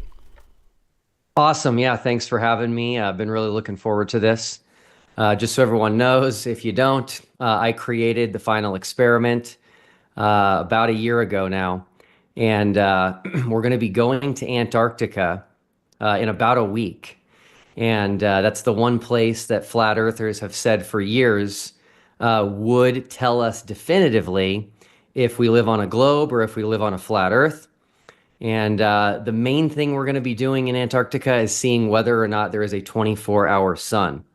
So we're going to make some predictions today. I'm going to make some predictions based on the globe. Hopefully Flatzoid can make some predictions based on flat earth. And I'm going to go ahead and share my screen right now. Let's see here. Okay, great. All right, so I'm going to answer 3 simple questions, and I hope Flatzoid can do the same. So the first one is, on the globe model, what is Antarctica? So on the globe model, Antarctica is a continent, And it is an island continent, meaning it's completely surrounded by water. And that's pretty much it on the globe model. So I'm hoping to hear what Antarctica is on the flat Earth model. And I think we're going to see that it's very different than the globe model. Second question is, where is Antarctica? So I've got a globe here, and on the globe model, Antarctica would be as far south as you can go on the globe. So if you go all the way south, you will end up hitting Antarctica. A lot of flat earthers challenge globers to show how you can go to the South Pole and then keep going south, and that's a misunderstanding of the globe. You cannot go further south than the South Pole. So very simple. Here is the island continent of Antarctica, and where it is it's on the southernmost part of the globe. And then lastly, the third question is, what does the sun do in Antarctica? This is a very, very important one. On the globe model, during certain times of year, specifically during the southern summer solstice, which we are coming up on in a couple of weeks, most of Antarctica at that time has what's known as a 24-hour sun. And this is because on the globe model, we have what's known as an axial tilt. That's why when you purchase a globe, it's tilted. And so if you look here, I'm going to tilt the globe towards the camera. As the Earth spins, you can see Antarctica the entire time. And so during the southern summer, as the Earth is spinning, a lot of Antarctica is exposed to the sun the entire time. So that results in what's called a 24-hour sun or a midnight sun. This is something that flat earthers have said for years does not happen in Antarctica. They have said there is no 24-hour sun. They have said you don't see the sun in the sky for 24 hours. And they've made a very adamant stance against this. And the globe model says, hey, there is a 24-hour sun. And so that's why I created the final experiment. As I said, let's just go and see. Now, in terms of modeling, a gentleman, lots of people on the globe side have done models of what they expect the sun to do where we will be at, which is Union Glacier, Antarctica. But a guy named Ole D. Hasselier, hopefully I'm pronouncing his name right, he sent me a model of what the sun should do on the globe model where we will be. And so I'm going to go ahead and share that now. And this model, you'll see the rotating Earth in the upper right corner. You'll see the sun there and the motion of the sun. And you also have the terrain around us at Union Glacier. This kind of modeling can be done because the globe is real. You couldn't do modeling like this on something that doesn't exist. So because the globe is real, you're able to model the exact movement of the sun at any particular place on the globe. You'll notice that the sun is going up and down. That is also due to the tilt of the globe. I'm not sure if Flat Earth has an explanation for that. Maybe Flatzoid will say that the sun is not going to go up and down through the sky like that. So I hope Flatzoid can answer those three simple questions, which are, what is Antarctica? Where is Antarctica? And what does the sun do in Antarctica? And then we can have a discussion together about this. And then at the end, time permitting, I would like to talk to Flatzoid about some comments he's made about me being insecure about my religion, if we have time. So with that, I'll turn it over. Ooh, okay. So there's a little extra heat we didn't know about. Well, thank you so much, Will, for the introductory statement. We are going to head it over to Flatzoid in just 1 second, but I'm going to remind our audience that if you don't know, I want to welcome you to Modern Day Debate. We're a neutral platform hosting debates on science, politics, religion. We hope everybody feels welcome here. If you haven't already, smash that like button. We appreciate it. Share this out in those spaces you like having these discussions. But more importantly, if you want to grill one of the speakers on screen, we are going to take super chats at the end, so get your questions in now. I see all kinds are popping in. LJ has is biting at the chop there, or champing at the bit, I should say. I can't talk today. I'm tired from last night, I swear. All right, let's hand it over to Flatsoid. You got up to 6 minutes. Awesome. Well, thank you very much. I really appreciate this discussion. Thank you, Will, for actually asking for this, because I'm happy I could actually present this now, especially now it's almost time to do this. So I'm going to argue against why I say the final experiment is not an experiment, as it's not scientific and it's only a false dichotomy. First, we have to look at the basics. What is science? Well, science, based on definition, is the systematic study and the structure of behavior of the physical and natural world through, note, observation, experimentation, and testing the theories against the evidence obtained. So we have to observe what we're claiming, and then we have to do experimentation to make it called science. So, do we observe the sun? Well, I agree. Yes, obviously, we see the sun. What do we observe about the sun, though? Let's see. We observe the sun moving across our sky. We see that it gives heat energy. We see it lights up the sky. We see divergent rays. We see it following a circuit with its times and seasons. This should be interesting, because since Will Duffy is a Christian as myself, and the Bible does talk about the sun following a circuit, it should be interesting to see how he will speak about this later. We see its change is in angular size based on the weather and just the angle movement. Sometimes you can see the sun huge at the horizon. Sometimes you can see it small. It has different optical effects. And yes, we are even able to show angular size change with lens caps. So next we have to make a hypothesis. What is a scientific hypothesis? A scientific hypothesis is a testable statement that is a prediction of the outcome of an experiment and is based on prior knowledge and observation. So we have to test it based on a prediction, and we have to do an experiment based on a knowledge of these observations. Okay, so what is a hypothesis, you might ask? Well, it's simple. There's just three very basic essential parts. The explanation. This is the explanation is part of the hypothesis, which means you have to know the independent variable. The independent variable is the factor that the researcher has to manipulate to see if it affects the other variables. The other variables it will have to affect is the dependent variable. So the dependent variable is the other variable that is affected by the independent variable. So let's just make this very short and simple. The IV, the independent variable, has to be manipulated to cause the effect for the DV, the dependent variable. This has to be happening to make it scientific. So, what is an independent variable? Simple.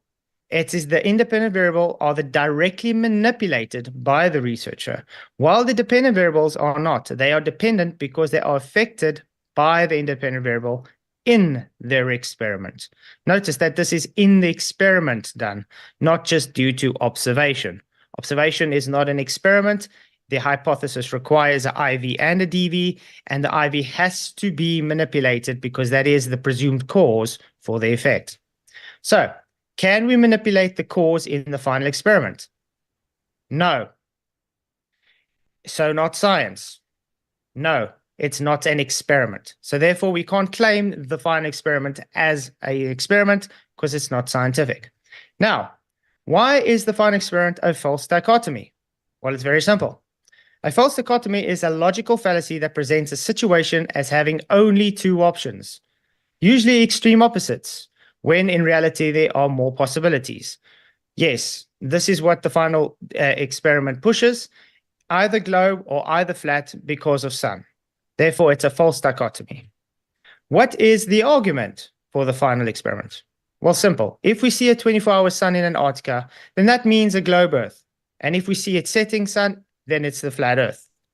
The issue I have with this is, it doesn't matter if it sets or is above the horizon 24 hours a day. It will not either invalidate or validate a flat Earth. The only ones making a claim here are the globe, just like Will Duffy did in his presentation, showing the sun and models of the sun moving around the globe. So in other words, it's only there to invalidate a globe, not a flat Earth. Flat Earth is able to have the sun going in a circuit around Antarctica 24 hours a day and not as well. It doesn't really change if the earth is flat or not.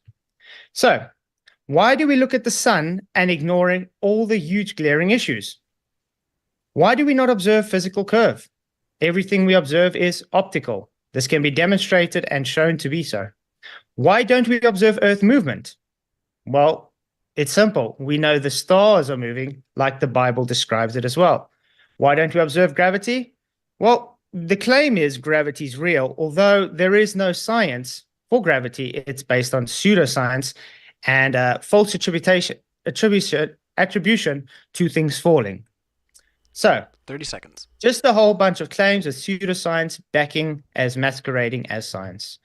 And that's my opening statement. Thank you. Awesome. Well, thank you so much, Flatzoid, for your introductory statement. We are going to kick it into open discussion. So a big reminder to our live chat that we are going to take the super chats at the end. They're flying in there, guys. So I'm going to set, I'm going to set 40 minutes on the timer there, and then I'll check in with you guys. So I'm going to hand it over to you, Will, to respond to some of what you just heard in the intro, and we'll try to get a natural flow going back and forth. So whenever you're ready there, Will. Great. And I can still share easily, same way? Sure thing. Yep. Okay, cool. So number one, this discussion, as both of us knew going into this, was supposed to be about predictions, and you didn't make any predictions in your opening statement. So hopefully that will change as our conversation goes on. I did anticipate you telling me that it's not an experiment. So I'm going to go ahead and share my screen real quick. And I do have a question for you. Are you a doctor?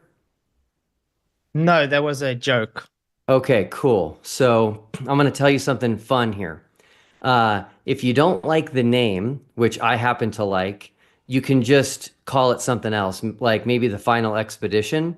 But what I've learned, Keith, is that when people focus on things that are not substantive, it's because they don't have answers to the actual arguments. So I bet Globers, and I won't do this, I won't say anything about you calling yourself Dr. Flatzoid, because that would only mean I can't respond to your actual arguments. And so therefore, I need to make fun of your name. Okay, so we don't need to talk about whether or not it's an experiment. You can call it whatever you want. We're going to get to the heart of the issue, which is whether or not a 24-hour sun in Antarctica is possible on a flat Earth. How does that sound? No, first of all, Dr. Flatzoid was me making fun of not a Professor Dave, because he calls himself a professor and he's not a professor. Secondly, it's a false equivalence, because what I call myself as a name has got nothing to do with what you're claiming is an experiment. You have claimed multiple times that this experiment will either prove a globe Earth or a flat Earth. Someone's name doesn't prove a model or the other. So yes, the predictions were talked about in me stating it's not science. You are the one making a claim that because sun does this, therefore this is the outcome. Therefore, a false dichotomy and not scientific. Now, I'm glad you concede it's not scientific. That's great. But I don't need to make a prediction, because I'm not the one with the burden here. You are the one having a burden because of your insecurities, as you plainly said we're going to talk about. Because you have an insecurity about the globe, you need to go and prove it to yourself. Okay, cool. You said it's a false dichotomy, right? Is whether or not there's a 24-hour sun in Antarctica in reality a false dichotomy? Yes, because your outcome is either globe or either flat. Okay, let me explain this to you. Whether or not there's a 24-hour sun in Antarctica is a true dichotomy. There either is or there isn't. You can't say it's a false dichotomy because there is no third option. So if you want to call it a false dichotomy, tell me what the third option is. Option 1 is there's not a 24-hour sun. Option 2 is there is. What's the third option? Again, your argument is if sun, then globe. If no sun, then flat Earth. That is the false dichotomy. Whoa. It's not just because sun or not sun. Your argument is because sun, therefore model. Therefore, it's a false dichotomy. We will get there, but you're not answering my question. Is whether or not there is a 24-hour sun in Antarctica a false dichotomy? Not on its own, no. Correct. But your premise is based upon either flat or globe, which makes it a false dichotomy. We'll get there. Okay, we'll get there. So whether or not there's a 24-hour sun in Antarctica is a true dichotomy. Okay, so that's number one. What was your position on the 24-hour sun in Antarctica prior to the announcement of the final experiment? Well, my belief was I wouldn't be able to see it because everything they've ever showed usually is faked. But then again, you're just now obfuscating from your false dichotomy because your whole argument is, which you're now ignoring, because we see the sun, it's either a globe or flat. Is that true or not? We'll get there. I do believe we can falsify the globe, and I believe we can falsify flat Earth based on whether or not there's a 24-hour sun. But I think this is super important for the audience to know what your position was prior to the final experiment. So I'm going to play a quick video. It's super, super short. Okay, here we go.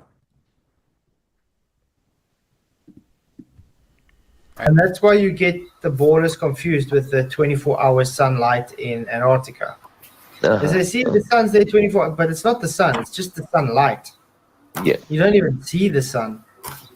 Soprano says it's literally sunlight for 24 hours. No, it's daylight, not sunlight. You don't see the sun. There's no sunlight for 24 hours. Only daylight, Liberator. Okay, cool. So that was your position before the final experiment was announced, right? Still is. And why were you taking such a hard stance that you don't see the sun in the sky for 24 hours? Because I just said, I haven't seen actual evidence of 24-hour sun other than faked edited videos. Okay. Now, I've looked at these faked and edited videos that you're talking about, and there's only one that was edited of all of them.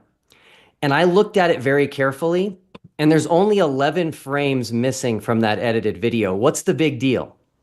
Okay, based on 11 frames, we've been through this before. Even Ryan knows. You do know those 11 frames are in the video.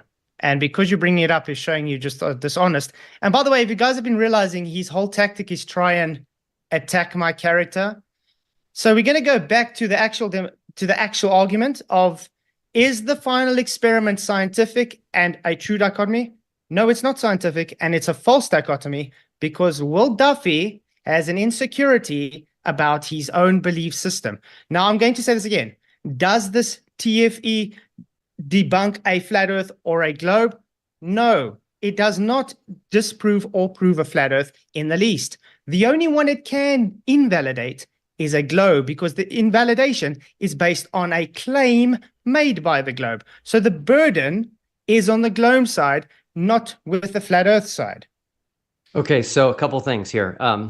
The reason I brought up the 11 frames is because it's really unfair of you to say that someone who edits a video means you should reject what they put on their video because they edited it when you yourself edited a video, okay? Now, when you say, and I'm very familiar with this because I do my homework, when you say that the 11 frames were in the video at the beginning, that's because you were playing it at full speed. A frame is 1/60th of a second.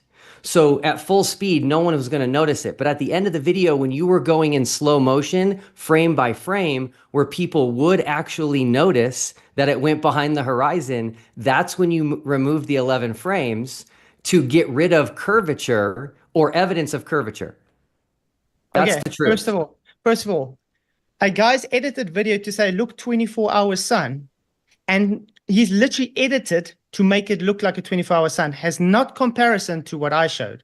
I showed all the frames. You can even put on 2 times speed, 0.25. It will show all the frames in the video. So that's literally a false equivalence again. And then I even point out to say, look where it lands. And I show you the horizon. I show you the apparent horizon. I show you the inferior mirage.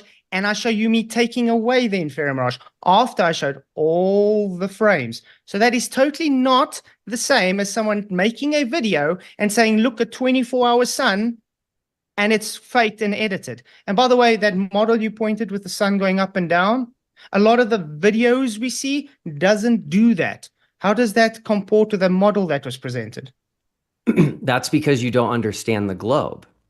So if you watch a video of the 24-hour sun that is taken at the South Pole, the sun will not go up and down. But the further you get away from the South Pole, it will, because of the curvature of the globe. That's just a misunderstanding of the globe model. Now, again, we can make these very specific predictions of altitude and azimuth, and guess what? I think you know they're going to come true when we get to Antarctica. So how is it all of these people who have never been to Antarctica can make these predictions that will come true if the globe is false?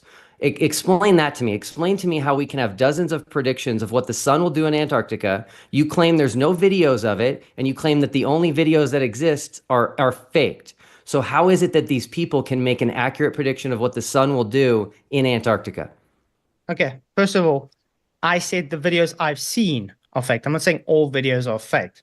Secondly, again, you are trying to reverse the burden onto me to make a claim I don't need to. You're the one with the claim. You are the one making a false statement here by claiming because sun in sky, therefore globe. Because sun not in sky, therefore flat earth.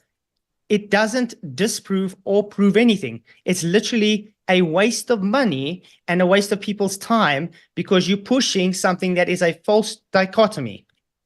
Okay, so you didn't answer my question. I can't let you get away with this. My answer is I am not going to be bullied into making a claim because of your insecurity. Okay, hold on. I'm not clarify the question, and I'm not bullying. I'm not bullying you. I'm not asking you to make a claim yet. I will be, because you agreed to do this to make predictions of what we will see in Antarctica. But I'm not doing that with this question. My question is very simple. How can dozens of people around the world who have never been to Antarctica accurately model what the sun will do if they've never been there? How is that possible? A model is a model. They can accurately model a black hole in space. Does that make a black hole real? No, it doesn't.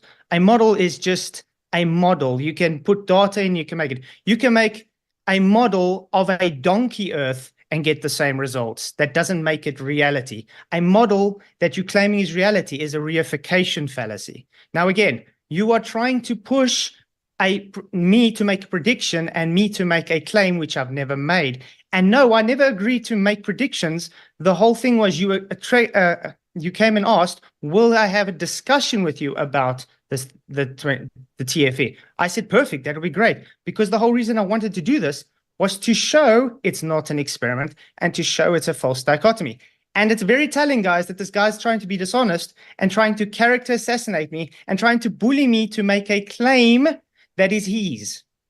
Okay, so number one, I didn't character assassinate you. I brought to the table a reality, which is that you have been caught editing a video. You didn't even admit to it. You were caught. And here you are talking about someone who edited a video that was taken in Antarctica.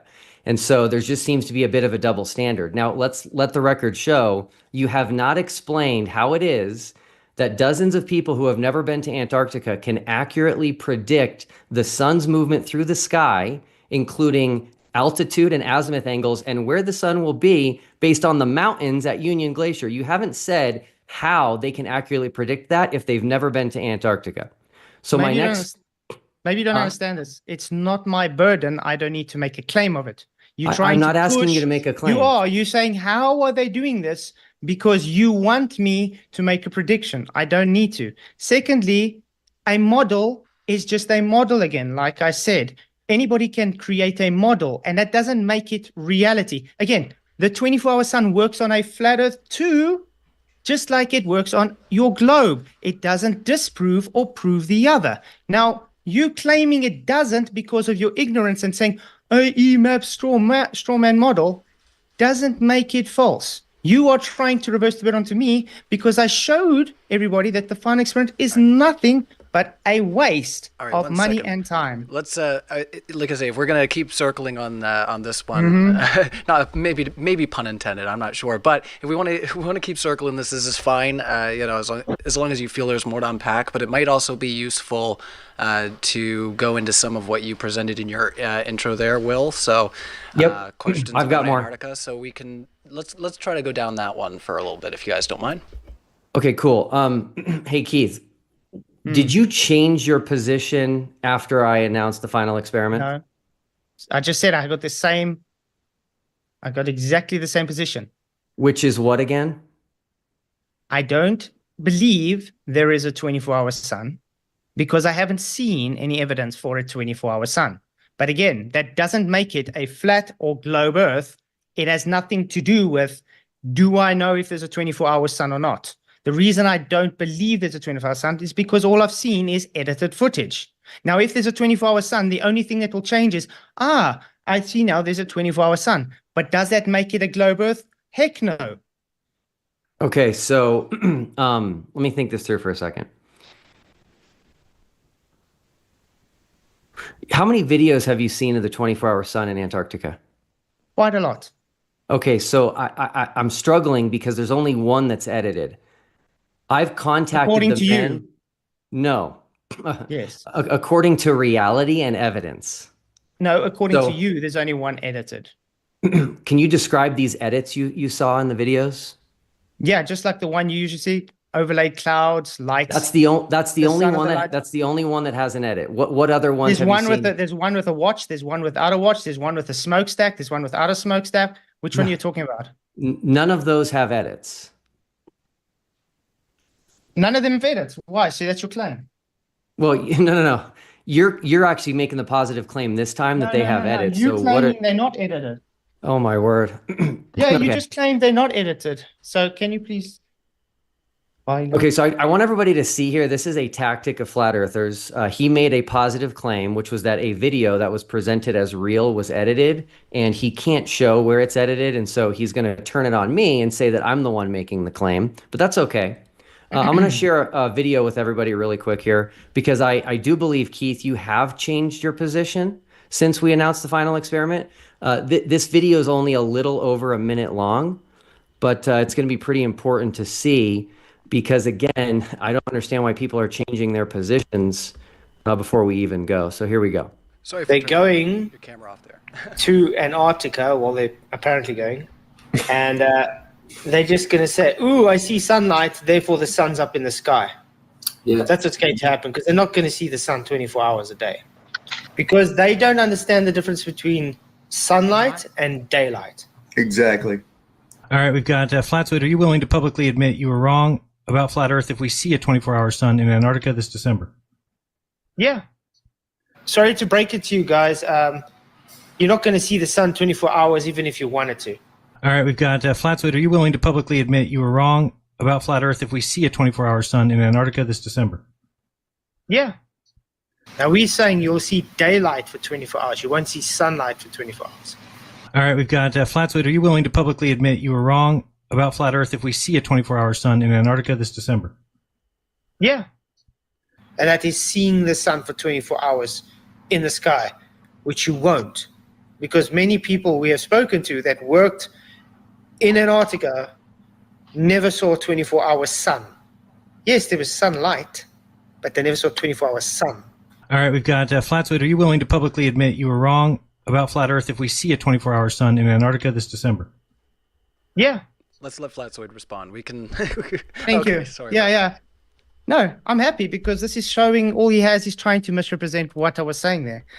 Yes, I will change my position on seeing the 24-hour sun or not. Not that the Earth is not flat or a globe. This is what's called misrepresentation of a person.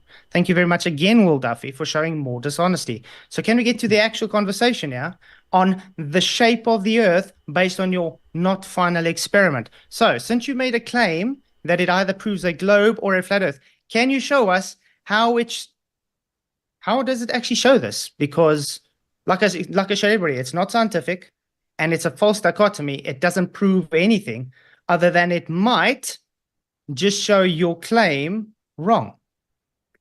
Okay, so you just accused me of misrepresenting you. How is playing clips of you talking misrepresenting you? You playing it and saying I'm changing my mind about the flat Earth. My mind is about the 24-hour sun on the flat Earth, not the flat Earth is going to be a flat Earth or not. This is called misrepresentation, Will. Well, it's okay. It just means you changed your mind. The question No, I haven't. was... I've got the same. And also, stop telling me what I do and what I don't do because I'm keeping the same argument. I don't believe there's a 24-hour sun. Okay, the only thing that can change it is if you see a 24-hour sun, but that doesn't make a difference whether it's flat or a globe, which your whole experiment is about, is it not? Yeah, I just want to make this clear for a second because Is it not? I think everybody heard it. Can you just answer? Question- Is Hold it on, about? Flatsoid. Wait. Flatsoid, you gotta let Is him it respond. about? I gotta know. No, he's doing the It's same okay, thing. I'll over and answer. over. I'll answer. I just gotta ask. Thank you. Is it about the globe and a flat Earth or not? Yes. There we go. False dichotomy. Thank you. Okay, real quick. The question asked of you is, will you admit you were wrong on flat Earth if we see a 24-hour sun in Antarctica? And you said yes. So you have changed your mind because you're no longer willing to change your mind on flat Earth if we see a 24-hour sun. No. What does the flat Earth model say about the 24-hour sun? It says that there is no 24-hour sun. Great. So does that change the information about the flat Earth model, or the flat Earth doesn't exist? If a 24-hour sun is not possible on a flat Earth, which is what I'm stating, then a 24-hour sun falsifies flat Earth. There we go. False dichotomy. And why won't it work on a flat Earth? Okay, so I don't believe flat Earth exists. And so this is where the title of this discussion is Antarctica Predictions. And so I'm still waiting for you to make a prediction as to what the sun will do, considering you believe we live on a flat Earth. Again, the predictions is from your side, not my side. I don't have the burden to make a prediction. And no, it's about the final experiment. And I'm showing you how it's a false dichotomy and nothing but insecure ballers needing to supply evidence for their belief system. Okay, so you don't have any idea what the sun will do in Antarctica? It doesn't matter. That's the whole point. Okay, let's go back to square one here. In your mind, what is Antarctica? Ice. Okay, that's it. So if I have It's ice and land. It's a land. Okay, great. Where is the Antarctica? outer rims? The outer rims. They have answered two of your questions. Hold on. Okay? What do you mean by outer rims? As the Bible says. No. It's where the dome meets the earth. How's that? What dome? The dome that was spoken about, you know, the firmament in the Bible. Come on, you're a pastor. You're supposed to know this. Hold on. The Bible talks about things historically, which I love. We're talking about present day. Are you saying present day right now? Are you claiming Hold on, the you're interrupting narrative from? You're interrupting me. Let's let him finish his sentence. Sorry. Are you saying right now, present day, December 6, 2024, there's a dome? Yes. Where is it? Up in the sky. Where else would it be? You've seen it? No, we're breathing. That's why we got a dome. It's holding the waters above. Okay, so there's something that you believe exists that you can't prove exists and that you can't see? I can. It's called the second law of thermodynamics. Okay. Okay, so you haven't seen the dome.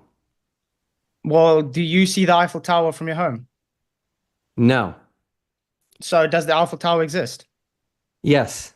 Okay, cool. Do I need to see a cow before I know my piece of steak came from that cow? No, because the steak is evidence that the cow exists. Do you have a piece of the dome? Is that what you're trying to say? No. The reason we're breathing is because we have containment. Huh. Okay, interesting. Okay, so you said Antarctica is an outer rim, right? According to the flat Earth model, according to yes. So kind of like this here? That's a map. That's not a model. What's the difference? A model makes predictions. A map just explains things. It gives directions. That is a sun map.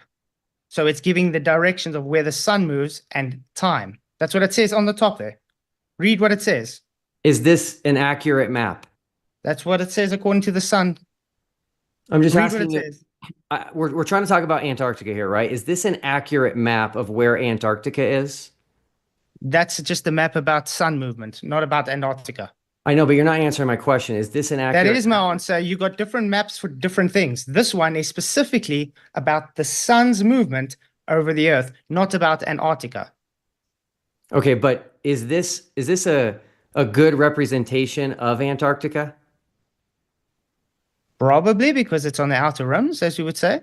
Okay, perfect. So Mhm. again, this is not a perfect map. No one's claiming that it is. But do you believe there's only one sun? Yes, because that's what the Bible says. And I've only observed one sun. But Perfect. we have seen videos where there's more than one sun, and I would more like to think that is a reflection on the dome than a second sun. Okay, great. So this is South America, right? Mhm. We're going to be south of South America in Antarctica, so right about here. Mhm. Meanwhile, Australia, way over here, is going to have a sunrise and a sunset each day. Mhm. How can we have a 24-hour sun down here while they get a sun each day over here? Again, trying to make me give claims. Secondly, have you ever heard of reflection, internal reflections? Caustic cups. Caustic Yes. cup reflections. Yes, there we go. Okay, great. It's a possibility. Okay, perfect. I love this. This is great. Mhm. So you're saying that it's possible, either for the people in Australia or us, that we won't see the actual sun, we'll see a reflection of the sun. Yeah. Okay, cool. So if we take pictures of sunspots and they're not reflected, they're not reversed, would that prove you wrong? How would it be reversed? I don't think it will be. Reflection doesn't always just give reversed. How do you know that where the sun's location is, you're not seeing the same side of the sun based on its angle? I don't understand your question. Let's say you are looking through a glass of water and you've got a pencil, okay? And you're on the side of the glass and you're on the side of you're looking at the same angle, so you're seeing the same side of the pencil, which is the front. Does that mean now that it's not a pencil? No. There we go. Again, you're trying to push things onto me to make a claim. I don't need to. I'm just saying there are possibilities, which explains it on a flat earth, which again shows that it's just a false dichotomy because it won't disprove a flat earth at all. The thing is, you're going to go to Antarctica or fund this thing, and it won't disprove anything other than just showing gullible people for what? Okay, so when you say they won't see a sun in the sky for 24 hours, is that a claim or is that not a claim? That is my belief based on evidence. And what evidence is that? That all the videos I've seen so far are either edited or not showing a sun. Okay, so that's a claim, right? And so what is your evidence that the videos are edited? What am I? Easy. I told you, they have different time lapses. They have different things showing it's edited. Well, you just claiming it's not. Wait, you just claiming it's not edited doesn't make it not edited. If someone's going to claim that a video is edited, they need to have evidence that it's edited. They can't just say it's edited because it goes against what they believe. No, you see, the thing is, when someone goes and says, look, I have a 24-hour sun, and then it's shown to be edited, that means it's dishonest. Why did they need to edit it in the first place? Well, okay, it hasn't. They haven't been shown to be edited. That's the point that I'm trying to get to here. There has been numerous people showing these videos and showing how they're edited. So you're just making a claim that they're not edited doesn't make it not edited. People have shown and gone through it and shown it's edited. So again, can I show a video quickly? Because this is based on why I think you have such a, how can I put it, hard time not wanting the flat earth to be real. Because you have, seems to be flat earth hurt you somehow and you have a personal vendetta against it. Yeah, you can go ahead and share your screen whenever you're ready there. And okay, that's up. Is it showing? Yep, sure is. It took me over a year to come up with the final experiment. Every time I would come up with an idea, it would just never work. And then one day, I got it. This is Will Duffy. Well, Pastor Will Duffy, to be exact. He is the author of what he calls the final experiment. The issue here is Is this actually the final experiment for all humanity or just for him? Well, and a friend of mine, her name is Wendy, she posted something about flat Earth. And at first, I thought she must be joking, but there was no punchline. So I read the comments, and it seemed genuine. This was very peculiar to me. How could someone today, in the 21st century, think the Earth is flat? Well, the whole point to that is it shows this is just a personal thing for you because you have an issue with the flat Earth for some reason, and you have to make it your mission in life to discredit it and to debunk it. So again, you came up with the final experiment. You even said later, if I go around there, I don't know how I'm going to do it, but I just know I had to. So, Will Duffy, is it true that you are making sure that you have to do something about flat Earth because it bothers you? No, I chose to. So you could have just left it? Of course.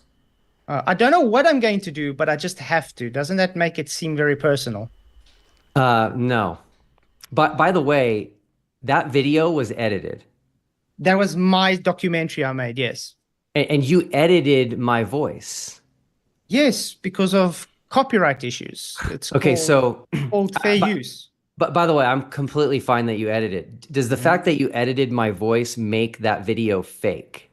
No, because you spoke those words, did you not? I can give you the source saying exactly the same things. Yeah, so it doesn't mean that I'm not real just because you edited it, right? Nope. So the one video, so flat earthers claim to be researchers. They're not. I have shown that through the final experiment a ton of times. So if flat earthers were researchers, they would have taken the only one video of the 24-hour sun in Antarctica. None of the rest are edited. They would have taken the one that was edited and they would have reached out to the guy. I did. His name is Anthony Powell, and I'm now friends with him.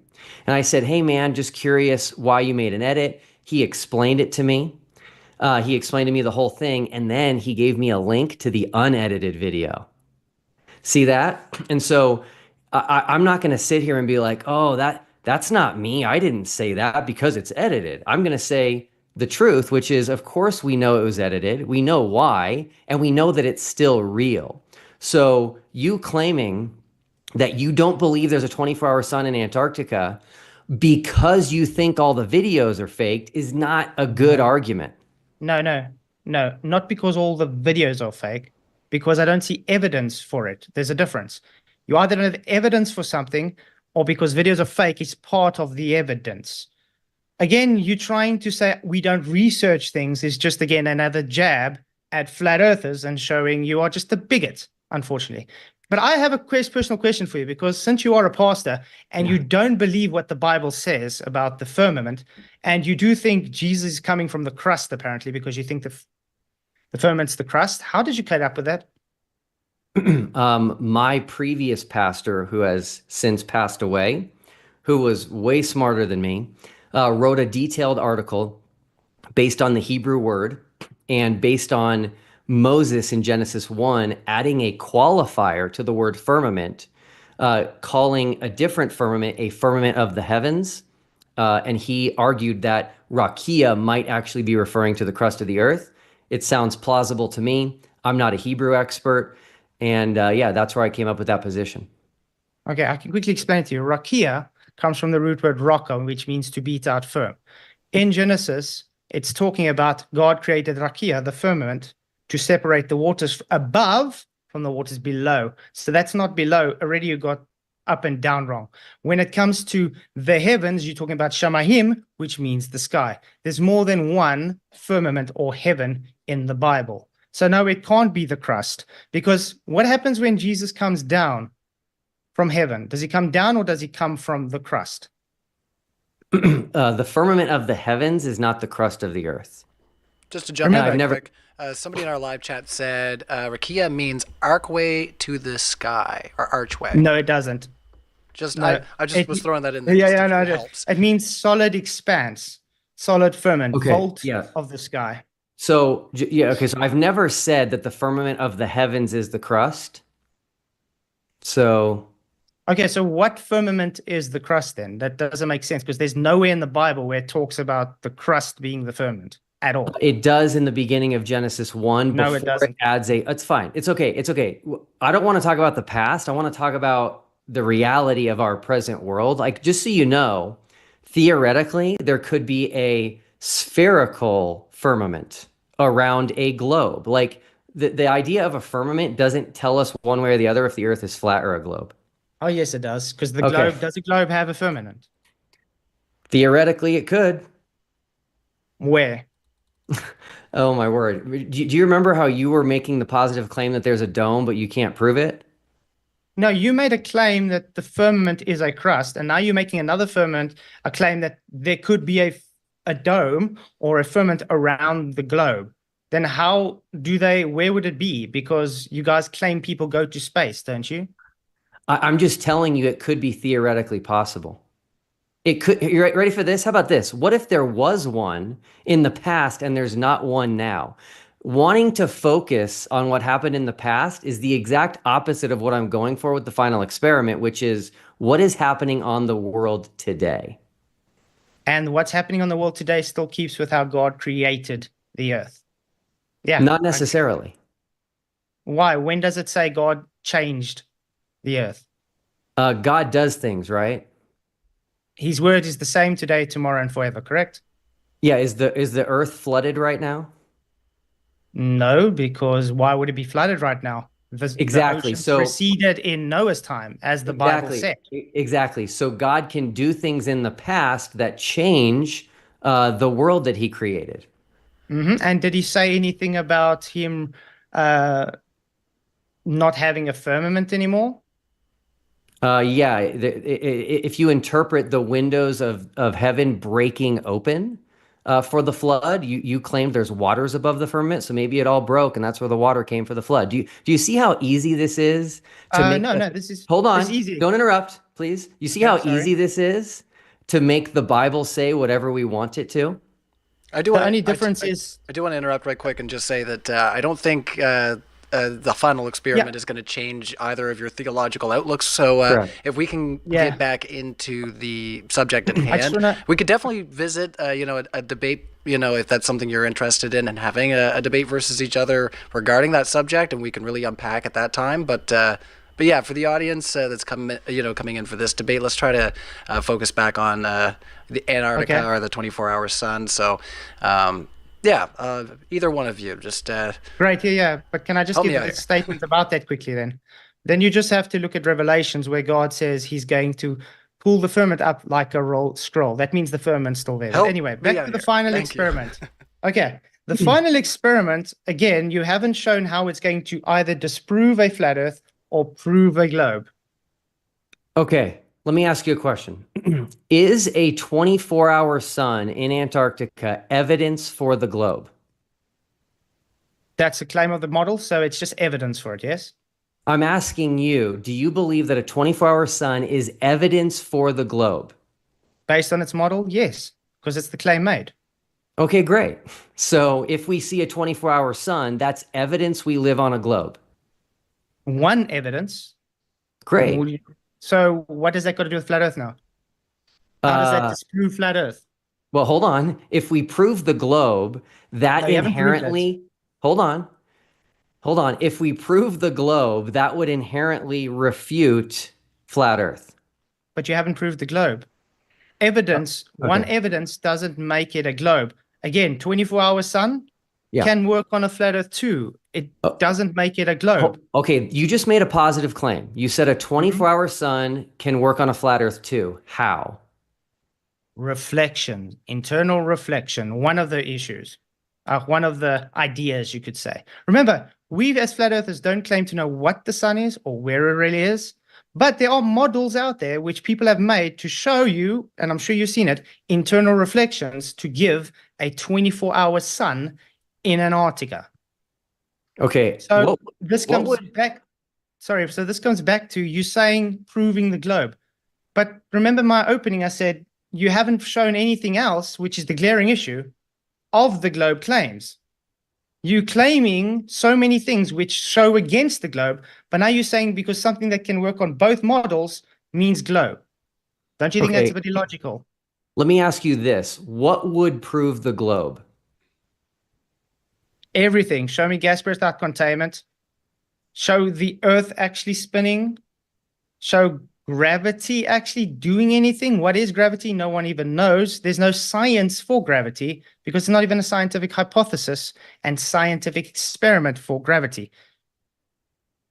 Okay, so if I show you evidence right now that the Earth is spinning, that would prove the globe to you? How are you going to show evidence? Go ahead. That's no. If I show you go evidence, ahead. no, hold on. You need to answer the question. If I show you, you just said, if I can show the Earth is spinning, that would prove the globe. So if I can show you right now, evidence. Hold on. If I can show There's you, a different way, right? There's a difference between evidence and proof. Duffy. okay, so hold on. Forget evidence for a second. Keith, what would prove the globe? Okay, what would prove the globe? Show gas pressure without containment, please. Okay, great. I'm going to share my screen. More than happy to do this. Here we go.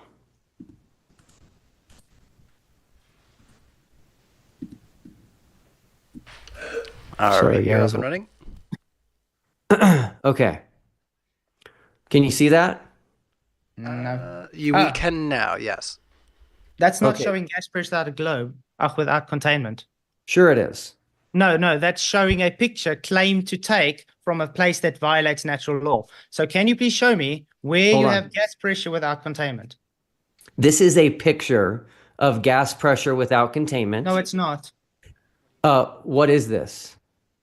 It's claimed to be a picture that is in a place that violates natural law. That means the picture is not showing the globe in space. Now, I'm asking you to actually demonstrate gas pressure without containment. I am. Okay, It's so not. You're not. You're quick taking me to question. Narnia. You're taking me to Narnia to prove something in Narnia. Do you get the Okay. issue here? Quick question for you. Do you recognize this picture? The blue marble. Okay, so I apologize if anybody thinks that this was not right of me, but I set you up. This is not the blue marble. Okay, well, it doesn't matter. They look the same. What's the issue? Exactly. That is the issue. So flat earthers believe that Apollo 17 only took one picture of the Earth from space. That's Never false. said that. Okay, do you know how many pictures of the Earth they took? No, because they took hundreds. Apparently. Correct. Apparently. They took hundreds of pictures of the Earth from Apollo 17. You thought this was the blue marble because it looks just like the blue marble. This picture, I left the number here at the top, is 22725, which they took before the blue marble picture. Okay? Something's covering your picture Yeah, right now. like a There's gray screen. Sorry, Oh, I it's just away now. I just fixed it. So here are two pictures, Keith, that they took from Apollo 17. Now, I listened to your videos and I know your take on what these are, but can you tell the audience what you believe these are? These are photos that are very easily done in studio. What kind of a studio? A darkroom with a model, even a hyper-realistic painting and a photo with a film camera. Okay, great. So in your opinion, these are pictures of paintings. Hyper-realist, yeah, it's possible. It's more possible than showing Narnia that goes against entropy and telling me that's where it's taken. So again, can you demonstrate gas pressure without containment instead of taking me to a place that violates natural to say, look, it's a photo of it? I'm getting there, I promise. Okay. By the way, I spent a lot of time on this for you specifically, and I focused on South Africa, which is where you are from. So these two pictures are claimed by NASA to have been taken at different times from Apollo 17, but you're claiming that they're just pictures of a painting.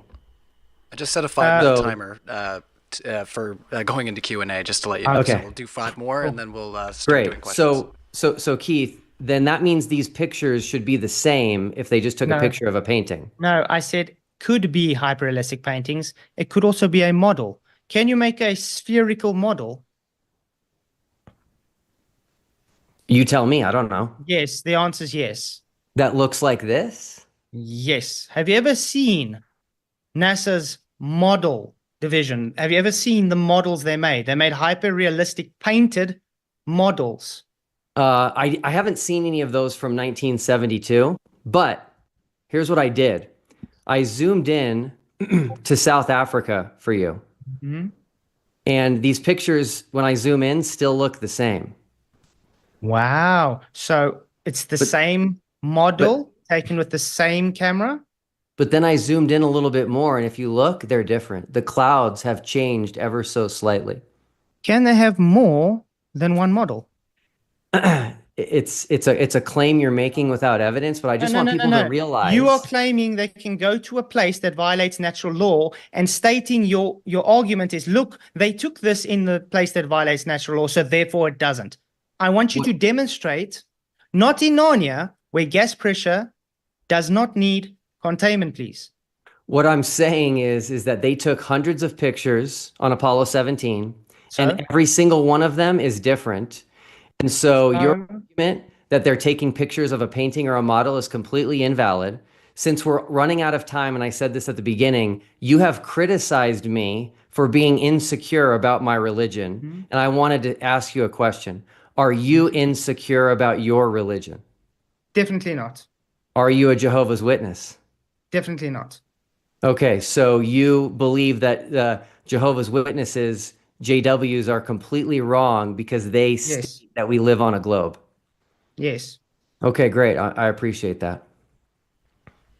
All right, let's get into the super chats. JWs are heretics. They don't follow Christian doctrine. That's why. Not if they believe a globe or not.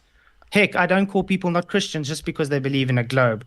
So again, trying to make it seem I don't believe they're real just because they believe in a globe. Well, as somebody whose wife was, yeah, I can definitely say they probably won't be on the channel anytime soon, based on what I have. Well, anyway, let's just get into the super chats, guys. Hey, Ryan. I'd love for that to happen, though. That'd be a lot of fun. Sorry, what's up? Hey, Will? Ryan. Right before we get into super chats, I have made a discovery. It's massive. Throughout this entire experience of the final experiment, I have noticed that the flat earthers do not want to make predictions. They do not want to show a model. And I figured out why. You ready for this? Flat Earth doesn't have a model because you can't model something that doesn't exist. Just let that sink in, everyone. Thanks so much. So another false statement. Thank you. All right, let's just get into those super chats there, guys. So thank you to both of our speakers on the panel for having a lively discussion, making space for each other to make your points. It was a lot of fun. We've got a lot of people tuned in right now. Almost 900 people have already voted in the poll. So let us know what you think. Will there be a 24-hour sun in Antarctica? 70% have voted yes, 22% have voted no, and then 9% have said, I don't believe in the sun. They just don't play by the rules, and you know what? Whatever. We're just going to read those super chats, so keep them coming in. I set an hour on the timer, so we're going to do a hard stop there, guys, at that time. So I do apologize in advance if we don't get to read any of your super chats, but with that said, let's get right to it. Roger Ledwell, thank you so much for your super chat, says, Will, you have sent me on the flat earth experiment, or the flat experiment. Oh, the final experiment. Sorry, I see FE. Sorry, in these debates. I see FE and my brain just goes... Anyway, you should have sent me on the final experiment. Oh, this could be tough. All right. I'm sorry. He's asking if I should have sent him, or is it just a statement? Yeah, it's just a statement. Yeah, I read it wrong, and now I can tell you the context. I spoke to Duffy a few times, and it sounded like Duffy would like to send him, and it just, I don't know, somehow fizzled out. Never said that. From the very beginning, I picked 24 flat earthers. I had them, we voted on them. We started with Dave Weiss, then we went to Jaron, then we went to Austin. I don't know what he's talking about. All right, let's just carry on. I don't think, like I said, there's too much to get out of yeah, it's not really much of a question, more of a statement. So Big Daddy Globe says, Will, thank you for the final experiment. You're the man. All right, so Big Daddy Globe Appreciate it. Just giving you a huzzah in the chat. We'd appreciate that too. LJ he's coming in to grill you. I know he is. Thanks, LJ, for your support. It says, Duffy, how much money did it take to sell your soul? Oh, LJ. That I don't know if there's... You can tell LJ to fly off if you want, but it's up to you. Yeah, no one's paying me, haven't sold my soul, so it's just another baseless claim. I'm guessing he's a flat earther. All right. LJ has another question. Says, why doesn't Earth spin under a hovering helicopter? Oh, my word. Okay, so this is definitely complete ignorance about the globe model. You need to watch a video of somebody that's on like a moving car or a moving train, or just go on an airplane. When you jump up in an airplane, you don't fly back and hit the back. When you're in the back of a pickup truck and you jump up, you don't fly out the back. It's called conservation of momentum. This is very, very basic stuff. So when a helicopter takes off, and when a plane takes off, it's still moving at the same speed as the rotation of the Earth. So Velcro there. Yeah. Can you explain the tangential velocity with elevation? No. I don't even know what that is. So. All right, let's ask the it next means it super has chat. to speed up to keep with the rotation. The higher it goes up. Therefore, it is invoking extra energy, which goes against the first law of thermodynamics. Like the sun has to go faster around the Tropic of Capricorn because it's 4 times the distance in the Tropic of Cancer, kind of like that? No, this is a total false equivalence. Oh, this okay. is about your velcroed air, which you're claiming is moving in lockstep with the Earth. The higher you go up, the faster the air has to travel with the Earth. So in other words, it has to get energy to keep up with the Earth, and therefore it violates the first law of thermodynamics. All right, let's move on there. I was injecting. I thought you guys were ready to move on and wrap up, but sorry if I was cutting you off. All good. Second best Bob says for $5, Flatzoid blocks me from his channel for asking questions. Ask him why. This is second best Bob. I don't know if you want to say anything to Bob or if you want to carry on. Last time I checked, Bob was on my stream last night, so I'm not sure what he's talking about. I'd like to say something. Flat earthers claim that there is censorship of flat earth because it's true. In my year of doing the final experiment, people keep contacting me and they're like, hey, Will, this flat earther has blocked me. This flat earther has banned me. This flat earther won't let me post on his channel anymore. The biggest censorship I've ever seen in my entire life comes from flat earthers. And if that's not saying something, I don't know what is. Okay, would you not block someone who comes and literally just posts negative comments about you and swearing and going crazy because they're triggered apeshit because they're taking their globe away? Never. Well, I've got people literally obsessed with me that they literally try and get information about me. It's crazy that they even bring my wife and children into it. This is how crazy they are. That's why I block them. All right. When Next you get one. stalkers, then you talk again. All right, let's just ask the next question before we get down into a different rabbit hole. JSS Tiger asks, can Flatzoid explain how divergent sun rays are different from parallel railroad tracks appearing to converge at a vanishing point? Yeah, simple. Sunlight, physically diverging. Railway roads, apparently converging. One's optical, one's physical. Any response on the other side, or do you want to carry on? Nope. All right, no worries. Well, thank you to our panel. I'll just quickly say Flatzoid and Will for answering the questions. We are answering questions right now from our live audience. So remind you once again, in case you forgot how YouTube works, hit the like button, boost us up in the algorithm. I see that there's well over, we had over 1,000 there. So yeah, hit that like button. Let's try to keep this pumped out in the algorithm. That'd be a lot of help for the channel. We love you guys. Sunflower says, Flatzoid, wouldn't a 24-hour sun in Antarctica be harder to reconcile on a flat Earth than on a globe? No, because we haven't made a claim. Okay, compared to a globe, no. Because internal reflection can explain it. So no, not really. Any thoughts on the other side, or carry on? Yeah, so when these things come out like internal reflection, that's a claim, number one. That's a claim that there will be no evidence given for, just like the claim that there's currently a dome in the sky. And so there is a double standard here, which is when the globe side makes a claim, we have to give evidence, but when they make claims, they just claim that they're not making claims. No, we do have evidence. It's called the law of entropy, which you failed to prove against. I was mentioning your claim that there is reflected suns and a With a dome. dome. Yeah, those- the reason we those- know we have a dome is the law of entropy. The reason we know we have reflection is because the dome. Ah, How do you know the dome is a reflective material? just like the Bible says. The Bible says the dome Crystal is a molten reflective looking material. glass. How do you know it's not a reflective surface? It doesn't exist, so I can't model it. That's not my issue. That's yours. It's actually yours, but that's okay. No, that's not my issue. All right, You let's- can't model let's it not do because I know don't you believe are, it. what am Doesn't I? make Come it on. my issue. We It just can't means do- you're denying reality. We're not doing Yeah, that's fun. All right, let's carry on, guys. Yeah, that's fun. Thanks, Sunflower, for your super chat. We got a lot of super chats, so we are gonna try to pump through. Davgar says, "Where does a pastor? Sorry, like I said, I'm so tired. My goodness, we were up so late last night. If you didn't see last night's debate, go check it out after this one. It was wild. I will say, it was definitely wild. So Davgar says, where does a pastor get send idiots to Antarctica money? What would happen if you allocated equal funds to help your community? Yeah, so people don't realize how much I'm actually going to be helping the community, meaning worldwide community, with the final experiment. There's the famous proverb, right? Give a man a fish, you'll feed him for a day. Teach a man to fish, you'll feed him for a lifetime, something like that.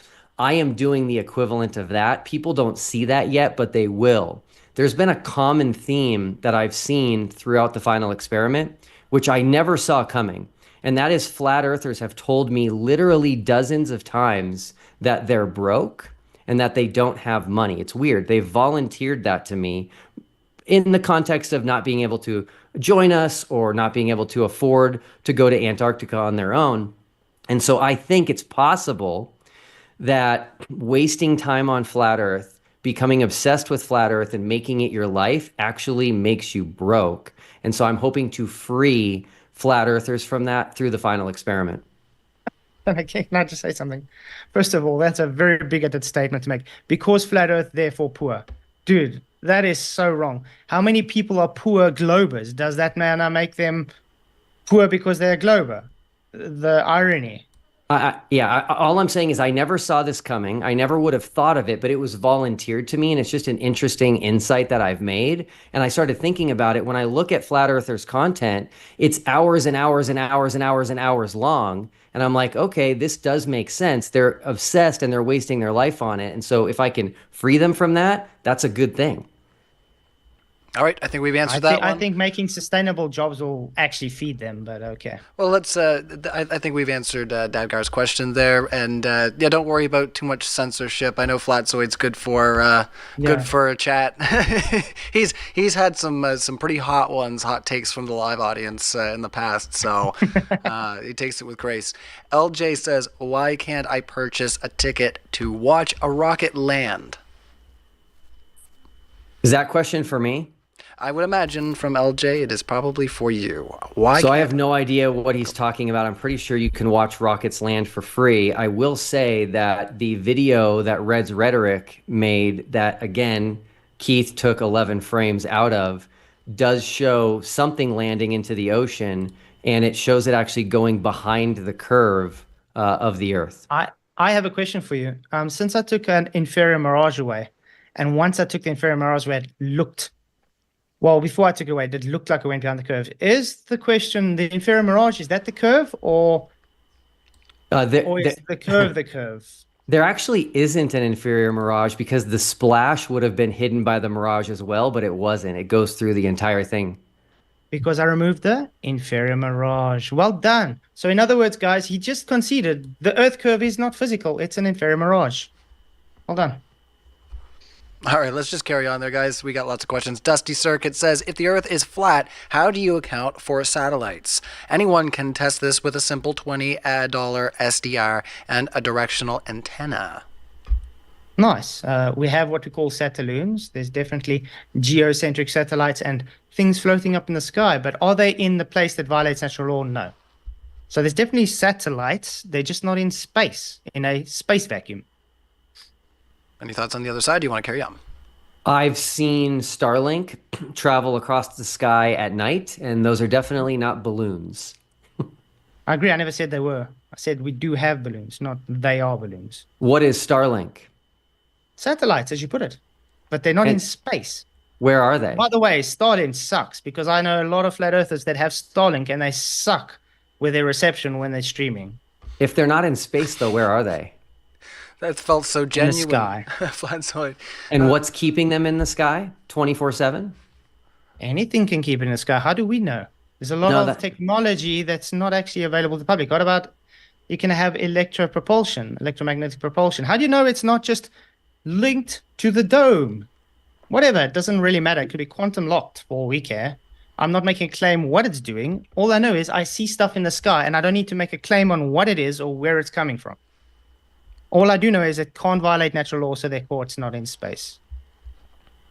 All right, that one was for you, so I'll let you close that one out. But yeah, no, I definitely empathize with the I don't know exactly what their internet connection is, but just about anybody when they drop out like that, it's really it's very sad. Anyways, Andrew Johnson, Flats, how many meters are there in 35 kilometers?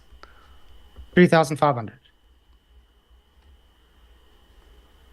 All right, cool. All right, JSS Tiger says, if observation doesn't constitute science, then why do flat earthers use observation of a flat horizon as a default position?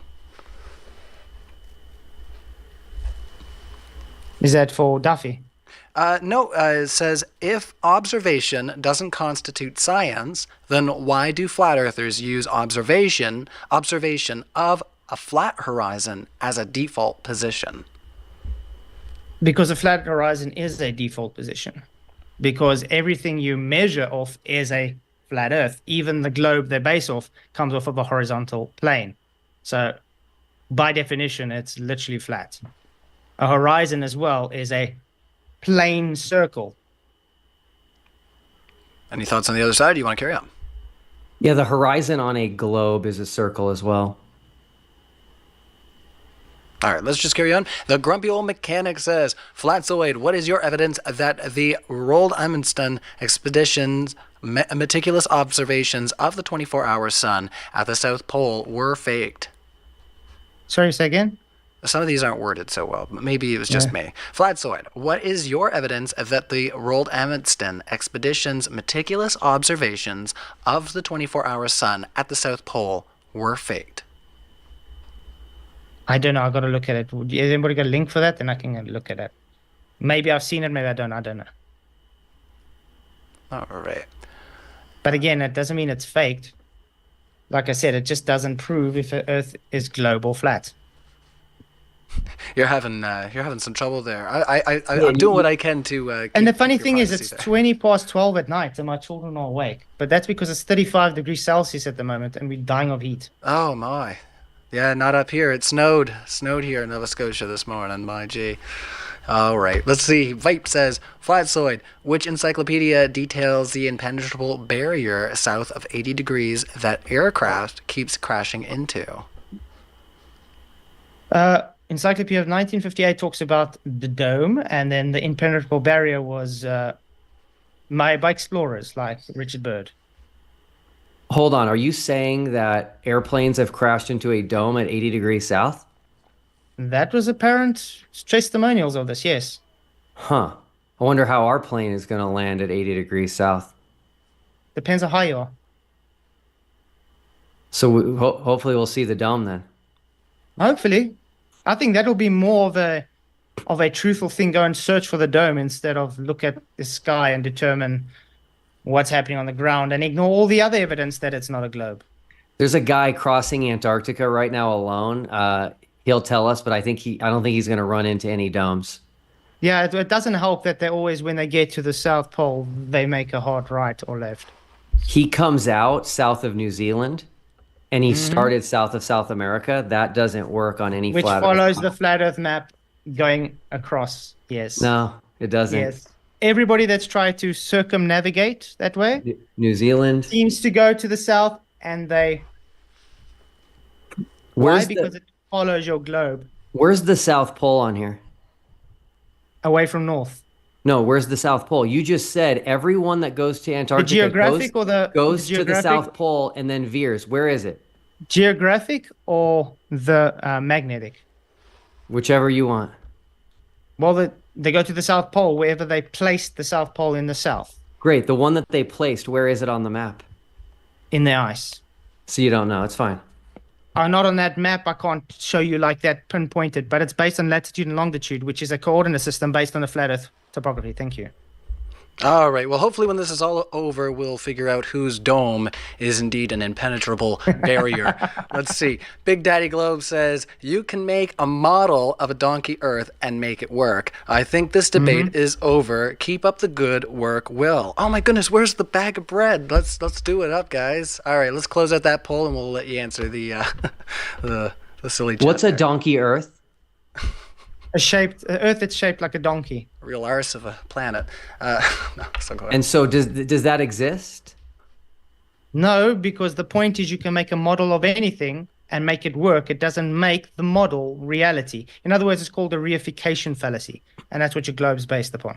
If the donkey Earth doesn't exist, you actually can't model it, right? You can't talk about measurements. You can't talk about the boiling temperature of water because it's not real. That's my point. Okay, I've got a book here. I can model this book out. Yep, because it's real. Dimensions, everything, and I can claim that's Earth. Does it make it Earth? You can model the book because it exists. Yeah, you can model a donkey because a donkey exists. Correct, but flat Earth doesn't have a model because you can't model something that doesn't exist. The globe doesn't have a model either. You have multiple models for every single thing, just like how things work in reality. Just like flat Earth has multiple models, the globe has multiple models. You don't have one model for everything. The globe has a model and it makes predictions, which it can do because the globe is real. Pick up that globe of yours quickly, please. Show me 9.8 meters per second squared gravity there, please. This is not a life-size model, I'm sorry. So a model cannot do everything. You don't get one singular model. When I say model, I don't mean a plastic globe. That's a model, is it not? That is, yes. So I'm talking about modeling and being able to make predictions. Okay, so if you have your globe model, yes, can it make anything it wants to? I don't know what you mean. You claimed you only need one model for the globe. Can you present this one model for me, please? Yeah, it depends on what you're talking about. Are you talking about... So it's different models. No, it's not. It's the same globe, right? So the globe model can predict a path of totality in Orlando in the year 2045. No, that's based on the Saros cycle. It's been observed for centuries. It's not. Thousands of years. Yes, it has. Hold on a second. The Saros cycle says nothing about a path of totality over Orlando. You should admit that right now. Okay. Yes, but it's based on cycles, so they're able to base those cycles on what's going to happen, and then they know. No. The path of totality changes. The cycles might repeat, but the path of totality changes. Cycles repeat. Hold on. The path of totality will be in Orlando in 2045 because it's based on the globe model. No. Not because it's based on, because it's cycles. No. There was no historical eclipse over Orlando that repeats. That's false. How do you know? You can go back and look. How do you know? You guys claim on the globe that the North Star never used to be Polaris, it used to be Thuban. So do you have evidence for that? It's okay. We're gonna keep making predictions because the globe is real and the predictions will keep coming true. I'm still waiting for a single globe prediction that flat earthers can say will not come true. Still waiting for one. Okay. I can. What is it? Aliens won't come. That's not a globe prediction. That has nothing to do with the globe. No, that has nothing to do with the globe. It's got everything to do with the globe because you guys claim there's space aliens because globe in space.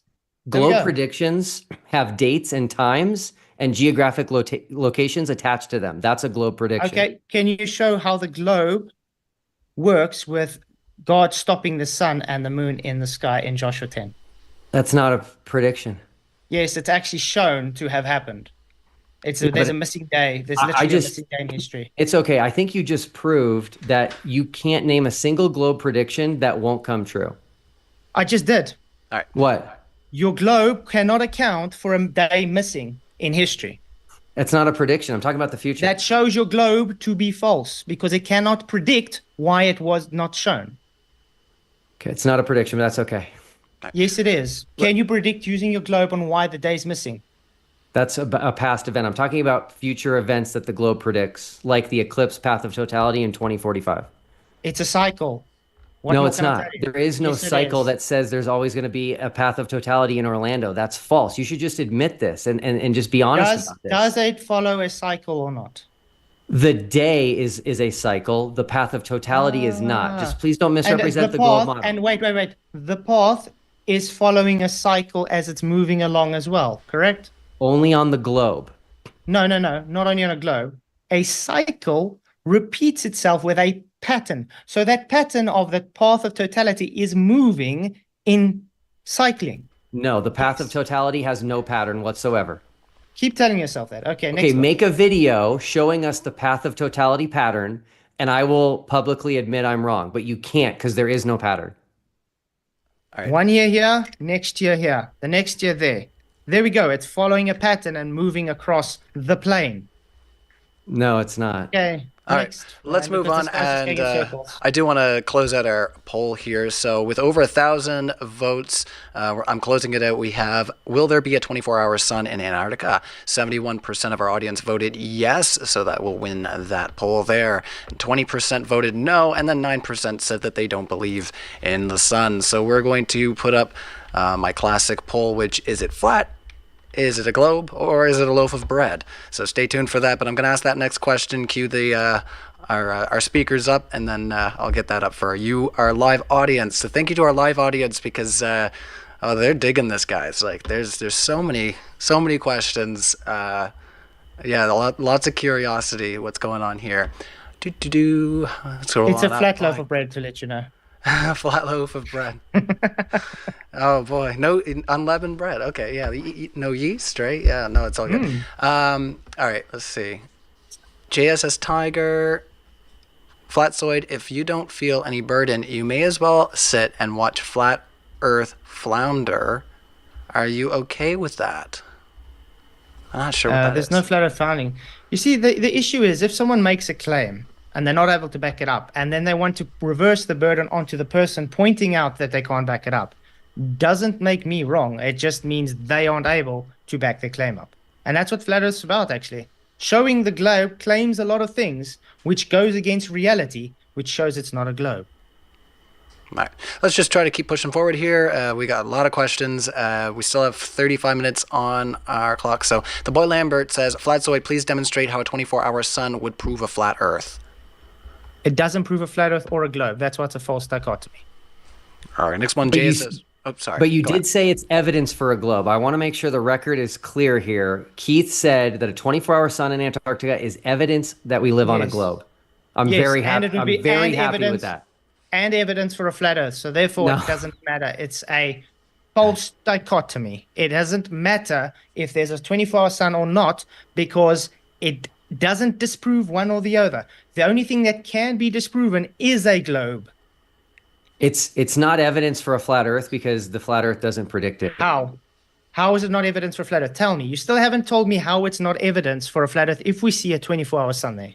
Because you nor any other flat earther has shown how a 24-hour sun in Antarctica could Internal work. reflection. Hold on one second. Many Flatsoid. demonstrations been done. Let's let him respond. I haven't had to put anybody on mute, so let's let Will unpack, and I'll Sorry. let you respond.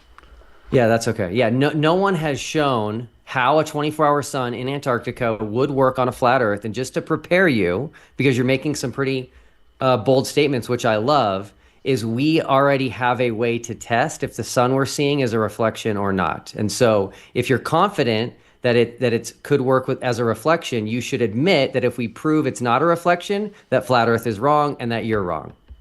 And what if there's more than one sun? You said you believe the Bible when it says there's only That's one what sun. I believe, but there's many flat earthers that believe there's two suns. This Yeah, is my so- whole point.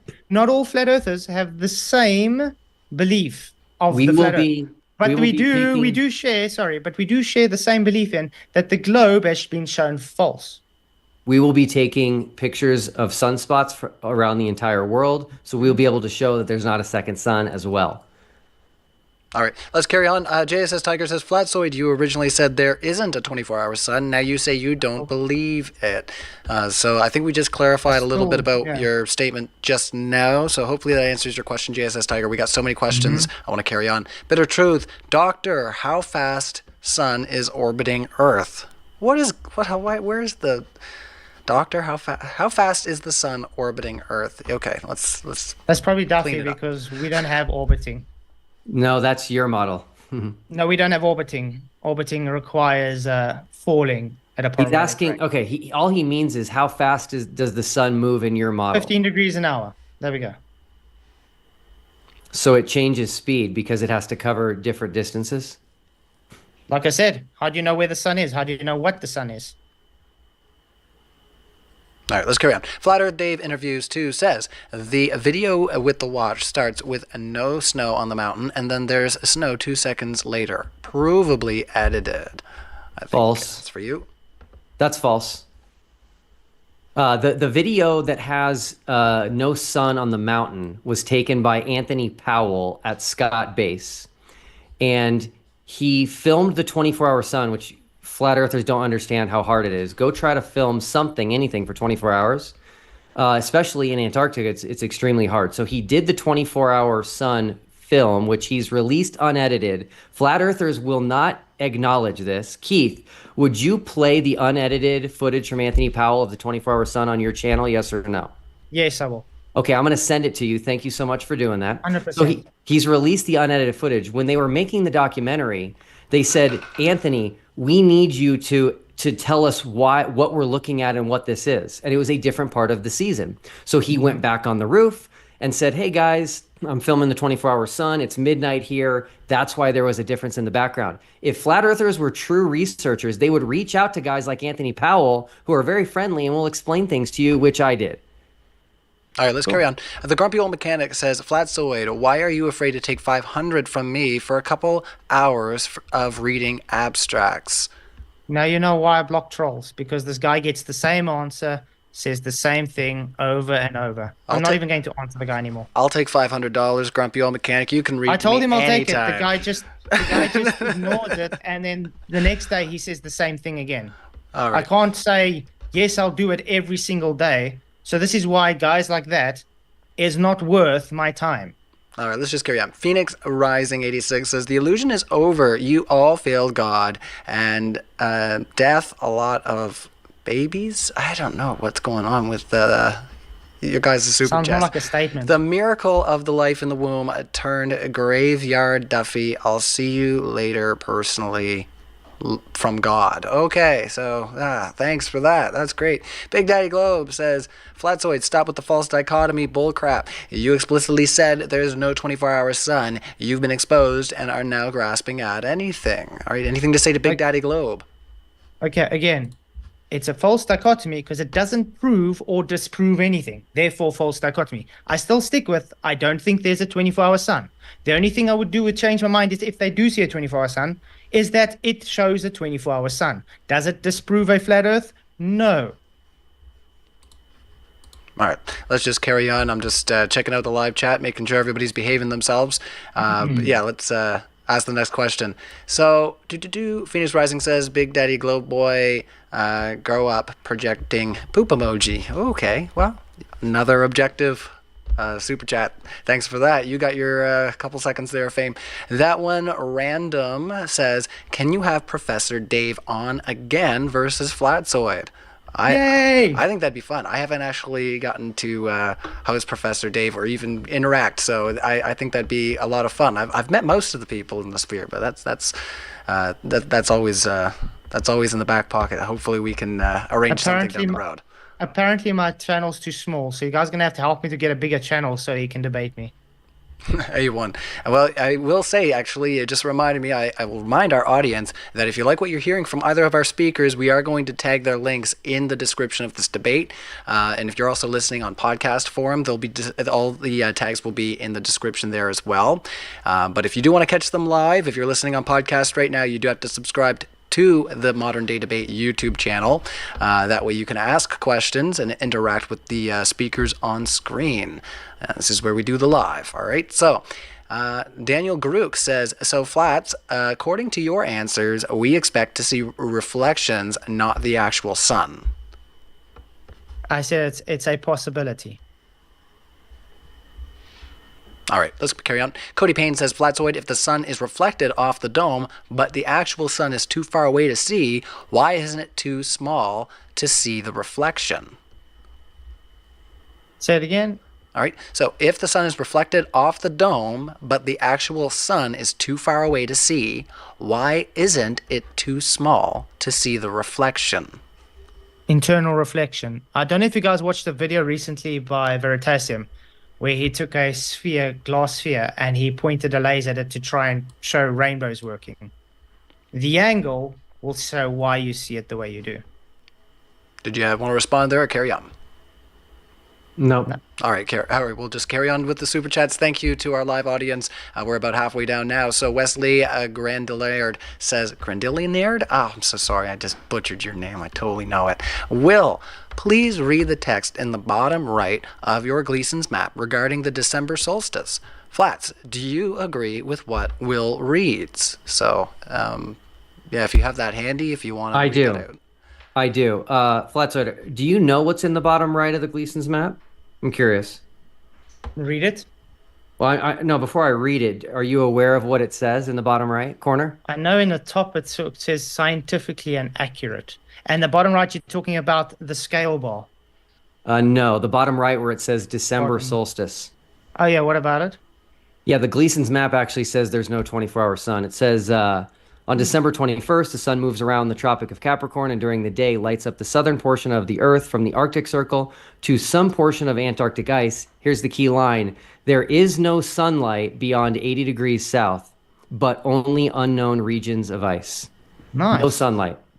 Nice. And again, does that mean flat Earth or not?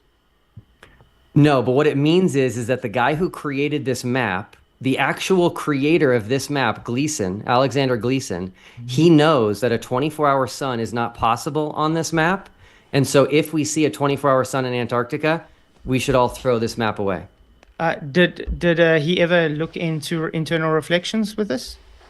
Internal reflections are not gonna solve this, unfortunately. Oh, yeah. But anyway, the thing is now, a Mercator map is not perfect. Does that mean it's not a globe now because a Mercator map's not perfect? A Mercator map comes from the globe. Is the Mercator map perfect? No.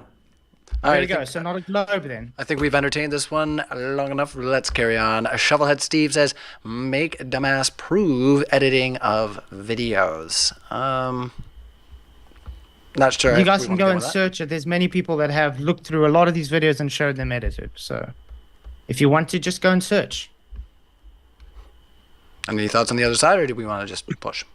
Yes, I don't believe that's true, Keith, unfortunately. So I will watch for you to show these edits because there's only one. I've contacted both individuals that are responsible for the majority of the 24-hour sun videos in Antarctica, and they're just not edited at all. Robert Schwartz took one at the South Pole with 0 edits in it.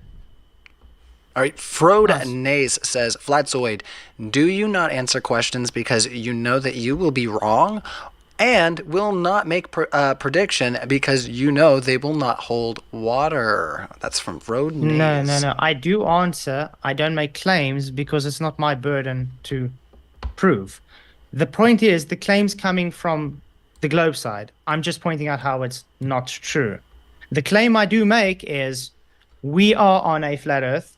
And these are the reasons we're on a flat Earth, and this is the reason it's not a globe. And I stick to those claims. And I'm sticking to the same claim that this whole experiment is not scientific and it's a false dichotomy, and it's not there to prove anything other than globers who have issues with their belief system in the globe. All right. I'll just say this one more time quickly. Flat Earth doesn't have a model because you can't model something that doesn't exist. You either. You don't have a model. Just like you have models, we have models. All right, Big Daddy Globe says, Ryan, you got to reel this one in, man. I'm doing what I can. I don't know what he means. I don't know what you mean by reel it in. Ryan's doing awesome, man. Actually, this came in, I think, right around when it was right after I'd said, we can have a theological debate, down the road. I think that would be interesting, since you guys you really seem to have some fire under your ears for that one. So let's ask that next super chat. Young God Creationist says, question theoretical, the Bible would be false too? What is QTWD? What's that stand for? Hold on. I'm not up. Oh, my lingo. question for me. Oh, sorry. That's okay. Yeah. All right. Question for, Will Duffy. All right. Theoretically, the Bible could be falsified too. Hey, it's their first super chat. Thanks so much. I think, yes. I think the Bible could be falsified. How? I'm not sure at the moment, but I think absolutely it could. All right, let's just ask the next question, because it's for you, Flatzoid. Also a first super chat, so thank you. Lots of new interest in the discussions happening on Modern Day Debate. I don't know if you guys heard earlier, we're actually having another debate tonight, and then Alex Connor's going to be on with Stuart and Clip Neckley. So yeah, you don't want to miss out that. I'm sorry for forgetting your partner's name. I don't have it up right now. So, don't quote me out of context there, guys. Conspiracy Music says, Flatzoid, now that you've definitely heard it multiple times, what do you think about the hit song Optical, Not Physical? I haven't heard it because it's a troll channel, which I don't watch. So it doesn't matter how much times the people send me the link, I'm not going to watch it because I don't watch that guy's stuff. No jamming. And by the way, if you guys want to know, the guy's literally just dedicated a channel to me. All right, let's ask the next question. Phoenix Rising says, Duffy, the windows are galaxies. You are trapped. Okay, cool. I'm not sure. I don't know what that means, but they put a little rainbow and then a peace icon. Okay. If that helps, I don't know. We're doing what we can, Phoenix Rising. Thanks for your support. JSS Tiger says, Flatzoid, you said no evidence for gravity. Cavendish, Eddington, and more. I think I been through this many times. There's no independent variable and dependent variable for the Cavendish. And Cavendish is a demonstration, not an experiment. And it has multiple claims, which actually just says gravity causes gravity at the end of the day. All right, you got it. Let's carry into Megan Marie's question. I can't wait for the final experiment to prove the globe. Thank you for creating this experiment, but I think it's insane that this experiment has to be a thing in 2024. That's from Megan Marie. Did you want to say anything to Megan there, Will? Yeah, I agree. It's one of the reasons I created this, is I don't think we should be spending any time debating the shape of the world we live on. And hopefully I can put that to rest and we can all spend our time making this world a better place. All right. Next one coming in from Dr. Mantis Toboggan. Will, why do you think Keith was sweating so much during this debate? Oh, Dr. Mantis, aren't you just stop beating him. He's dead already, he says. Oh, boy. I'm going to take a guess that it's because he is in his summer, because he's in the Southern Hemisphere. It's because it's 30 degrees Celsius now at 1:45 in the morning, because we have a heat wave and it was 50 degrees Celsius the whole day. And if you look nicely, I'm actually sunburned to a crisp. Oh, no. Yeah, no, I lobster up as soon as that sun hits That's me. why I'm wearing red, so it takes the red off of my skin. Oh, see, you're color coordinated. I don't pay attention to that stuff. I just wake up and dad it up. All right, Bob says Flatzoid could be faking his position on flat Earth, so he's probably actually a glober. See how easy that is? Worthless argument. I think they're making a meta. No, I can guarantee you I'm analysis of what definitely a you've flat put up. earther.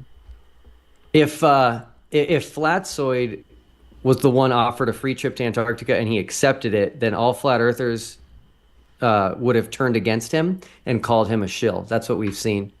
Well, I wouldn't waste my time and leave my nice family alone to go freeze my tits off for a false dichotomy. At the beginning of your opening statement, didn't you say science was about, doing tests and exploration?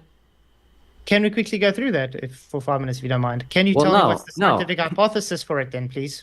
You just said you don't want to leave your house to go explore the world. I mean, if you, No. if you actually I got a believe, vacation with my family. I don't need to go and leave my family to go to an ice place where I just need to freeze my Hey. tits off to look at the sun and not prove anything because, like I said, it's a false dichotomy.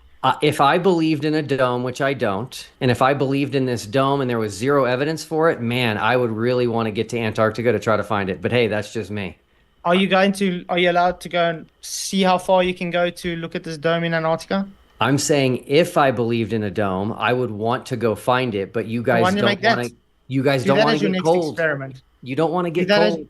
Do that as your next experiment. Send flat earthers to look for the dome in Antarctica. How's that? I don't believe there's a dome, so why would I look for it? Sorry. So you can send people to look at the sun, which doesn't prove anything, but you won't send them to go look for a dome which proves something.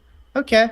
All right, super chats are flying there, fellas. So let's push it forward. But it doesn't sound like, regardless of what you choose there, Flatzoid, you're gonna have one extreme or the other. So there's no winning on the weather for you. All right, so Bob says Flatzoid. Sorry, we just read that one. Thanks, Bob. X Forbidden One says Flatzoid. I firmly also a first super chat. Oh wow, well, like I said, lots of new faces popping into.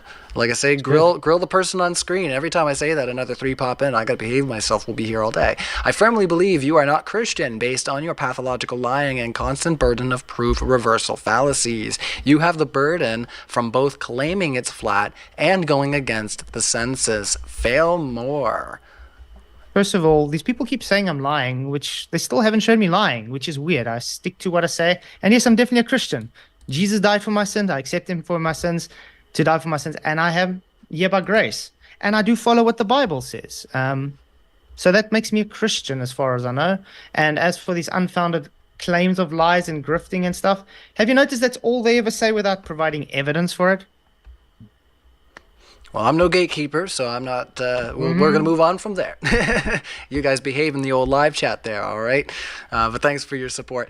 Ask him how he learned about the crust of the earth and his claim of when he got into flat earth. I interviewed him with Butters and Sovsoul.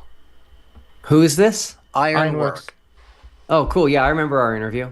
Okay, so I got into flat earth in August of 2021 when my friend Wendy posted about it on Facebook. That's when I knew it was a real thing. Someone I was close to believed in it, and that people are making videos and spending an obscene number of hours on it. Is that good? Yeah, let's just carry on. But thank you so much for answering the question there, Will. And once again, Can I ask a question? There's a lot of people that believe in aliens or Bigfoot that spend insane amount of time on that. Why don't you have an issue with that? I do. I just haven't met any of them yet, and none of them are in my circles. What are you gonna do? I was gonna say, if you start meeting people, oh my goodness, look what he's doing right now. Yeah, no, I'm just picking. All right, so Matthew of Ascendez says, is the final experiment going into orbit? Would that convince Keith? What do you mean? If you went into orbit? How will it convince me? Let's say I go in the Blue Origin. It goes up high enough and then it just falls. It's not going into space. It's still in Earth's atmosphere. If you went up and saw the spherical Earth with your own eyes, would that change your mind? There's no spherical Earth curve. If you look at the windows of the design, it shows how it literally takes form with the window's shape. I've actually showed this where it shows flat at the top, and as it's going with the window, it's curving. So no. Okay, so no. Let's just put it this way. It cannot show it to be curved because it's taking shape of the window. Just like if you climb in a cockpit of a Mirage, the window shape causes things to refract. All right, next one. Phoenix Rising says, question for Duffy. How will you feel when you meet God? I can't wait. Amen. All right. Theodore Paul says, Flatzoid, you don't understand thermodynamics. If you did, you should understand the Earth can hold its atmosphere, and yes, you can't have a model of non-existent things. Again, you don't understand. Great statement, man. All right, Rodman says, is Flatzoid going to answer Will's 3 questions? I already did. All right. I'll bounce that over to Will. So if there was anything from your 3 opening parts that you wanted to hammer out just for a second here for the super chatter, or we can just carry on. Yeah, the answers weren't great. The 3rd question was, what do you predict the sun will do in Antarctica? I don't think we got an answer to that, did we? We did. I said I don't predict the 24-hour sun because that's what I believe. No. What do you predict it will do? Not what do you predict it will not do? What do you predict the sun will do? I can't make a prediction on what it will do because I believe it's not there. So in other words, my prediction is I don't think there'll be a 24-hour sun. But if there is, all I will do is change my mind that there's a 24-hour sun, but it doesn't change flat or globe. Yeah, but you won't tell us what you think the sun will actually do. I don't think it will show. It will go down below the horizon. That's what I think will do. In other words, it will set. I didn't know. Can I make it any clearer? Well, yeah, that's cool. Down below the horizon is a globe thing, but that's cool. No. That's a flat Earth thing too. We can show demonstrations on flat surfaces. I've got many demonstrations on my channel. Many flat Earther channels can show demonstrations of this. It's an optical effect. When you do the demonstrations, is the object resting on the table? Over the table. It's not resting on the table. On top of the table. I even give a reference to show it's on top of the table. Hold on. It's touching the table? On top, over. I take an aluminium flat base with a bolt, okay? And I take caps and I place them in reference. You can see the caps look like they're going down. And that bolt at the end that's painted on the red on the bottom vanishes. There's nothing there because of diffraction. And I show the reference of my camera above there because I got a bolt next to it. We can do this with refraction as well. It's not valid because the sun is not resting on the earth. So you're going to have to do a different. I never said the sun's. You said things can't go below the horizon on the flat earth. Was that not what you said? The sun can. It's called lensing. It's called perspective. It's called diffraction. It's called angles limited. It's called foreshortening. Things have limits, man. Just model it where something's not resting on the table. I can. You can even go to Rob Skiba's channel and you can see where he shows the Fresnel lens and he shows the sun going below. It's all optical, man. We can show different demonstrations non-stop doing the same thing. A1. Let's carry on. Phoenix Rising 86 says, to the host, I'll see you personally too. From God. Oh my goodness, is my mirror talking to me? No, just pick it. All right. Godzilla says, great savings idea, great dollar savings idea. Just show the video of the 24-hour sun that you claim to have and end this. But you can't, can you? William McBluffy. Ooh. Yeah, because I've got a question on that as well. If it was shown to be true, why do you need to go and spend money to show it? Because you guys won't accept it. You say you're going to send me an unedited video, so I can accept it off the unedited video, can't I? Yeah, will you accept it? Yes, if it's unedited. Okay, great. I'm going to send you at least 2 unedited videos. Great. All right. Awesome. Well, once again, sounds like we'll have some more unpacking down the road. So, yeah, keep us posted here at Modern Day Debate there, gents, on what you guys are up to in your own spaces. And like I said, we'd like to have you back and maybe unpack some more I'd like to do a biblical debate with Duffy. I think that'll be great. Oh, I would agree. That would be fun too. But yeah, there's definitely room to revisit this after y'all, return and get yourself settled, and then hit us up. Tiny Captain says, Flatzoid, what is the lowest pressure in the pressure gradient of the atmosphere according to you? You banned me twice due to this question. I haven't banned you. Notice that mods will do something if you actually cross the line. They first warn and then they ban. So don't play victim if you cross the line. Secondly, I don't know. It would be about 10 to the minus 11 maybe. But still in the same system, it doesn't really matter. The point is it's still the same system. According to the globe, you got 2 separate systems. One is a high pressure system, one is a low pressure system. The reason you have pressure gradients means you have containment. All right, Roger Ledwell says, I asked you, Duffy, myself. You told me if I could raise the funds, I could go. Never heard back from you, just like your emails. So yeah, if I've told a lot of people if you can raise the funds, then you can go. So why didn't he raise the funds? Yeah, I was gonna say, send a message, Roger. I mean, I don't know, what you guys, what your history is, but yeah, we're just gonna carry on. The boy Lambert says, Flatzoid, are you saying that physical railway tracks optically converge, while optical rays of light physically converge? Okay, if you take a point source of light that's a sphere, light is physically going in all directions. That's called diverging rays. A railway track is parallel with each other physically. They appear to converge due to perspective. All right. Conspiracy Music says, yeah, Flats, I was banned from your channel by saying, hi, chat, your channel is the most restrictive channel on YouTube. Wow, it's amazing that they keep claiming I am banning them. You could easily go into your YouTube settings, Keith, and you could show the list of all the people you've banned. You know how much times I've actually unbanned everybody, and then I get people going in again with 30 soccer accounts to literally just insult and play victim like these guys. Do you realize that because they're all just saying, you are banning me, is showing they are literally just coming to cry because they crossed the line? It means they're showing their trolls. I'm going to whack all these out then. Oh boy, I say the worst things. I say the darndest things. We're going to get all these out of the way right now. Tiny Captain says... And wait, I also want to point out, how do you know they're even banned? Did they show you they're banned, or you're just believing them? Well, they're Because just a lot of these these people are I just don't even super have heard chats. of. Yeah, these are just super chats. So if you recognize their names, but like I say, Cool. you're welcome to engage with them or just say pass. So Tiny Captain says you also banned me for confirming my profession. Theodore No, Paul I haven't. said That's a lie. Perspiration is not your friend, Flatsoid. Yes, that's great. Not Let's at this see. moment. I was gonna say, oh man, we had some bad heat waves here in the summertime, I'll tell you. For us, yeah, no, it was no good. Let me just comb here to Flatsoid, which has more evidence, the dome or the flying spaghetti monster? The dome.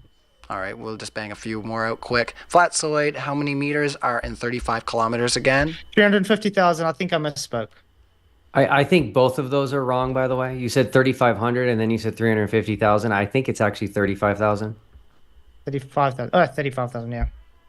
No worries. Let's see. Flatsoid, Encyclopedia Americana of 1985 mentioned domes as geologic features, not a firmament. You lie. No, that's the 1980. The dome ones came before.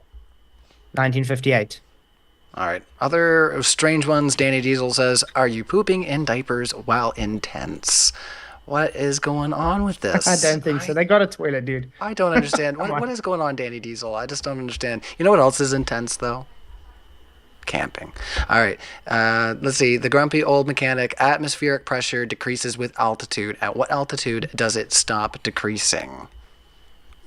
Who says it stops decreasing? All right. Let me just scroll down a bit more, see what else we might have. All right, quick, and The then thing we'll go is, back you up. can't claim it stops decreasing because that will again be a violation of natural law because you can't have nothing. There has to be something. All right. And Big Daddy Globe said, Will killed it. Please come back to Modern Day Debate.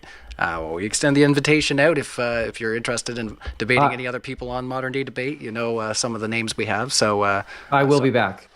Awesome. Well, that's great. Our live chat will be happy to hear. It's been a lot of fun. And let me just see if we got any other ones we can just whack it at the park here. Theodore Paul says 35,000 meters, you numpty. Oh my, well, thank you for your support. Godzilla says, Flat Earth, tell us again how many meters in 35 kilometers. What else do we got here? Just get through these ones and then we'll get back to some that are a little bit more on point. One thing I have to say, it's good they're giving a lot of super chats. Keep them coming. They are very interested and they really want to know about your thoughts about 35 kilometers. All right. All right, so I see the sun going under the earth, Flatsoid. No, it doesn't. You see the sun going below the horizon, which is an apparent position. You don't see it going under the earth. That is a lie. Flatsoid, my truck windshield is curved. Is reality distorted while I drive? If you look on the edges of your truck, if it's curved enough, yes, you'll see distortion.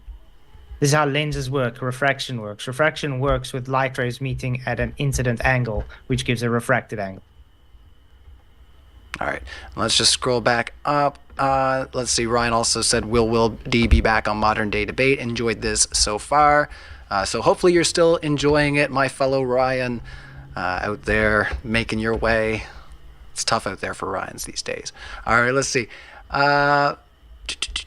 We're just trying to comb through those ones that I just went through. Phoenix Rising says, Jesus was closest to God, a ghost, the Lord of spirits, and I am farthest from. 66.6% in Father, and I am the other 33.3% of Infinity. This show is poop emoji. Thank you, Phoenix Rising. Yeah, I read it. You paid for it. That's what you get. All right. JSS Tiger says, we read that one.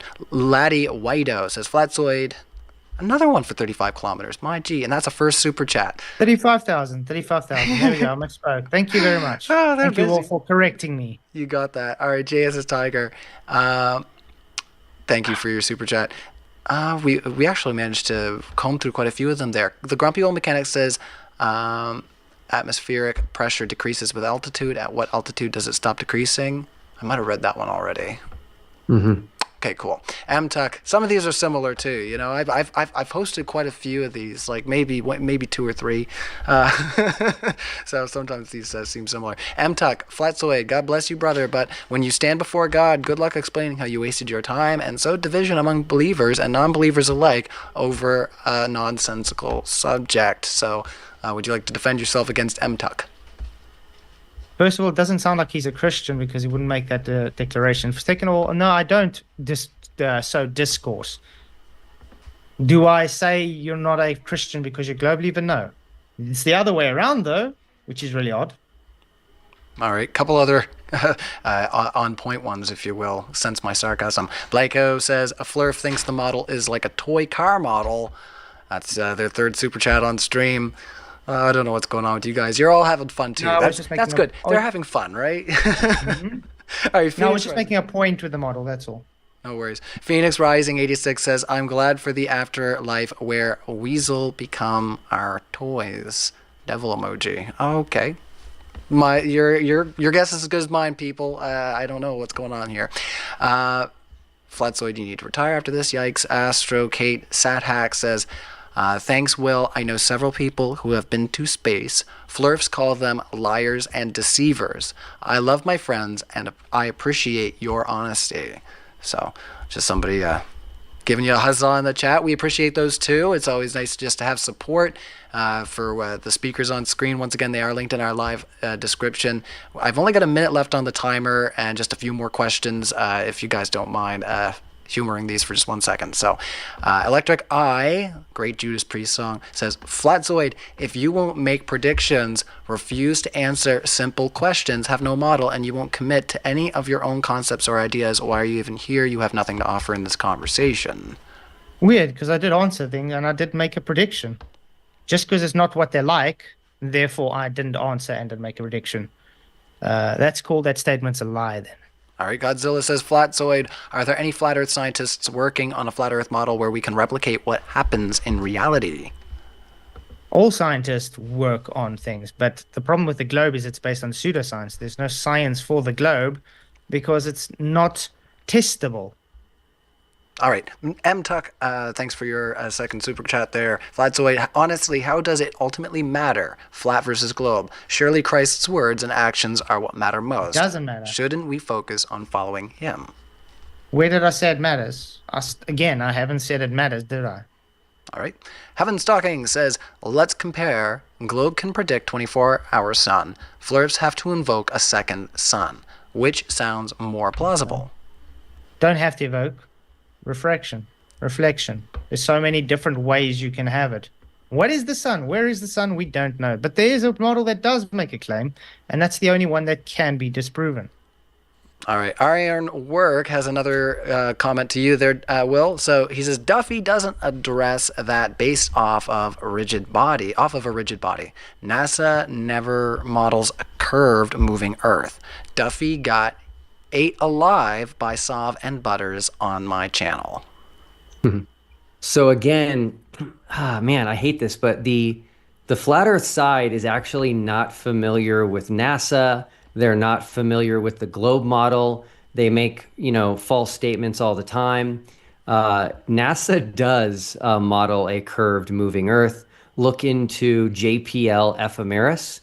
It's the Jet Propulsion Lab. They absolutely do this. So again, maybe spend more time understanding your opponents, and then the arguments will be better.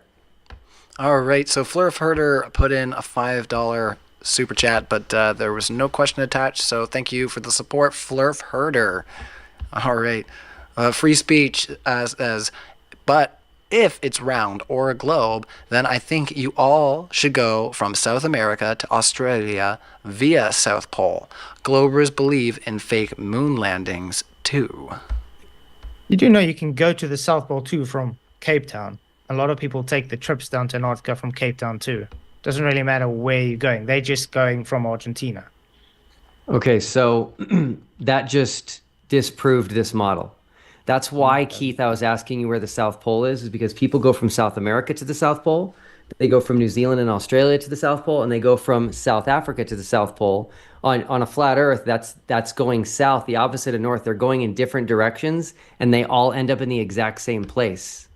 And does it take different amounts of times to get there? Almost the same. But different amounts of times? Maybe like an hour difference. And could they have multiple South Poles? No, Like because South Poles? because they all meet at the same place, and there's a How- building there. So you don't. So they can't have multiple of the same things in different locations. Okay. I'm telling you that there isn't.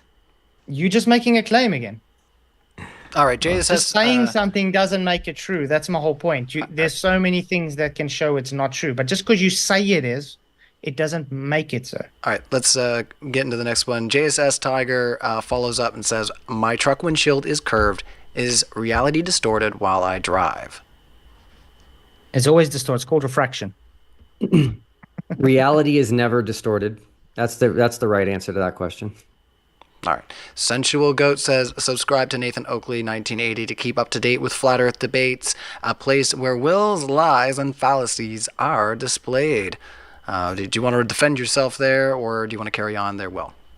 I do want to defend myself, yeah. In all of my time in this Flat Earth community, the person who I've seen who's treated other human beings the worst by far is Nathan Oakley, by far. And that includes verbal abuse, very severe verbal abuse after telling people not to swear on his channel.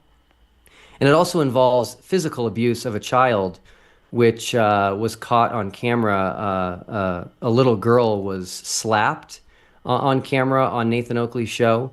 There's some debate You don't about... need to bring stuff like that up. That's a bit... There's some that's debate like about... crossing a line, man. We are going to open up a new can of worms, yeah, if we keep that one going. But yeah, It's on give you YouTube. People can hear it. Yeah, I do. Like I said, I do want to give you a chance to defend yourself. I know that there can be quite some, what should I say, heated beef between some of the people here that we have a modern day debate, and I know we're a little over time. So, but yeah, it's a little off brand. So I will just carry on there. Kev Croft says, Flatzoid, go up 500 meters, and the air pressure is measurably less. Why doesn't the higher pressure air at sea levels equalize? Thermodynamic. All right, next one. Indices. So anyway, it's temperature, pressure, and volume. All right, next one, and I'm going to warn our audience after I have all the super chats that I'm taking right now. If you put in a super chat, we're just going to have to, you can email us at moderndaydebate@gmail.com, or if not, we appreciate your support. Let us know next stream, and we'll ask a question pro bono, okay? So Matthew Vicendez says, is Flatzoid... if you were in orbit and saw the Earth as a globe, you still think the Earth is a flat plane and not believe in God? I think I've answered that already. I think they're saying, would you not believe in God? Once again, I don't know what God has got to do with that. I think yeah, we can get into that another time, guys. But thank you so much, Matthew. Run Boston Bear says the truth is worth pursuing, and it's not a waste of time. It also has a potential of setting people free from deceptions. I'm proud of everyone honestly seeking. Well, that's great, Run Boston Bear. Thanks for being here and your contributions. It's good to get the ideas out on the table and know how things are evolving, right? Because arguments change, and that's why we're modern day debate. All right. So Judge Rightly says, Judge Rightly, bad drivers of the lower 48. That's quite the name. Question for Will: did you consider bringing up the Himawari 9 images for this debate? I think it would put to rest the claim that it's just something from a modeling department. No. Yeah, thanks for bringing that up. The Himawari 9 is one of the things that I felt was definitive proof we live on a globe. It's a Japanese geostationary weather satellite that takes pictures of the Earth every 10 minutes. So it's as close to live as possible. And it even captures events that happen on Earth that people can't even know about, such as underwater volcanoes like the Hunga Tonga. The only answer flat earthers have is to call it fake, but again, they have no evidence that it's fake. And the fact that it captures these environmental events before people even know they happen is definitive proof. Sorry, I'm just chuckling. No, like I said, you do get geocentric satellites. We got another couple chats, and then I'll give you guys closing. Jack the Guitar God, are you a guitar god? I had a guitar off against somebody in Discord, our Modern Day Debate Discord. I think I won. I don't know. I don't even think we could find it now. But Jack is apparently a guitar god and says, I got banned and I don't even visit flat Earth channels. Oh man, he's just picking. Kaplunk Steve says, Flatzoid, this we keeps coming up. We know that the sun is where the sun is and where it is, what the sun is and where it is. It's you that doesn't. So they don't like the inclusive language of we. I don't know if you want to say anything to Kaplunk. Sorry, flat earthers don't make a claim of what the sun is or where it is. The globers do. This is fact. The globe says the sun is 93 million miles away. The globe says it's just nuclear fusion in space. The burden lies on the people making the claim. All right, let's roll it. Conspiracy Music says, Will Duffy, you were much more prepared than I would have expected. Thank you. Excellent performance. Flatzoid, you did not prepare and were totally destroyed today. Flatzoid, thanks for loving our song. Conspiracy As long Music. as they enjoyed the show. Oh, my, that's Conspiracy Music. All right, let's see here. Hi, Witsit, what will you do in Antarctica? Witsit's not here, DJ. Sorry. Last one that I would read here would be MTuck. So thank you, MTuck. You'll get the last one. Will, praying for a safe journey for you all, brother. Regardless of what is seen, have fun and be safe. Flatzoid, all the best to you, man. So a little group love there. Except me. Aww. MTuck. And yeah, I was to say, apparently I just get left out. It's fine. No, I'm not going anywhere. You know, I'm just going to be hanging out here. Except for February 15th and 16th, I will be down for DebateCon. Keep an eye out. We are going to make some announcements regarding our DebateCon coming up. It's a live in-person event in New Jersey. I'll be flying out for that. So, yeah, let's get into those closings, guys, and let our speakers go. They've been more than patient, I would say. You guys asked a lot of questions, so big round of virtual applause for both of our speakers. I do this EU style, so Flatzoid, you'll get your first minute on the floor. Let everybody know where you're at and your thoughts on the discussion today. Awesome. Thank you very much. I just want to say thank you to Will for actually bringing this up. I'd still like to debate biblical cosmology with you. I think scripture will be cool to do. As I've explained, it's just a false dichotomy, and it's not an experiment, so it's not proving anything other than people are gullible to follow something that's wasting money. I wanted to ask Will Duffy about flight pitch data, but we couldn't get to that, so I'm just going to leave this thought with you. Why is it if you're flying over a curved surface, there is no pitch data to show this curved surface? Thanks. All right. Well, thank you so much, Flatzoid, for coming back to Modern Day Debate. We appreciate you coming out today and having the discussion. We'll have you back again for sure. And Will, thanks for coming to Modern Day Debate for your first time, and also agreeing to come back and have some more fun. So we look forward to that, and it's been a lot of fun today. So I'm going to give you your 1 minute on the floor. It's all yours.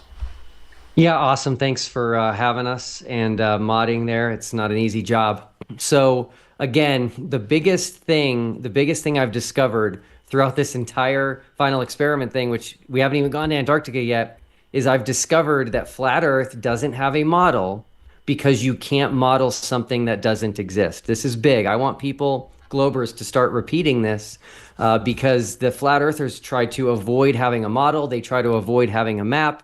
They try to avoid making claims, and this is intentional because you can't model something that doesn't exist.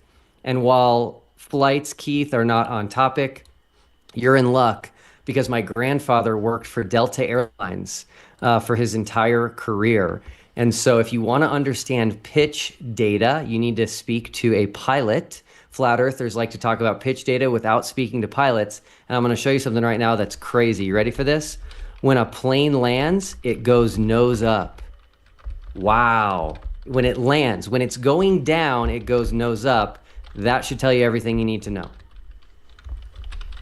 All right, well, I'm just going to pop a nice quick little poll into our live chat for the closer. So the earth is flat, a globe, or a loaf of bread. There you go. For the people that don't like to play by the rules, we're going to start that poll and let our speakers out of here. So thank you to everybody who put in the super chats. Thank you to our speakers. We'll be back for more debates tonight. Andrew Wilson is coming out. Let's see who's going to be on debating. Just actually, you know what? I'm going to let our speakers go. I'll come back and hit up our chat. So thanks, Will. Thanks, Flatzoid. I'm going to let you guys out of here, and I'll be back and talk to you, the audience, in just 1 second. Bye-bye.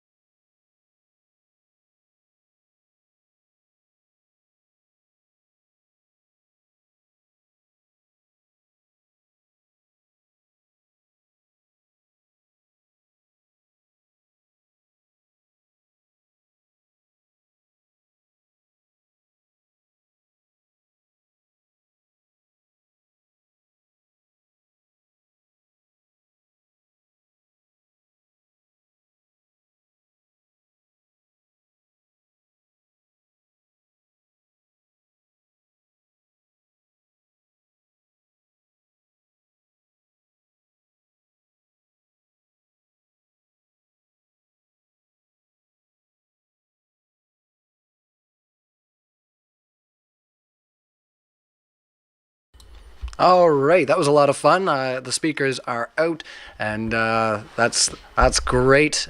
We managed to keep it to a normal length, I think, somewhat for one of these discussions. But yeah, my apologies to the audience if I seem a little off. I might be a little tired from last night. Not a lot of sleep. I was pretty wound for sound after last night's debate, I'll tell you. That might be something to go check out if you haven't seen it, to bide you time until our next live event. So James is going to be hosting tonight.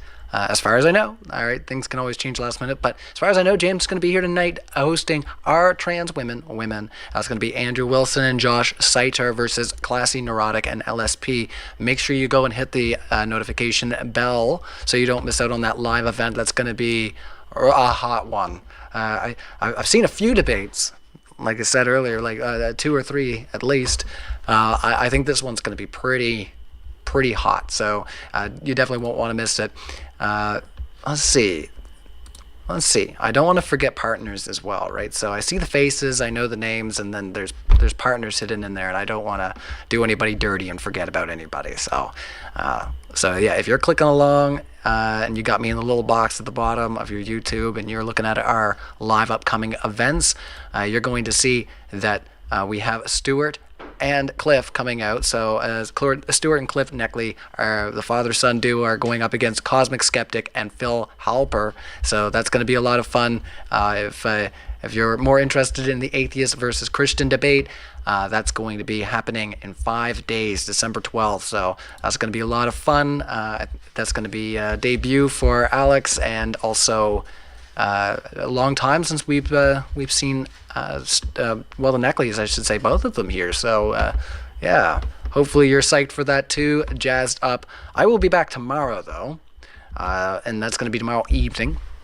Nathan Thompson and Angel are partnering up again, and they're going to be going against Dr. Blitz and Mark Reed. So Mark Reed's coming back to the channel after a short little hiatus, so we're excited to see Mark Reed back. Maybe it hasn't been that long. Maybe it's just been a while since I've hosted Mark, but I'm excited. It's kind of like close to one of the people I hosted in the debut days of doing Modern Day Debate. We will be right at 2 years when we go to the debate con. So once again, that's going to be February 15th and 16th. We'll be putting up some live events here shortly. Just make sure everything's working on this end. Okay, perfect. I want to know if there's anything that could change flashlights. Oh, everybody's gone. Sorry, Dusty. We won't be asking any more questions. But yeah, thank you to everybody who came out. Lots of members I see there are in the live chat as well. So if you do want to get access to the emojis, help out Modern Day Debate, you can become a member, or you can gift memberships. We really appreciate it. It helps us out.